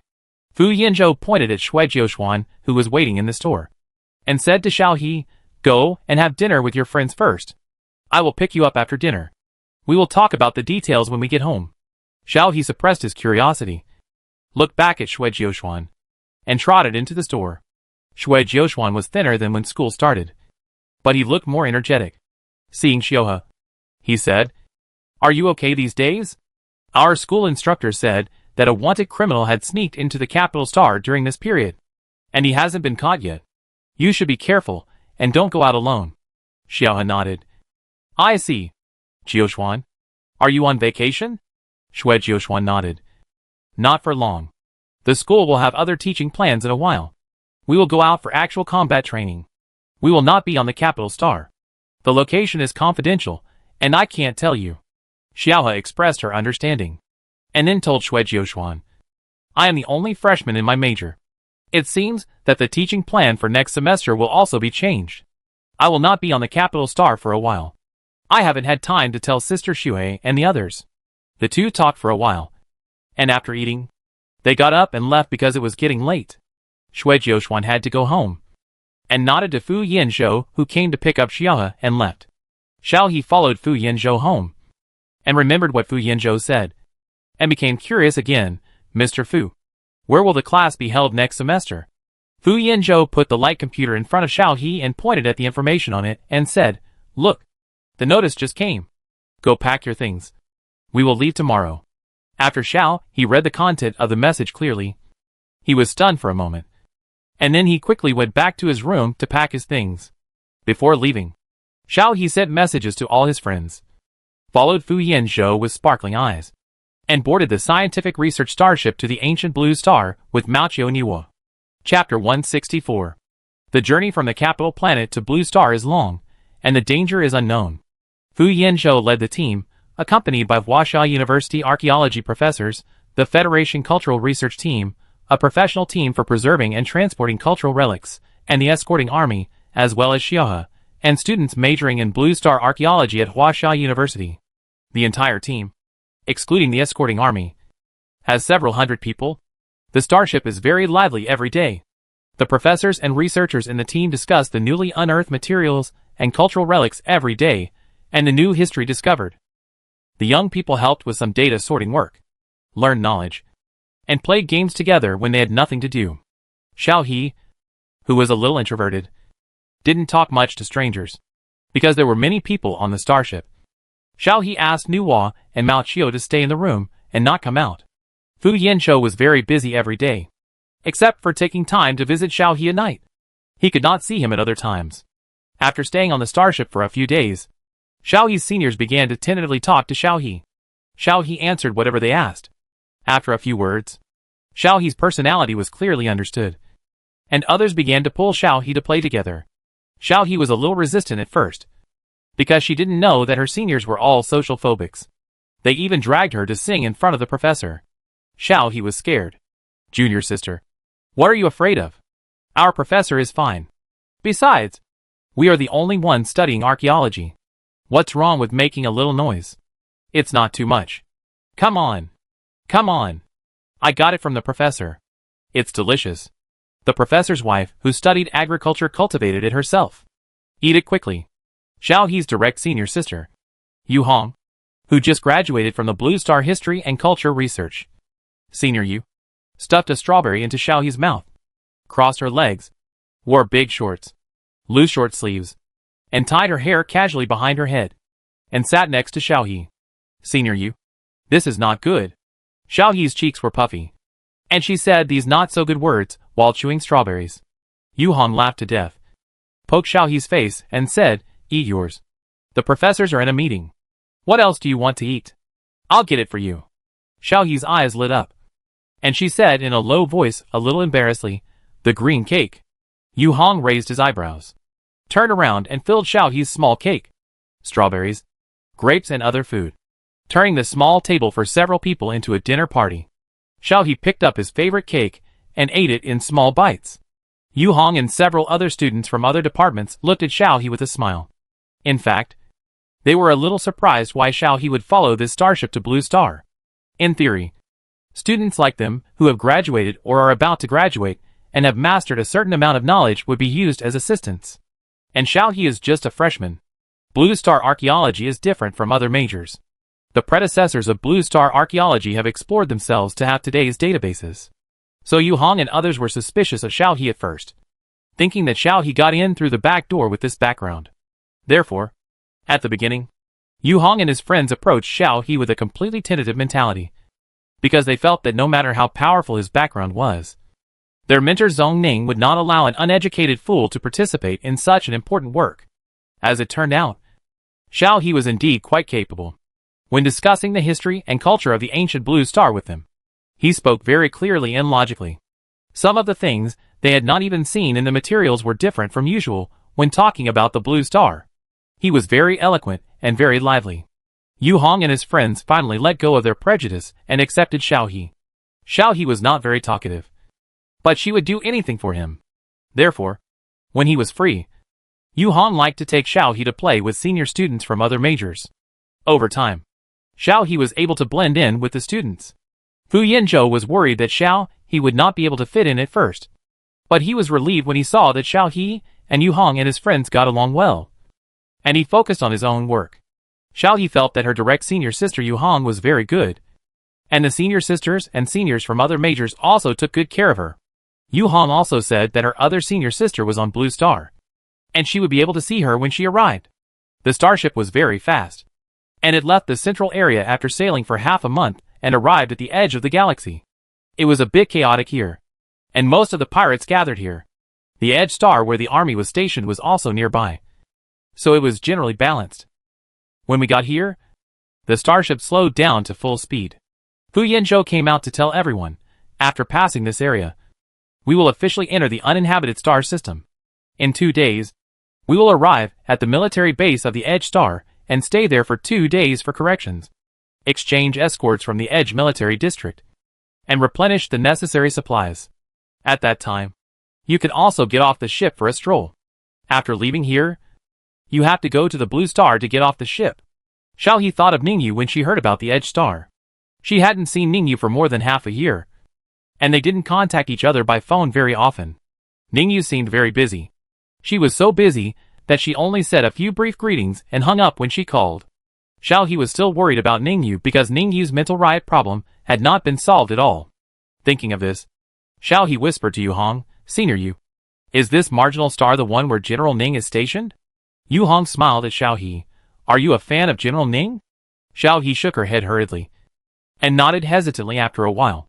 Yu Hong smiled and said, Okay. It's not shameful to be a fan of General Ning. If you ask loudly, do you believe that 80% of the people here are fans of General Ning? Xiao He's eyes widened, and Yu Hong said, But you are not wrong. We should be resting at General Ning's place, and we can also see General Ning. How happy are you? Xiao He nodded like a chicken pecking at rice, expressing her happiness. She was relieved to see Ningyu and confirm that Ningyu was fine. Yu Hong waved to Zui Qingqing, who was not far away, and said, Come on. Xiaohe is also a fan of General Ning. You two must have something to talk about. Zui Qingqing is a graduate of Blue Star Geography Research. When she heard Yu Hong calling her, she ran over immediately. Ah? What? Zui Qingqing sat down and asked Yu Hong. Yu Hong pointed at Xiaohe and said, Look, a little fan of General Ning. Xiaohe wanted to say that she was not a fan of Ningyu, but Zui Qingqing had already pulled Xiaohe to start talking about Ningyu. It was obvious that she was a die-hard fan. 2 days later, the starship stopped above the Edge Star, and the people on the starship boarded the spaceship to enter the Edge Star. Fu Yinzhou originally wanted to take Xiaohe on the spaceship, but just as he was about to find Xiaohe, he saw Xiaohe being gently pulled by Yu Hongzhou onto another spaceship. Fu Yinzhou had to give up and follow the other professors. After getting off the spaceship, Xiaohe saw the desolate Edge Star, where the oxygen content was thin, and there were no green plants. In front of him was only a high-tech metal base, and the army was inside the base. Yu Hong said to Xiao He, No plants can survive in this place, because the star beasts come to harass from time to time, and the plants cannot survive. This base is built with memory-extending metal, which is convenient for rapid repair after being destroyed. We need to go inside the base. After that, he took Xiao He and followed the teachers into the base. Ningyu stood at the gate of the base in a dark green military uniform, with a solemn and murderous look, and followed by soldiers who had experienced many battles. Professors, You have worked hard. Come in with me. The logistics team has gone to maintain and build the starship. And the necessary materials are also being transported into the starship. Ningyu briefly explained and led the research team into the base. The base was also very simple, with 2-story metal houses, soldiers patrolling and training everywhere. And the circular building in the middle was the military office building. Xiao He, Yu Hong and others were taken to the dormitory by the soldiers to settle down. Before leaving, Xiao He looked back at Ningyu. Ningyu seemed to notice Xiao He's gaze, and turned his head slightly. His eyes softened. At night, someone took Xiao He and others to the military cafeteria for dinner. During the meal, they were told that they could walk around the military area before 9 o'clock in the evening, and they had to go back to their rooms to rest after 9 o'clock. Therefore, after dinner, Yu Hong and Zui Qingqing took Xiao He for a walk. Along the way, they could see soldiers coming and going after training. The military district was very large. Xiao He and his friends had not even left the dormitory area while they were walking. Zui Qingqing said, "Let's go over there and take a look. Maybe we can meet General Ning." Xiao He looked in the direction Zui Qingqing pointed and found that it was the office building of the military district. Xiao He said, "Isn't this a bad idea?" Yu Hong took Xiao He over there and said as he walked, "It's not a bad idea. If we just walk around and steal secrets, what does General Ning do?" Xiao He thought so. The three of them walked towards the office building. There were only patrolling soldiers in the office building. When Zui Qingqing tried to approach the office building, a soldier came over and said, "Sorry, ma'am, this is a military area, and outsiders are not allowed to enter." Zui Qingqing hurriedly stepped back. Sorry, I'm just curious, sorry." The soldier nodded and was about to leave. Zui Qingqing hurriedly called the soldier. "Hey, big brother, where is your General Ning?" The soldier understood, another fan of their general. "Our general is not here. I can't tell you anything else." After that, the soldier went back to patrol. Zui Qingqing walked back disappointedly. General Ning is not here. Yu Hong patted Zui Qingqing on the shoulder. "Anyway, I will pass by here on my way back. Maybe I will see him tomorrow. You can ask for his autograph then." Zui Qingqing nodded. "Yes, if I see General Ning tomorrow, I will definitely ask him for his autograph." Xiao He did not say anything. Zui Qingqing said to Xiao He, "Don't worry, I will ask for one for you too." After that, the three of them planned to stroll back to the room to rest. Not long after they walked out, they saw Ningyu and Qinyu walking towards this side, talking about something as they walked. Zui Qingqing's eyes lit up, and she whispered, "What good luck." She straightened her clothes. Her cheeks slightly red, she took out a notebook and a pen from somewhere, and mustered up the courage to ask Ningyu for an autograph. Before she walked over, Ningyu looked over, her eyes lit up, and quickly walked in front of the three people, and said in a gentle tone, "Xiao He, I went to the dormitory just now to look for you but couldn't find you. Are you here to look for me?" Yu Hong and Zui Qingqing immediately looked at Xiao He. Chapter 165. Xiao He stood up subconsciously. "Brother, I am going out for a walk with my senior sister." After saying that, Xiao He remembered to go and see Zui Qingqing and Yu Hong, with a guilty look. Yu Hong gave him a look that said, "I will judge you later," and then he and Zui Qingqing greeted Ningyu together. "General Ning, we are students of the scientific research team." Ningyu nodded and said, "Thank you for taking care of Xiao He all the way. If you need anything, you can tell the logistics team." Zui Qingqing hurriedly raised the notebook. "Ning, General Ning, I am your fan. Can you sign an autograph for me?" Ningyu took the notebook and lowered his head, and then looked up at Zui Qingqing again after a while. Zui Qingqing said hurriedly, "Write to wish Zui Qingqing academic success." Ningyu nodded and wrote this sentence, signed his name, and then returned the notebook to Zui Qingqing. Zui Qingqing held the notebook contentedly, and was very excited at the first sight. Ningyu said again, "Sorry, I have a few words to say to Xiahe. I will send Xiahe back later." Yu Hong hurriedly pulled Zui Qingqing and said, "Okay. Okay, General Ning. Please do as you please, Xiahe. We are leaving first."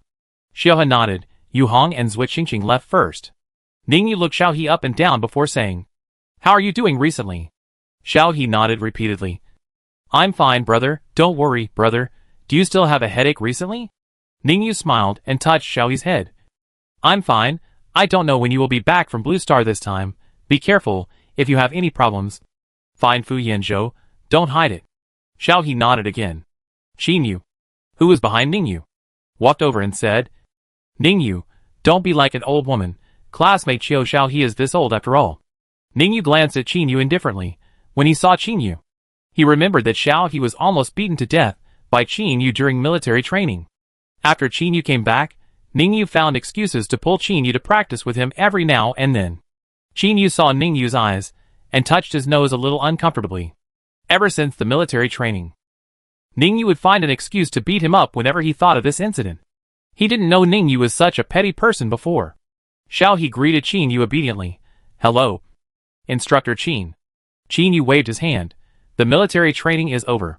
You don't have to call me Instructor Qin. Just remember me as Brother Qin. You guys talk. I'm leaving first. Qin Yu left after saying that. He was afraid that if he stayed any longer, Ningyu would find an excuse to beat him up again. Ningyu continued to tell Xiao He, the road to Blue Star is quite dangerous. Don't stay too far away from Fu Yanzhou to avoid accidents that may prevent Fu Yanzhou from reaching you in time. Xiao He nodded to show that he understood.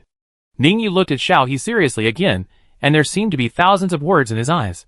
But he didn't say them in the end, just patted Xiao He's head. It's getting late, I'll take you back to rest. Xiao He followed Ningyu and walked slowly towards the dormitory.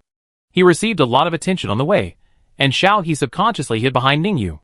Ningyu noticed and glanced over, and the furtive gaze disappeared instantly.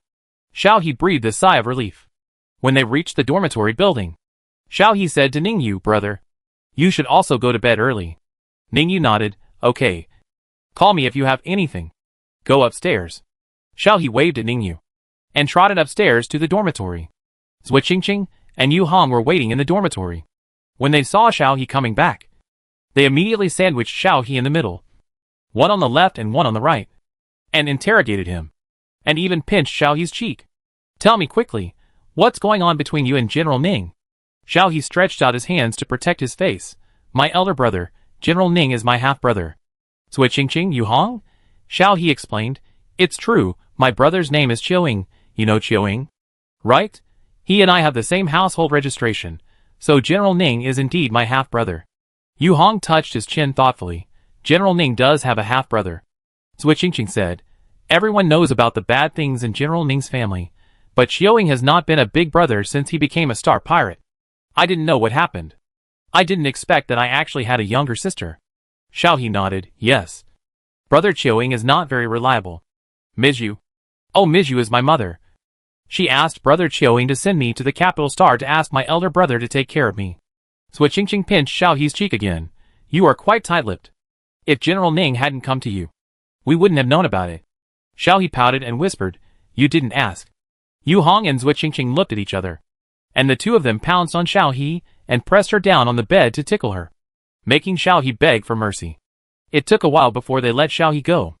The next day, Xiao He received a notice that the starship would depart from here in the evening and continue to move forward.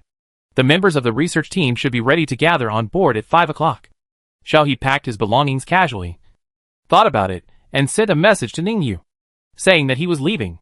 Ningyu did not reply. Xiao He thought that Ningyu was very busy and might not have seen the message. When it was time to board the ship in the evening, Xiao He saw Ningyu, waved to Ningyu slightly, and then followed the large group to get on the spaceship to the starship. There was a distance from the starship stationed at the edge. Xiao He lay by the window and looked down. She watched the base getting farther and farther away until she could no longer see it. Xiao He was on a spaceship alone. Yu Hong and the others followed the professor to move things. Xiao He was randomly assigned to this spaceship. Fu Yanzhou was supposed to be with her, but was later called away by an old professor. The spaceship was unmanned and connected to the starship by the starship main system. Xiao He was a little bored and walked around the spaceship, then sat down and waited to be connected to the starship. But after a while, the spacecraft still hadn't been connected. Xiao He was a little confused. She remembered that it didn't take so long when she went down before. Xiao He thought about it and walked to the unmanned cockpit, trying to see where the spacecraft was flying. When she walked to the cockpit and looked out through the monitoring screen, Xiao He only saw the vast universe and didn't see the starship at all. Xiao He was stunned for a moment and quickly looked through the window next to her. After searching around, she finally saw the starship far behind in the window at the rear of the spacecraft. Xiao He? She wouldn't be so unlucky. Would she? She could also encounter a bug in the starship system? Xiao He quickly turned on the light brain and tried to send a message to Fu Yanzhou and Ningyu to explain the situation, so that she could get help in time. After opening the computer and finding Fu Yanzhou's name, Xiao He was about to click on it when a pale hand reached out from behind him, turned off Xiao He's computer, and crushed it. Xiao He's mind went blank, and he felt a chill on his back. He turned back slowly. Sijua stood behind her with a smile, wearing a black combat uniform, with long hair that covered his eyes and eyebrows. He threw away the fragments of the optical computer in a friendly manner. See you again, dear number one. Xiao He was stunned and didn't know how to react. Her mind was full of, how did this person get on the spaceship? No. How did he sneak into the military base? Didn't anyone find out? Sijua didn't care when he saw that Xiao He didn't react. He just patted Xiao He's face and said, okay. Be good. In 2 hours, they won't find that a spaceship has lost control. By the time they react, we will have run far away. Xiao He slowly retreated. Sijua didn't care. Anyway, he was on the spaceship, and Xiao He couldn't run away. After more than 10 minutes, Xiao He finally accepted this fact, and sat down slowly in the corner, without looking at Sijua. When Sijua came back after setting a new route, he saw the scene and said to Xiao He with a smile, yes, this is what a good child should do. Only by being obedient can you suffer less. Xiao He pouted, buried her head in her knees, and ignored Sijua. Sijua stroked Xiao He's head like a puppy, and Xiao He shook Sijua off and refused to cooperate. The spacecraft was getting farther and farther away from the starship, and finally even the shadow of the starship could not be seen. Xiao He realized that Sijua had not lied to her, and that no one would find out within 2 hours. On the starship side, after all the personnel boarded the ship, Fu Yanzhou, as the team leader, began to check the list of people on board. When he didn't see Xiaohe at the end, Fu Yanzhou frowned and asked Yu Hong directly, have you seen Xiaohe? Yu Hong shook his head. I haven't seen him since I boarded the starship. We followed the professor to get things, and Xiaohe came up first. Fu Yanzhou's face darkened, and he quickly went to the control room to check all the spacecraft trajectories, confirmed all the numbers, and found that an unmanned spacecraft had been out of contact for 1 hour and 39 minutes. Fu Yanzhou almost didn't calm down, and after a while, he gritted his teeth and ordered, the authority of the scientific research team leader is transferred to Professor Liu, and the scientific research team member Qiu Xiaohe has been confirmed to have been kidnapped, and the starship is driving normally, and I will contact General Ning to lead the army to search for people. After speaking, Fu Yanzhou handed over the authority to Professor Liu, and quickly drove the spaceship away from the starship, and after contacting Ningyu, he first chased in the direction where the spacecraft disappeared last given by the surveillance. After Sijua drove the spaceship to a meteorite belt, he put on protective clothing for Xiao He, then grabbed Xiao He out of the spaceship, entered the meteorite belt, boarded a black spaceship hidden inside, and then left the meteorite belt, covered his tracks, and arrived at an abandoned planet. This abandoned planet was different from the garbage planet where Xiao He first stayed. This abandoned planet was full of yellow sand, and the temperature was also very high. Xiao He was sweating all over after a while, and had symptoms of dehydration. Sijua seemed not to see Xiao He, and continued to walk with Xiao He. When he arrived at a small sand dune, he turned on the light brain and pressed a few times. The sand dune opened, and an underground entrance appeared, and cool air hit his face. Xiao He was thrown in by Sijua. Sijua followed him into the underground and closed the entrance. The moment the entrance was closed, the dark underground space was lit up. Xiao He tried to cheer himself up. He only saw a long corridor with rooms on both sides. Xiao He's eyes were swaying. The high temperature in an instant made Xiao He suffer from heat stroke and dehydration. Xiao He retched, felt dizzy, and soon lost consciousness. Sijua squatted in front of Xiao He and looked at him. He shook his head and said, weak ancient blue star. After that, he picked up Xiao He and threw him into the room at the end of the corridor. When Xiao He woke up, her first reaction was that she was lucky enough to survive. But she was so hungry and thirsty, and her body needed to replenish water. Xiao He got up and walked out of the room tentatively. She didn't see Sijua, so she swallowed her saliva and went out to find food and water in fear. Even if she was caught, she couldn't die of thirst here. Chapter 166. But there was no door in the white corridor that could be opened. Xiao He leaned against the wall and returned to the door of the room. Shuhei sat down against the door and looked up at the monitor weakly. I'm starving to death. You pervert. If you don't give me food and drink, you'll be waiting for me to collect my body. Sijua, who was rushing to analyze the blood composition in the laboratory, took a look at the monitor. He laughed when he heard Xiaohe's words, then ordered a robot to send a nutrient solution and a bottle of water to Xiaohe. Before he found the results, Xiaohe could not die. Xiaohe got the nutrient solution in water, and only after eating it did she relax. At least she would not die. After relaxing, Xiaohe felt dizzy again. She covered her head and found that her body was hot. The symptoms of heat stroke had not disappeared. Xiaohe was a little sad.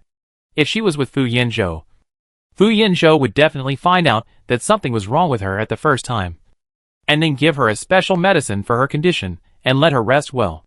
Being arrested and feeling unwell made Xiaohe very depressed. She gradually began to cry silently, and she was very sad. The little robot ordered to deliver food looked at Xiaohe helplessly, not knowing what to do, so it had to sound the alarm. Warning! Warning!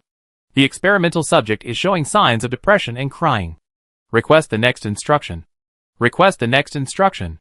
Sijua, who was immersed in the experiment, raised his head irritably, his eyes gloomy, seeing Xiaohe hugging his knees and crying in the corner on the monitor. Sijua scratched his messy hair and cursed in a low voice. What a trouble! But he still got up and left the laboratory, intending to check on Xiaohe's situation. Xiaohe cried so hard that her mind was no longer clear. She was thinking about when Fu Yanzhou would come to save her. She was scared. Sijua walked up to Xiaohe, looked at the weak ancient blue star in front of him, and slowly squatted down, forcing Xiaohe to raise her head. Xiaohe couldn't see clearly because of tears, and thought it was Fu Yanzhou, and said in a crying voice, Mr. Fu, did you come to save me? Sijua sneered, pinched Xiaohe's chin and said, look carefully. I am Sijua. You should call me Daddy. Xiaohe's mind cleared up for a moment, and said aggrievedly, no, you are not Daddy. I don't have a daddy. Sijua. Stupid thing. Don't cry. If you cry again, I will throw you out and turn you into dried meat. Xiaohe was frightened, but couldn't stop sobbing, and said intermittently, I don't want to. I don't want to cry. Whoa. But I feel dizzy. Dizzy. Uncomfortable. Uncomfortable. Sijua. He almost forgot that his number one was a perfect replica of the ancient blue star, so fragile that he would die if he was not careful. Sijua picked up Xiaohe and took him to the laboratory with an expressionless face. Before he could create a second ancient blue star, number one could not die. Xiaohe lay on the experimental table, his body still twitching uncontrollably. Sijua took the treatment device and scanned Xiaohe's body. Examination results. The patient is dehydrated, has a high fever, and is a symptom of heat stroke. Please treat it in time. Otherwise heat stroke will occur. Heat stroke has a very high mortality rate for ancient blue stars. Please treat it in time. Sijua frowned. He made this instrument for the ancient blue star's physique, but he didn't expect that Xiaohe would have such a serious condition after staying outside for a while. But it doesn't matter, he can get a new set of experimental data. Sijua laughed, drew Xiaohe's blood, gave Xiaohe some unknown medicine, and after collecting the data, threw a pill to Xiaohe and said, medicine for heat stroke. Xiaohe swallowed the pill, and soon fell asleep, and began to recover. Sijua was busy analyzing the data, and didn't care about Xiaohe at all. After sleeping for an unknown period of time, Xiaohe opened his eyes, finally woke up, climbed up from the laboratory table, and saw Sijua with his back to him at a glance. Xiaohe had the idea of knocking Sijua unconscious, and touched the heavy treatment device at hand, picked it up, and got off the laboratory table, tiptoed towards Sijua, and raised the operating table. I advise you to put down what you are holding. Sijua warned Xiaohe without looking back. Xiaohe was startled, and the treatment device fell down, hitting her foot. Xiaohe almost cried in pain. Sijua looked back at Xiaohe, sneered, picked up Xiaohe and threw her aside. Warning, I'm in a good mood now. You stay here. Don't force me to tie you up. Xiaohe covered her painful foot and wanted to cry. Sijua turned around and continued to work. He didn't want to use a knife or acupuncture on Xiaohe at the initial stage. After a while, Xiaohe in the corner wiped away tears. She couldn't just sit there and wait for death. But her optical computer was gone, and all the electronic devices on her body were destroyed by Sijua. Without contact information, Xiao He could not ask for help. Xiao He quietly left the laboratory, ran to the door, and wanted to open the door and run out. Before she touched the door, Sijua's voice came from the surveillance camera above her head. Don't want to stay in the laboratory. Want to go out and die. As soon as the voice fell, the door of the entrance and exit became transparent, and the endless yellow sand outside, and the strong wind that swept everything came into Xiao He's eyes. Xiao He was very sure that she would die if she went out with her small body. Not to mention that the temperature of the sand outside was so high that it was smoking. Xiao He was a little desperate and walked back dejectedly. And even if she could run away, Xiao He would still have to face a problem. How to leave this planet. Xiao He didn't want to see Sijua. So she returned to the room she had just started from, and huddled in a corner, biting her fingers and thinking of a solution. It was very likely that only she and Sijua, the pervert, were on this planet. Thinking of this, Xiao He became even more desperate. This was simply a desperate situation. On the other side, Fu Yanzhou first followed the direction where the lost spacecraft last appeared and came to the meteorite belt. He only saw the abandoned spacecraft damaged in the meteorite belt. Fu Yanzhou calmly parked the spacecraft beside him. After the positioning chip in Xiao He's body was dug out by Sijua last time, Fu Yanzhou did not plant a positioning chip in Xiao He's body. He only had an external positioning device. Now all positioning devices were damaged. In other words, he had lost Xiao He's trace. His brain was working rapidly. In just a moment, Fu Yanzhou made a decision. He put the small black ball in front of him, stared at the cold ball and said, I know you understand. Now go out and find Xiua's scent. In exchange, I will help you grow up smoothly.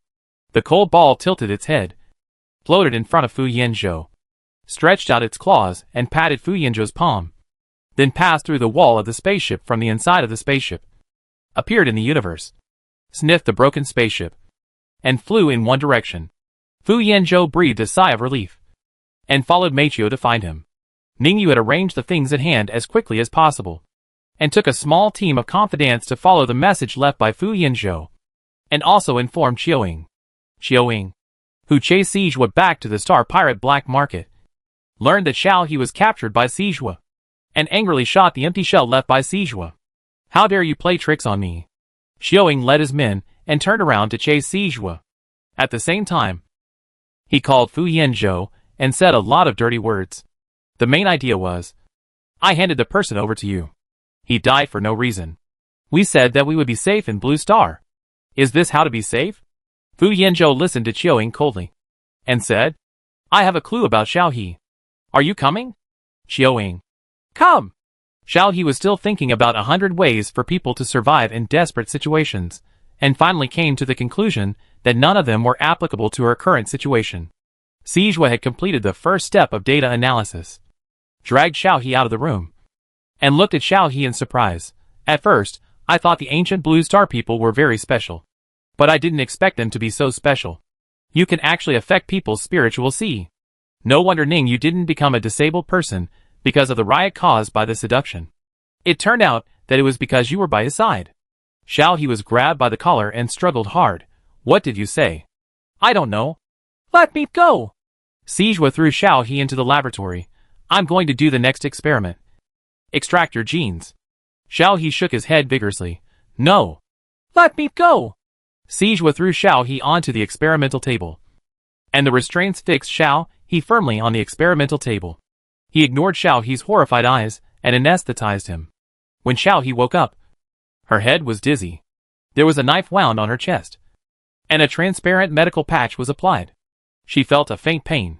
She didn't know what Sijua had done. The fear of the unknown invaded Xiao He's brain. Sijua didn't look for Xiao He in the next few days. He was busy in the laboratory. Every day, a robot came to change the dressing on Xiao He's chest wound. Xiao He cherished her life and didn't dare to run around. She just took care of her wounds. But Sijua didn't intend to let Xiao He go. After a few days, he came out of the laboratory with a gloomy face and messy hair. Why? How could you fail?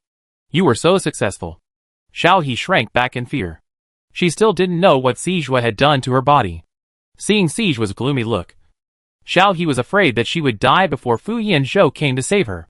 Sijua grabbed Xiao He, looked Xiao He up and down, finally stared at Xiao He's head for a while, and smiled. The body composition is the same, but the clones created have no thoughts, that is. The cerebral cortex is different. Xiao He looked at Sijua in horror, and before she could resist, Sijua stabbed her neck with a needle. Xiao He lost consciousness again. Sijua picked up Xiao He, carefully put her on the operating table, turned on the laboratory's surgical mode, shaved Xiao He's hair, knocked open Xiao He's skull, exposed Xiao He's brain. In the culture dishes next to the laboratory were people who looked exactly like Xiao He, soaked in nutrient solution, with their eyes closed, pale skin, lifeless, like simulated dolls. Sijua made a one-to-one reproduction of Xiao He's brain expressionlessly.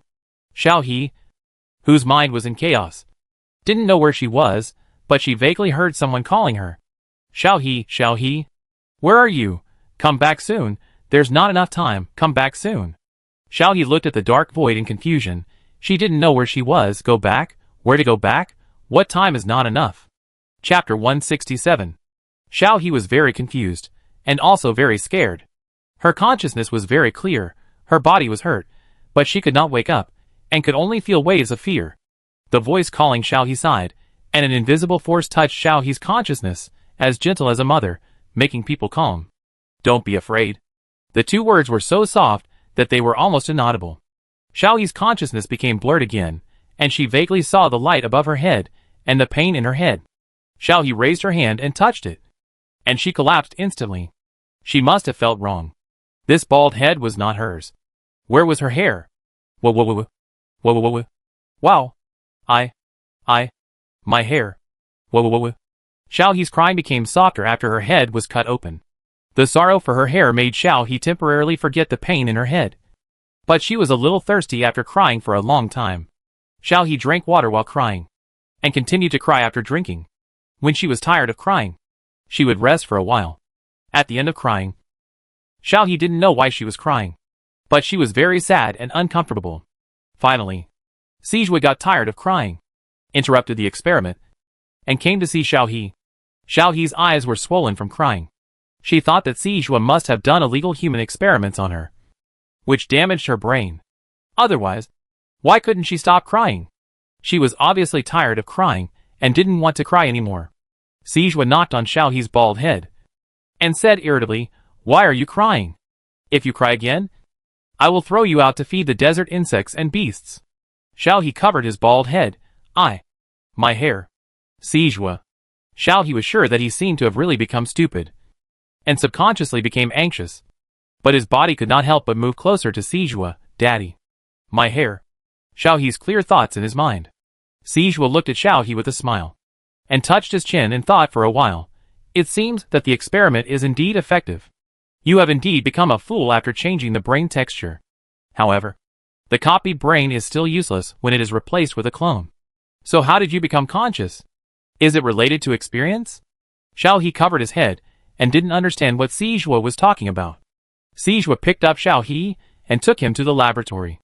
Xiao He was very resistant. She instinctively felt that the laboratory was not a good place, and could not go there. However, Xiao He was no match for Sijua, and was thrown on the laboratory table by Sijua. At this point, Xiao He looked at Xiao He eagerly, with her hands covering her head. Daddy. I'm scared. Sijua seemed to enjoy Xiao He's address to him, and showed a perverted smile. Daddy will not hurt you. Don't be afraid. Xiao He sniffed, and her eyes followed Sijua's movements back and forth. Sijua casually stuffed a small robot for Xiao He to play with, and then threw the clones in the culture dish into the machine to destroy them. Every time one was destroyed, Xiao He shook in fear, and was so scared that she stopped crying, and just stood there stupidly. After Sijua dealt with the failed clones, he began to study the brain of Xiao He, which he had copied. But he still couldn't figure out why Xiao He was conscious. They were all clones, but only Xiao He showed consciousness. Xiao He huddled in the corner, and trembled with the robot in her arms. Instinct told her to run, so Xiao He quietly slipped out of the laboratory. She felt that Daddy inside was scary. The corridor outside was as quiet as ever. The closed doors on both sides made Xiao He curious. Xiao He looked around, left the robot behind, and ran to pry open the closed doors. After a long effort, she finally opened a door. Xiao He looked inside quietly. After seeing clearly, she was so scared that her face turned pale, and she fell backwards heavily. She was caught by a pair of hands. Siege sighed. I told you not to run around. Xiao He quickly hid in Siege's arms. The organs, blood, human heads, limbs, and other human tissues in the room scared Xiao He. Xiao He didn't understand at all that the man behind her was the most frightening existence. Siege carried Xiao He, who was trembling with his eyes closed, back to the room and put him down. Be obedient. Don't run around if you have nothing to do. Xiao He nodded repeatedly, and dared not run around. Siege left quickly. He was going to destroy this place, and take Xiao He to another laboratory. Xiao He hid in the corner, looking around with big eyes alertly, thinking of her hair. Her mouth shrank again in grievance. After a while, Xiao He suddenly heard a creaking sound, which came from another corner. Xiao He looked over slowly, and saw a round black unknown object protruding from the corner of the wall, and then tried hard to push out from the wall. Xiao He held his breath, and stared at the small black ball without blinking. The little black ball tried hard for a while, and appeared in the room, furry, with two small chicken claws underneath. It tilted its head for a long time, and made a chirp sound, and then rushed into Xiao's arms. Xiao was stunned for a moment, and the name of Cold Ball popped up in her confused mind. Cold Ball? Cold Ball chirped again, and tried to pull Xiao to the corner of the wall, as if saying to Xiao, I'll take you out. When Xiao walked over, she found that Cold Ball jumped down from her palm. Half of its body went into the wall, and then turned around and said, Chirp? It seemed to ask her why she didn't follow her through the wall. Xiao He looked at Meichio in embarrassment, and picked out a useful explanation. I can't go through the wall. I can't go through. Meichio tilted his head, and seemed to understand, and retreated from the wall, ran to Xiao He, looked at Xiao He's bald head, gave up the idea of squatting on Xiao He's head, and settled for the next best thing, and stayed on Xiao He's shoulder. After a long time, Xiao He suddenly reacted, blinking and asking, Is it Mr. Fu who came to save me? Meichio chirped and nodded. Xiao He was very happy, jumped up and spun around. Daddy, Mr. Fu is here to see me. Meichio? Xiao He had already gotten up, and was walking out to share the good news with Sijua. In her current understanding, Sijua equals daddy. Although he looked a little scary, he gave her food and water, and would take care of her. He was one of us. Meichio looked at Xiao He in horror, and instantly jumped off Xiao He's shoulder, and rolled and crawled into the wall and disappeared. It was still a cub, and it couldn't handle a pervert at all. Xiao He ran out of the room happily, rushed into the laboratory to find Sijua, and suddenly knocked over the test substance that Sijua had just extracted, and knocked the object that Sijua was about to analyze into the garbage recycling area with his head. Sijua looked at Bald He expressionlessly, and for the first time, he reflected on whether it was inappropriate for him to temporarily turn number one into a mentally retarded person, in order to make number one behave. Xiao He looked up at Sijua, grabbed Sijua's coat. Daddy, there is a small black ball chick. Sijua, huh? What chick? Xiao He thought for a while, and had forgotten what the coal briquettes were for, but he only remembered that there were small black balls. After a long time of not being able to express himself clearly, Xiao He simply pulled Sijua out, walked into the room, and pointed to the corner, saying, Coal balls? Coming out of the wall. Sijua's expression instantly froze, and he patted Xiao He's head. Good boy. You did a good job. Next time if something comes in, remember to bring it to me. Xiao He thought for a while, and shook his head. It's mine. Not for you. Sijua just said to Xiao He, I know. After that, he strengthened the surveillance, began to pack up the experimental materials, and prepared to evacuate. After the coal ball escaped, it chirped at the ground, then flapped its wings and floated up. It wanted to find Fu Yanzhou. This job was not for humans, and Xiao He was not in a good state. Like a fool, Fu Yanzhou had already followed the route left by the coal ball. The spaceship was parked in outer space. This planet was not big or small. Fu Yanzhou came in a hurry, without any professional equipment, and could not land accurately. He was afraid of alerting the enemy, so he had to wait for news from the coal ball. Coal ball came over quickly, and after entering the cabin, he started to talk in front of Fu Yanzhou. Chirp, chirp, chirp, chirp, chirp, chirp. His tone was very excited, and he had only one central idea. If Xiao He didn't cooperate, he would have to pay more to save people. Fu Yanshou unfolded and enlarged the topographic map of the planet below in front of Cold Ball. Don't talk nonsense. The location? Cold Ball stopped complaining, and the little claws on his wings stretched out again, rubbing the map, and finally tapped on it, indicating the location. Fu Yanshou threw Cold Ball aside. Stay here. After that, he released the detection robot and threw it to the marked location. He wanted to investigate the actual situation and determine the rescue plan. The detection robot reached the ground and sneaked in according to the location. It was discovered and destroyed in a few minutes. Fu Yanshou frowned and looked at the Cold Ball next to him. Cold Ball had a pinhole camera hidden on its head. It sneaked into the base again. Before going out, it carefully observed whether Sijua was there. After confirming that Sijua was not there, Cold Ball boldly went in. As soon as it saw Xiaohe, it raised its wings and pointed at the top of its head. Xiaohe was about to grab Cold Ball when it heard a familiar voice from above its head. Xiaohe. Xiaohe immediately put his face in front of Cold Ball with curiosity, staring at the top of Cold Ball's head, as if curious about how this little black ball could make a sound. Fu Yanshou looked at Xiaohe in the surveillance video. He saw that Xiaohe was wearing loose clothes. The transparent patch used to wrap the wound was vaguely exposed at the collar. His head was also bald. There was an obvious wound on his head. His body, which he had managed to grow flesh with great difficulty, became skinny again. Fu Yanshou felt distressed. Xiaohe, don't be afraid. I am Fu Yanshou. You can't tell others what I said to you. Fu Yanshou calmed down and began to tell Xiaohe something. Xiaohe, huh? No one else. But Daddy. Mr. Fu? Fu Yanshou was stunned for a moment, and immediately realized that something was wrong with Xiaohe. Combined with the obvious scar on Xiaohe's head, Fu Yanshou's eyes showed anger. He could not wait any longer and controlled the spacecraft to enter the planet. He wanted to rescue Xiaohe immediately.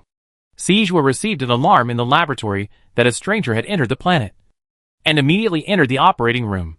The laboratory below slowly rose from the ground and turned into a spaceship.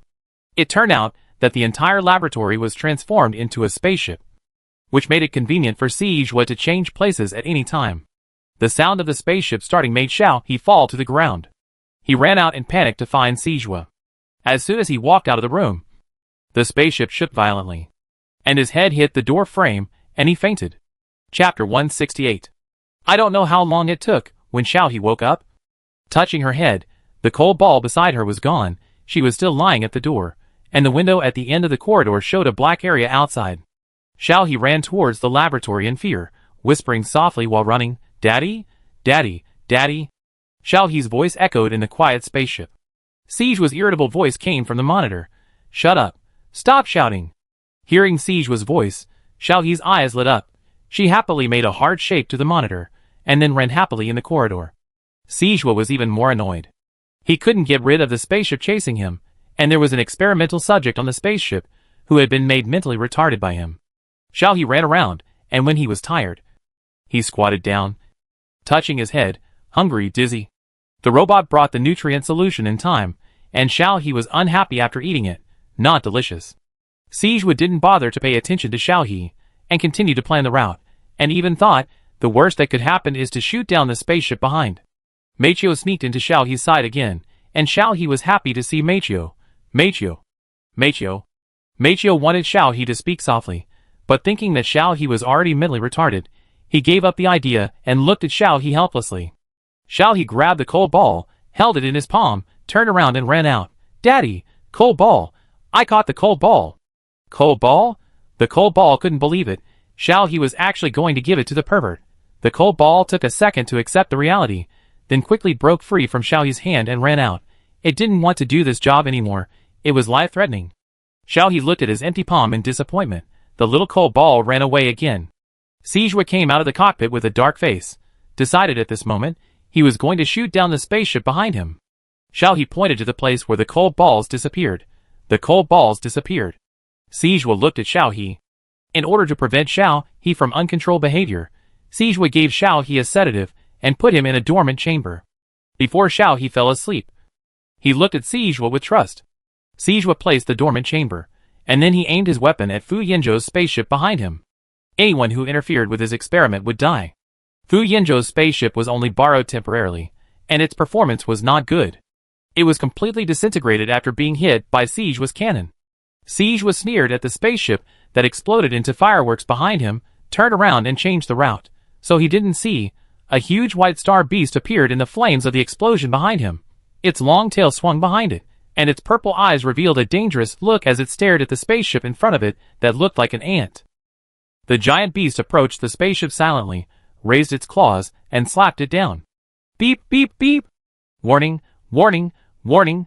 The ship has been attacked by an unknown person. It has been attacked by an unknown person. The right wing is damaged. Engine performance has been reduced by 80%. The autopilot function has failed. Switch to manual driving. The driving system has completely collapsed. Siege will look back instantly, and could only vaguely see a huge shadow. Siege was slapped the console. How could a star beast appear here? Siege was soon calmed down, and used the surviving escape system to locate the escape capsule containing Xiao He to the destination, and then ejected it. The spacecraft was damaged, and the experimental subject had to be rescued first. He also had a lifeboat that could allow him to escape to a nearby survivable planet. The lifeboat was Xiao He and it was ejected at the speed of light. The giant beast seemed to have noticed this. It shifted its gaze from the nearly disintegrated spaceship to the lifeboat that flew away. It loosened its claws on the spaceship, and was about to chase after it the next second. The moment it flew out, the spaceship exploded. The fire made the giant beast's eyes narrow.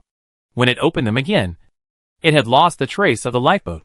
The giant beast's nose moved, and it scooped up the sneaky coal ball with one claw. Where are the people? Chirp, I don't know. The smell of the explosion is too strong. You can only distinguish the smell when you are far away from here. Chirp. The giant beast looked around and disappeared on the spot. As the most outstanding student among the freshmen of the military academy, Shui Jiuxuan became the head of this class with his strength.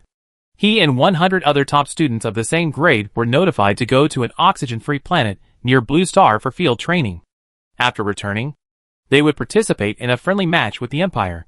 Led by the teachers of the academy, the 100 students set off from the capital planet on a starship and headed for Blue Star along the route. Life on the starship was very boring. When Shui Jiuxuan went out for training every day, he would just read military information in his room. Sister Xian. Come on. Come on. The starship mainframe detected an unidentified object approaching. Shui Jiuxuan's classmates called out to him excitedly at the door. They were bored to death on the starship, and finally had a chance to have fun. They couldn't let it go. Shui Jiuxuan was not interested, but was dragged to watch the fun. The unidentified object had been captured and pulled back by the starship mainframe. After seeing that it was a lifeboat, everyone showed a disappointed expression. The team leader said, "Team Doctor, check the vital signs in the lifeboat first. If there is no problem, put the person down at the next supply point." Soon, the team doctor came over and opened the lifeboat. After seeing the person inside, he asked in confusion, "Is it a child?" "No. It looks like an adult." "Why is he so small?" Hearing about the small person, Shui Jiuxuan, who was about to leave, stopped and turned back subconsciously. After seeing the person in the lifeboat, he opened his eyes in surprise and blurted out, "Xiao He." The team leader asked, "Student Shui, do you know this child?" Shui Jiuxuan nodded, still puzzled on her face. She clearly remembered that Xiao He sent a message a month ago saying that she was going to a faraway place for academic practice.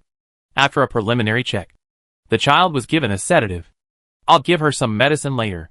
She'll wake up after taking it. We'll ask her when she wakes up." Shui Jiuxuan came to her senses and hurriedly stopped the team doctor. She remembered that Xiaohe couldn't take medicine casually.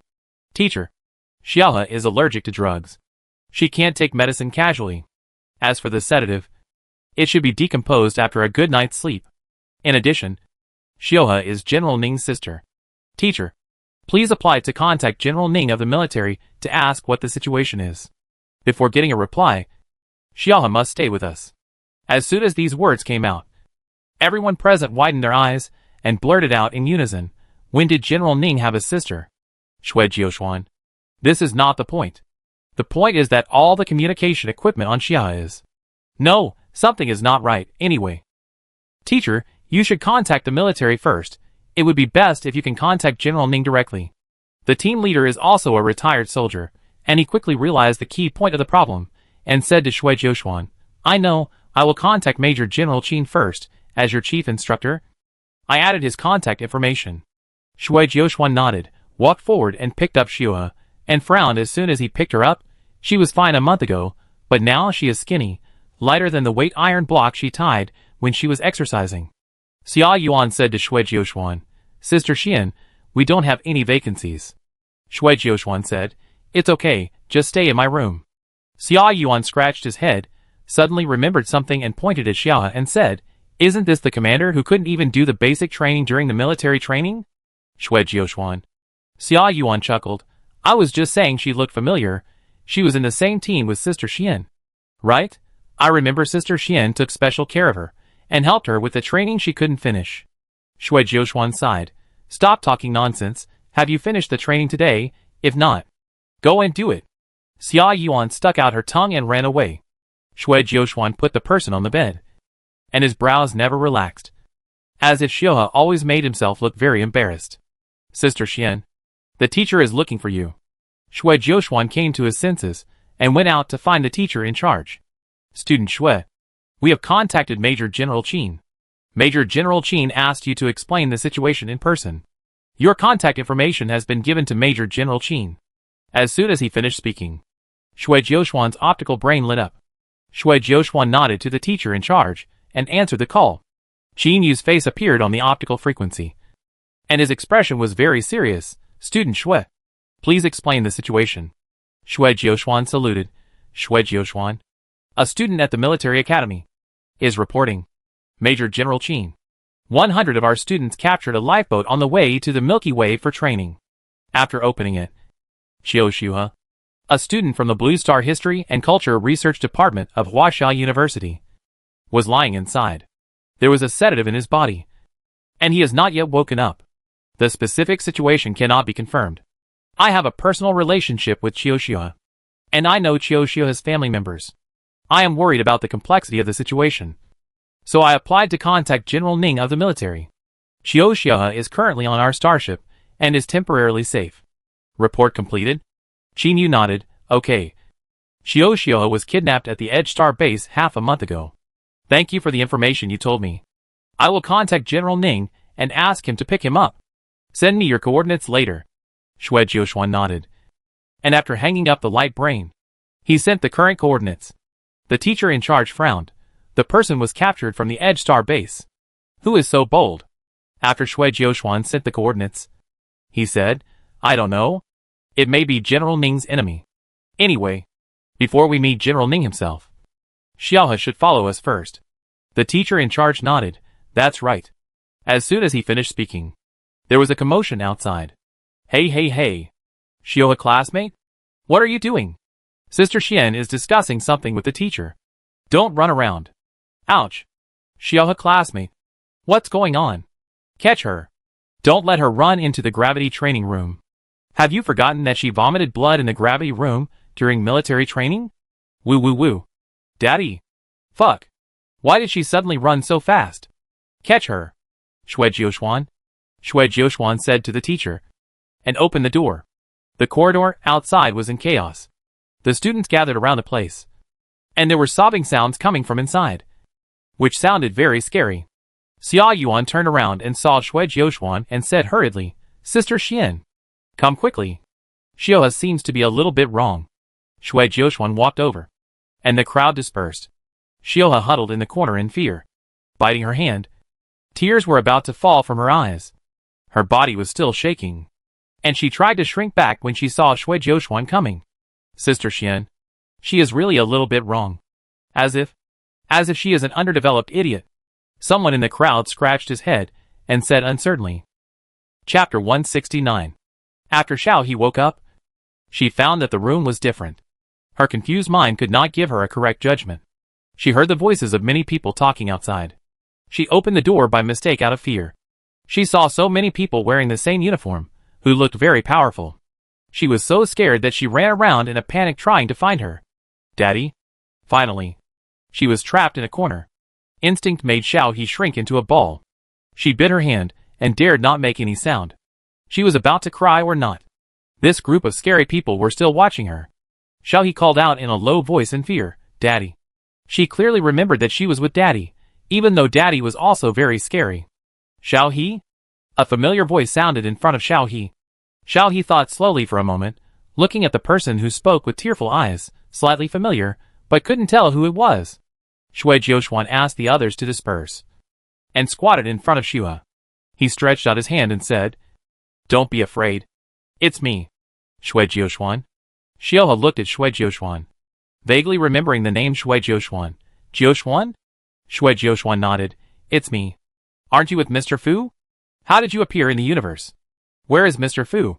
Where is General Ning? And your brother Qiuing? How did they lose you?" Xue couldn't tell so many names apart. She instinctively told Shui Jiuxuan, "I don't know. Xiaohe and Daddy were on the spaceship. Daddy gave me medicine. And, he also cut open Xiaohe's head. Xiaohe doesn't remember. Where is Daddy? I want to find Daddy." From Xiaohe's intermittent words, Shui Jiuxuan roughly figured out what happened. Xiaohe was captured by someone, and that person conducted illegal experiments on Xiaohe. Shui Jiuxuan frowned, and said to Xia Yuan, "Go find the team doctor. Xiaohe's brain tissue may have been artificially changed." Xia Yuan immediately went to find the team doctor. Shui Jiuxuan stretched out his hand, and said to Xiaohe tentatively, "Okay. I know. Xiaohe, don't be afraid. I will take you to find Daddy." "Okay." Xiaohe thought for a while, and put his hand on Shui Jiuxuan's hand. "Really? Daddy is very scary. If you don't go back quickly, he will be angry again." Shui Jiuxuan looked at Xiaohe, and felt a little uncomfortable. He carefully pulled Xiaohe up, and took him to the infirmary. Xiao He saw the people on both sides, and her head almost lowered to her chest. She hid behind Shui Jiuxuan, and didn't dare to look at either side. She let Shui Jiuxuan lead her away. When they arrived at the infirmary, the team doctor was already waiting there. Seeing Shui Jiuxuan bringing Xiao He in, he smiled and said, "What's wrong?" Shui Jiuxuan said, "Teacher, can you do a simple check on her brain?" The team doctor looked at Xiao He, and his face became serious. "The scar on her head is still there. Let her lie down. I'll take a quick look. If the problem is serious, she needs to be sent to the doctor in time." Shui Jiuxuan nodded, comforted Xiao He, and asked her to lie down. The team doctor took the instrument to scan Xiao He's head. Xiao He, who was struggling to get up, was horrified when he saw that the instrument was not moving. The team doctor quickly finished the scan, looked at the results, and said to Shui Jiuxuan, "The situation is not good. Someone performed a brain reconstruction surgery on her. In addition, she also has surgical wounds on her body. The brain problem needs to be repaired by a professional doctor, and the surgery needs to be done as soon as possible. Otherwise it is easy to cause permanent brain damage." Shui Jiuxuan gritted his teeth, wondering who would be so cruel. Xiao He saw the team doctor put away the instrument, and hid behind Shui Jiuxuan. Shui Jiuxuan said something to the team doctor, and took Xiao He back to the room. Qin Yu contacted Ning Yu immediately after getting the news. After Xiao He was tied up, Ning Yu immediately took people to look for him. "Ning Yu, there is news about Xiao He. Don't worry. The situation is not bad. Xiao He was abandoned in the lifeboat. The starship of the military academy's training captured the lifeboat. The coordinates are sent to you." Ning Yu had hardly closed her eyes in recent days. After hearing Qin Yu's words, Ning Yu closed her eyes, opened them after a while, and said hoarsely, "Okay. I know." Qin Yu wanted to say something, but swallowed his words back when he saw Ning Yu's expression. After Ning Yu got the coordinates, he ordered to rush to the destination at full speed, and sent the coordinates to Fu Yanzhou.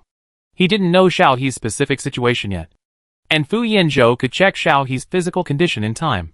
Fu Yanzhou walked in the universe, with long hair flying.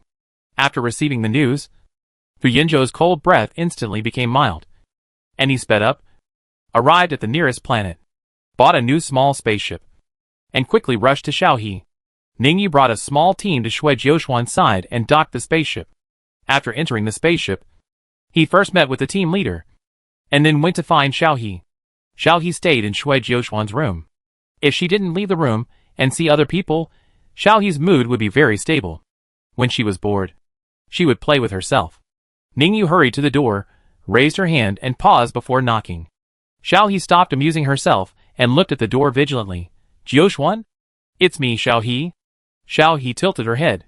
It was a man, and the voice sounded familiar, but Jiuxuan was not here, so she couldn't open the door.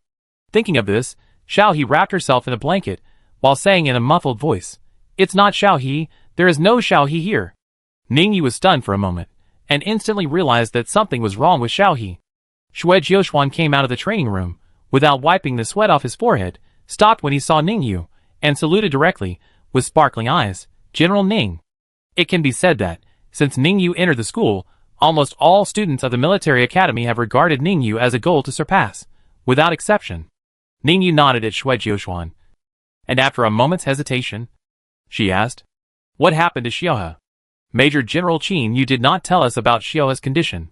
Shui Jiuxuan pursed his lips and said, "General Ning, I'm sorry. When we found Xiaohe, her brain had been artificially altered, but the team doctor said it could be repaired. Now Xiaohe often has cognitive confusion, and she seems to have mistaken the kidnapper for her father, calling him daddy all the time." Ningyu clenched her fists, and after a long time, she said, "Okay, open the door. I'll take her to get treatment." Shui Jiuxuan nodded, and opened the door.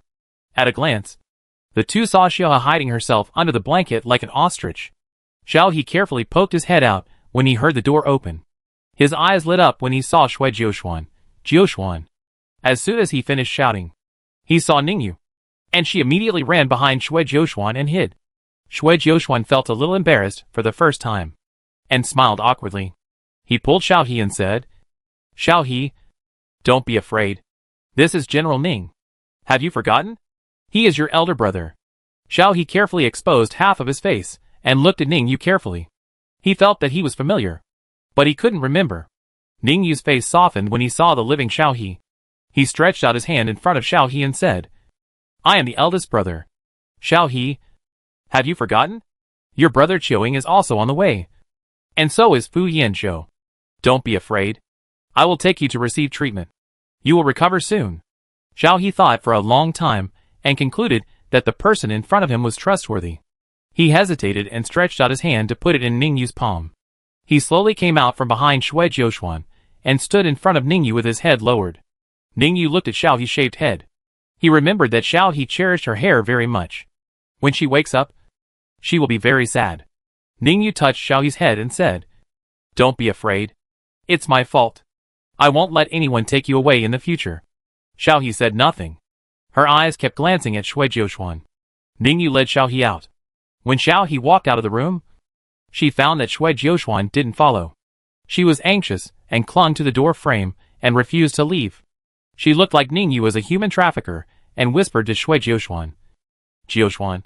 Shui Jiuxuan walked over and said with some embarrassment, "General Ning." Xiaohe seems very scared. Ningyu didn't force Xiaohe to leave. Instead, he said to Xiaohe, "Do you want Shui to go with you?" Xiaohe took a while to realize that Shui was Jiuxuan and nodded immediately. Ningyu looked at Shui Jiuxuan and said apologetically, "Sorry. Shui, please come with us. I will apply to your team leader. Your training will not be delayed. My team members can serve as your training opponents." Shui Jiuxuan's eyes lit up instantly. Ningyu's trusted team are all top military talents. If she can get their guidance, her strength will definitely be improved. Xiaohe still looked at Shui Jiuxuan eagerly, holding the door frame tightly with her hands. Ningyu did not dare to pull Xiaohe hard, fearing that she would be hurt. Shui Jiuxuan thought for a while, and said to Ningyu, "General Ning, Xiaohe has been used to living here these days. Our route will pass through the Edge Star base. General Ning, why don't you come with us? I will ask the teacher to vacate a few rooms, which can also prevent Xiaohe from being afraid of the new environment." After that, Shui Jiuxuan felt a little embarrassed. It is a rare opportunity to get guidance from General Ning. I also want to take this opportunity to let other students get guidance from General Ning. Ningyu saw Xiaohe's look and agreed without thinking. He squatted down patiently and said to Xiaohe, "We won't leave."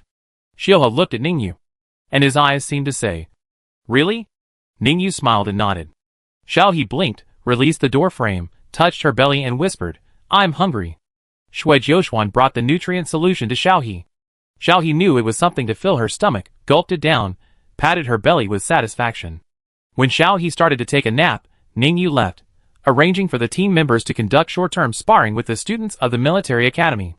Fu Yanzhou also arrived the next day. After boarding the boat, he first observed Xiao He's situation, and let Meichio go in to communicate with Xiao He. Xiao He's eyes lit up when she saw Meichio, and she pointed at Meichio and said, "Little black ball." Meichio tilted her head. "Chi?" Fu Yanzhou's gentle voice came through the monitor on Meichio's head. "Xiao He, it's me." Xiao He blinked, and soon showed a look of surprise. "Mr. Fu? Did Daddy ask you to pick me up?" In Xiao He's confused mind, Fu Yanzhou's voice and Sijue had appeared in the laboratory at the same time, and they had both talked to her, and they were in the same group. Fu Yanzhou paused, following Xiao He's words. "Yes, I'll go in and pick you up now, and take you for a preliminary examination. Don't be afraid." Xiao He nodded repeatedly. "Okay." Fu Yanzhou pushed the door open and saw Xiao He sitting on the bed, swinging her legs, with an innocent face. Chapter 170. Fu Yanzhou saw Xiao He with his own eyes, and his heart was almost overflowing from his eyes. He squatted in front of Xiao He, looked up at Xiao He and said, "It's my fault. I won't lose you again." Xiao He didn't understand, but was very happy after seeing Fu Yanzhou. "Brother, you look so good." Fu Yanzhou touched Xiao He's head, and when he saw Xiao He's bald head, he paused and sighed. He felt that after Xiao He recovered, he would have to pretend to be an ostrich for a while. Xiao He was not afraid of Fu Yanzhou at all. She even put her face on Fu Yanzhou's chest in a very rascally way. Brother, let me hear if you are nervous or not."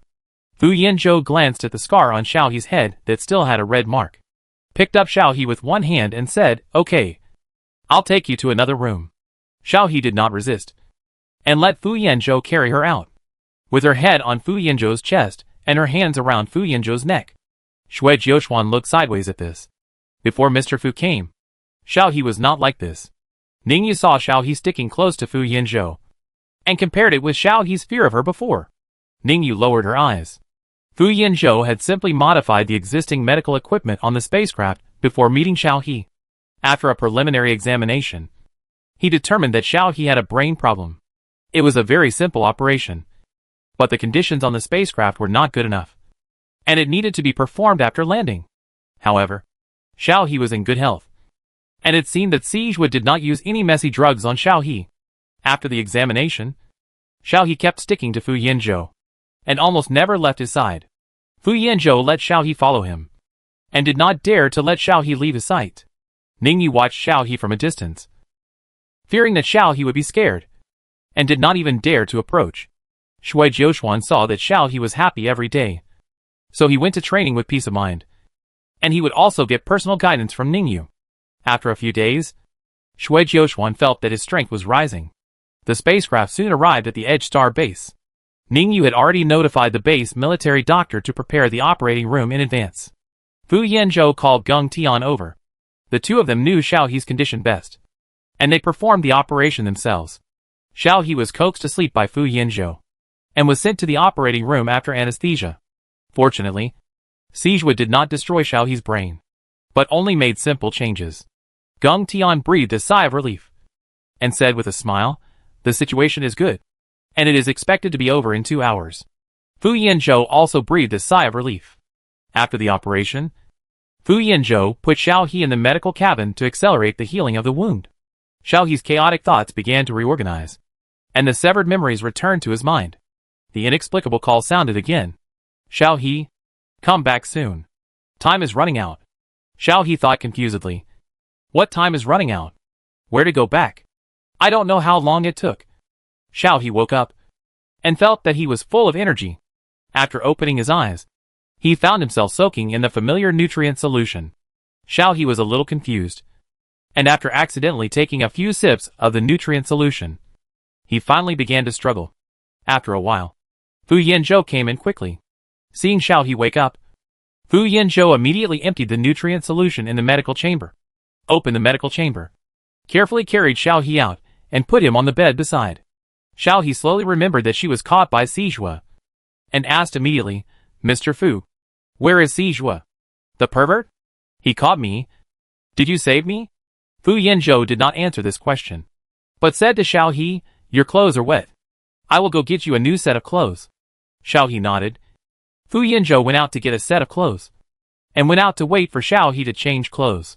When changing clothes, Xiao He felt that something was wrong. After putting on the clothes, Xiao He subconsciously wanted to tie her hair, and raised her hand to comb her hair. Just after this touch, Xiao He looked at the palm of her hand uncertainly, and raised her hand again. Xiao He touched her head with both hands in panic. This round and smooth touch, it's definitely not her head. Fu Yanzhou waited outside for a while, but Xiao He didn't come out. He went forward and knocked on the door.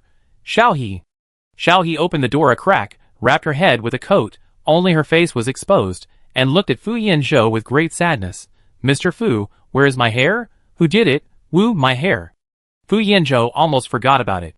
Seeing Xiao He's sad look, Fu Yanzhou thought for a while before comforting Xiao He with difficulty. Sijua did it. He did something to your brain and shaved your hair off. Don't worry, your hair will grow back soon. I'm glad you're okay. Are you hungry? Do you want to eat? Xiao He pulled a coat wrapped around her hair. No. Her hair. She didn't want to see anyone without her hair. Fu Yanzhou pulled Xiao He, who didn't want to come out of the room, and said, "Don't stay in the room all the time after you wake up. We are now at the Edge Star base. Speaking of which, I have to thank Shui. They found you in the universe. Otherwise, I don't know where to find you." Xiao He was very depressed, but still said, "Jiu Xian is here too?" Fu Yanzhou paused. "You don't remember what happened during this period?" Xiao He, ah. She only remembered that Sijua asked her to call Daddy with bad intentions. Then he threw her on the operating table. I still vaguely remember Sijua knocking her unconscious and putting her in the lifeboat. The picture in my mind gradually emerged. Xiao He's expression froze. The idiot who chased Sijua and called him Daddy in my mind must not be her. Fu Yanzhou looked at Xiao He with a smile. "Forget it if you can't remember. When you have rested well, we will follow the military academy's starship to Blue Star." Originally, Fu Yanzhou wanted to take Xiao He back to the capital star, but after serious consideration, Fu Yanzhou still felt that Blue Star was safer. At least Sijua couldn't figure out the route to Blue Star, so he couldn't find Xiao He. When she walked downstairs, Xiao He was a little uncomfortable with the light. She squinted her eyes, and took a long time to see the scene in front of her clearly. After seeing many people, Xiao He eagerly asked Fu Yanzhou, "Does Mr. Fu have a hat?"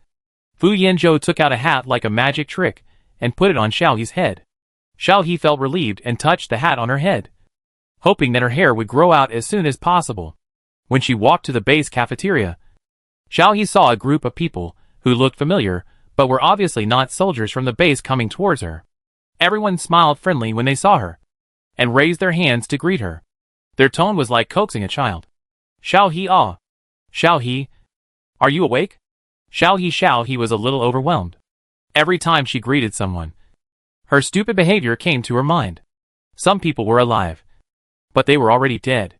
Xiao He tried to make a face, nodded stiffly, and entered the cafeteria with a cold attitude. A puzzled voice came from behind. "Huh? Why is Xiao He ignoring us?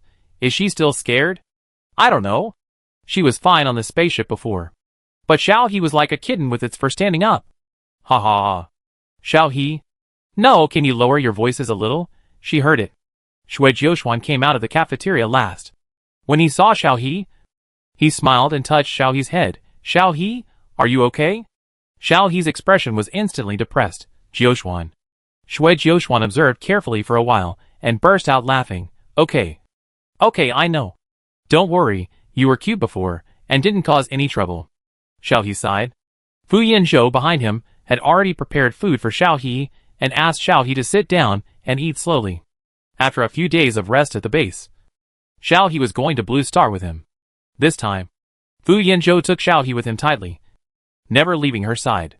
He boarded the starship and left according to the scheduled route before he relaxed a little. As soon as he left, Xiaoying arrived. He hurriedly drove the spaceship into the base, and was almost shot down as an enemy. Fortunately, Qin Yoren's Xiaoying's vehicle was in the airship. Xiaoying asked Ningyu as soon as he got off the spaceship, "Where's Xiao He? How is she?" "I met Sijua, that pervert, on the way, and chased him for a long time, but lost him." After saying that, Xiaoying smashed Ningyu's office desk with one punch. "Ningyu, calm down. This is my place." Xiaoying withdrew his hand, looked around and continued to ask, "Where is Jiuxua? Where is she? Is she okay? I heard that she has become stupid." Ningyu asked someone to take away the operating table and replace it with a new one, while saying to Xiaoying, "Xiaoha is fine. She has recovered." She just left for Blue Star with Fu Yanzhou before you came. You might as well seize the time to catch Sijua. You can have no worries when Xiaohe comes back. Qiuing nodded dejectedly. I know. Don't worry. After such a long deployment, the Star Pirate black market is under my control. As long as Sijua dares to show up, I can catch him. Ningyu, just let me know if you need any cooperation. Qiuing waved and left Ningyu. Xiaohe was not here, and he was too lazy to deal with the military. The military academy's starship was very fast. After leaving the Edge Star, the starship activated the jump technology, which accelerated the journey. It took about half a month to get out of the jump wormhole and resume normal navigation. After 3 days in the uninhabited star system, Xiaohe saw the familiar star field through the window. The spiral galaxy that emitted a labor-inducing light appeared in front of Xiaohe. This was the first time Xiaohe saw the Milky Way from outer space. The huge Milky Way was shining with the light of countless planets. Xiaohe couldn't even see the little blue planet. The starship passed through the spiral arm of the Milky Way, towards the fixed coordinates.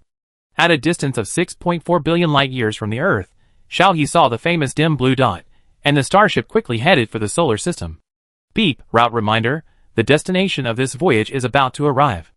Lania Chaos Supercluster, Virgo Cluster, Local Group, Milky Way, Orion Arm, Gould Belt, Local Bubble, Local Interstellar Cloud, Oort Cloud, the 4th planet in the solar system. Mars is about to arrive. Please prepare for training. Students, Shui Jiuxuan and his team's training location is on Mars, which is adjacent to the 3rd planet in the solar system. Blue Star. Xiaohe looked at the small blue planet in front of her and almost cried. Familiar blue planet. Familiar moon body. The starship was parked on Mars. Fu Yanzhou drove the small spaceship to take Xiaohe to Blue Star and contacted the archaeological team already on Blue Star to determine the landing location. Chapter 171. The spacecraft penetrated the atmosphere and saw the familiar geographical outline. Xiaohe leaned on the window without blinking. The land was covered with green plants. The once prosperous buildings were all turned into dust. There was a small man-made building in the center, which was the residence of the federal archaeological experts, who had been stationed here for 2 years, and there were traces of excavation next to it. Fu Yanzhou controlled the spacecraft to stop at the residence, and pulled Xiaohe down. Yu Hong, Zui Qingqing and the others had arrived a long time ago. When they saw Xiaohe, they ran over and asked with concern, Xiaohe, are you okay? Xiaohe shook his head. I'm fine. Yu Hong breathed a sigh of relief and hooked his arm around Xiaohe's neck. I should have known that I shouldn't have let you get on the spaceship alone. I don't know which pirates dared to attack you. Okay. It's safe here. The teachers are busy. They said that they recently detected a group of underground tombs and are preparing to dig them out. A batch of cultural relics have been cleared out. Zui Qingqing also said, yes. Yes, if I hadn't seen it, I wouldn't have known that our ancestors were really good. Those things are so beautiful. Xiaohe had seen it before coming down, and knew that the place where he was the birthplace of Chinese culture. The Chinese people developed civilization from here, and established a country from civilization, which has lasted for a long time. Of the 4 ancient civilizations on Blue Star, only China will never die and last forever. Even in the interstellar era. Even if the Chinese civilization was interrupted, it never disappeared. The Federation is the continuation of Chinese civilization.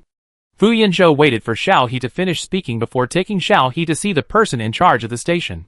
Even if it was on Blue Star, Fu Yanzhou was not at ease to let Xiaohe out of his sight for a long time. The person in charge of the station was named Jiang.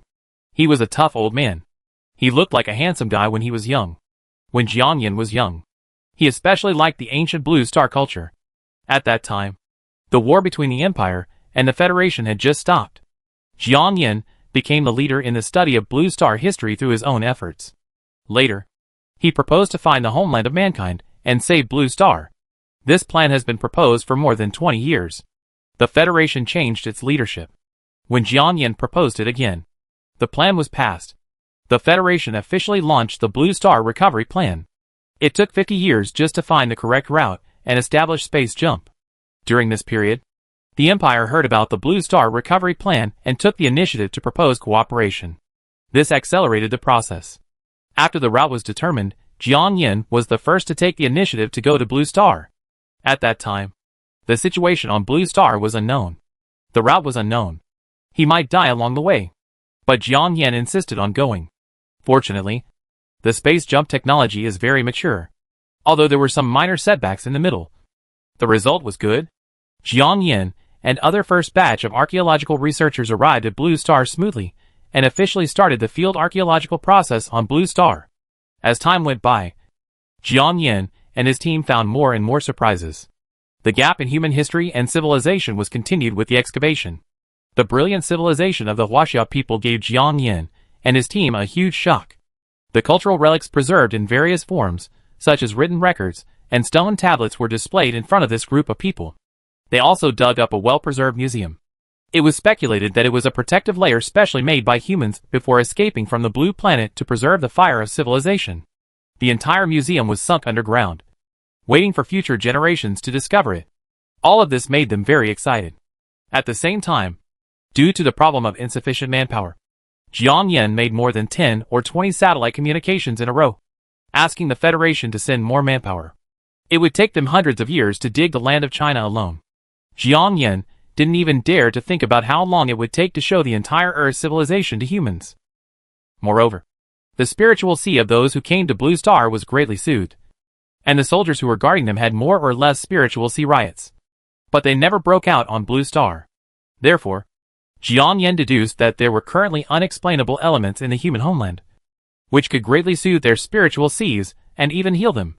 With this deduction, the Blue Star project was launched, and Fu Yanzhou started the Blue Star online game, connecting to Blue Star through the game, and gradually healing the elements of Blue Star through the game. At the same time, it could also allow everyone to participate in the Blue Star civilization recovery plan, shortening the recovery time of Blue Star. Fu Yanzhou came to Blue Star this time to build an online game transmission base on Blue Star to complete the Blue Star plan. Jiang Yin was busy repairing the newly excavated items. He didn't even turn his head when he heard someone coming in. His hands were still operating the micromolecule repair calligraphy and painting.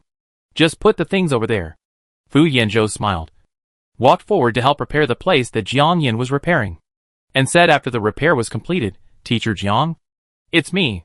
Jiang Yin then looked at Fu Yanzhou, laughed and said, "It's Xiao Fu. When Lao Yu and the others arrived a few days ago, they said that you were originally with them, but a classmate was kidnapped, and you went to rescue him, and you will come later. I said that if you don't come here, the next plan can't be carried out." Fu Yanzhou pulled Xiao He to him and said, "Teacher Jiang, this is Xiao He. She is very familiar with the culture of the ancient Blue Star. She arrived with me today." Jiang Yin looked Xiao He up and down for a while before smiling and saying, "Okay. I am very confident in the people brought by Xiao Fu. It just so happens that we are repairing the text of the data recently. You can follow us and take a look." Xiao He nodded politely. "Okay." Then Jiang Yin asked someone to take Xiao He to stay, and he took Fu Yanzhou to discuss business. Fu Yanzhou nodded to Xiaohe, and Xiaohe followed the staff to leave. In this case, Fu Yanzhou could only temporarily separate from Xiaohe.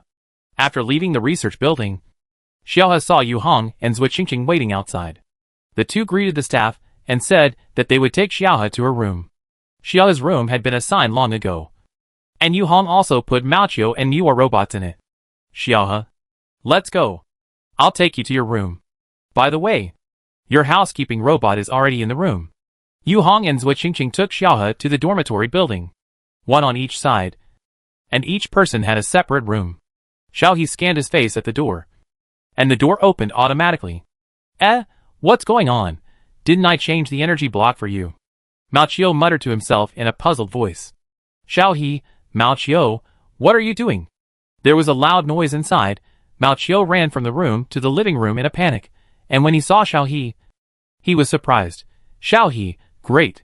Woo, I thought you weren't coming. Old Fu is not reliable at all," he said as he pounced on Xiao He. Xiao He touched Maoqiu's head. "I'm fine. By the way, where's Lady Niwa? Senior, you said she put you in together." As he said that, Xiao He looked inside and tried to find Niwa. Maoqiu felt guilty instantly, pushed out of Xiao He's arms, looked around, with a nervous face, but didn't look at Xiao He. Xiao He frowned, pinched Maoqiu's head. "What's the matter? What happened?" Maoqiu felt guilty abnormally, but it knew it couldn't hide it from Xiao He. He hesitated for a while, closed its eyes, and said, as if it was ready to die, "Really, don't blame me. I didn't do anything. I just patted her, who knew she would be quiet. I even took out the latest energy block to compensate her, but she was quiet. I really didn't mean it. Xiao He? Mao, did Niwa have an accident? Tell me clearly, what's the situation? Xiao He asked Mao seriously. Mao looked at Xiaohe with tears in his eyes. We followed Yu Hong to Blue Star. She was fine when we got off the starship. When we arrived at the room assigned to you, I just patted Niwa lightly, wanting her to walk faster. And she fell down with her head like a scammer. No matter how I called her, she didn't respond. I restarted her, but there was no movement. I charged the energy and replaced the energy blocks. She just broke down. Can I ask Lao Fu to fix her? Xiaohe, broken? Let me take a look first. Xiaohe felt that Niwa should not be broken. And this robot was made by Fu Yanzhou himself. Mao lowered his head, looking like he had done something wrong, and took Xiaohe to the room to see Niwa. Yu Hong and Zui Qingqing followed curiously. Niwa stood by the door, expressionless, originally the appearance of a real person after activation turned into a cold metallic texture. Xiaohe walked up and touched Niwa, and whispered, Mr. Niwa. The robot did not respond at all. Xiaohe pursed his lips. Niwa was an NPC in Blue Star, maybe just her consciousness left this body. Mao burst into tears. Look! Look! She is broken. Xiaohe hurriedly comforted Mao. It's okay. Mao, I know it's not Mao's fault. We will ask Mr. Fu to check it after he finishes his work. Mao nodded. Okay. Yu Hong looked at the robot and asked Xiaohe, why did you name the robot Niwa? Yu Hong was really curious. She knew from the historical records of the Huaxia people on Blue Star that in the ancient Huaxia people, Niwa was the creator god in the mythology. And the Huaxia people regarded Niwa as the mother of the earth. Xiao He scratched his head, because I like Chinese history very much. Niwa is the mother of the earth. I named it after her so that more people can know this story. Yu Hong touched his chin and pondered for a while. Wouldn't it be awesome if I made a mecha and named it Penguquafu or something? Xiao He didn't answer. He looked at Niwa with great sorrow. He didn't know if Niwa had returned to the game. Mao felt guilty when he saw Xiao He's look. He felt that he had broken Xiao He's robot. Xiao He had finally escaped death. Mao felt more and more sad. He simply ran out to find Fu Yanzhou. In his opinion, Fu Yanzhou could definitely fix the robot. Seeing Xiao He worrying about Niwa, Yu Hong and Zui Qingqing suggested that Xiao He send Niwa for repair. Xiao He sighed, thank you, senior sister. I will. Yu Hong waved his hand, then you take a rest first. We won't disturb you. We will send you a schedule later. Xiao He nodded, sent the two out, and then stared at Niwa in a daze. Mao found Fu Yanzhou. Fu Yanzhou took a look at the robot, stepped forward to check it, and said, the robot is fine. It may be that the intelligent brain chip is damaged. After that, Fu Yanzhou looked at Xiao He and waited for Xiao He to speak. Chapter 172. Xiao He looked at Fu Yanzhou with some entanglement. She didn't know how to tell Fu Yanzhou that Niwa was actually an NPC, but she subconsciously believed in Fu Yanzhou. Fu Yanzhou pulled away Xiao He's fingers that she was chewing in her mouth. If you don't want to tell me, then don't tell me. I'll write a new chip to activate the robot later. Xiao He shook her head. In fact, I shouldn't have kept it secret from Mr. Fu. Niwa is actually the Niwa NPC in the game. Xiao He then carefully looked at Fu Yanzhou's face, fearing that Fu Yanzhou would be angry. Unexpectedly, Fu Yanzhou laughed. I know. Xiao He was stunned for a moment. You know? Fu Yanzhou nodded. You always feel guilty when you lie to people. You can tell at a glance. It's just an NPC. I will contact Xiaolan to ask about this situation later. When the construction is completed here, you can also play the game. It will take about 2 or 3 days. I will bring you a game bracelet. Xiao He was immediately surprised. Great. After that, he suppressed his excitement. Thank you, Mr. Fu. Fu Yanzhou smiled and shook his head. The next day, Xiao He was led by Yu Hong to start formal auxiliary work, helping to clean up the excavated objects, sorting them into categories and preserving them, and recording the text on them for analysis. Xiao He even saw the 9-year compulsory education textbook in the pile of cultural relics. Xiao He looked at the familiar content with great emotion and planned the book as a learning textbook. The sorting work was not difficult, but the workload was very large. Xiao He was busy from morning to night every day, fell asleep as soon as he returned to his room, and continued to work when he woke up. After a long time, everyone liked Xiao He very much. Although he didn't talk much, he was very serious about his work, never complained, and could always separate the mixed paper manuscripts, and could also give very valuable reference suggestions, which was very helpful for them to repair the text. Over time, everyone likes to work around Xiaohe. When Fu Yanzhou came out after work, he found that there were many people around Xiaohe, young and energetic men and women, making Xiaohe smile. Fu Yanzhou. He thought that coming to Blue Star would keep him away from those potential rivals, but he was wrong. There are more people on Blue Star who are the same age as Xiaohe and have many common topics. Fu Yanzhou sighed, walked to Xiaohe calmly, with a gentle smile. Xiaohe, I'm done. I'll give you the bracelet as soon as I get it. The men and women who were originally talking and laughing immediately looked at Fu Yanzhou and greeted politely. Hello, Professor Fu. Someone looked at Fu Yanzhou with admiration. Professor Fu, we heard that the Blue Star plan was proposed by you, and it was also your idea to start with games to let the whole people participate in this plan. You are really amazing. Fu Yanzhou stood beside Xiaohe in a protective posture, looking. It looked like he was holding Xiaohe in his arms. He smiled and answered, the Blue Star project depends entirely on everyone's support. If it weren't for Mr. Jiang and the others who worked together to improve it, there would not be the Blue Star project today if I were alone. As for the game, the staff behind the scenes are also working hard to maintain the service area. Everyone looked at Fu Yanzhou and then at Xiaohe. None of those who can stand here are stupid. The girls opened their mouths. They were still thinking that the new Professor Fu was so good looking. It was a highlight of life to get him. They didn't expect that he was already taken. The boys also looked at Xiaohe unwillingly. They all liked Xiaohe very much, and even had begun to plan to pursue Xiaohe. Now, they haven't taken action yet, and the plan has failed. Professor Fu came to claim sovereignty. Only Xiaohe admiringly looked at Fu Yanzhou discussing professional knowledge with everyone, and didn't notice Fu Yanzhou's original intention at all. After the sun gradually set, Fu Yanzhou took Xiaohe back to rest. When they arrived at Xiaohe's room, Fu Yanzhou took out the game bracelet and the optical computer and said to Xiaohe, take it. Your optical computer is also ready. Xiaohe took the two things and said, thank you, Mr. Fu. Fu Yanzhou nodded and was about to leave. But after thinking for a while, he turned back to look at Xiaohe. Xiaohe looked at Fu Yanzhou in confusion. Mr. Fu? Fu Yanzhou looked at Xiaohe's bewildered expression finally. He sighed and rubbed Xiaohe's head. Forget it. It's okay, you have a good rest. Xiaohe nodded with a smile, and did not forget to say in a coquettish tone, don't take off my hat, my hair hasn't grown out yet. Fu Yanzhou smiled, waved at Xiaohe and left. Xiaohe closed the door, hugging the fur ball, curled up on the sofa, and turned on the light computer. Instantly, countless messages popped up, covering the entire light computer interface. Qin Miao's message, Yanwan's, by Mian's, Yu Yu's, the one in the game group, Ning Yu's missed call, Ms. Yu's greetings, Qiu Ying's countless video calls. Xiaohe had a headache, but he still read them one by one and replied to her current practice outside, and he might not be able to reply to the message in time. Just after replying to the last message, Qiu Ying's call came in. Xiaohe hurriedly answered, hello, brother Qiu Ying? Qiu Ying's face appeared on the light screen. Xiaohe hesitated for a moment. If she saw correctly, Qiu Ying's face was stained with blood. Right? And his clothes. Qiu Ying wiped his face casually, finally answered, has the optical computer just been repaired? How are you? Don't worry.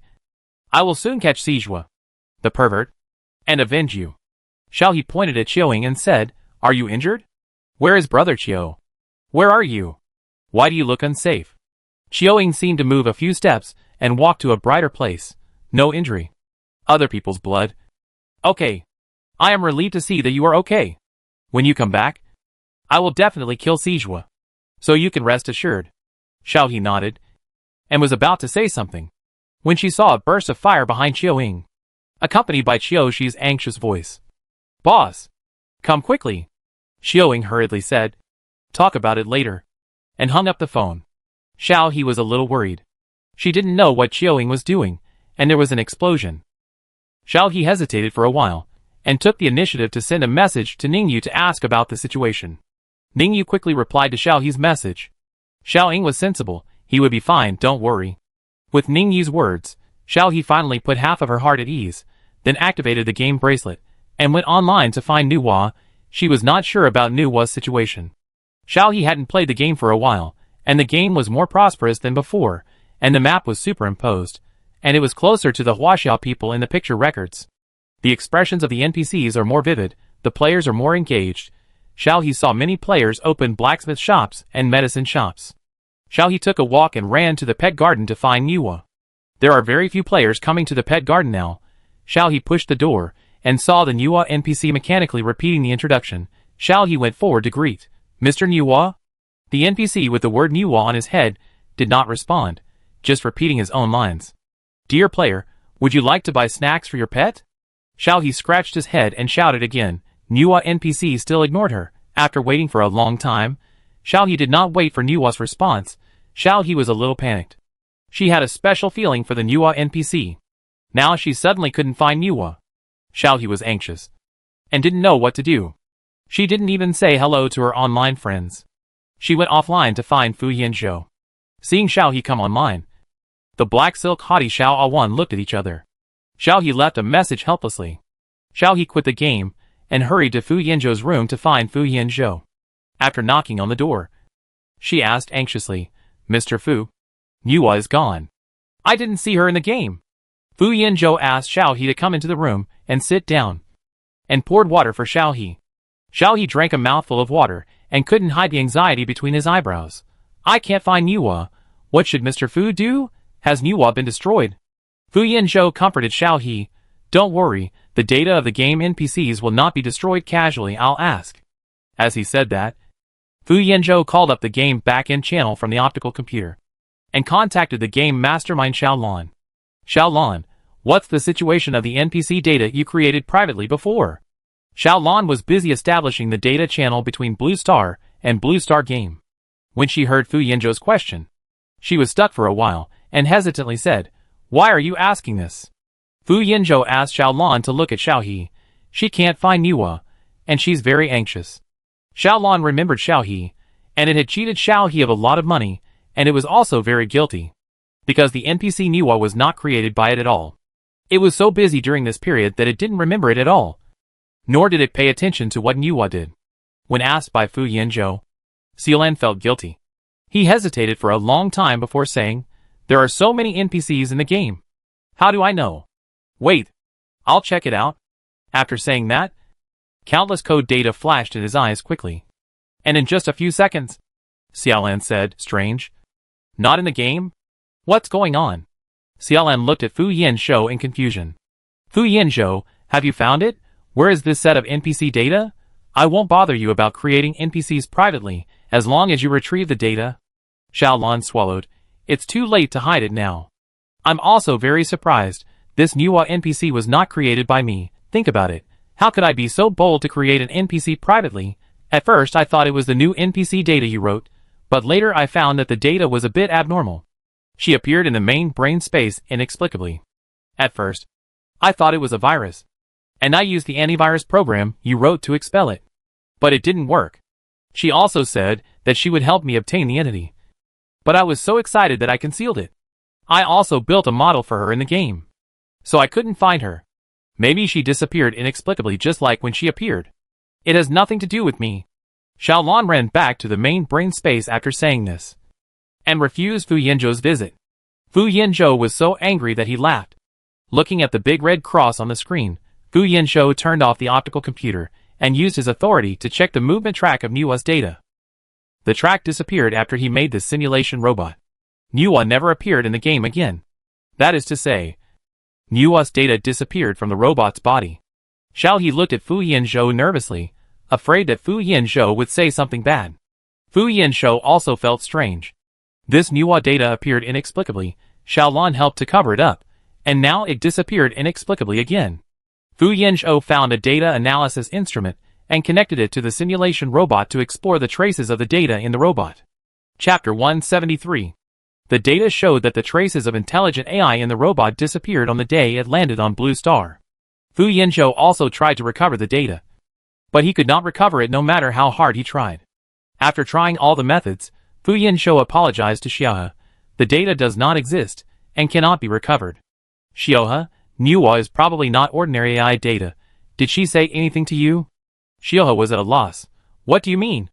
Fu Yanzhou thought for a while, and said his guess. Nuwa may be some kind of spiritual body, not AI data. Xiaohe slowly widened his eyes. Nuwa is a spiritual body. Fu Yanzhou carefully questioned Mao Qiu again, confirming that Nuwa disappeared after arriving on Blue Star. Xiaohe came back to his senses and digested the fact. Then why did Nuwa disappear again? Fu Yanzhou shook his head. It is impossible to determine the reason. But it must be related to Blue Star. I checked the time when Nuwa's data appeared in the game. It was when the Blue Star game and Blue Star first established a transmission channel. Xiaohe was a little confused. She appeared when the channel was established, and disappeared when she returned to Blue Star. It can't be that the myth is true and Nuwa really exists. Right? Fu Yanzhou frowned and flipped through the information. He had never seen such an example. It stands to reason that a spiritual body cannot escape from the body alone and run around everywhere. It's too strange. Xiaohe was reorganizing her worldview. It couldn't be that she actually came to a parallel world where gods existed. Right? Seeing Xiaohe's confused eyes, and her head moving slowly, as if she was about to fall asleep, Fu Yanzhou simply put down the information in his hand, and urged Xiaohe to go to bed. He would tell Xiaohe if there was any progress. Xiaohe nodded mechanically, went back to the room and lay down, closed her eyes, and fell asleep.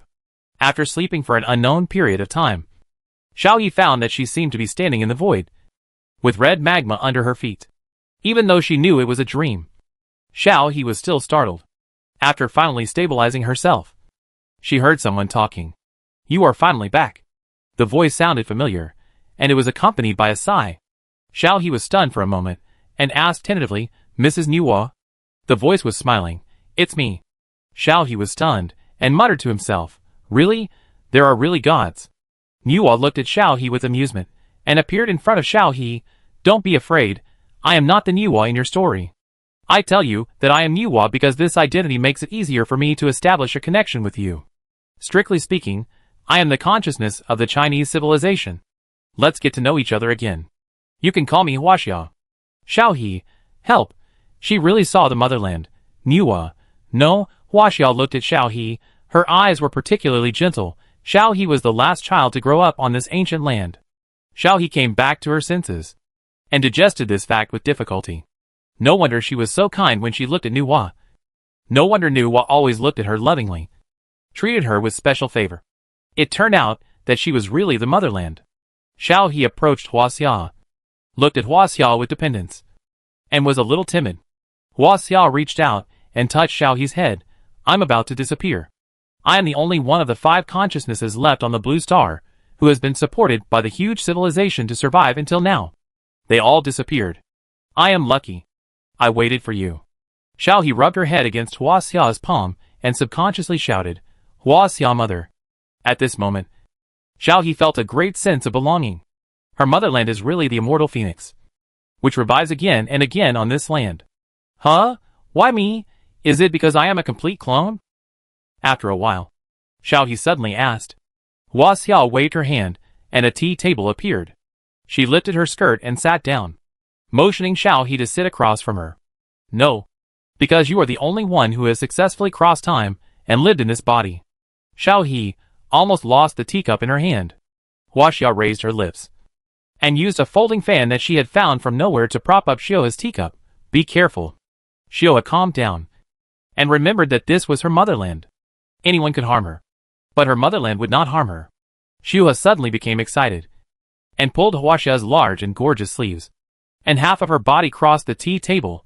Huaxia mother, did you let me travel through this body after my death? Why is this body exactly the same as mine? Woo woo woo. I dare not tell others that I am not a clone at all. Not even Mr. Fu. Huaxia mother, I was really scared at the beginning. Huaxia let Xiaohe pull her sleeves to complain, and waited until Xiaohe finished speaking before saying, It's me. This is my last effort for my impending demise. I have waited thousands of years for human technology to develop to this day, and found this body that completely replicates the ancient Blue Star gene bank. This is cloned from your genes. There are many clones, but your body has no genetic defects. It is a perfect ancient Blue Star body, and your soul or your spirit body is very lucky to be preserved by me. For thousands of years, I have released countless spirit bodies, but in the end, none of them succeeded in resurrecting, only you succeeded. Hua Xia showed a look of emotion while speaking. Xiao He now knew the truth about why she traveled through time. No, this is not traveling through time. It is the final redemption of her by her motherland. It was only then that Xiao He saw the loneliness around Hua Xia. Yes, after thousands of years, there was no living creature on Blue Star, and those old friends also disappeared one by one. Xiao He looked at Hua Xia with heartache. Hua Xia tapped Xiao's head with a folding fan in amusement. Don't look at me like that. If you fail, I will choose to sleep with Blue Star forever. Human civilization will die from now on. And no one will ever find this homeland again. Xiao touched his head and muttered, I didn't expect my mother to be so crazy. Hua Xia squinted. Huh? What are you talking about? Xiao shook his head hurriedly. No. No. After that, he looked at Hua Xia excitedly. Hua Xia, Mom, what do you want me to do for you? I can do it. Hua Xia looked helplessly at the inexplicably excited Xiao. As long as you spread our things well. Let more and more people know about it. Of course, if you have spare energy, the history of those guys can also be included. Xiao nodded repeatedly like a chicken pecking at rice, and didn't see the inexplicable hesitation and complexity in Hua Xia's eyes. Hua Xia sighed again and told Xiao, because I have been away from Blue Star for a long time before. I am very tired now. I need to have a good sleep.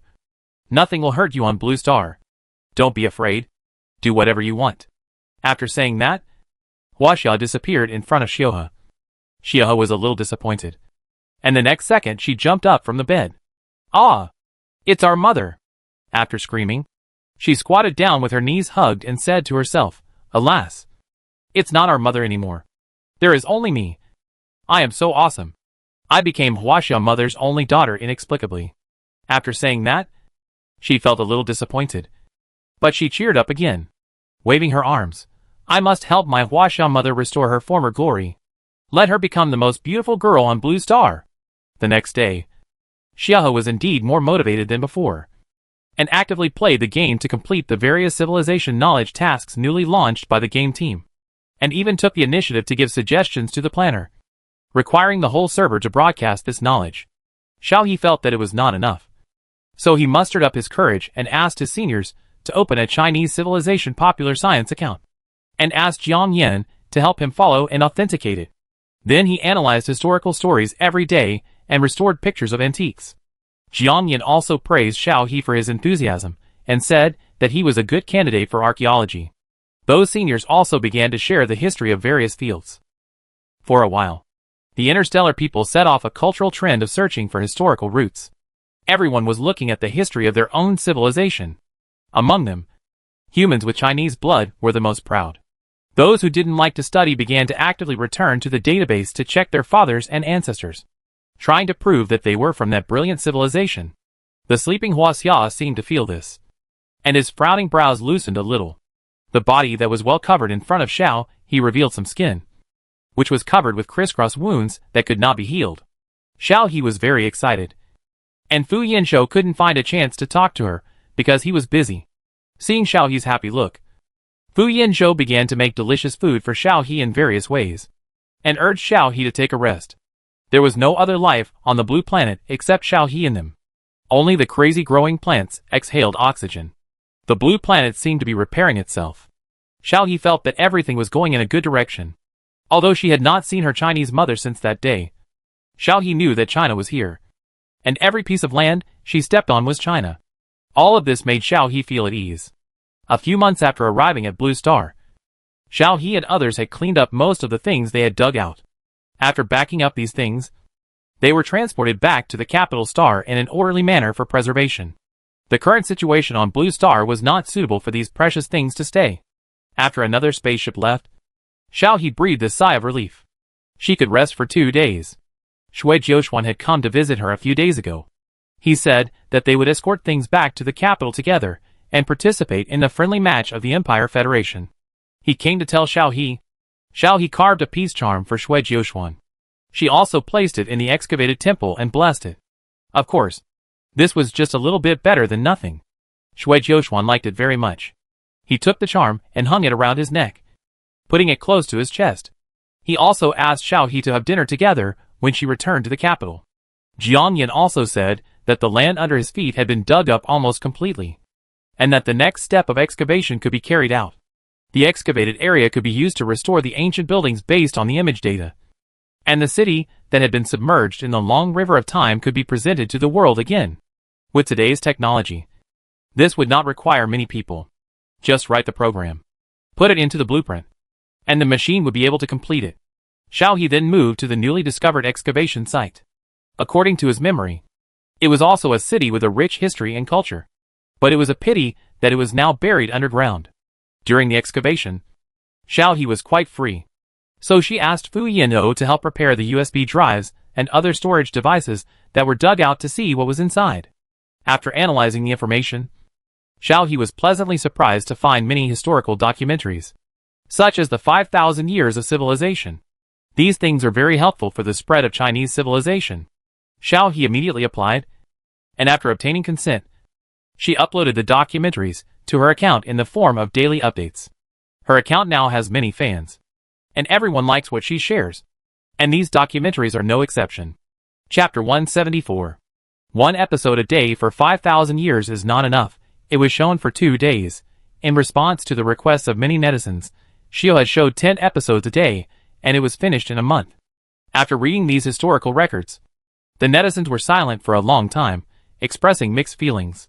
Netizen 7312, good guy if you win. You don't say anything, but if you lose, you write a thick book. Netizen 3208, his. I'm not sure if I am a descendant of the Huaxia people, but our Huaxia mother is really a vengeful person. Netizen 29083, I found paper documents to read. Guess what? Hey. It's much more detailed in the documentary. I heard that there is a thing called the Great Wall on Blue Star, which was originally used to resist foreign races. And later, I don't know how it reached the center of Huaxia mixed feelings. Netizen 08324. Okay. I won't say it anymore. I heard that the Blue Star online game has updated the expansion pack. I want to experience the life of my ancestors. Xiao He blinked and turned off the computer. Rumors? They are all rumors. They are just modest and reflective. What kind of grudge? Can that be called grudge? After turning off the computer, Xiao He planned to find Fu Yanzhou. For so long, Xiao He has been used to finding Fu Yanzhou for dinner. As soon as he walked out of the door, the ground suddenly shook violently for a few seconds.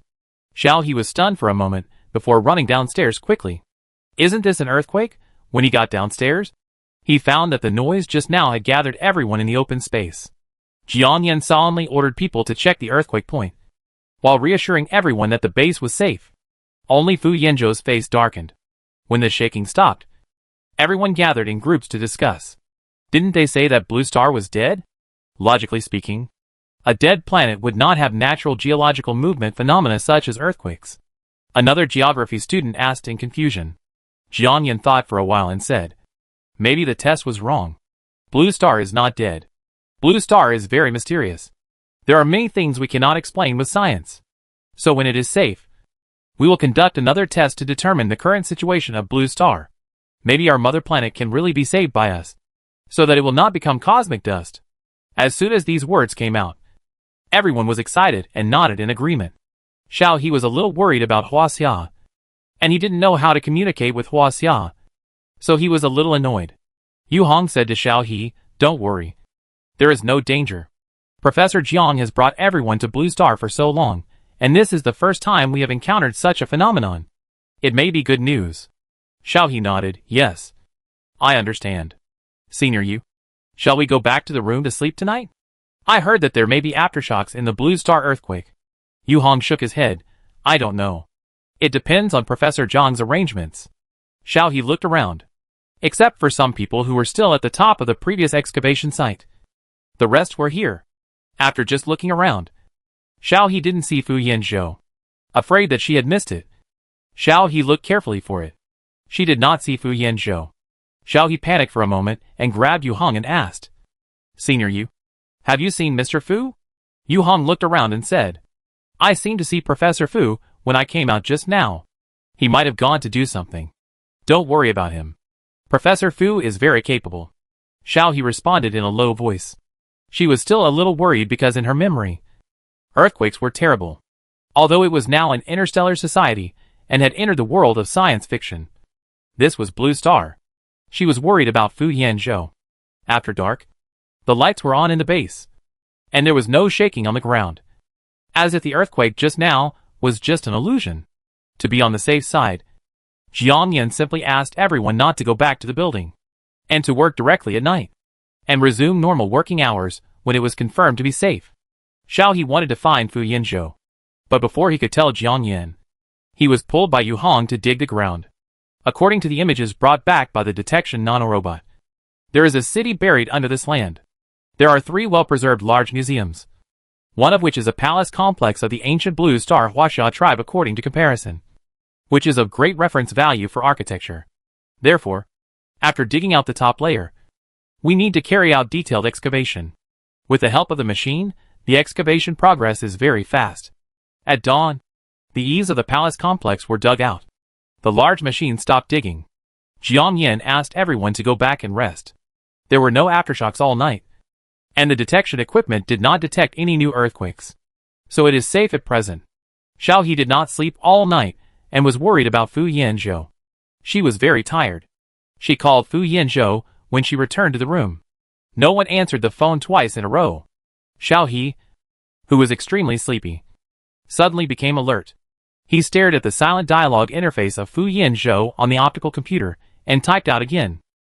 Fu Yinzhou was on the top of a mountain 50 kilometers away from the base. His purple eyes stared at the cracks deep underground. He ignored the sound of the optical computer. It seemed that some unknown and terrifying monster was slowly growing underground. After a while, Cole Ball climbed up along the crack with great effort, opened his mouth exaggeratedly to breathe, and spread his small wings and collapsed in front of Fu Yinzhou. After a while, he looked at Fu Yinzhou. Chirp! Chirp! Boss! This planet is really going to die. Our kind are being bred inside. It is a very powerful guy. Let's go! We can't stay here anymore. Fu Yinzhou's face condensed. Did you see it clearly? Cole Ball nodded repeatedly. Fu Yinzhou frowned. He didn't care whether Blue Star would be completely destroyed. He cared about Xiaohe. The light in Xiaohe's eyes every time he talked about Blue Star would not lie. Meichio wiped the non-existent sweat on his head. Chirp! Chirp! Let's go back. Fu Yinzhou squatted down, covered the ground with his hands, closed his eyes, felt the ground straight to the center of the earth. There was a blue egg, absorbing the remaining power of Blue Star. When he withdrew his feeling, Fu Yinzhou seemed to see a vague spiritual body. Fu Yinzhou frowned, withdrew his hand, stood up and planned to go back to the base. Only then did he see the 3 call requests from Xiaohe. Fu Yinzhou called back. Xiao He answered the call instantly. Seeing Fu Yinzhou, she asked, Mr. Fu, where have you been? Fu Yinzhou smiled and said, I came out to explore the terrain. Don't worry. I'll be back soon. Xiao He breathed a sigh of relief. She closed her eyes and fell asleep without even hanging up the phone. Fu Yinzhou looked at Xiao He's sleeping face for a while, before hanging up the phone and walking back. Forget it. Let's think of a way. The child likes this planet so much. After Xiao He fell asleep, she was pulled back to the black space. The tea table was exactly the same as the last time she came, with 2 cups of new tea. Huaxia sat crookedly on one side of the tea table, with a folding fan in her hand covering half of her face, looking at Xiao He with a smile in her narrow and long phoenix eyes. Xiao He's eyes lit up, and she hurried to Huaxia, pulling Huaxia's sleeve. Huaxia, Mom. Huaxia paused, pulled her wide sleeves calmly, covering her hands, and said to Xiao He, How have you been recently? Xiao He nodded repeatedly and said happily, I'm so happy to see those familiar things. Huaxia, Mom. Are you working very hard to protect these things? Huaxia was stunned for a moment. She was indeed spending her energy to protect these things. Xiao He said again, I know that Huaxia Mother is working hard, so I will try to speed up the process of digging these things out. Don't worry. Huaxia Mother. Huaxia came back to her senses, put down her folding fan, touched Xiao He who was leaning against her arms, and said, I am very happy to see you. Be obedient. Blue Star can't hold on any longer. After waking up, notify those people to evacuate Blue Star. Although they are not the children I watched grow up, they also have the blood of children. I will protect you and help you leave Blue Star smoothly. Xiao He was stunned for a moment, and quickly got up and looked at Blue Star anxiously. What are you talking about? How can Blue Star not hold on? She has existed for more than 4 billion years. Huaxia covered her mouth and coughed, and her hand, which she had tried so hard to cover, was exposed to Xiao He. Xiao He widened her eyes. hugged Huaxia's arm, and asked distressfully, Huaxia, Mom, what happened to you? Huaxia's arms were covered with scars, which did not look like blood, but rather like magma flowing inside. Xiao He carefully held Huaxia's hand, looking at a loss, not knowing what to do. Finally, she lowered her head and blew gently. Who? It doesn't hurt. It doesn't hurt. Huaxia wanted to take her hand back, but gave up when she saw Xiao He's expression, letting Xiao He hold her hand. When Xiao He raised her head with tears in her eyes, Huaxia patted Xiao He's head. It's okay. It doesn't hurt at all. Xiao He's mouth shrank. You're lying. There are so many wounds on your hands. There must be more on your body. And you still say it doesn't hurt? Huaxia sighed, took off her outer robe. Her body was wrapped in bandages, and none of the exposed skin was intact. I didn't want to make you worry, but I can't hold on any longer. Xiao, be obedient. When you wake up, notify everyone to leave. I will try my best to preserve the things here and wait for you to come back and get them. Xiao bit her lower lip and shook her head vigorously. I don't. There must be a way to save you. Huaxi paused and said gently, there is no way. After the death of the planet, young star beasts will be born. Before that, there was already a star beast egg inside this dead planet. It will absorb the last power for itself to be born. I tried my best to prevent the egg from growing and hatching, but it's useless now, because the consciousness of the planet is almost completely extinct, and Blue Star really can't hold on any longer. Good child. Be obedient. When you wake up, immediately notify everyone to leave. Xiaohe didn't want to, but Huaxia had already stretched out his hand to push her away. The last thing Xiaohe saw was still the loving smile on Huaxia's face. No! Xiao He suddenly woke up, got up from the bed, and the sun outside the window was already hanging in the west. Xiao He hurriedly put on her shoes and went out. The first thought that came to her mind was to find Fu Yanzhou. Fu Yanzhou must have a way. She didn't believe that Blue Star was going to be destroyed. They, the ancient Chinese people of Blue Star, didn't have the option of giving up in their bones. Xiao He rubbed her face, calmed herself down, and walked out of the building. Just as she was about to send a message to Fu Yanzhou to ask where Fu Yanzhou was, she saw Fu Yanzhou walking towards her. Mr. Fu. Xiao He hurriedly ran up to call Fu Yanzhou. Fu Yanzhou walked to Xiao He without stopping and asked, What's wrong? Chapter 175. Xiao He looked around and pulled Fu Yanzhou back to the room.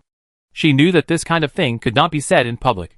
Fu Yanzhou let Xiao He pull him, and when he got to the room, he saw Xiao He sneakily closing the curtains, closing the door, and even driving Mao Qiu out. Seeing Xiao He's posture, Fu Yanzhou suddenly became a little nervous. After Xiao He closed the doors and windows, she looked at Fu Yanzhou in a tangled way. She was wondering if she told Fu Yanzhou about the existence of Huaxia, would she be regarded as a psychopath? Fu Yanzhou just looked at Xiao He and let Xiao He make the decision herself. After struggling for a while, Xiao He finally made up his mind, sat down face to face with Fu Yanzhou, lowered his head and pinched his fingers, and didn't know what to say for a while. So he had to continue struggling for a while. Fu Yanzhou was very patient, and quietly waited for Xiao He to think about why he didn't say it. Finally, Xiao He's hesitant voice appeared in the quiet room. Mr. Fu, do you believe that nations have consciousness? Fu Yanzhou was stunned for a moment, and quickly adjusted himself, and told Xiao He as calmly as possible, according to research, planets where humans have lived do have weak consciousness reactions. What nations do you mean? Xiao He raised his head and looked into Fu Yanzhou's eyes. I don't know if you will believe me when I tell you this, but I have no other choice. Mr. Fu, Huaxia's mother said that the blue planet is about to be destroyed. Under our feet, there is a star beast being bred at the center of the blue planet. The moment the star beast hatches, the blue planet will completely turn into cosmic dust. Mr. Fu, I want to save her, Xiao He said with a pleading look. Fu Yanzhou's eyes showed a look of shock, and the spirit body he had seen at the center of the earth when he came back from the top of the mountain appeared in his mind. The idea of planetary consciousness has not been confirmed, but Xiao He said that there is a consciousness called Huaxia on the blue planet. Fu Yanzhou concealed his expression. He didn't think Xiao was lying to him, because the Star Beast clan was indeed born in this way. Before the Star Beasts hatched, no one would know that the Star Beasts were born from dead planets. Xiao held Fu Yanzhou's hand. Huaxia's mother said that the blue star will be destroyed soon, and asked me to notify everyone to evacuate. Mr. Fu, you ask everyone to evacuate. I want to stay with her. Seeing that Fu Yanzhou didn't speak, Xiaohe thought Fu Yanzhou had no choice. She thought a little desperately. If there was no way to save Huaxia, she would stay with Huaxia. Before she knew about Huaxia's existence, Xiaohe could still live happily in the interstellar space. But now, she couldn't bear to watch Huaxia die, leaving her alone in this strange future. She would rather die in Huaxia's arms. In just a few minutes, Xiaohe had already changed her mind. When Fu Yanzhou came to his senses, he saw Xiaohe's face, which looked like she was willing to die. Fu Yanzhou looked at Xiaohe helplessly, and stretched out his hand to flick Xiaohe's forehead. Your expression will make me look incompetent. I know. It's not time yet. Anqin, tell me everything now, including the existence of Huaxia. Xiaohe was stunned for a moment, and her eyes gradually brightened. Mr. Fu. Fu Yanzhou motioned Xiaohe to speak slowly. Xiaohe calmed down and said slowly, Huaxia Ma is the incarnation of the Chinese nation. She has persisted on Blue Star for many years. Until recently, she found an opportunity to leave Blue Star and found me through the game channel. Huaxia is the NPC Niwa. After returning to Blue Star, she turned into a spiritual body again and could communicate with me only when I was asleep. She told me today that Blue Star could not hold on any longer and asked us to leave quickly. But I wanted to save her. Mr. Fu. At this point, Xiaohe hesitated, and finally closed his eyes, and gave it his all. In fact, I am not the autonomous consciousness generated by the experimental subject number 1. I was originally an ancient Blue Star person. I lived before the death of Blue Star, before the disaster that caused humans to escape from Blue Star, and died of cancer caused by radiation. It was Huaxia Ma who saved my soul, that is, consciousness, and allowed me to revive in the experimental subject. Mr. Fu, no matter what the result is, I will not leave Blue Star. Xiaohe finished speaking in one breath, looking at Fu Yanzhou with a calm expression. Whether Fu Yanzhou believes it or not, she will definitely stay on Blue Star. Fu Yanzhou suddenly hugged Xiaohe inside. I know, don't be afraid, I will find a way. Now I will talk to Teacher Jiang about the problem of Blue Star, and let them evacuate outside the solar system and wait. Xiaohe did not struggle when Fu Yanzhou held her. She just felt inexplicably at ease, as if with Fu Yanzhou's words, every problem could be solved. Fu Yanzhou let go of Xiaohe and said, Wait for me. Xiaohe nodded. Fu Yanzhou quickly went to find Jiang Yan. Jiang Yan was still excitedly thinking about how to dig out the palace complex that had just been exposed and transport it back to the capital planet intact. Seeing Fu Yanzhou coming, he pulled Fu Yanzhou to ask Fu Yanzhou's opinion. Fu Yanzhou was well prepared. He did not follow Jiang Yan's words. Instead, he took out a geological test report and said to Jiang Yan, Teacher, something went wrong. I took the equipment to explore after the earthquake yesterday. The last energy in the center of the Blue Star is erupting. In other words, this planet is going to disintegrate. And the time is very short. I am afraid it will disintegrate within a month. It is beyond our initial prediction. The speed of the destruction of the Blue Star has become faster. Teacher, we need to evacuate as soon as possible. Jiang Yan was stunned. How is it possible? It has been fine all the time. The Blue Star has been dead for thousands of years, and has never disintegrated. It shouldn't happen. Fu Yan. Jiang Yan read the report. The data shows that Blue Star is indeed going to disintegrate.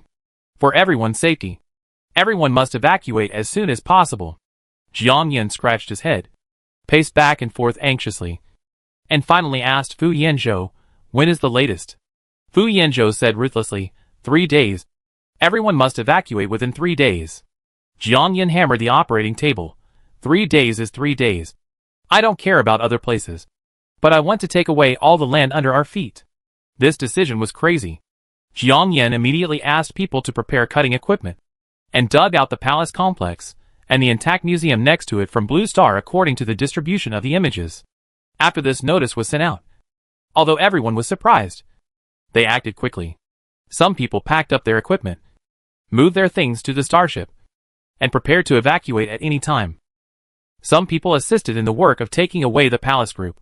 When the 3-day deadline was up, a big pit appeared here. Jiang Yan took the last batch of researchers on the spaceship and left Blue Star.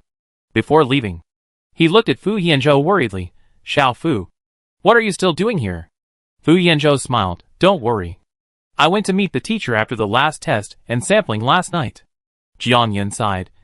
Patted Fu Yanzhou on the shoulder. We will wait for you outside the solar system. Fu Yanzhou nodded. Watched the spaceship leave. And turned to find Xiaohe. Xiaohe did not follow the spaceship, but followed Fu Yanzhou.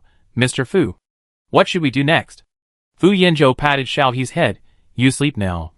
Find a way to contact that Huaxia. I want to talk to her in person. Xiaohe shook her head.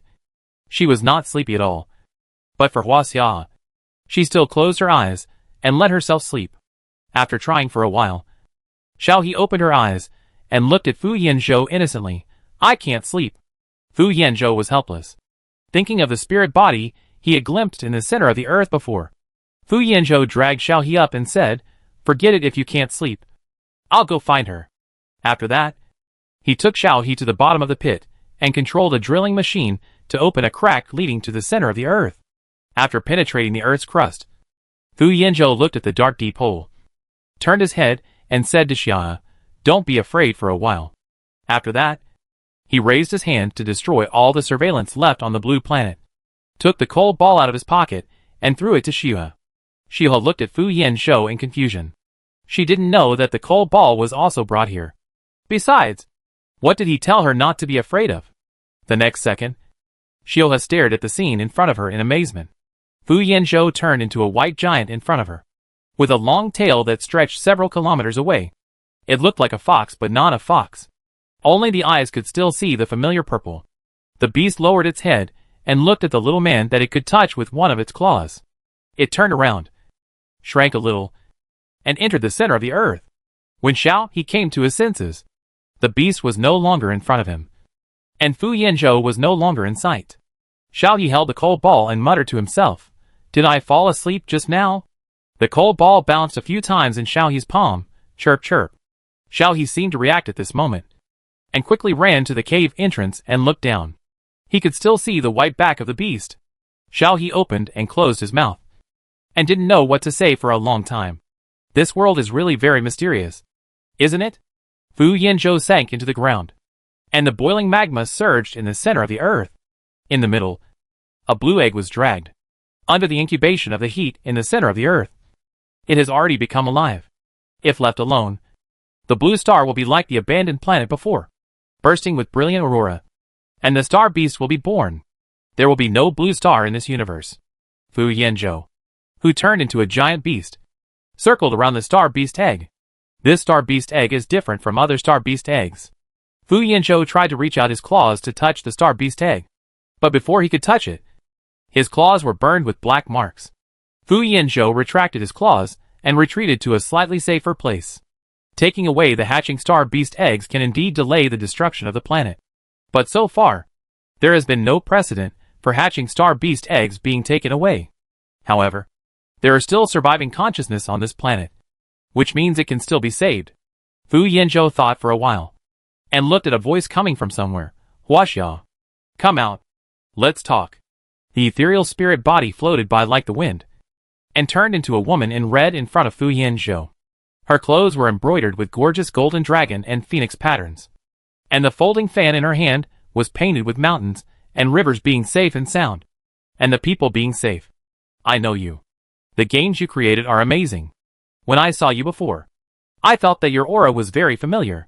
It turns out that you are also a star beast. Hua Xiao looked at Fu Yanzhou. There were more scars on his neck than before. Then he asked again, Why did you become a human? I have never seen a record of a star beast becoming a human in my memory. Chapter 176. Fu Yanzhou just looked at the Huaxia mentioned by Xiaohe. He could see that this consciousness had traces of a long time. It was an ancient consciousness that had existed for tens of millions of years. And as civilization spread, the vitality of the consciousness would become stronger. But the consciousness in front of him was very contradictory. It had strong traces of civilization and time, but its vitality was so low that it could be ignored. No wonder he had never noticed the existence of Huaxia. Huaxia looked at Fu Yanzhou. I know what you are wondering about. I am still alive because my people have never forgotten me even though they are far away from their homeland. They are trying to prove my existence. Fu Yanzhou came back to his senses and bowed his head to Huaxia to show respect. Xiaohe is very worried about you. Why don't you see her? Huaxiao was silent for a while before saying, Star Beast Clan. Take her away. Fu Yanzhou frowned. Why? He didn't understand. It was obviously this consciousness that brought Xiaohe here. If he knew it was so dangerous, why did he let Xiaohe come? Why didn't he keep it a secret from Xiaohe? Huaxiao squinted and looked at Fu Yanzhou carefully. And sneered, Star Beast Clan. This is not your business. This egg has taken root on the blue star. I can't take it away. Fu Yanzhou was not distracted from the topic. Answer me. Huaxiao paused, finally sighed. Little girl told you everything? You are still so stupid, and don't know how to defend yourself. Fu Yanzhou. Xiaohe is not stupid. She told me because she believed me. I don't believe you went through so much trouble to let Xiaohe survive the experiment just to see your child again. Huaxiao's eyes were empty, after a while. He said, well, you guessed right, in fact. Blue Star is not hopeless. A complete ancient Blue Star person can take this egg away from here. Without this egg, the last bit of planetary consciousness that I carefully preserved can be restored to life by itself. Let Blue Star come back to life. After saying that, Huaxiao looked at Fu Yanzhou. Fu Yanzhou, how difficult is this? Huaxiao raised her lips and put her hand into the magma. In an instant, her hand turned into ashes in the magma. Then she looked at Fu Yanzhou. And the meaning was self-evident. Fu Yanzhou was stunned for a moment. Yes, interstellar people have strong bodies. They can survive for 15 minutes in the temperature of the Earth's core. It is no problem to take away the egg. Even if the hand is injured, it can be saved. But Xiaohe is different. He is a perfect replica of the ancient Blue Star. He is weak, and will die the moment he approaches the center of the Earth. Not to mention taking the egg away smoothly. Huaxiao opened her folding fan. Do you understand? I can let the little girl get here and even take the egg, but she will die. I don't have the ability to preserve her soul for the next reincarnation. She is the last surviving child. I thought about it. I have lived long enough. She will live with my consciousness. Fu Yanzhou knew that Huaxiao had planned to sacrifice Xiaohe to save Lan Xing from the beginning, but for some reason, Xiaohe came and changed her mind. Huaxiao sighed. You must be wondering why I gave up. When the child called Huaxiao mother in surprise, I knew that I couldn't do it. For many years, no one has called me like this for many years. Huaxiao's eyes were far away. She remembered that in the past, the Huaxiao people living on this land did not know her existence, but many people wrote her or their anthropomorphic stories as a joke, all based on fantasy, but coincidentally wrote some real things. Many people would call her mom, jokingly and seriously. These long-ago stories are no longer known to this day, but Xiaohe knows, and the soul that traveled through time and was chosen by her to save her knows. Huaxiao didn't want to do that. Xiaohe shouldn't die here. Fu Yanzhou looked at Huaxiao in silence. After a long time, Huaxiao said to Fu Yanzhou, when you go back, tell her, just say that I can't hold on any longer and disappeared, and then take her away from here, let her live well. I am also very tired, and I miss my friends who disappeared a long time ago. Tell her not to be sad. After saying that, Huaxiao showed a sad look, and then disappeared in front of Fu Yanzhou. Fu Yanzhou looked at the spot for a while, and tried to wrap his claws with his mental power again to take out the egg. The claws touched the egg successfully. Fu Yanzhou tried his best, but the egg did not move at all. Huaxiao's voice came faintly. It's useless. Give up. Fu Yanzhou withdrew his hand and nodded to the empty corner, then raised his head and ran quickly to the ground. Xiaohe was still holding the cold ball and waiting eagerly at the entrance of the cave. When he saw the white voice appear in front of him, the figure became bigger and bigger, and finally jumped out of the cave, lying down and looking at Xiaohe. Fu, Mr. Fu, have you seen Huaxiao's mother? Fu Yanzhou looked at Xiaohe for a while, then he returned to his human form, with long silver white hair scattered behind his head, and a white robe on his body. Xiaohe, I'm sorry. The smile on Xiaohe's face froze, and he quickly said, It's okay. It's okay. Huaxiao's mother definitely doesn't want to see strangers. I can see her when I fall asleep at night. Fu Yanzhou looked at Xiaohe silently, and only when he knew that Xiaohe had a frustrated expression on his face did he touch Xiaohe's head and said, The consciousness you mentioned has disappeared, completely disappeared from the blue planet. This sentence was gentle and cruel. Xiaohe shook her head vigorously. No. She is very powerful. She won't disappear. She has been here for so many years. She won't. Fu Yanzhou sighed. Don't be like this. Xiaohe, the blue planet will soon disintegrate. We want to see you leave quickly. Xiaohe shut up. looked at the cave entrance with a blank look, suddenly smiled, and said nonchalantly holding Fu Yanzhou's arm, I know. I'm sorry, Mr. Fu. I won't be willful. I will be obedient. Let's go back first. I want to stay here for 2 more days. After all, I can't come back in the future. Fu Yanzhou looked at Xiao He seriously, and was relieved when he was sure that Xiao He was really okay, and took Xiao He back to the spaceship. There were still a few days left, and Xiao He wanted to stay, so he stayed with Xiao He. Xiao He took Fu Yanzhou to the top of the mountain to watch the sunset, and pointed to the south and said, I used to live in a coastal city in the south. You don't know that although the technology on Blue Star was not so advanced in the past, it was also very lively. Everyone complained about work every day, but they lived happily. The land under our feet used to be the capital of the Huaxia people. The place that was dubbed before was the 1,000-year-old capital of ancient China. Xiao He chattered with Fu Yanzhou about the past that he had never talked about since coming to the Interstellar, and his expression was visibly happy. Fu Yanzhou listened quietly, and seemed to see that era from Xiaohe's description, until Xiaohe said she was tired, leaned on Fu Yanzhou's shoulder, and finally pointed to the still bright moon in the sky. It's the moon. If the blue star is gone, it will disappear too. Fu Yanzhou didn't say anything. After a while, he heard Xiaohe's even breathing. He turned his head, and saw that Xiaohe had fallen asleep. Fu Yanzhou carefully picked up Xiaohe, returned to the spaceship, put Xiaohe on the bed to sleep, and stayed by Xiaohe's side. After dawn, they would leave the blue star. The sun appeared again from the east, illuminating the entire land. Fu Yanzhou opened his eyes, and was a little confused for a moment, and then he came to his senses, and subconsciously looked at Xiaohe. This time, Fu Yanzhou panicked. Xiaohe was not in the bed. Fu Yanzhou immediately got up, and went out to look for Xiaohe, and at the same time, he was annoyed that he fell asleep. Xiao He is not hard to find. This place is so small. Fu Yanzhou soon saw Xiao He at the entrance of the cave. Fu Yanzhou breathed a sigh of relief, walked forward, and said as he walked, Xiao He? What are you doing here? It's almost time. We should set off. Xiao He did not look back, but asked Fu Yanzhou sullenly, Mr. Fu, did Huaxia's mother really disappear? Without waiting for Fu Yanzhou to answer, Xiao He said again, yes. If she didn't disappear, why didn't she come to see me in my dream? Fu Yanzhou softened his heart, walked behind Xiao He and said, Xiao He, if you can't bear to leave, we can stay for another day. But we must leave after 1 day. This place will disintegrate at any time. Xiao He did not speak, but just stared at the dark deep cave. After a long time, Xiao He suddenly asked Fu Yanzhou out of the blue, did this hole reach the center of the earth? Although Fu Yanzhou didn't know why Xiao He asked this, he still answered yes. Xiao He asked again, what does the center of the earth look like? Fu Yanzhou said, it's all magma. The temperature is very high. With today's human physique, it can only survive for 15 minutes. And it will also cause serious burns.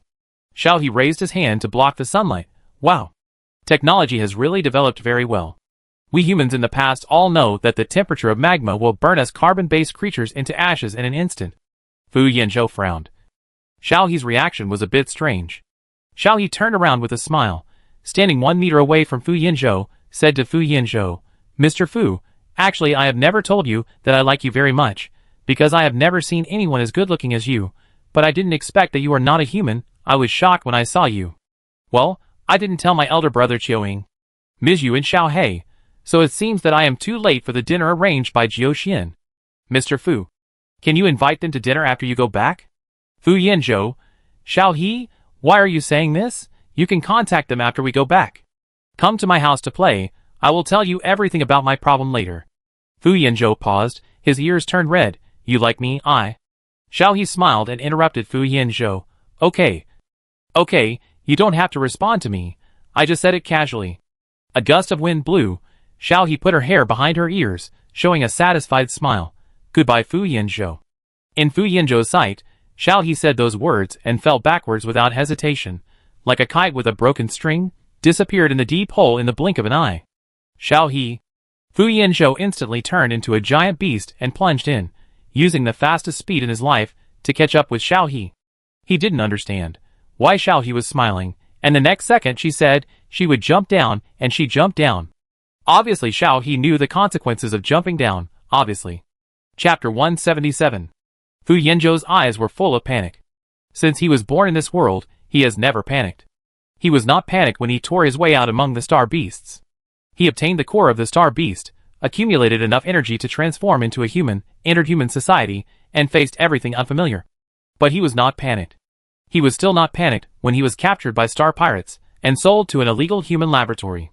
Finally, he escaped from it, was rescued by Gung Tian's family, and obtained the identity of a human, and nothing could make him panic later. But at this moment, the moment Xiao He disappeared from his sight, Fu Yanzhou panicked to the point of losing his ability to think, and jumped down without thinking, trying to pull Xiao He back. Xiao He did not feel the slightest fear during the fall, and even had a smile on her face. She wanted to stay with China forever. She did not want to be the only one who remembered this splendid civilization. During the rapid fall, Xiao He heard the sound of the wind in her ears, felt the temperature getting higher and higher, and felt her skin begin to crack and ooze blood. A helpless sigh sounded in Xiao He's ears. A gentle force enveloped Xiao He before he entered the magma layer. Xiao He was lifted by an invisible force and floated above the magma. Xiao He opened his eyes when he found that his fall had stopped, looking around in confusion. Am I dead? Bang. A pale hand with scars suddenly appeared in front of Xiao He and hit Xiao He's head hard. The loving expression on Hua Xia's face was replaced by anger and worry. Why did you jump down? Didn't I tell you to leave here? Do you know you will die if you jump down? Xiao He looked at Hua Xia with tears in her eyes. After a long while, she rushed into Hua Xia's arms and hugged Hua Xia's waist. Woo woo woo, Mr. Fu said you disappeared. He lied to me. Hua Xia suddenly couldn't say anything. She sighed and hugged Xiao He. She patted Xiao He's back. Forget it, it's my fault. Xiao He wiped away tears. Am I dead? How else can I see you? Hua Xia looked at Xiao He, who was covered in wounds, and felt distressed and helpless. I'll take you out. It's not yet irreversible. Xiao He can go out. The star beast will save her. Unexpectedly, Xiao He shook her head vigorously. No. I won't leave. Hua Xia became serious. Don't be willful. Go back. Xiao He pushed Hua Xia away, ran to the corner and squatted, refusing to leave. Hua Xia had a headache. No matter which of her children. They were very stubborn. When Fu Yanzhou rushed down and saw Xiao He squatting in the corner and still alive, he finally breathed a sigh of relief, showing a thankful expression, and then nodded to Hua Xia and said hello. Hua Xia said to Fu Yanzhou, take her away.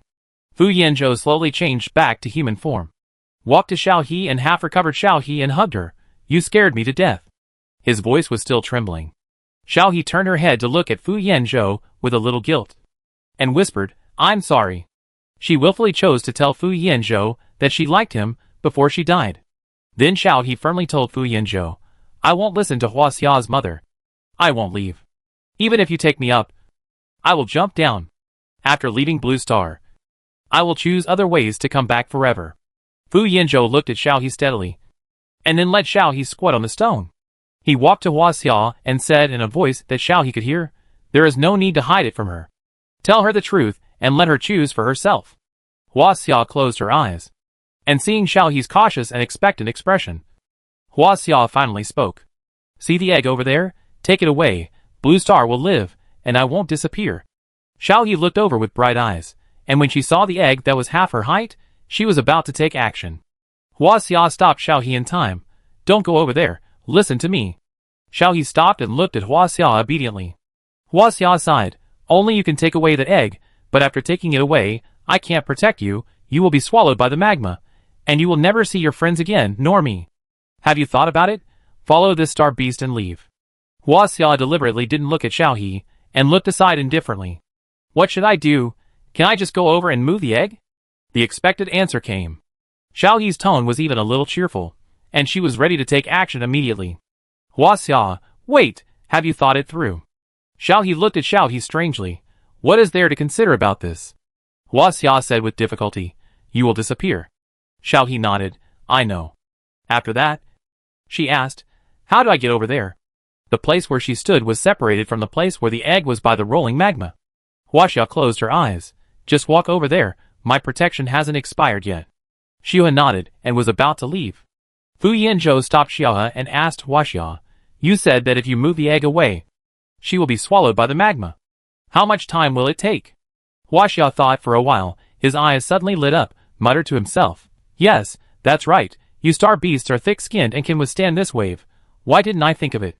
After a while, Huaxiao looked at Fu Yanzhou with burning eyes. "How sure are you that Xiaohe can leave safely?" Fu Yanzhou thought for a while. "Only 50%. Huaxiao nodded. "Enough, you take Xiaohe away the moment she takes the egg. You don't have to worry about it after the egg is taken down." Fu Yanzhou nodded. He knew, and would do as Huaxiao said. Huaxiao said to Xiaohe again, "Be obedient. After taking the egg, throw it out immediately. Don't worry about anything. Don't look back. Leave here." Xiaohe nodded. If she could live with Huaxiao, she would not seek death. Huaxiao exhaled, folded the folding fan, and inserted it into the bun behind her head. More power rushed to Xiaohe, protecting Xiaohe from being swallowed by the magma. Xiaohe walked towards the blue egg with firm steps. It was this thing that killed Blue Star. As long as she took this thing away, Huaxiao would not die. And Blue Star would revive. Walking up to the platform, Xiaohe stretched out his hands and hugged the egg. The blue egg seemed to sense something, and began to shake and struggle. The moment Xiaohe's hand covered it, the egg became quiet. Xiaohe easily lifted the egg off the platform. The moment the egg left, Xiaohe saw the transparent sticky thread connecting the egg and the center of the earth. The transparent sticky thread broke, and the magma surged instantly, almost swallowing Xiaohe. "Throw the egg over here." Huaxiao's voice woke Xiaohe up. Xiaohe turned around instantly and threw the egg to Huaxiao. At the same time, Fu Yanzhou turned into a giant beast and protected Xiaohe on his chest, blocking all the magma, and flew quickly towards the ground. With the magma surging behind him, Xiaohe was held on the chest by Fu Yanzhou's claws. He could only feel Fu Yanzhou's body temperature and smell the smell of burnt flesh. Xiaohe said anxiously, "Mr. Fu, are you okay?" Fu Yanzhou's claws moved, and a voice came from his chest. "It's okay. We can leave when we get on the ground and board the spaceship." Xiaohe heard Fu Yanzhou's voice, which was the same as usual, and felt a little relieved. He didn't dare to move, for fear of bringing trouble to Fu Yanzhou. After a while, Fu Yanzhou seemed to reach the ground and paused for a while. Xiaohe asked hurriedly, "Are we there yet, Mr. Fu? Let me down. I will go up by myself." Fu Yanzhou looked at the cracked earth and the spaceship that disappeared in the magma and had a headache. His eyes quickly searched back and forth on the broken earth. After finally seeing the oxygen supply equipment, he quickly picked it up, moved his claws to let Xiaohe see the scene outside, and then said, "Something happened. The spaceship is gone. But it doesn't matter. I have a way to take you out. You just hide well." Xiaohe looked at the earth that looked like the end of the world, with a dazed expression. Will Blue Star really come back to life? Did Huaxiao lie to me?" Fu Yanzhou stretched out his huge claws and tapped Xiaohe's head. "She didn't lie to you. The plant filled. Blue Star is the planet's last call for help. Now that he has cleared this egg that concentrates all the polluting and destructive radiation, he has hope of survival. So he has taken back all the outward vitality and tried hard to repair his core. He will survive." Xiaohe breathed a sigh of relief and looked up at Fu Yanzhou's ferocious beast head and said, "Let's go. Come back to see her when this place gets better." Fu Yanzhou nodded and stuffed the oxygen supply device into Xiaohe's mouth. "Don't talk. This will keep you from suffocating in the universe for 2 hours. I will catch up with Teacher Jiang and the others as quickly as possible." Xiaohe obediently bit the capsule-shaped supply device. Fu Yanzhou held Xiaohe in his arms again and ran quickly to the top of the mountain that had not been submerged. Xiaohe, who was held in the palm of his hand, looked through Fu Yanzhou's fingers at the crumbling earth below, and said silently, "Goodbye, Huaxiao mother. I will be back in a while." After saying this silently, Xiaohe was about to withdraw his gaze, and saw Huaxiao, who was struggling to wrap the egg in the magma and trying to get away from the center of the earth. Xiaohe was stunned for a moment, and quickly held Fu Yanzhou's claws, trying to stick his head out to see clearly. In the magma, Huaxiao's spirit body could hardly hold on, and there were more and more cracks on her body. The egg seemed particularly heavy, and Huaxiao wanted to send it out of the center of the earth to prevent the egg from sticking to the center of the earth again and dragging Blue Star to death. Xiaohe subconsciously tightened Fu Yanzhou's claws. "Mr. Fu. Huaxiao. Did she hide something from me?" Fu Yanzhou was stunned for a moment, looked back, and saw Huaxiao, who was almost invisible, trying to drag the egg. Fu Yanzhou suddenly had a bad premonition and sped up again. But it was useless. Xiao He let go of Fu Yanzhou's claws and resolutely ran towards Hua Xia. Mr. Fu. I won't leave. I'm going to help her. Fu Yanzhou didn't even have time to turn around and watch Xiao He run towards Hua Xia, with his whole body pressed against the egg. In the eyes of Hua Xia and Fu Yanzhou, Xiao He easily snatched the egg from Hua Xia and quickly fled from Hua Xia with the egg in her arms. Xiao He's feet were eroded by the lava, but she seemed not to feel any pain, and only knew to keep this bad thing away from her Hua Xia mother. The egg was stained by Xiao He's flesh and blood in Xiao He's arms, gradually disappearing and purifying. This thing that would become a trouble finally disappeared completely under Xiao He's intuitive choice. Xiao He looked at this scene with relief in his last consciousness. Fortunately, she chose to come back. Otherwise China would have disappeared with this egg. Great. China will continue to exist. Xiao He. Who is calling her? If she goes back to the time when she met Mr. Fu, she will definitely take the initiative to pursue Mr. Fu. Xiao He completely sank into the endless darkness. Her body disappeared in the magma. Not even a bone was left. Chapter 178. After being defeated by Sijua, Xiaoying immediately suspended all activities of Guiyuan and began to hunt down Sijua. For no other reason, even if it wasn't for Xiao he wasn't a coward who wouldn't seek revenge after being fooled. Xiaoying's actions made all the pirates keep a low profile, fearing that they would offend Xiaoying in some way, and let this guy who suddenly went crazy find out about it. Therefore, the pirates were particularly quiet during this period, and there were fewer incidents of the pirates committing evil deeds that made the news. Xiaoying stood in front of the command desk, with a wicked smile on his face, and said to Qiushi without turning his head, "We have found the whereabouts. Notify them, and let the brothers be prepared. We must not let anyone escape this time. If they do, we will disband the Guiyuan on the spot." Qiushi's expression also improved a lot, and he immediately gave the order. Xiaoying was not angry. Qiushi was also very angry. Since the establishment of their Guiyuan, it can be said that they have been smooth sailing and have been successful in everything. They soon made a name for themselves among the star pirates. Over the years, Guiyuan has been regarded as the invisible leader of the star pirates. They never expected that they would fall at the hands of Sijua. They did not take Sijua seriously at first. It was only because Xiao He got into trouble on the capital star that they started looking for Sijua to find out the experimental data on Xiao He. After finding him, they went straight to arrest him. Who knew that Sijua was such an incompetent person? Later, he and Qiuoying reviewed the situation and agreed that Sijua was able to escape with his experimental data under the strong encirclement of the military and was not discovered by the military. He was not a waste.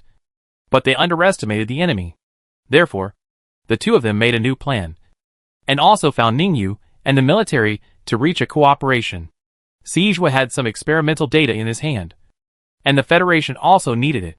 As the saying goes, a cunning rabbit has 3 burrows. Qiuoying destroyed Sijua's 3 consecutive hideouts, but he didn't catch Sijua. Instead, he heard that Sijua went to the capital star and almost caught Xiao He. Qiuoying was angry at the time and began to hunt Sijua with all his strength.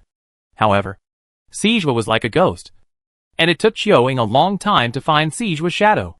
When Sijua took Xiao He away from Ningyu's nose on the edge star, Qiuoying was destroying another laboratory left by Sijua. When he received the news, Qiuoying immediately handed the matter over to Qiushi and went to rescue people. He heard that Xiao He was rescued when he was halfway there. Qiuoying still wanted to see Xiao He, so he did not return to the Guiyuan, and went all the way to Ningyu, who knew that he came to nothing. Xiao He had already followed Fu Yanzhou to Blue Star. Although Qiuoying did not ask Xiao He knew that Xiao He had always been eager to go to Blue Star. After Qiuoying returned to the Guiyuan, he called Xiao He several times, but Xiao He never answered. Qiuoying thought, although he hated Fu Yanzhou, he had to admit that Fu Yanzhou was indeed very reliable. And he knew Blue Star, with only one safe jump route. Xiao He would be very safe there. And he did not answer the call. Maybe he was still in the jump. Thinking of this, Qiuoying put the matter aside and planned to call Xiao He after a while. Qiuoying was not idle during this period. He learned from Ningyu what Sijua had done to Xiao He and began to attack Sijua frantically. He found dozens of laboratories related to Sijua and destroyed them all. Qiuoying also humanely destroyed the failed experimental subjects soaked in nutrient solution. And the experimental data were packaged and handed over to Ningyu for disposal. Under such a large-scale sweep, Xiaoying was not short of money, so he directly paid a large sum of money to all the space pirates. As long as they provided information about Sijua, they would receive a handsome reward. Xiaoying found Sijua very quickly. Of course, it was also thanks to Fu Yanzhou. If Fu Yanzhou hadn't smashed Sijua's spaceship with a slap, Sijua would have been caught off guard and fled in a hurry. The lifeboat was also damaged by Fu Yanzhou's claw. Sijua had to land on a nearby planet and find a way to return to his most hidden laboratory. But Sijua was also injured. When he arrived at the laboratory, he lost Xiaohe's fixed point. Sijua was so angry that he failed to cover his whereabouts for a while, and was discovered by Xiaoying. Sijua was so angry that he didn't notice this. He just used the blood, body tissues, and a completely copied brain of Xiao He to clone a body of an ancient blue star. This experimental subject looked exactly like Xiaohe. For the perfection of the experiment, Sijua made this new experimental subject completely according to Xiaohe's body, without any difference. Even the moles on the body were the same. This was Sijua's most perfect experimental subject besides Xiaohe. With this experimental subject, Sijua smiled more often. Every day, he stood in front of the experimental subject soaked in nutrient solution and looked at the experimental subject obsessively. My perfect work. I wonder when you can have independent consciousness like number one. The experimental subject closed his eyes, motionless, like an exquisite doll. Sijua was not annoyed. He turned around and continued to record the experimental data. He replicated the ancient blue star because he discovered the special characteristics of the ancient blue star. After many simulations and verifications, he concluded that the ancient blue star contained the star beasts. Moreover, with the ancient blue star, he can study the origin of the star beasts, thoroughly master the secrets of the star beasts, and make the star beasts his own. As it turned out, Xiaohe confirmed this very well. Sijua laughed a little crazy. Fu Yanzhou thought he didn't recognize him. In fact, he knew it the first time he saw Fu Yanzhou. Fu Yanzhou was not a human at all. He was a lone star beast cub that he captured a long time ago. And later the star beast escaped. He didn't expect that the star beast would turn into a human, with the same purple eyes, and the appearance of exposing its true identity in front of him for number one. Sijua's eyes became more and more crazy. The blue star people have the power to make the star beast surrender, as long as he can figure out the reason why number one has consciousness. Sijua laughed softly. Just the next second, the laboratory built by Sijua in the underground of the inconspicuous abandoned planet shook violently. Sijua quickly opened the ground monitoring, and saw that the Guiyuan fighter jets of all sizes surrounded the small planet. The blockade was very tight. The smile on Sijua's face disappeared, and anger emerged. The ghost is still there. That being said, Sijua reacted quickly, operated the defense system that had been set up long ago, started to fight back, and then hurried to clean up the laboratory. As long as the data was still there, it didn't matter where he went to do the experiment. After sorting out the important information, only his most perfect work was left. Sijua looked at the experimental subject with some hesitation. The nutrient solution here was specially made. If the experimental subject was taken out now, it might affect the experimental data. In just a moment of hesitation, Xiaoying had kicked open the door of the laboratory, and rushed in with a heavy laser cannon. Dead pervert. Just surrender. Sijua gritted his teeth. Before Xiaoying broke through the last door, he sank the experimental subject and the nutrient tank into the underground space and hid them, and then quickly escaped. He would come back to take the experimental subject after a while, and it would not affect the experimental data. Sijua had a good idea. But Xiaoying would never let Sijua escape again after many failures. The entire planet was blocked by Xiaoying and Ningyu, and not even an ant could escape. In order to prevent Sijua from changing his identity, the brothers also specially arranged a response method to ensure that Sijua could not disguise himself as one of their people and escape. Sijua was caught by Ningyu when he left the laboratory. Ningyu operated the mecha to smash Sijua's escaped spaceship, and then captured Sijua with absolute force, searched Sijua's belongings, and locked him in a special room that only he could open. After doing all this, Ningyu went to find Xiaoying. Sijua's experimental data still needed to be collected. Xiaoying was searching in the laboratory with Xiaoxi and his men, making sure not to miss a single bit. Seeing Ningyu coming, Xiaoying waved his hand as a greeting. After a while he thought of something and asked again, "Brother, are you sure it is Sijua himself who was caught?" Ningyu nodded. After comparing the genetic data, it is indeed him. Xiaoying was relieved. After searching for a while, and looking at the empty laboratory, Xiaoying felt a little strange. No, this dead pervert is not doing human experiments here? Xiaoshi came in from outside and said, "Boss, I have searched the entire laboratory. This place is different from the previously destroyed laboratories. There are no abandoned failed experimental subjects here." Ningyu raised his hand to the subordinates behind him. "Bring the detector here, see if there is any space below that we don't know about." Soon the detector was brought over, and after scanning, the cavity was found. Xiaoying went over and broke the ground with a punch without saying anything. Ningyu didn't even have time to stop him. He could only watch the laboratory emit a red light warning. "Ningyu! Xiaoying! You broke this." The automatic lifting equipment failed. Xiaoying felt a little guilty. And soon, he pulled Xiaoshi and said confidently, "It's failed. Xiao Qiu and I will dig this thing out." Xiaoshi. "Thank you." He didn't want to dig. Fortunately, this underground space is not complicated. After a period of dismantling, the nutrition chamber containing the experimental body was successfully taken out. Xiaoying, Ningyu, and Xiaoshi were all speechless, staring blankly at the experimental subjects in the nutrient chamber. Xiaoshi blurted out, "Xiao He." Xiaoying came back to his senses and looked at Ningyu. Ningyu frowned and shook his head slowly. "Impossible. I saw Xiao He go to Blue Star with Fu Yanzhou and others." Xiaoying gritted his teeth. "You pervert. It must be Siege was experimental subject." Xiaoshi also reacted. In the past, those abandoned failed experimental subjects were humanely destroyed. But this one? "Boss. General Ning. How do we deal with this?" Ningyu and Xiaoying looked at each other. Ningyu said, "Take it back first. I'll contact Fu Yanzhou." Xiaoying understood. Even if this was not Xiao He. But this experimental subject looked so perfect. If it could really develop independent consciousness, they really couldn't carry out humane destruction. Ningyu made a gesture.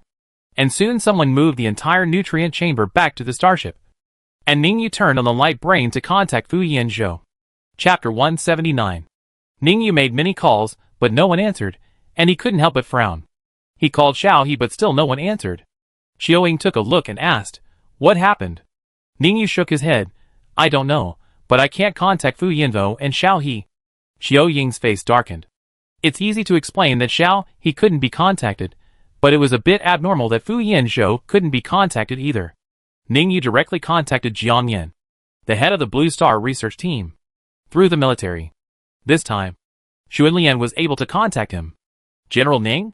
Jiang Yan's surprised voice came, and he seemed to be very confused about why Ningyu contacted him. Ningyu went straight to the point.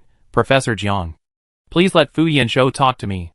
I have something important to talk to him about." Jiang Yan, "Look for Xiao Fu. He is still in Blue Star. The situation on Blue Star is not very good. Our research team evacuated first. Xiao Fu is doing the aftermath there. He will catch up in about 3 to 5 days. Can't you contact him? It may be the influence of the magnetic field. I will try to contact him later." Ningyu frowned. "Fu Yanzhou is not here. Is Xiao He here?" Xiao He from the Blue Star History and Culture Research Department of Huaxia University. Jiang Yan smiled when he heard Xiao He's name. "Xiao He. She is a very serious and good child. Wait a minute. I will ask someone where Xiao He is now." As he said, Jiang Yan did not hang up the call, and called Yu Hong. "Xiao Yu. Where is Xiao He? General Ning is looking for her. Ask her to come over." Yu Hong was stunned for a moment. "Ah? Professor. Have you forgotten? Xiao He took the initiative to apply to stay on Blue Star, and do the aftermath work with Professor Fu. She is with Professor Fu now. Not on our starship." Jiang Yan slapped his head, and said to Ningyu embarrassedly, "Look at me. General Ning. I'm sorry. Xiao He is with Xiao Fu. Don't worry. I will contact him in a while, and ask him to call you back immediately after the contact." Ningyu nodded. Jiang Yan hung up, and then found Fu Yanzhou's contact information. Ningyu's expression was very serious, and Jiang Yan couldn't delay. Jiang Yan was unable to contact Fu Yanzhou even after using the internal communication. Jiang Yan was stunned for a moment, and asked a technician, "Is there a problem there? Why can't we contact him through the internal communication?" The technician checked and said, "No problem." Jiang Yan frowned, and soon thought of something, and asked to call up the surveillance left on Blue Star. The surveillance recorded the eruption of magma on Blue Star. Jiang Yan was shocked. "Quick, turned back. Professor. No. The situation over there is dangerous. And it looks like it will disintegrate at any time. If we go back, everyone will be in trouble. Someone dissuaded Jiang Yin. And Jiang Yin paced back and forth. He really couldn't take risks with the people on the starship. But he couldn't contact Fu Yanzhou for a long time. And Blue Star was in this situation again. Everyone looked at each other. Most of the people on the starship were engaged in scientific research. And their combat effectiveness was almost zero. Jiang Yin thought for a moment and decided to drive the spaceship back to take a look. As soon as this decision came out, he was strongly dissuaded. No one agreed with Jiang Yin's return. Finally, 3 people from the army escorting them were sent to drive the spaceship back to check the situation. The starship was about to fly out of the solar system at this time. Because of the situation on the Blue Star, Jiang Yin notified the starship to temporarily stop at the edge of the solar system and wait. The green on the Blue Star disappeared, replaced by magma.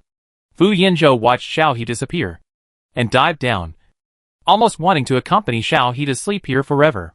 However, the strong body of the star beast would not be harmed by the magma. Fu Yanzhou lost control of his expression and tried to fish Xiao He out of the surging magma. After the egg disappeared, Hua Xiao's injuries gradually disappeared. And at the same time, the Blue Star consciousness revived and began to repair its body. Star Beast Clan. You leave here first. Hua Xia drove Fu Yanzhou away without any refusal. Fu Yanzhou did not want to leave, as he had promised to take Xiao He back. Hua Xia gritted his teeth and said, "Get lost." Along with this word, the Blue Star consciousness expelled Fu Yanzhou. Fu Yanzhou was expelled from the Blue Star, drifting in the outer space of the Blue Star, and finally landed on the next planet. It was the planet where Shui Jiuxuan and his companions had stayed. There were still 1 or 2 spaceships left on it that they had not taken away. Fu Yanzhou recovered from his depression. Standing on the surface of the planet, he watched the blue planet turn red. A day later, the magma on the blue planet cooled, and the blue planet turned black again. But Fu Yanzhou could feel the vitality of the blue planet recovering rapidly. At this speed, in a few years, the blue planet would be covered with green plants and become a habitable planet. Is this what you want to see? Fu Yanzhou muttered to himself as he looked at the blue planet. After saying that, Fu Yanzhou turned around and boarded the spaceship to meet up with Jiang Yin and the others. On the way, they met military personnel who came to check the situation. When they saw Fu Yanzhou's spaceship, the 3 of them were obviously relieved. After docking, they returned to the starship together. Jiang Yin was relieved the moment he saw Fu Yanzhou. He quickly told Fu Yanzhou that Ningyu was looking for him. After that, he looked behind Fu Yanzhou in confusion. Where is Xiao He? Fu Yanzhou lowered his eyes. She was injured. Put her in the lifeboat and jump back for treatment. Ningyu may have asked me to receive the lifeboat. Jiang Yin immediately looked at Fu Yanzhou disapprovingly. Xiao Fu, you are too risky. Although the route is safe and the jump technology is mature, you rashly use the lifeboat to take people back. There may be an accident. Fu Yanzhou's face was a little pale, and he forced a smile. Teacher, I have calculated it. It is very safe. I will contact Ningyu later. Jiang Yin sighed. Seeing Fu Yanzhou's pale face, he couldn't say anything. He had to wave his hand and let Fu Yanzhou go to rest first. He didn't even ask about the situation of Blue Star. Back in the room, Fu Yanzhou contacted Ningyu. Ningyu and Qiuing were gathering their troops to go back. Sijua had been captured, and the experimental data was also available. All that remained was to clear out Sijua's other hidden laboratories. After receiving a call from Fu Yanzhou, Ningyu paused the meeting and went to another room to answer the call, followed by Qiuing. General Ning, what do you want to talk to me about? Fu Yanzhou didn't show anything on his face, so he asked Ningyu directly. Ningyu didn't beat around the bush. Fu Yanzhou, we have captured Sijua, and Xiao He will be completely safe if she comes back. In addition, we seized an experimental subject that is exactly the same as Xiao He and Sijua's laboratory. After inspection, the experimental subject has no defects except being unconscious. Xiao Ying and I suspect that this is Sijua's conspiracy against Xiao He. So we want to ask your opinion on whether to destroy the experimental subject. Qiuing stepped forward and interrupted. Mr. Fu, you may not have seen that the experimental subject is exactly the same as Xiao He. By the way, where is Xiao He? Fu Yanzhou was stunned for a moment, ignoring Qiuing's words. His mind was working frantically. And he hung up the phone without saying a word and closed his eyes. Xiao He said that her consciousness was revived in the experimental subject. Now there is a new experimental subject that is exactly the same as Xiao He, Blue Star Consciousness, Chinese Consciousness, Xiao He's soul, new experimental subject. Fu Yanzhou opened his eyes, hope rekindled in his eyes, and connected to the crazy vibrating optical computer. Qiuing saw that the call was connected and angrily scolded Fu Yanzhou. Mr. Fu, don't think I won't beat you just because Xiao He is in your hands. You hung up the phone when I asked about Xiao He. What do you mean? Fu Yanzhou looked at Ningyu and said, the experimental body was kept and sent to my house. Ningyu, huh? Reason, for no reason, I can't write a report. Fu Yanzhou, Xiao He is in trouble, I will tell you the details when I get back, we need to keep the experimental body secret. Before Ningyu said anything, Qiuing lost his temper. Say it again, how could a good person get into trouble in your hands? Ningyu held down Qiuing, who was almost about to penetrate the optical brain to bite Fu Yanzhou, and said calmly, I know. Fu Yanzhou hung up the phone. The scientific research starship was still parked at the edge of the solar system. Fu Yanzhou walked out of the room and took the initiative to find Jiang Yin to report the situation on Blue Star. Teacher, there was a volcanic eruption on Blue Star, and the ground was covered with magma. However, I detected that after the volcanic eruption, the activity of Blue Star was increasing. This is good news. Blue Star may be trying to save itself. I suggest not returning to the Federation for the time being, and stationing on the moon to observe Blue Star. Jiang Yan's face immediately showed a look of surprise, and he patted Fu Yanzhou's shoulder and praised him vigorously. Good. Xiao Fu, you are really worthy of it. I will notify the return flight right away, and station on the moon as you said. For Jiang Yan, it would be best if he could continue his research, because the cost of jumping back and forth is huge. If he goes back, he may not know how long it will take to come back next time. He can't wait. The starship turned back and finally stopped near the moon. Jiang Yan and others quickly established a new temporary base on the moon to observe the Earth. After settling down, Fu Yanzhou took the initiative to apply to go to Blue Star for sampling and testing. Jiang Yan trusted Fu Yanzhou's ability and agreed without saying anything. Fu Yanzhou drove the spacecraft back to Blue Star. After half a month of precipitation, the temperature of Blue Star has dropped back. Although it is still very high, it can barely survive. The cooled magma merged with the soil on the ground. In the lower temperature area on the top of the mountain, a little green has emerged. This planet is reviving. Fu Yanzhou took a sample and returned to the place where Xiao He disappeared. He looked down through the crack, and then went down along the crack. He wanted to find Hua Xia. He didn't believe that Hua Xia, who would rather disappear than let Xiao He leave, had no backup plan. After Fu Yanzhou went down the crack, he turned into a giant beast and quickly descended to the center of the earth. There was no trace of Hua Xia in the center of the earth. Fu Yanzhou used his mental power to explore the location of Hua Xia. Finally, he found Hua Xia's spirit body in the corner. Fu Yanzhou walked over and looked at the empty corner and said, I know you are there. Hua Xia's tired voice sounded underground. What are you doing back? The current Blue Star cannot resist the Star Beast clan. Fu Yanzhou pursed his lips, restrained the aura on his body that made Hua Xia uncomfortable, and asked Hua Xia if there is a new body that perfectly matches Xia. Can Xia still survive? Hua Xia paused. You made a new body for Xia? Fu Yanzhou laughed. You mean it can? Right. Hua Xia sighed. As soon as possible. Although I protected Xia's soul by instinct. But I don't have much strength. And I can't split myself. Fu Yanzhou showed a thankful expression, placed a receiver at the center of the earth and said, it will take a month to return to the capital star. There is a prepared body there. I don't know what you are going to do. If it succeeds, I will bring Xia back to see you. Hua Xia didn't speak. Fu Yanzhou turned and left Blue Star. Chapter 180.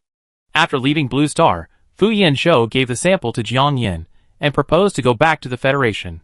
Jiang Yan was a little worried and didn't agree to Fu Yanzhou going back alone. Later, I don't know what Fu Yanzhou said, Jiang Yan agreed again. It was a month later when Fu Yanzhou returned to the capital star. As soon as he got off the spaceship and changed to a hovercraft, Fu Yanzhou went back to the villa in the military compound without stopping. As soon as he entered the door, Fu Yanzhou was punched by the oncoming fist. Qiuing grabbed Fu Yanzhou's collar. Tell me, what happened to Xiao He? Where is she?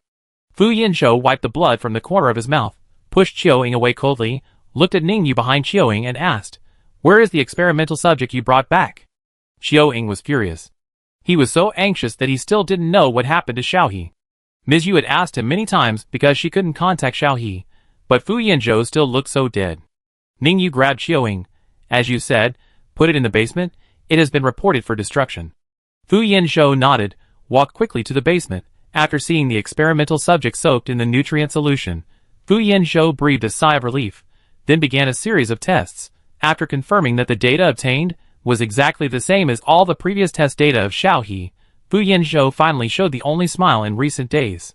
Chiu-Ying followed Ningyu down to Fu Yanzhou's private laboratory, looking at Fu Yanzhou coldly, not knowing what Ningyu said.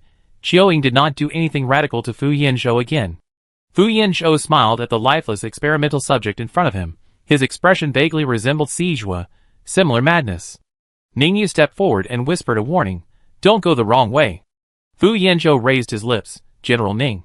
Don't worry, I'm not Sijua." Ningyu then retracted his gaze, and asked lightly, "You haven't told me what happened on Blue Star, and where is Xiaohe? I received a lifeboat inexplicably some time ago. There was nothing in the lifeboat, only a short message from you." The message told Ningyu that Xiaohe was in the lifeboat. Ningyu panicked when he saw the empty lifeboat. But fortunately, he was calm enough and reacted quickly. He took advantage of his old illness to apply to return to the capital planet with the lifeboat. Fu Yanzhou pointed at the experimental subject and said, "Xiaohe will wake up here. The matter of Blue Star is Xiaohe's secret. When she wakes up, she can choose whether to tell you or not." Chiu-Ying and Ningyu both looked at Fu Yanzhou as if he were a madman. They destroyed so many laboratories of Sijua, and none of the experimental subjects they seized were good except the one they brought back. Moreover, according to Sijua's experimental records, there was no record of the experimental subject gaining consciousness. Only Xiaohe was an accident. Now Fu Yanzhou said Xiaohe would wake up in this experimental body. Ningyu looked at Fu Yanzhou seriously. "What are you going to do?" Fu Yanzhou smiled and said, "This body is the most suitable. Don't worry, Xiaohe will wake up soon." After that, no matter what Ningyu said, Chiu-Ying refused to reveal a word. Chiu-Ying gritted his teeth and finally said a cruel word. "Then I'll wait. If I can't see Xiaohe, I'll send you to accompany Xiaohe." After that, Chiu-Ying left angrily. Ningyu stood beside Chiu-Ying and looked at the experimental subject. After a long time, he said, "If necessary, I can arrange for you to interrogate Sijua." Fu Yanzhou shook his head. "No need." Xiaohe felt as if she was in a very dark place. She could not see or hear anything around her. Xiaohe was a little scared, holding her head. She vaguely heard a very lively sound again. "Don't sleep, little one. You have to see the era we can't see for us. Remember to let future generations know what we have inherited. That game is very fun. Huaxia also likes it. Don't be sad. You are not alone. Our blood is still flowing in the human body. It all depends on you in the future. Remember to continue our existence and carry forward our spirit. Yes, history cannot be forgotten, and history books should be compiled well. Then goodbye, little one." Xiaohe was stunned for a moment. When she opened her eyes, she saw many people turning around and walking towards the unknown light in front of her, waving goodbye to her. Huaxia appeared in front of Xiaohe. "Xiaohe, to thank you and repay you, Blue Star has allocated its power to protect your consciousness, or your soul. After sending you back, I will sleep for a long time. Don't be afraid. When more people know about our civilization history, I will become stronger. Go ahead. I'm afraid that Star Beast will go crazy if it waits too long." After saying that, Huaxia gently pushed Xiaohe. Xiaohe didn't even open his mouth, and was pushed forward by weightlessness. After an unknown amount of time, Xiaohe slowly opened his eyes. As soon as he opened his eyes, he saw green liquid. When Xiaohe reacted and tried to breathe, he choked on the water and began to struggle in the nutrient solution. The noise quickly alarmed the people outside. Fu Yanzhou hurried in. After seeing Xiaohe covering her mouth in fear, he immediately emptied the nutrient solution, opened the hatch, stepped forward and carefully carried Xiaohe out. He didn't care about anything and held Xiaohe tightly in his arms. Xiaohe gasped for air. Only when he felt alive did he push Fu Yanzhou and whispered, "Mr. Fu?" Fu Yanzhou let go of Xiaohe. "I'm fine. Are you okay?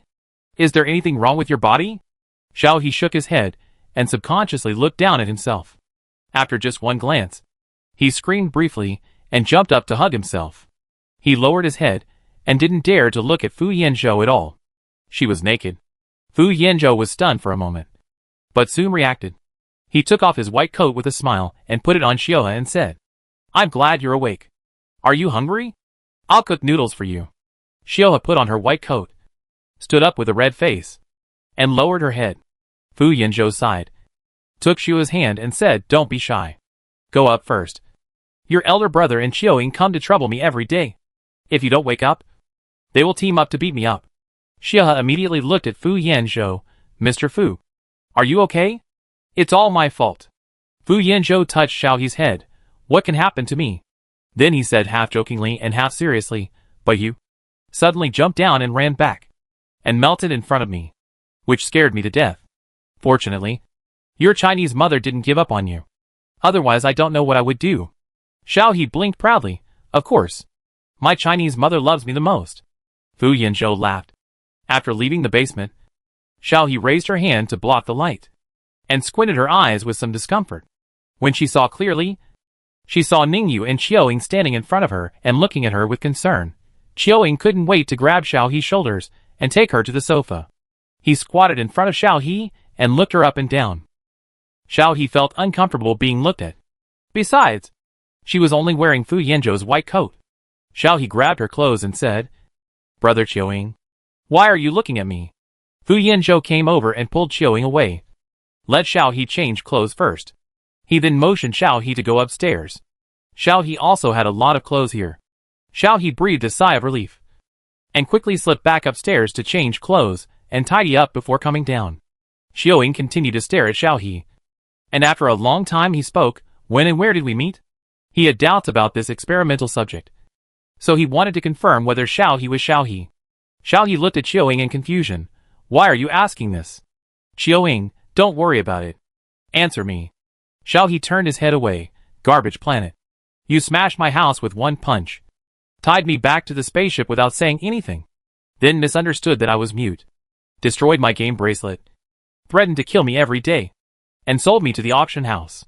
Every word was accusing Xiaoying of excessive behavior. Xiaoying felt a little guilty after hearing this. Is there? How could I be so excessive? Besides, I brought you out of the garbage planet." Xiaohe snorted. "She holds a grudge. Besides, you pinched my face until it was swollen." Sensing the unfriendly looks of Ningyu and Fu Yanzhou, Xiaoying raised his hands in surrender. Okay, I was wrong, don't say anything." Xiaohe suddenly looked at the three people in front of him seriously. "I know you were worried, but now you can rest assured my ancestors sent me back, they will protect me." Xiaoying didn't understand. He just stepped forward and pinched Xiaohe's cheek. Okay, I wanted to ask you what happened on Blue Star, but after thinking about it carefully, it's okay not to ask, anyway. You are not a normal existence."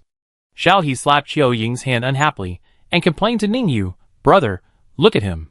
Ningyu showed a rare smile, pulled Xiaoying away, and said, "Your optical computer is ready. Xiaohe and Anian are about to rush here to find you these days."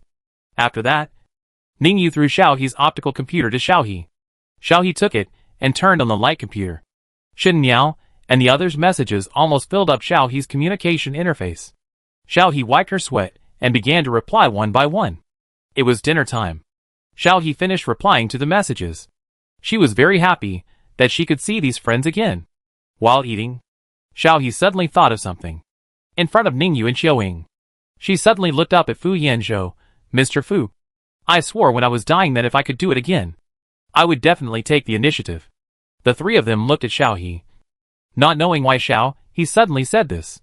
The next second, Xiaohe said, "Mr. Fu, I like you." After that, Xiaohe ate the remaining noodles in the bowl in 2 or 3 bites, and ran away while Ningyu, Xiaoying and Fu Yanzhou hadn't reacted yet. Fu Yanzhou was stunned, and laughed softly for a long time. Xiaoying slapped the table. Xiaohe, come back here, speak clearly. Am I not good enough? Am I not handsome enough? Am I not rich enough? We are in the same household registration book, and we can register our relationship when you reach the age. Now you tell me that you like Fu Yanzhou." A dead man. Ningyu lowered his head, and his expression was very lonely. He had long seen that Xiaohe liked Fu Yanzhou, but she just didn't give up. Now, Xiao He hid in the room and rolled on the bed with her face covered. She said it out, so shy as she was. Xiao He didn't regret it at all.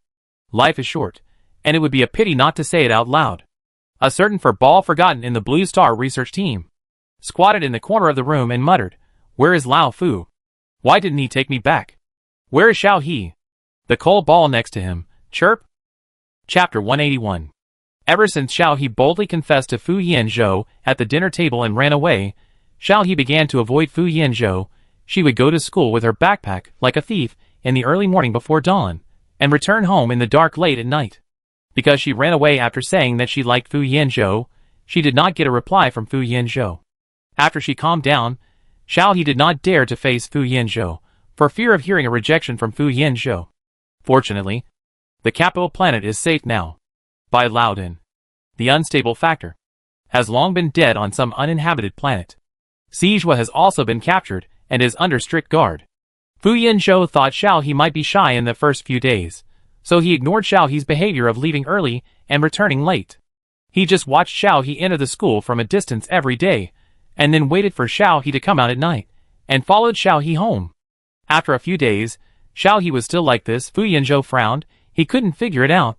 Didn't Xiao He like him? But why has she been avoiding him these days? Fu Yanzhou is not a person who likes to entangle. After Xiao He avoided him for 3 consecutive days, Fu Yanzhou stopped Xiao He when Xiao He wanted to sneak away early in the morning again. Xiao He raised her hand awkwardly. "Hi." Fu Yanzhou took Xiao He's bag, let Xiao He sit down and said, "What happened these days? Why are you hiding from me?" Xiao He lowered her head, thinking she would not be noticed. She used her peripheral vision to secretly look at Fu Yanzhou, and then quickly looked away, and then looked again. Fu Yanzhou saw that Xiao He did not speak, so he simply stretched out his hand to forcefully lift Xiao He's head, letting Xiao He look at him. Xiao He looked at Fu Yanzhou pitifully. She thought Fu Yanzhou would definitely reject her. His expression was so serious. She would definitely be kicked out. After being rejected, she and Fu Yanzhou would not even be friends. Fu Yanzhou sighed. "What have you been doing these days? Why have you been hiding from me?" Xiao He was so lost in her own thoughts that she didn't hear what Fu Yanzhou said clearly. She thought Fu Yanzhou had rejected her confession. "Sorry, Mr. Fu, I was too presumptuous. I'll move out now." Xiao He had a sad expression. She should move out. The school has dormitories. Fu Yanzhou, when people are popular to a certain extent, they will laugh. Fu Yanzhou laughed. This laugh made Xiao He dizzy. She looked at Fu Yanzhou stupidly and blurted out, "You are so beautiful." When people are speechless to a certain extent, they will laugh. Fu Yanzhou's smile got bigger. He lowered his head and looked down at Xiao He, slowly putting away his smile, and asked, "So Xiao He was just kidding me when he said he liked me before?" When he said this, Fu Yanzhou's tone was a little lower, but his eyes clearly said, "Try nodding if you dare." Xiao He came back to his senses, swallowed his saliva, shook his head quickly, and said to Fu Yanzhou, "I'm not kidding you. I'm serious." After that, he closed his eyes and waited anxiously for Fu Yanzhou's answer. But after waiting for a long time, Fu Yanzhou didn't speak. Xiao He carefully opened one eye, and the next second, he felt a warm touch on his lips again. What he saw in front of him was a pair of purple eyes, with a smile very close to him. Xiao He felt his head buzzing for a moment. His brain was blank. His eyes were wide open. And after a few seconds, Xiao He's face flushed instantly. But he didn't push Fu Yanzhou away. Fu Yanzhou let go of Xiaohe. "Hello, girlfriend." Xiaohe covered her mouth, blinked her eyes, and whispered back, "Hello. Hello, boyfriend." Fu Yanzhou patted Xiaohe's head. "Let's go, I'll take you to school." Xiaohe nodded, covering her face shyly, but in fact she was very excited, as if there was a little man spinning and cheering excitedly. Oh my god, Huaxia, she really picked up a beautiful woman after entering the school. Xiaohe hadn't come back to her senses. When the class was over, she saw Fu Yanzhou waiting at the door to pick her up, and then she realized with all her heart that Fu Yanzhou had really become her boyfriend. Fu Yanzhou held Xiao He's hand and said, "Let's go. Big brother and his friends are here." Xiao He was confused for a moment before she realized that the big brother Fu Yanzhou was talking about was Ningyu. Xiao He felt happy. The two of them went home hand in hand, and saw Qiuing sitting on the sofa with a sullen face. Ningyu stood aside expressionlessly. "Oh, you're holding hands now. Xiaoying said to the two of them in a weird tone.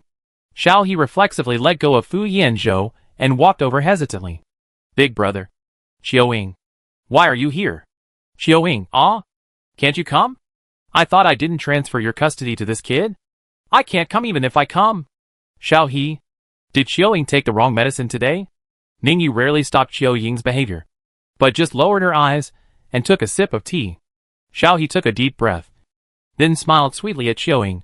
Brother Xiaoying. That's not what I meant. I just finished class, and Mr. Fu went to pick me up. I didn't know you and my elder brother were coming here today. Xiaoying sneered, and turned to Fu Yanzhou. Mr. Fu. Are you very proud? Still smiling? Fu Yanzhou. He turned to Xiao He and said with a smile. Still calling me Mr. Fu? I remember you liked to call me a yin before. If you call me Mr. Fu again, Brother Xiaoying and my elder brother might feel that we are too unfamiliar. Ningyu crushed the cup in his hand.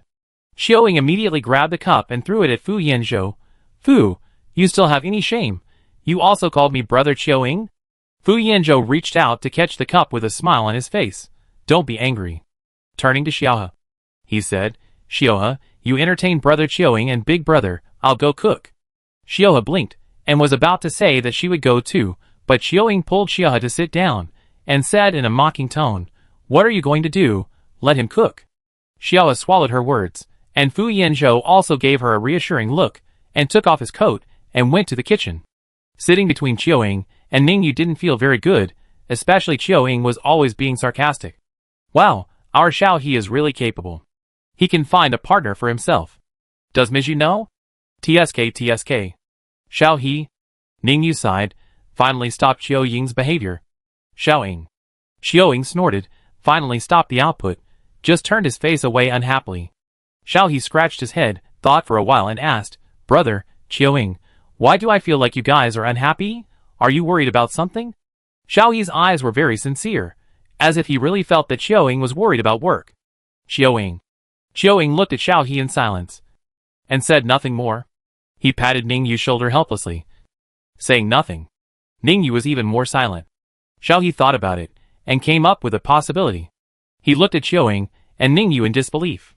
Xiaoying got excited and stared at Xiao He. Did Xiao He finally react at this time? Brother Xiaoying. Big brother. You two are not the legendary ultimate sister control. Xiaoying. Although he had never heard Xiao He say ultimate sister control, he instinctively understood what it meant. He turned his head away, and was too lazy to look at Xiao He. Xiao He looked at Xiaoying, and then at Ningyu. Scratched his head and said to himself, Did I guess wrong? Ningyu was more stable than Xiaoying.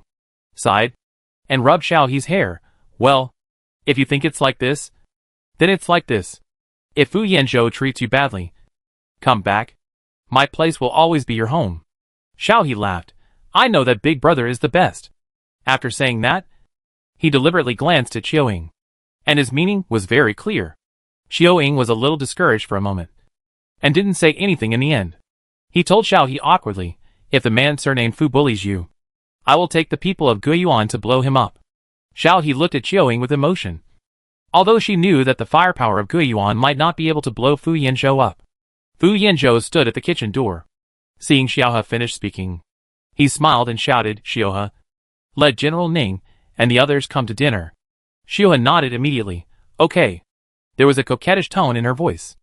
After the meal, Xiaoying said unhappily before leaving, Mizhu will come to the capital star in 2 days. The old man went out to travel and disappeared. Mizhu plans to settle down in the capital star. Xiaohe immediately became happy, and had already started planning to clean up Mizhu's room. She didn't realize that Mizhu was Xiaoying's mother. Her living with Fu Yanzhou didn't mean that Mizhu would also live with Fu Yanzhou. Sure enough, Xiaoying walked out of the door, turned back and smiled provocatively at Fu Yanzhou, and said slowly, Mizhu has bought a house. When she comes, Xiaohe will go back to live with Mizhu. After all, it is not right for her to live in a stranger's house with no relationship. After saying that, Xiaoying left without waiting for Fu Yanzhou and Xiaohe to speak. Before leaving, Ningyu nodded at Xiaohe. I'm leaving first. I'm going back to the Edge Star tomorrow. Xiaohe was stunned for a moment. Are you leaving so soon? Ningyu smiled. Yeah. Xiaohe looked at Ningyu with some regret. Okay. Take care. Big brother. Ningyu touched Xiaohe's head again. raised his head, and glanced at Fu Yanzhou silently before leaving. After seeing them off, Fu Yanzhou took Xiao He home. He was not worried at all that Xiao He would be snatched away. 2 days later, Mizu came to the capital star as expected, and took Xiao He away as soon as she arrived. Fu Yanzhou finally showed a slightly out-of-control expression. He finally realized what Qiuing meant by that day. Fu Yanzhou. Xiao He was very happy. She happily packed her things and went to live with Mizu. She hadn't seen Mizu for a long time. When she was on Blue Star, she thought she would never see Mizu again. Therefore, Xiao He completely forgot about her new boyfriend. Fu Yanzhou looked at Xiao He and left happily without looking back, revealing a rather resentful expression. When he tried to repeat the same trick and throw the hairball over, he finally remembered the hairball and cold balls that were thrown at the Blue Star research team. However, 2 days later, Mizu asked Xiao He to invite Fu Yanzhou to her home for dinner, because Xiao He told Mizu about her relationship with Fu Yanzhou. Mizu was quite shocked. "You are with that Mr. Fu?" "Xiaoying has no objection," Xiao He said. "Brother Qiuing is not very happy. He seems to be a sister control. But it doesn't matter. I have already talked to my eldest brother and Brother Qiuing, and we even had dinner together. Brother Qiuing also said that if Mr. Fu bullies me, he will bring Brother Qiu to beat him up. He Mizu. Forget it. The ancients said it well. Children and grandchildren have their own blessings." Of course, Mizu was still very curious about Fu Yanzhou, so she simply asked Xiao He to invite Fu Yanzhou to dinner. She also wanted to see what kind of person Xiao He blushed when talking about him. Fu Yanzhou's visit was very formal. He brought a bouquet of flowers that Mizu liked, a gift, and smiled and greeted after knocking on the door. "Hello. I'm Fu Yanzhou, Xiao He's boyfriend." It is said that Fu Yanzhou's appearance is attractive to both men and women. Mizu was dazed by Fu Yanzhou's smile, and it took her a long time to take the flowers and let him in. Polite, good-looking, capable. Who wouldn't like such a child? Mizu soon smiled enthusiastically, turned around and quietly gave Xiao He a thumbs up. "You are really good. This child is good?" Xiao He smiled proudly. Of course, if Fu Yanzhou was not good, she would not be able to do it. Chapter 182. When Xiao He was a junior in the capital planet, he set out for Blue Star again. Now, with the increasing number of Blue Star cultures, more and more people are applying for Blue Star-related majors at Huaxia University. Xiao He's Blue Star Huaxia Culture Research Department has many more juniors and seniors. At the same time, Blue Star is in short supply. According to the news set back, the disaster that almost disintegrated Blue Star has passed. According to machine detection, Blue Star is tending to be stable. In just 2 or 3 years, green plants have covered 50% of Blue Star. And it is not just a superficial resurrection. According to professional equipment testing, the core of Blue Star is recovering its vitality. It will not be long before Blue Star can return to its former habitable planet. At the same time, Blue Star games are attracting more and more players to join the game. In order to promote the game to the whole people, Fu Yanzhou's game team has also found a way to reduce the cost of bracelets and helmets, striving to allow people of different incomes to play the game without burden. At the same time, many gameplays have been updated in the game, all of which are related to the history of Blue Star, and are also for the purpose of letting everyone better understand their own historical civilization. Xiao He followed Fu Yanzhou and planned to board the scientific research starship to Blue Star again. Yu Hong, Zui Qingqing and the others stayed in Blue Star after graduation, and contributed to Blue Star archaeology with Jiang Yin. Qin Miao accepted the family business in its entirety, and was busy fighting with the troublemakers at home every day, and occasionally asked Xiao He to go and order male models, and after being caught by Fu Yanzhou, he still shouted, "I just took Xiao He to order male models." "So what? Xiao He is so young, you are a bad guy, and you took advantage of Xiao He's youth to trick her." Fu Yanzhou.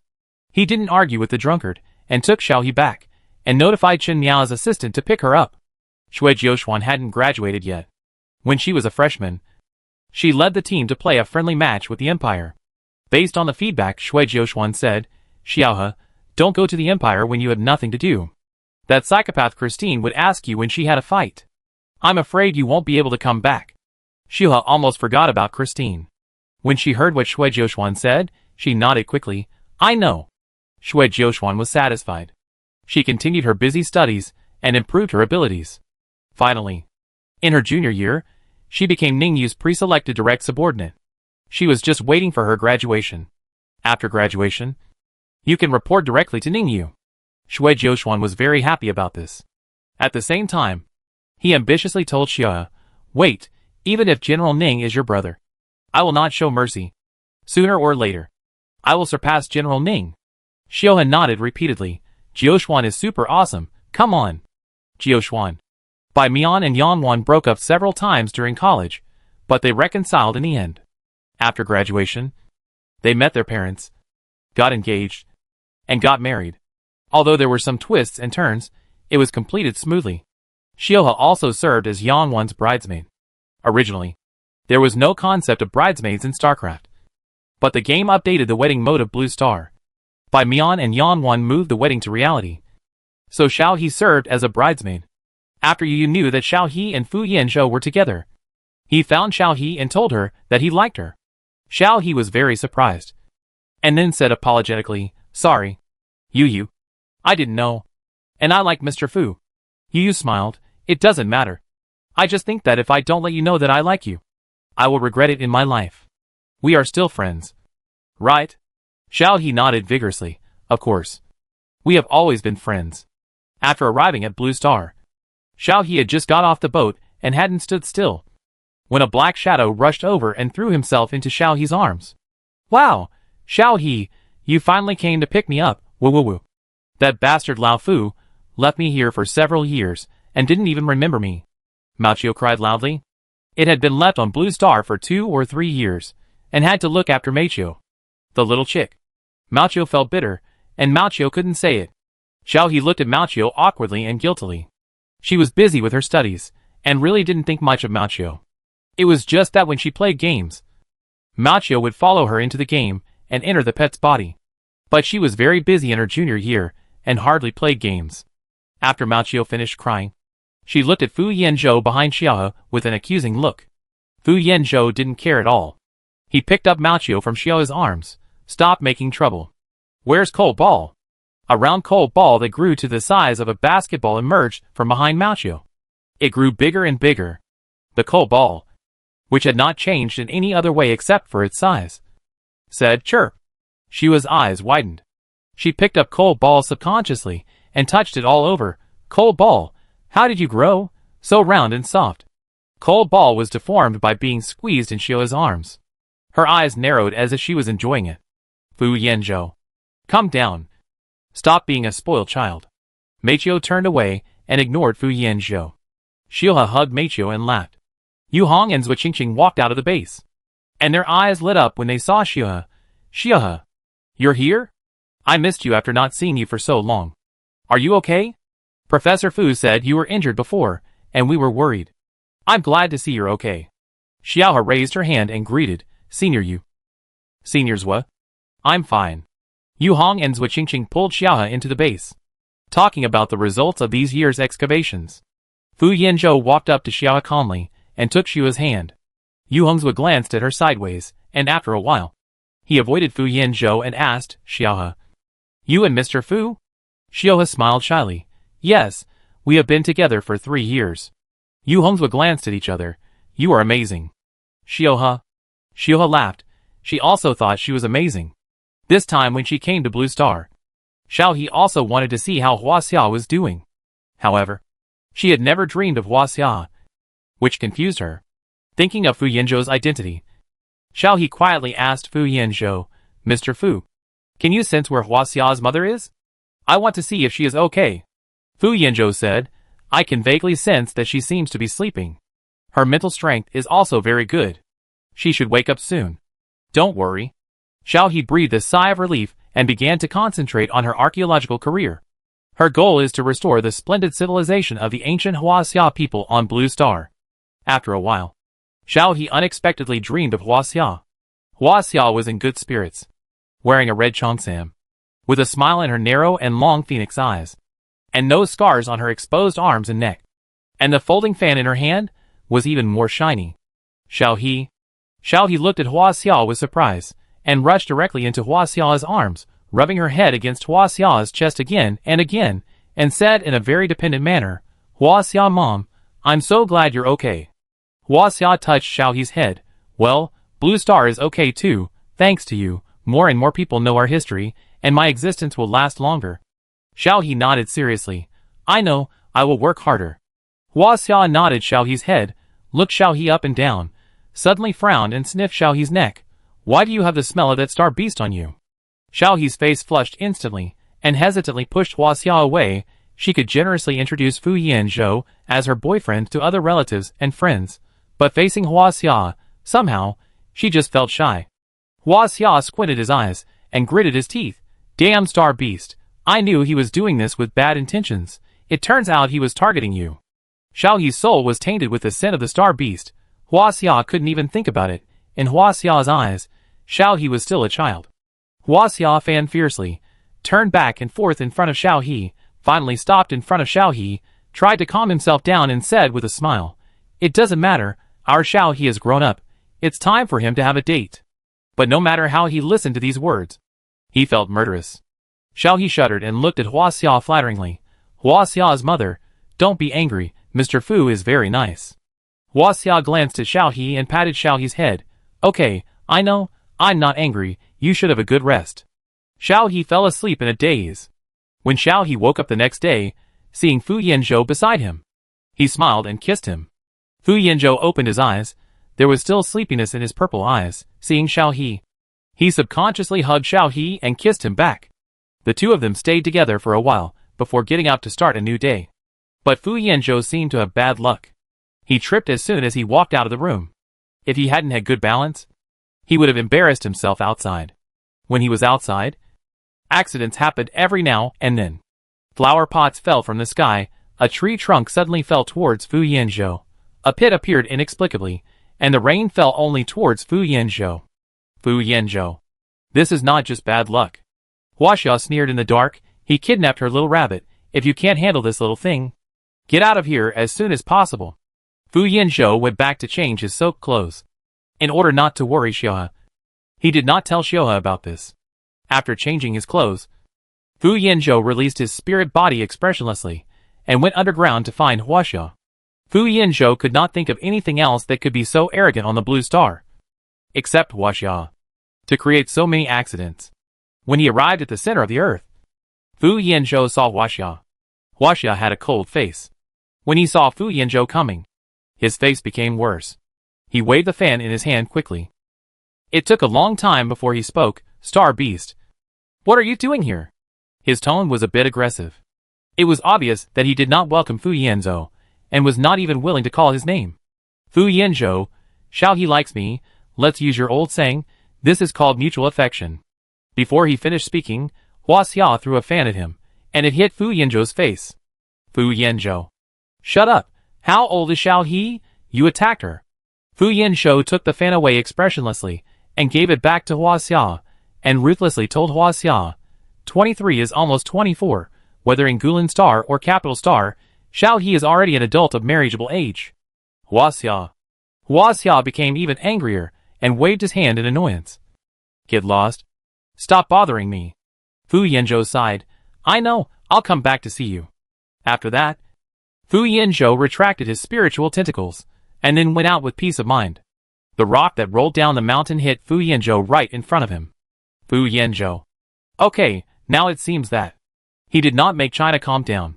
It will probably take some time for China to calm down. But it doesn't matter. In Xiaohe's words, he is tough.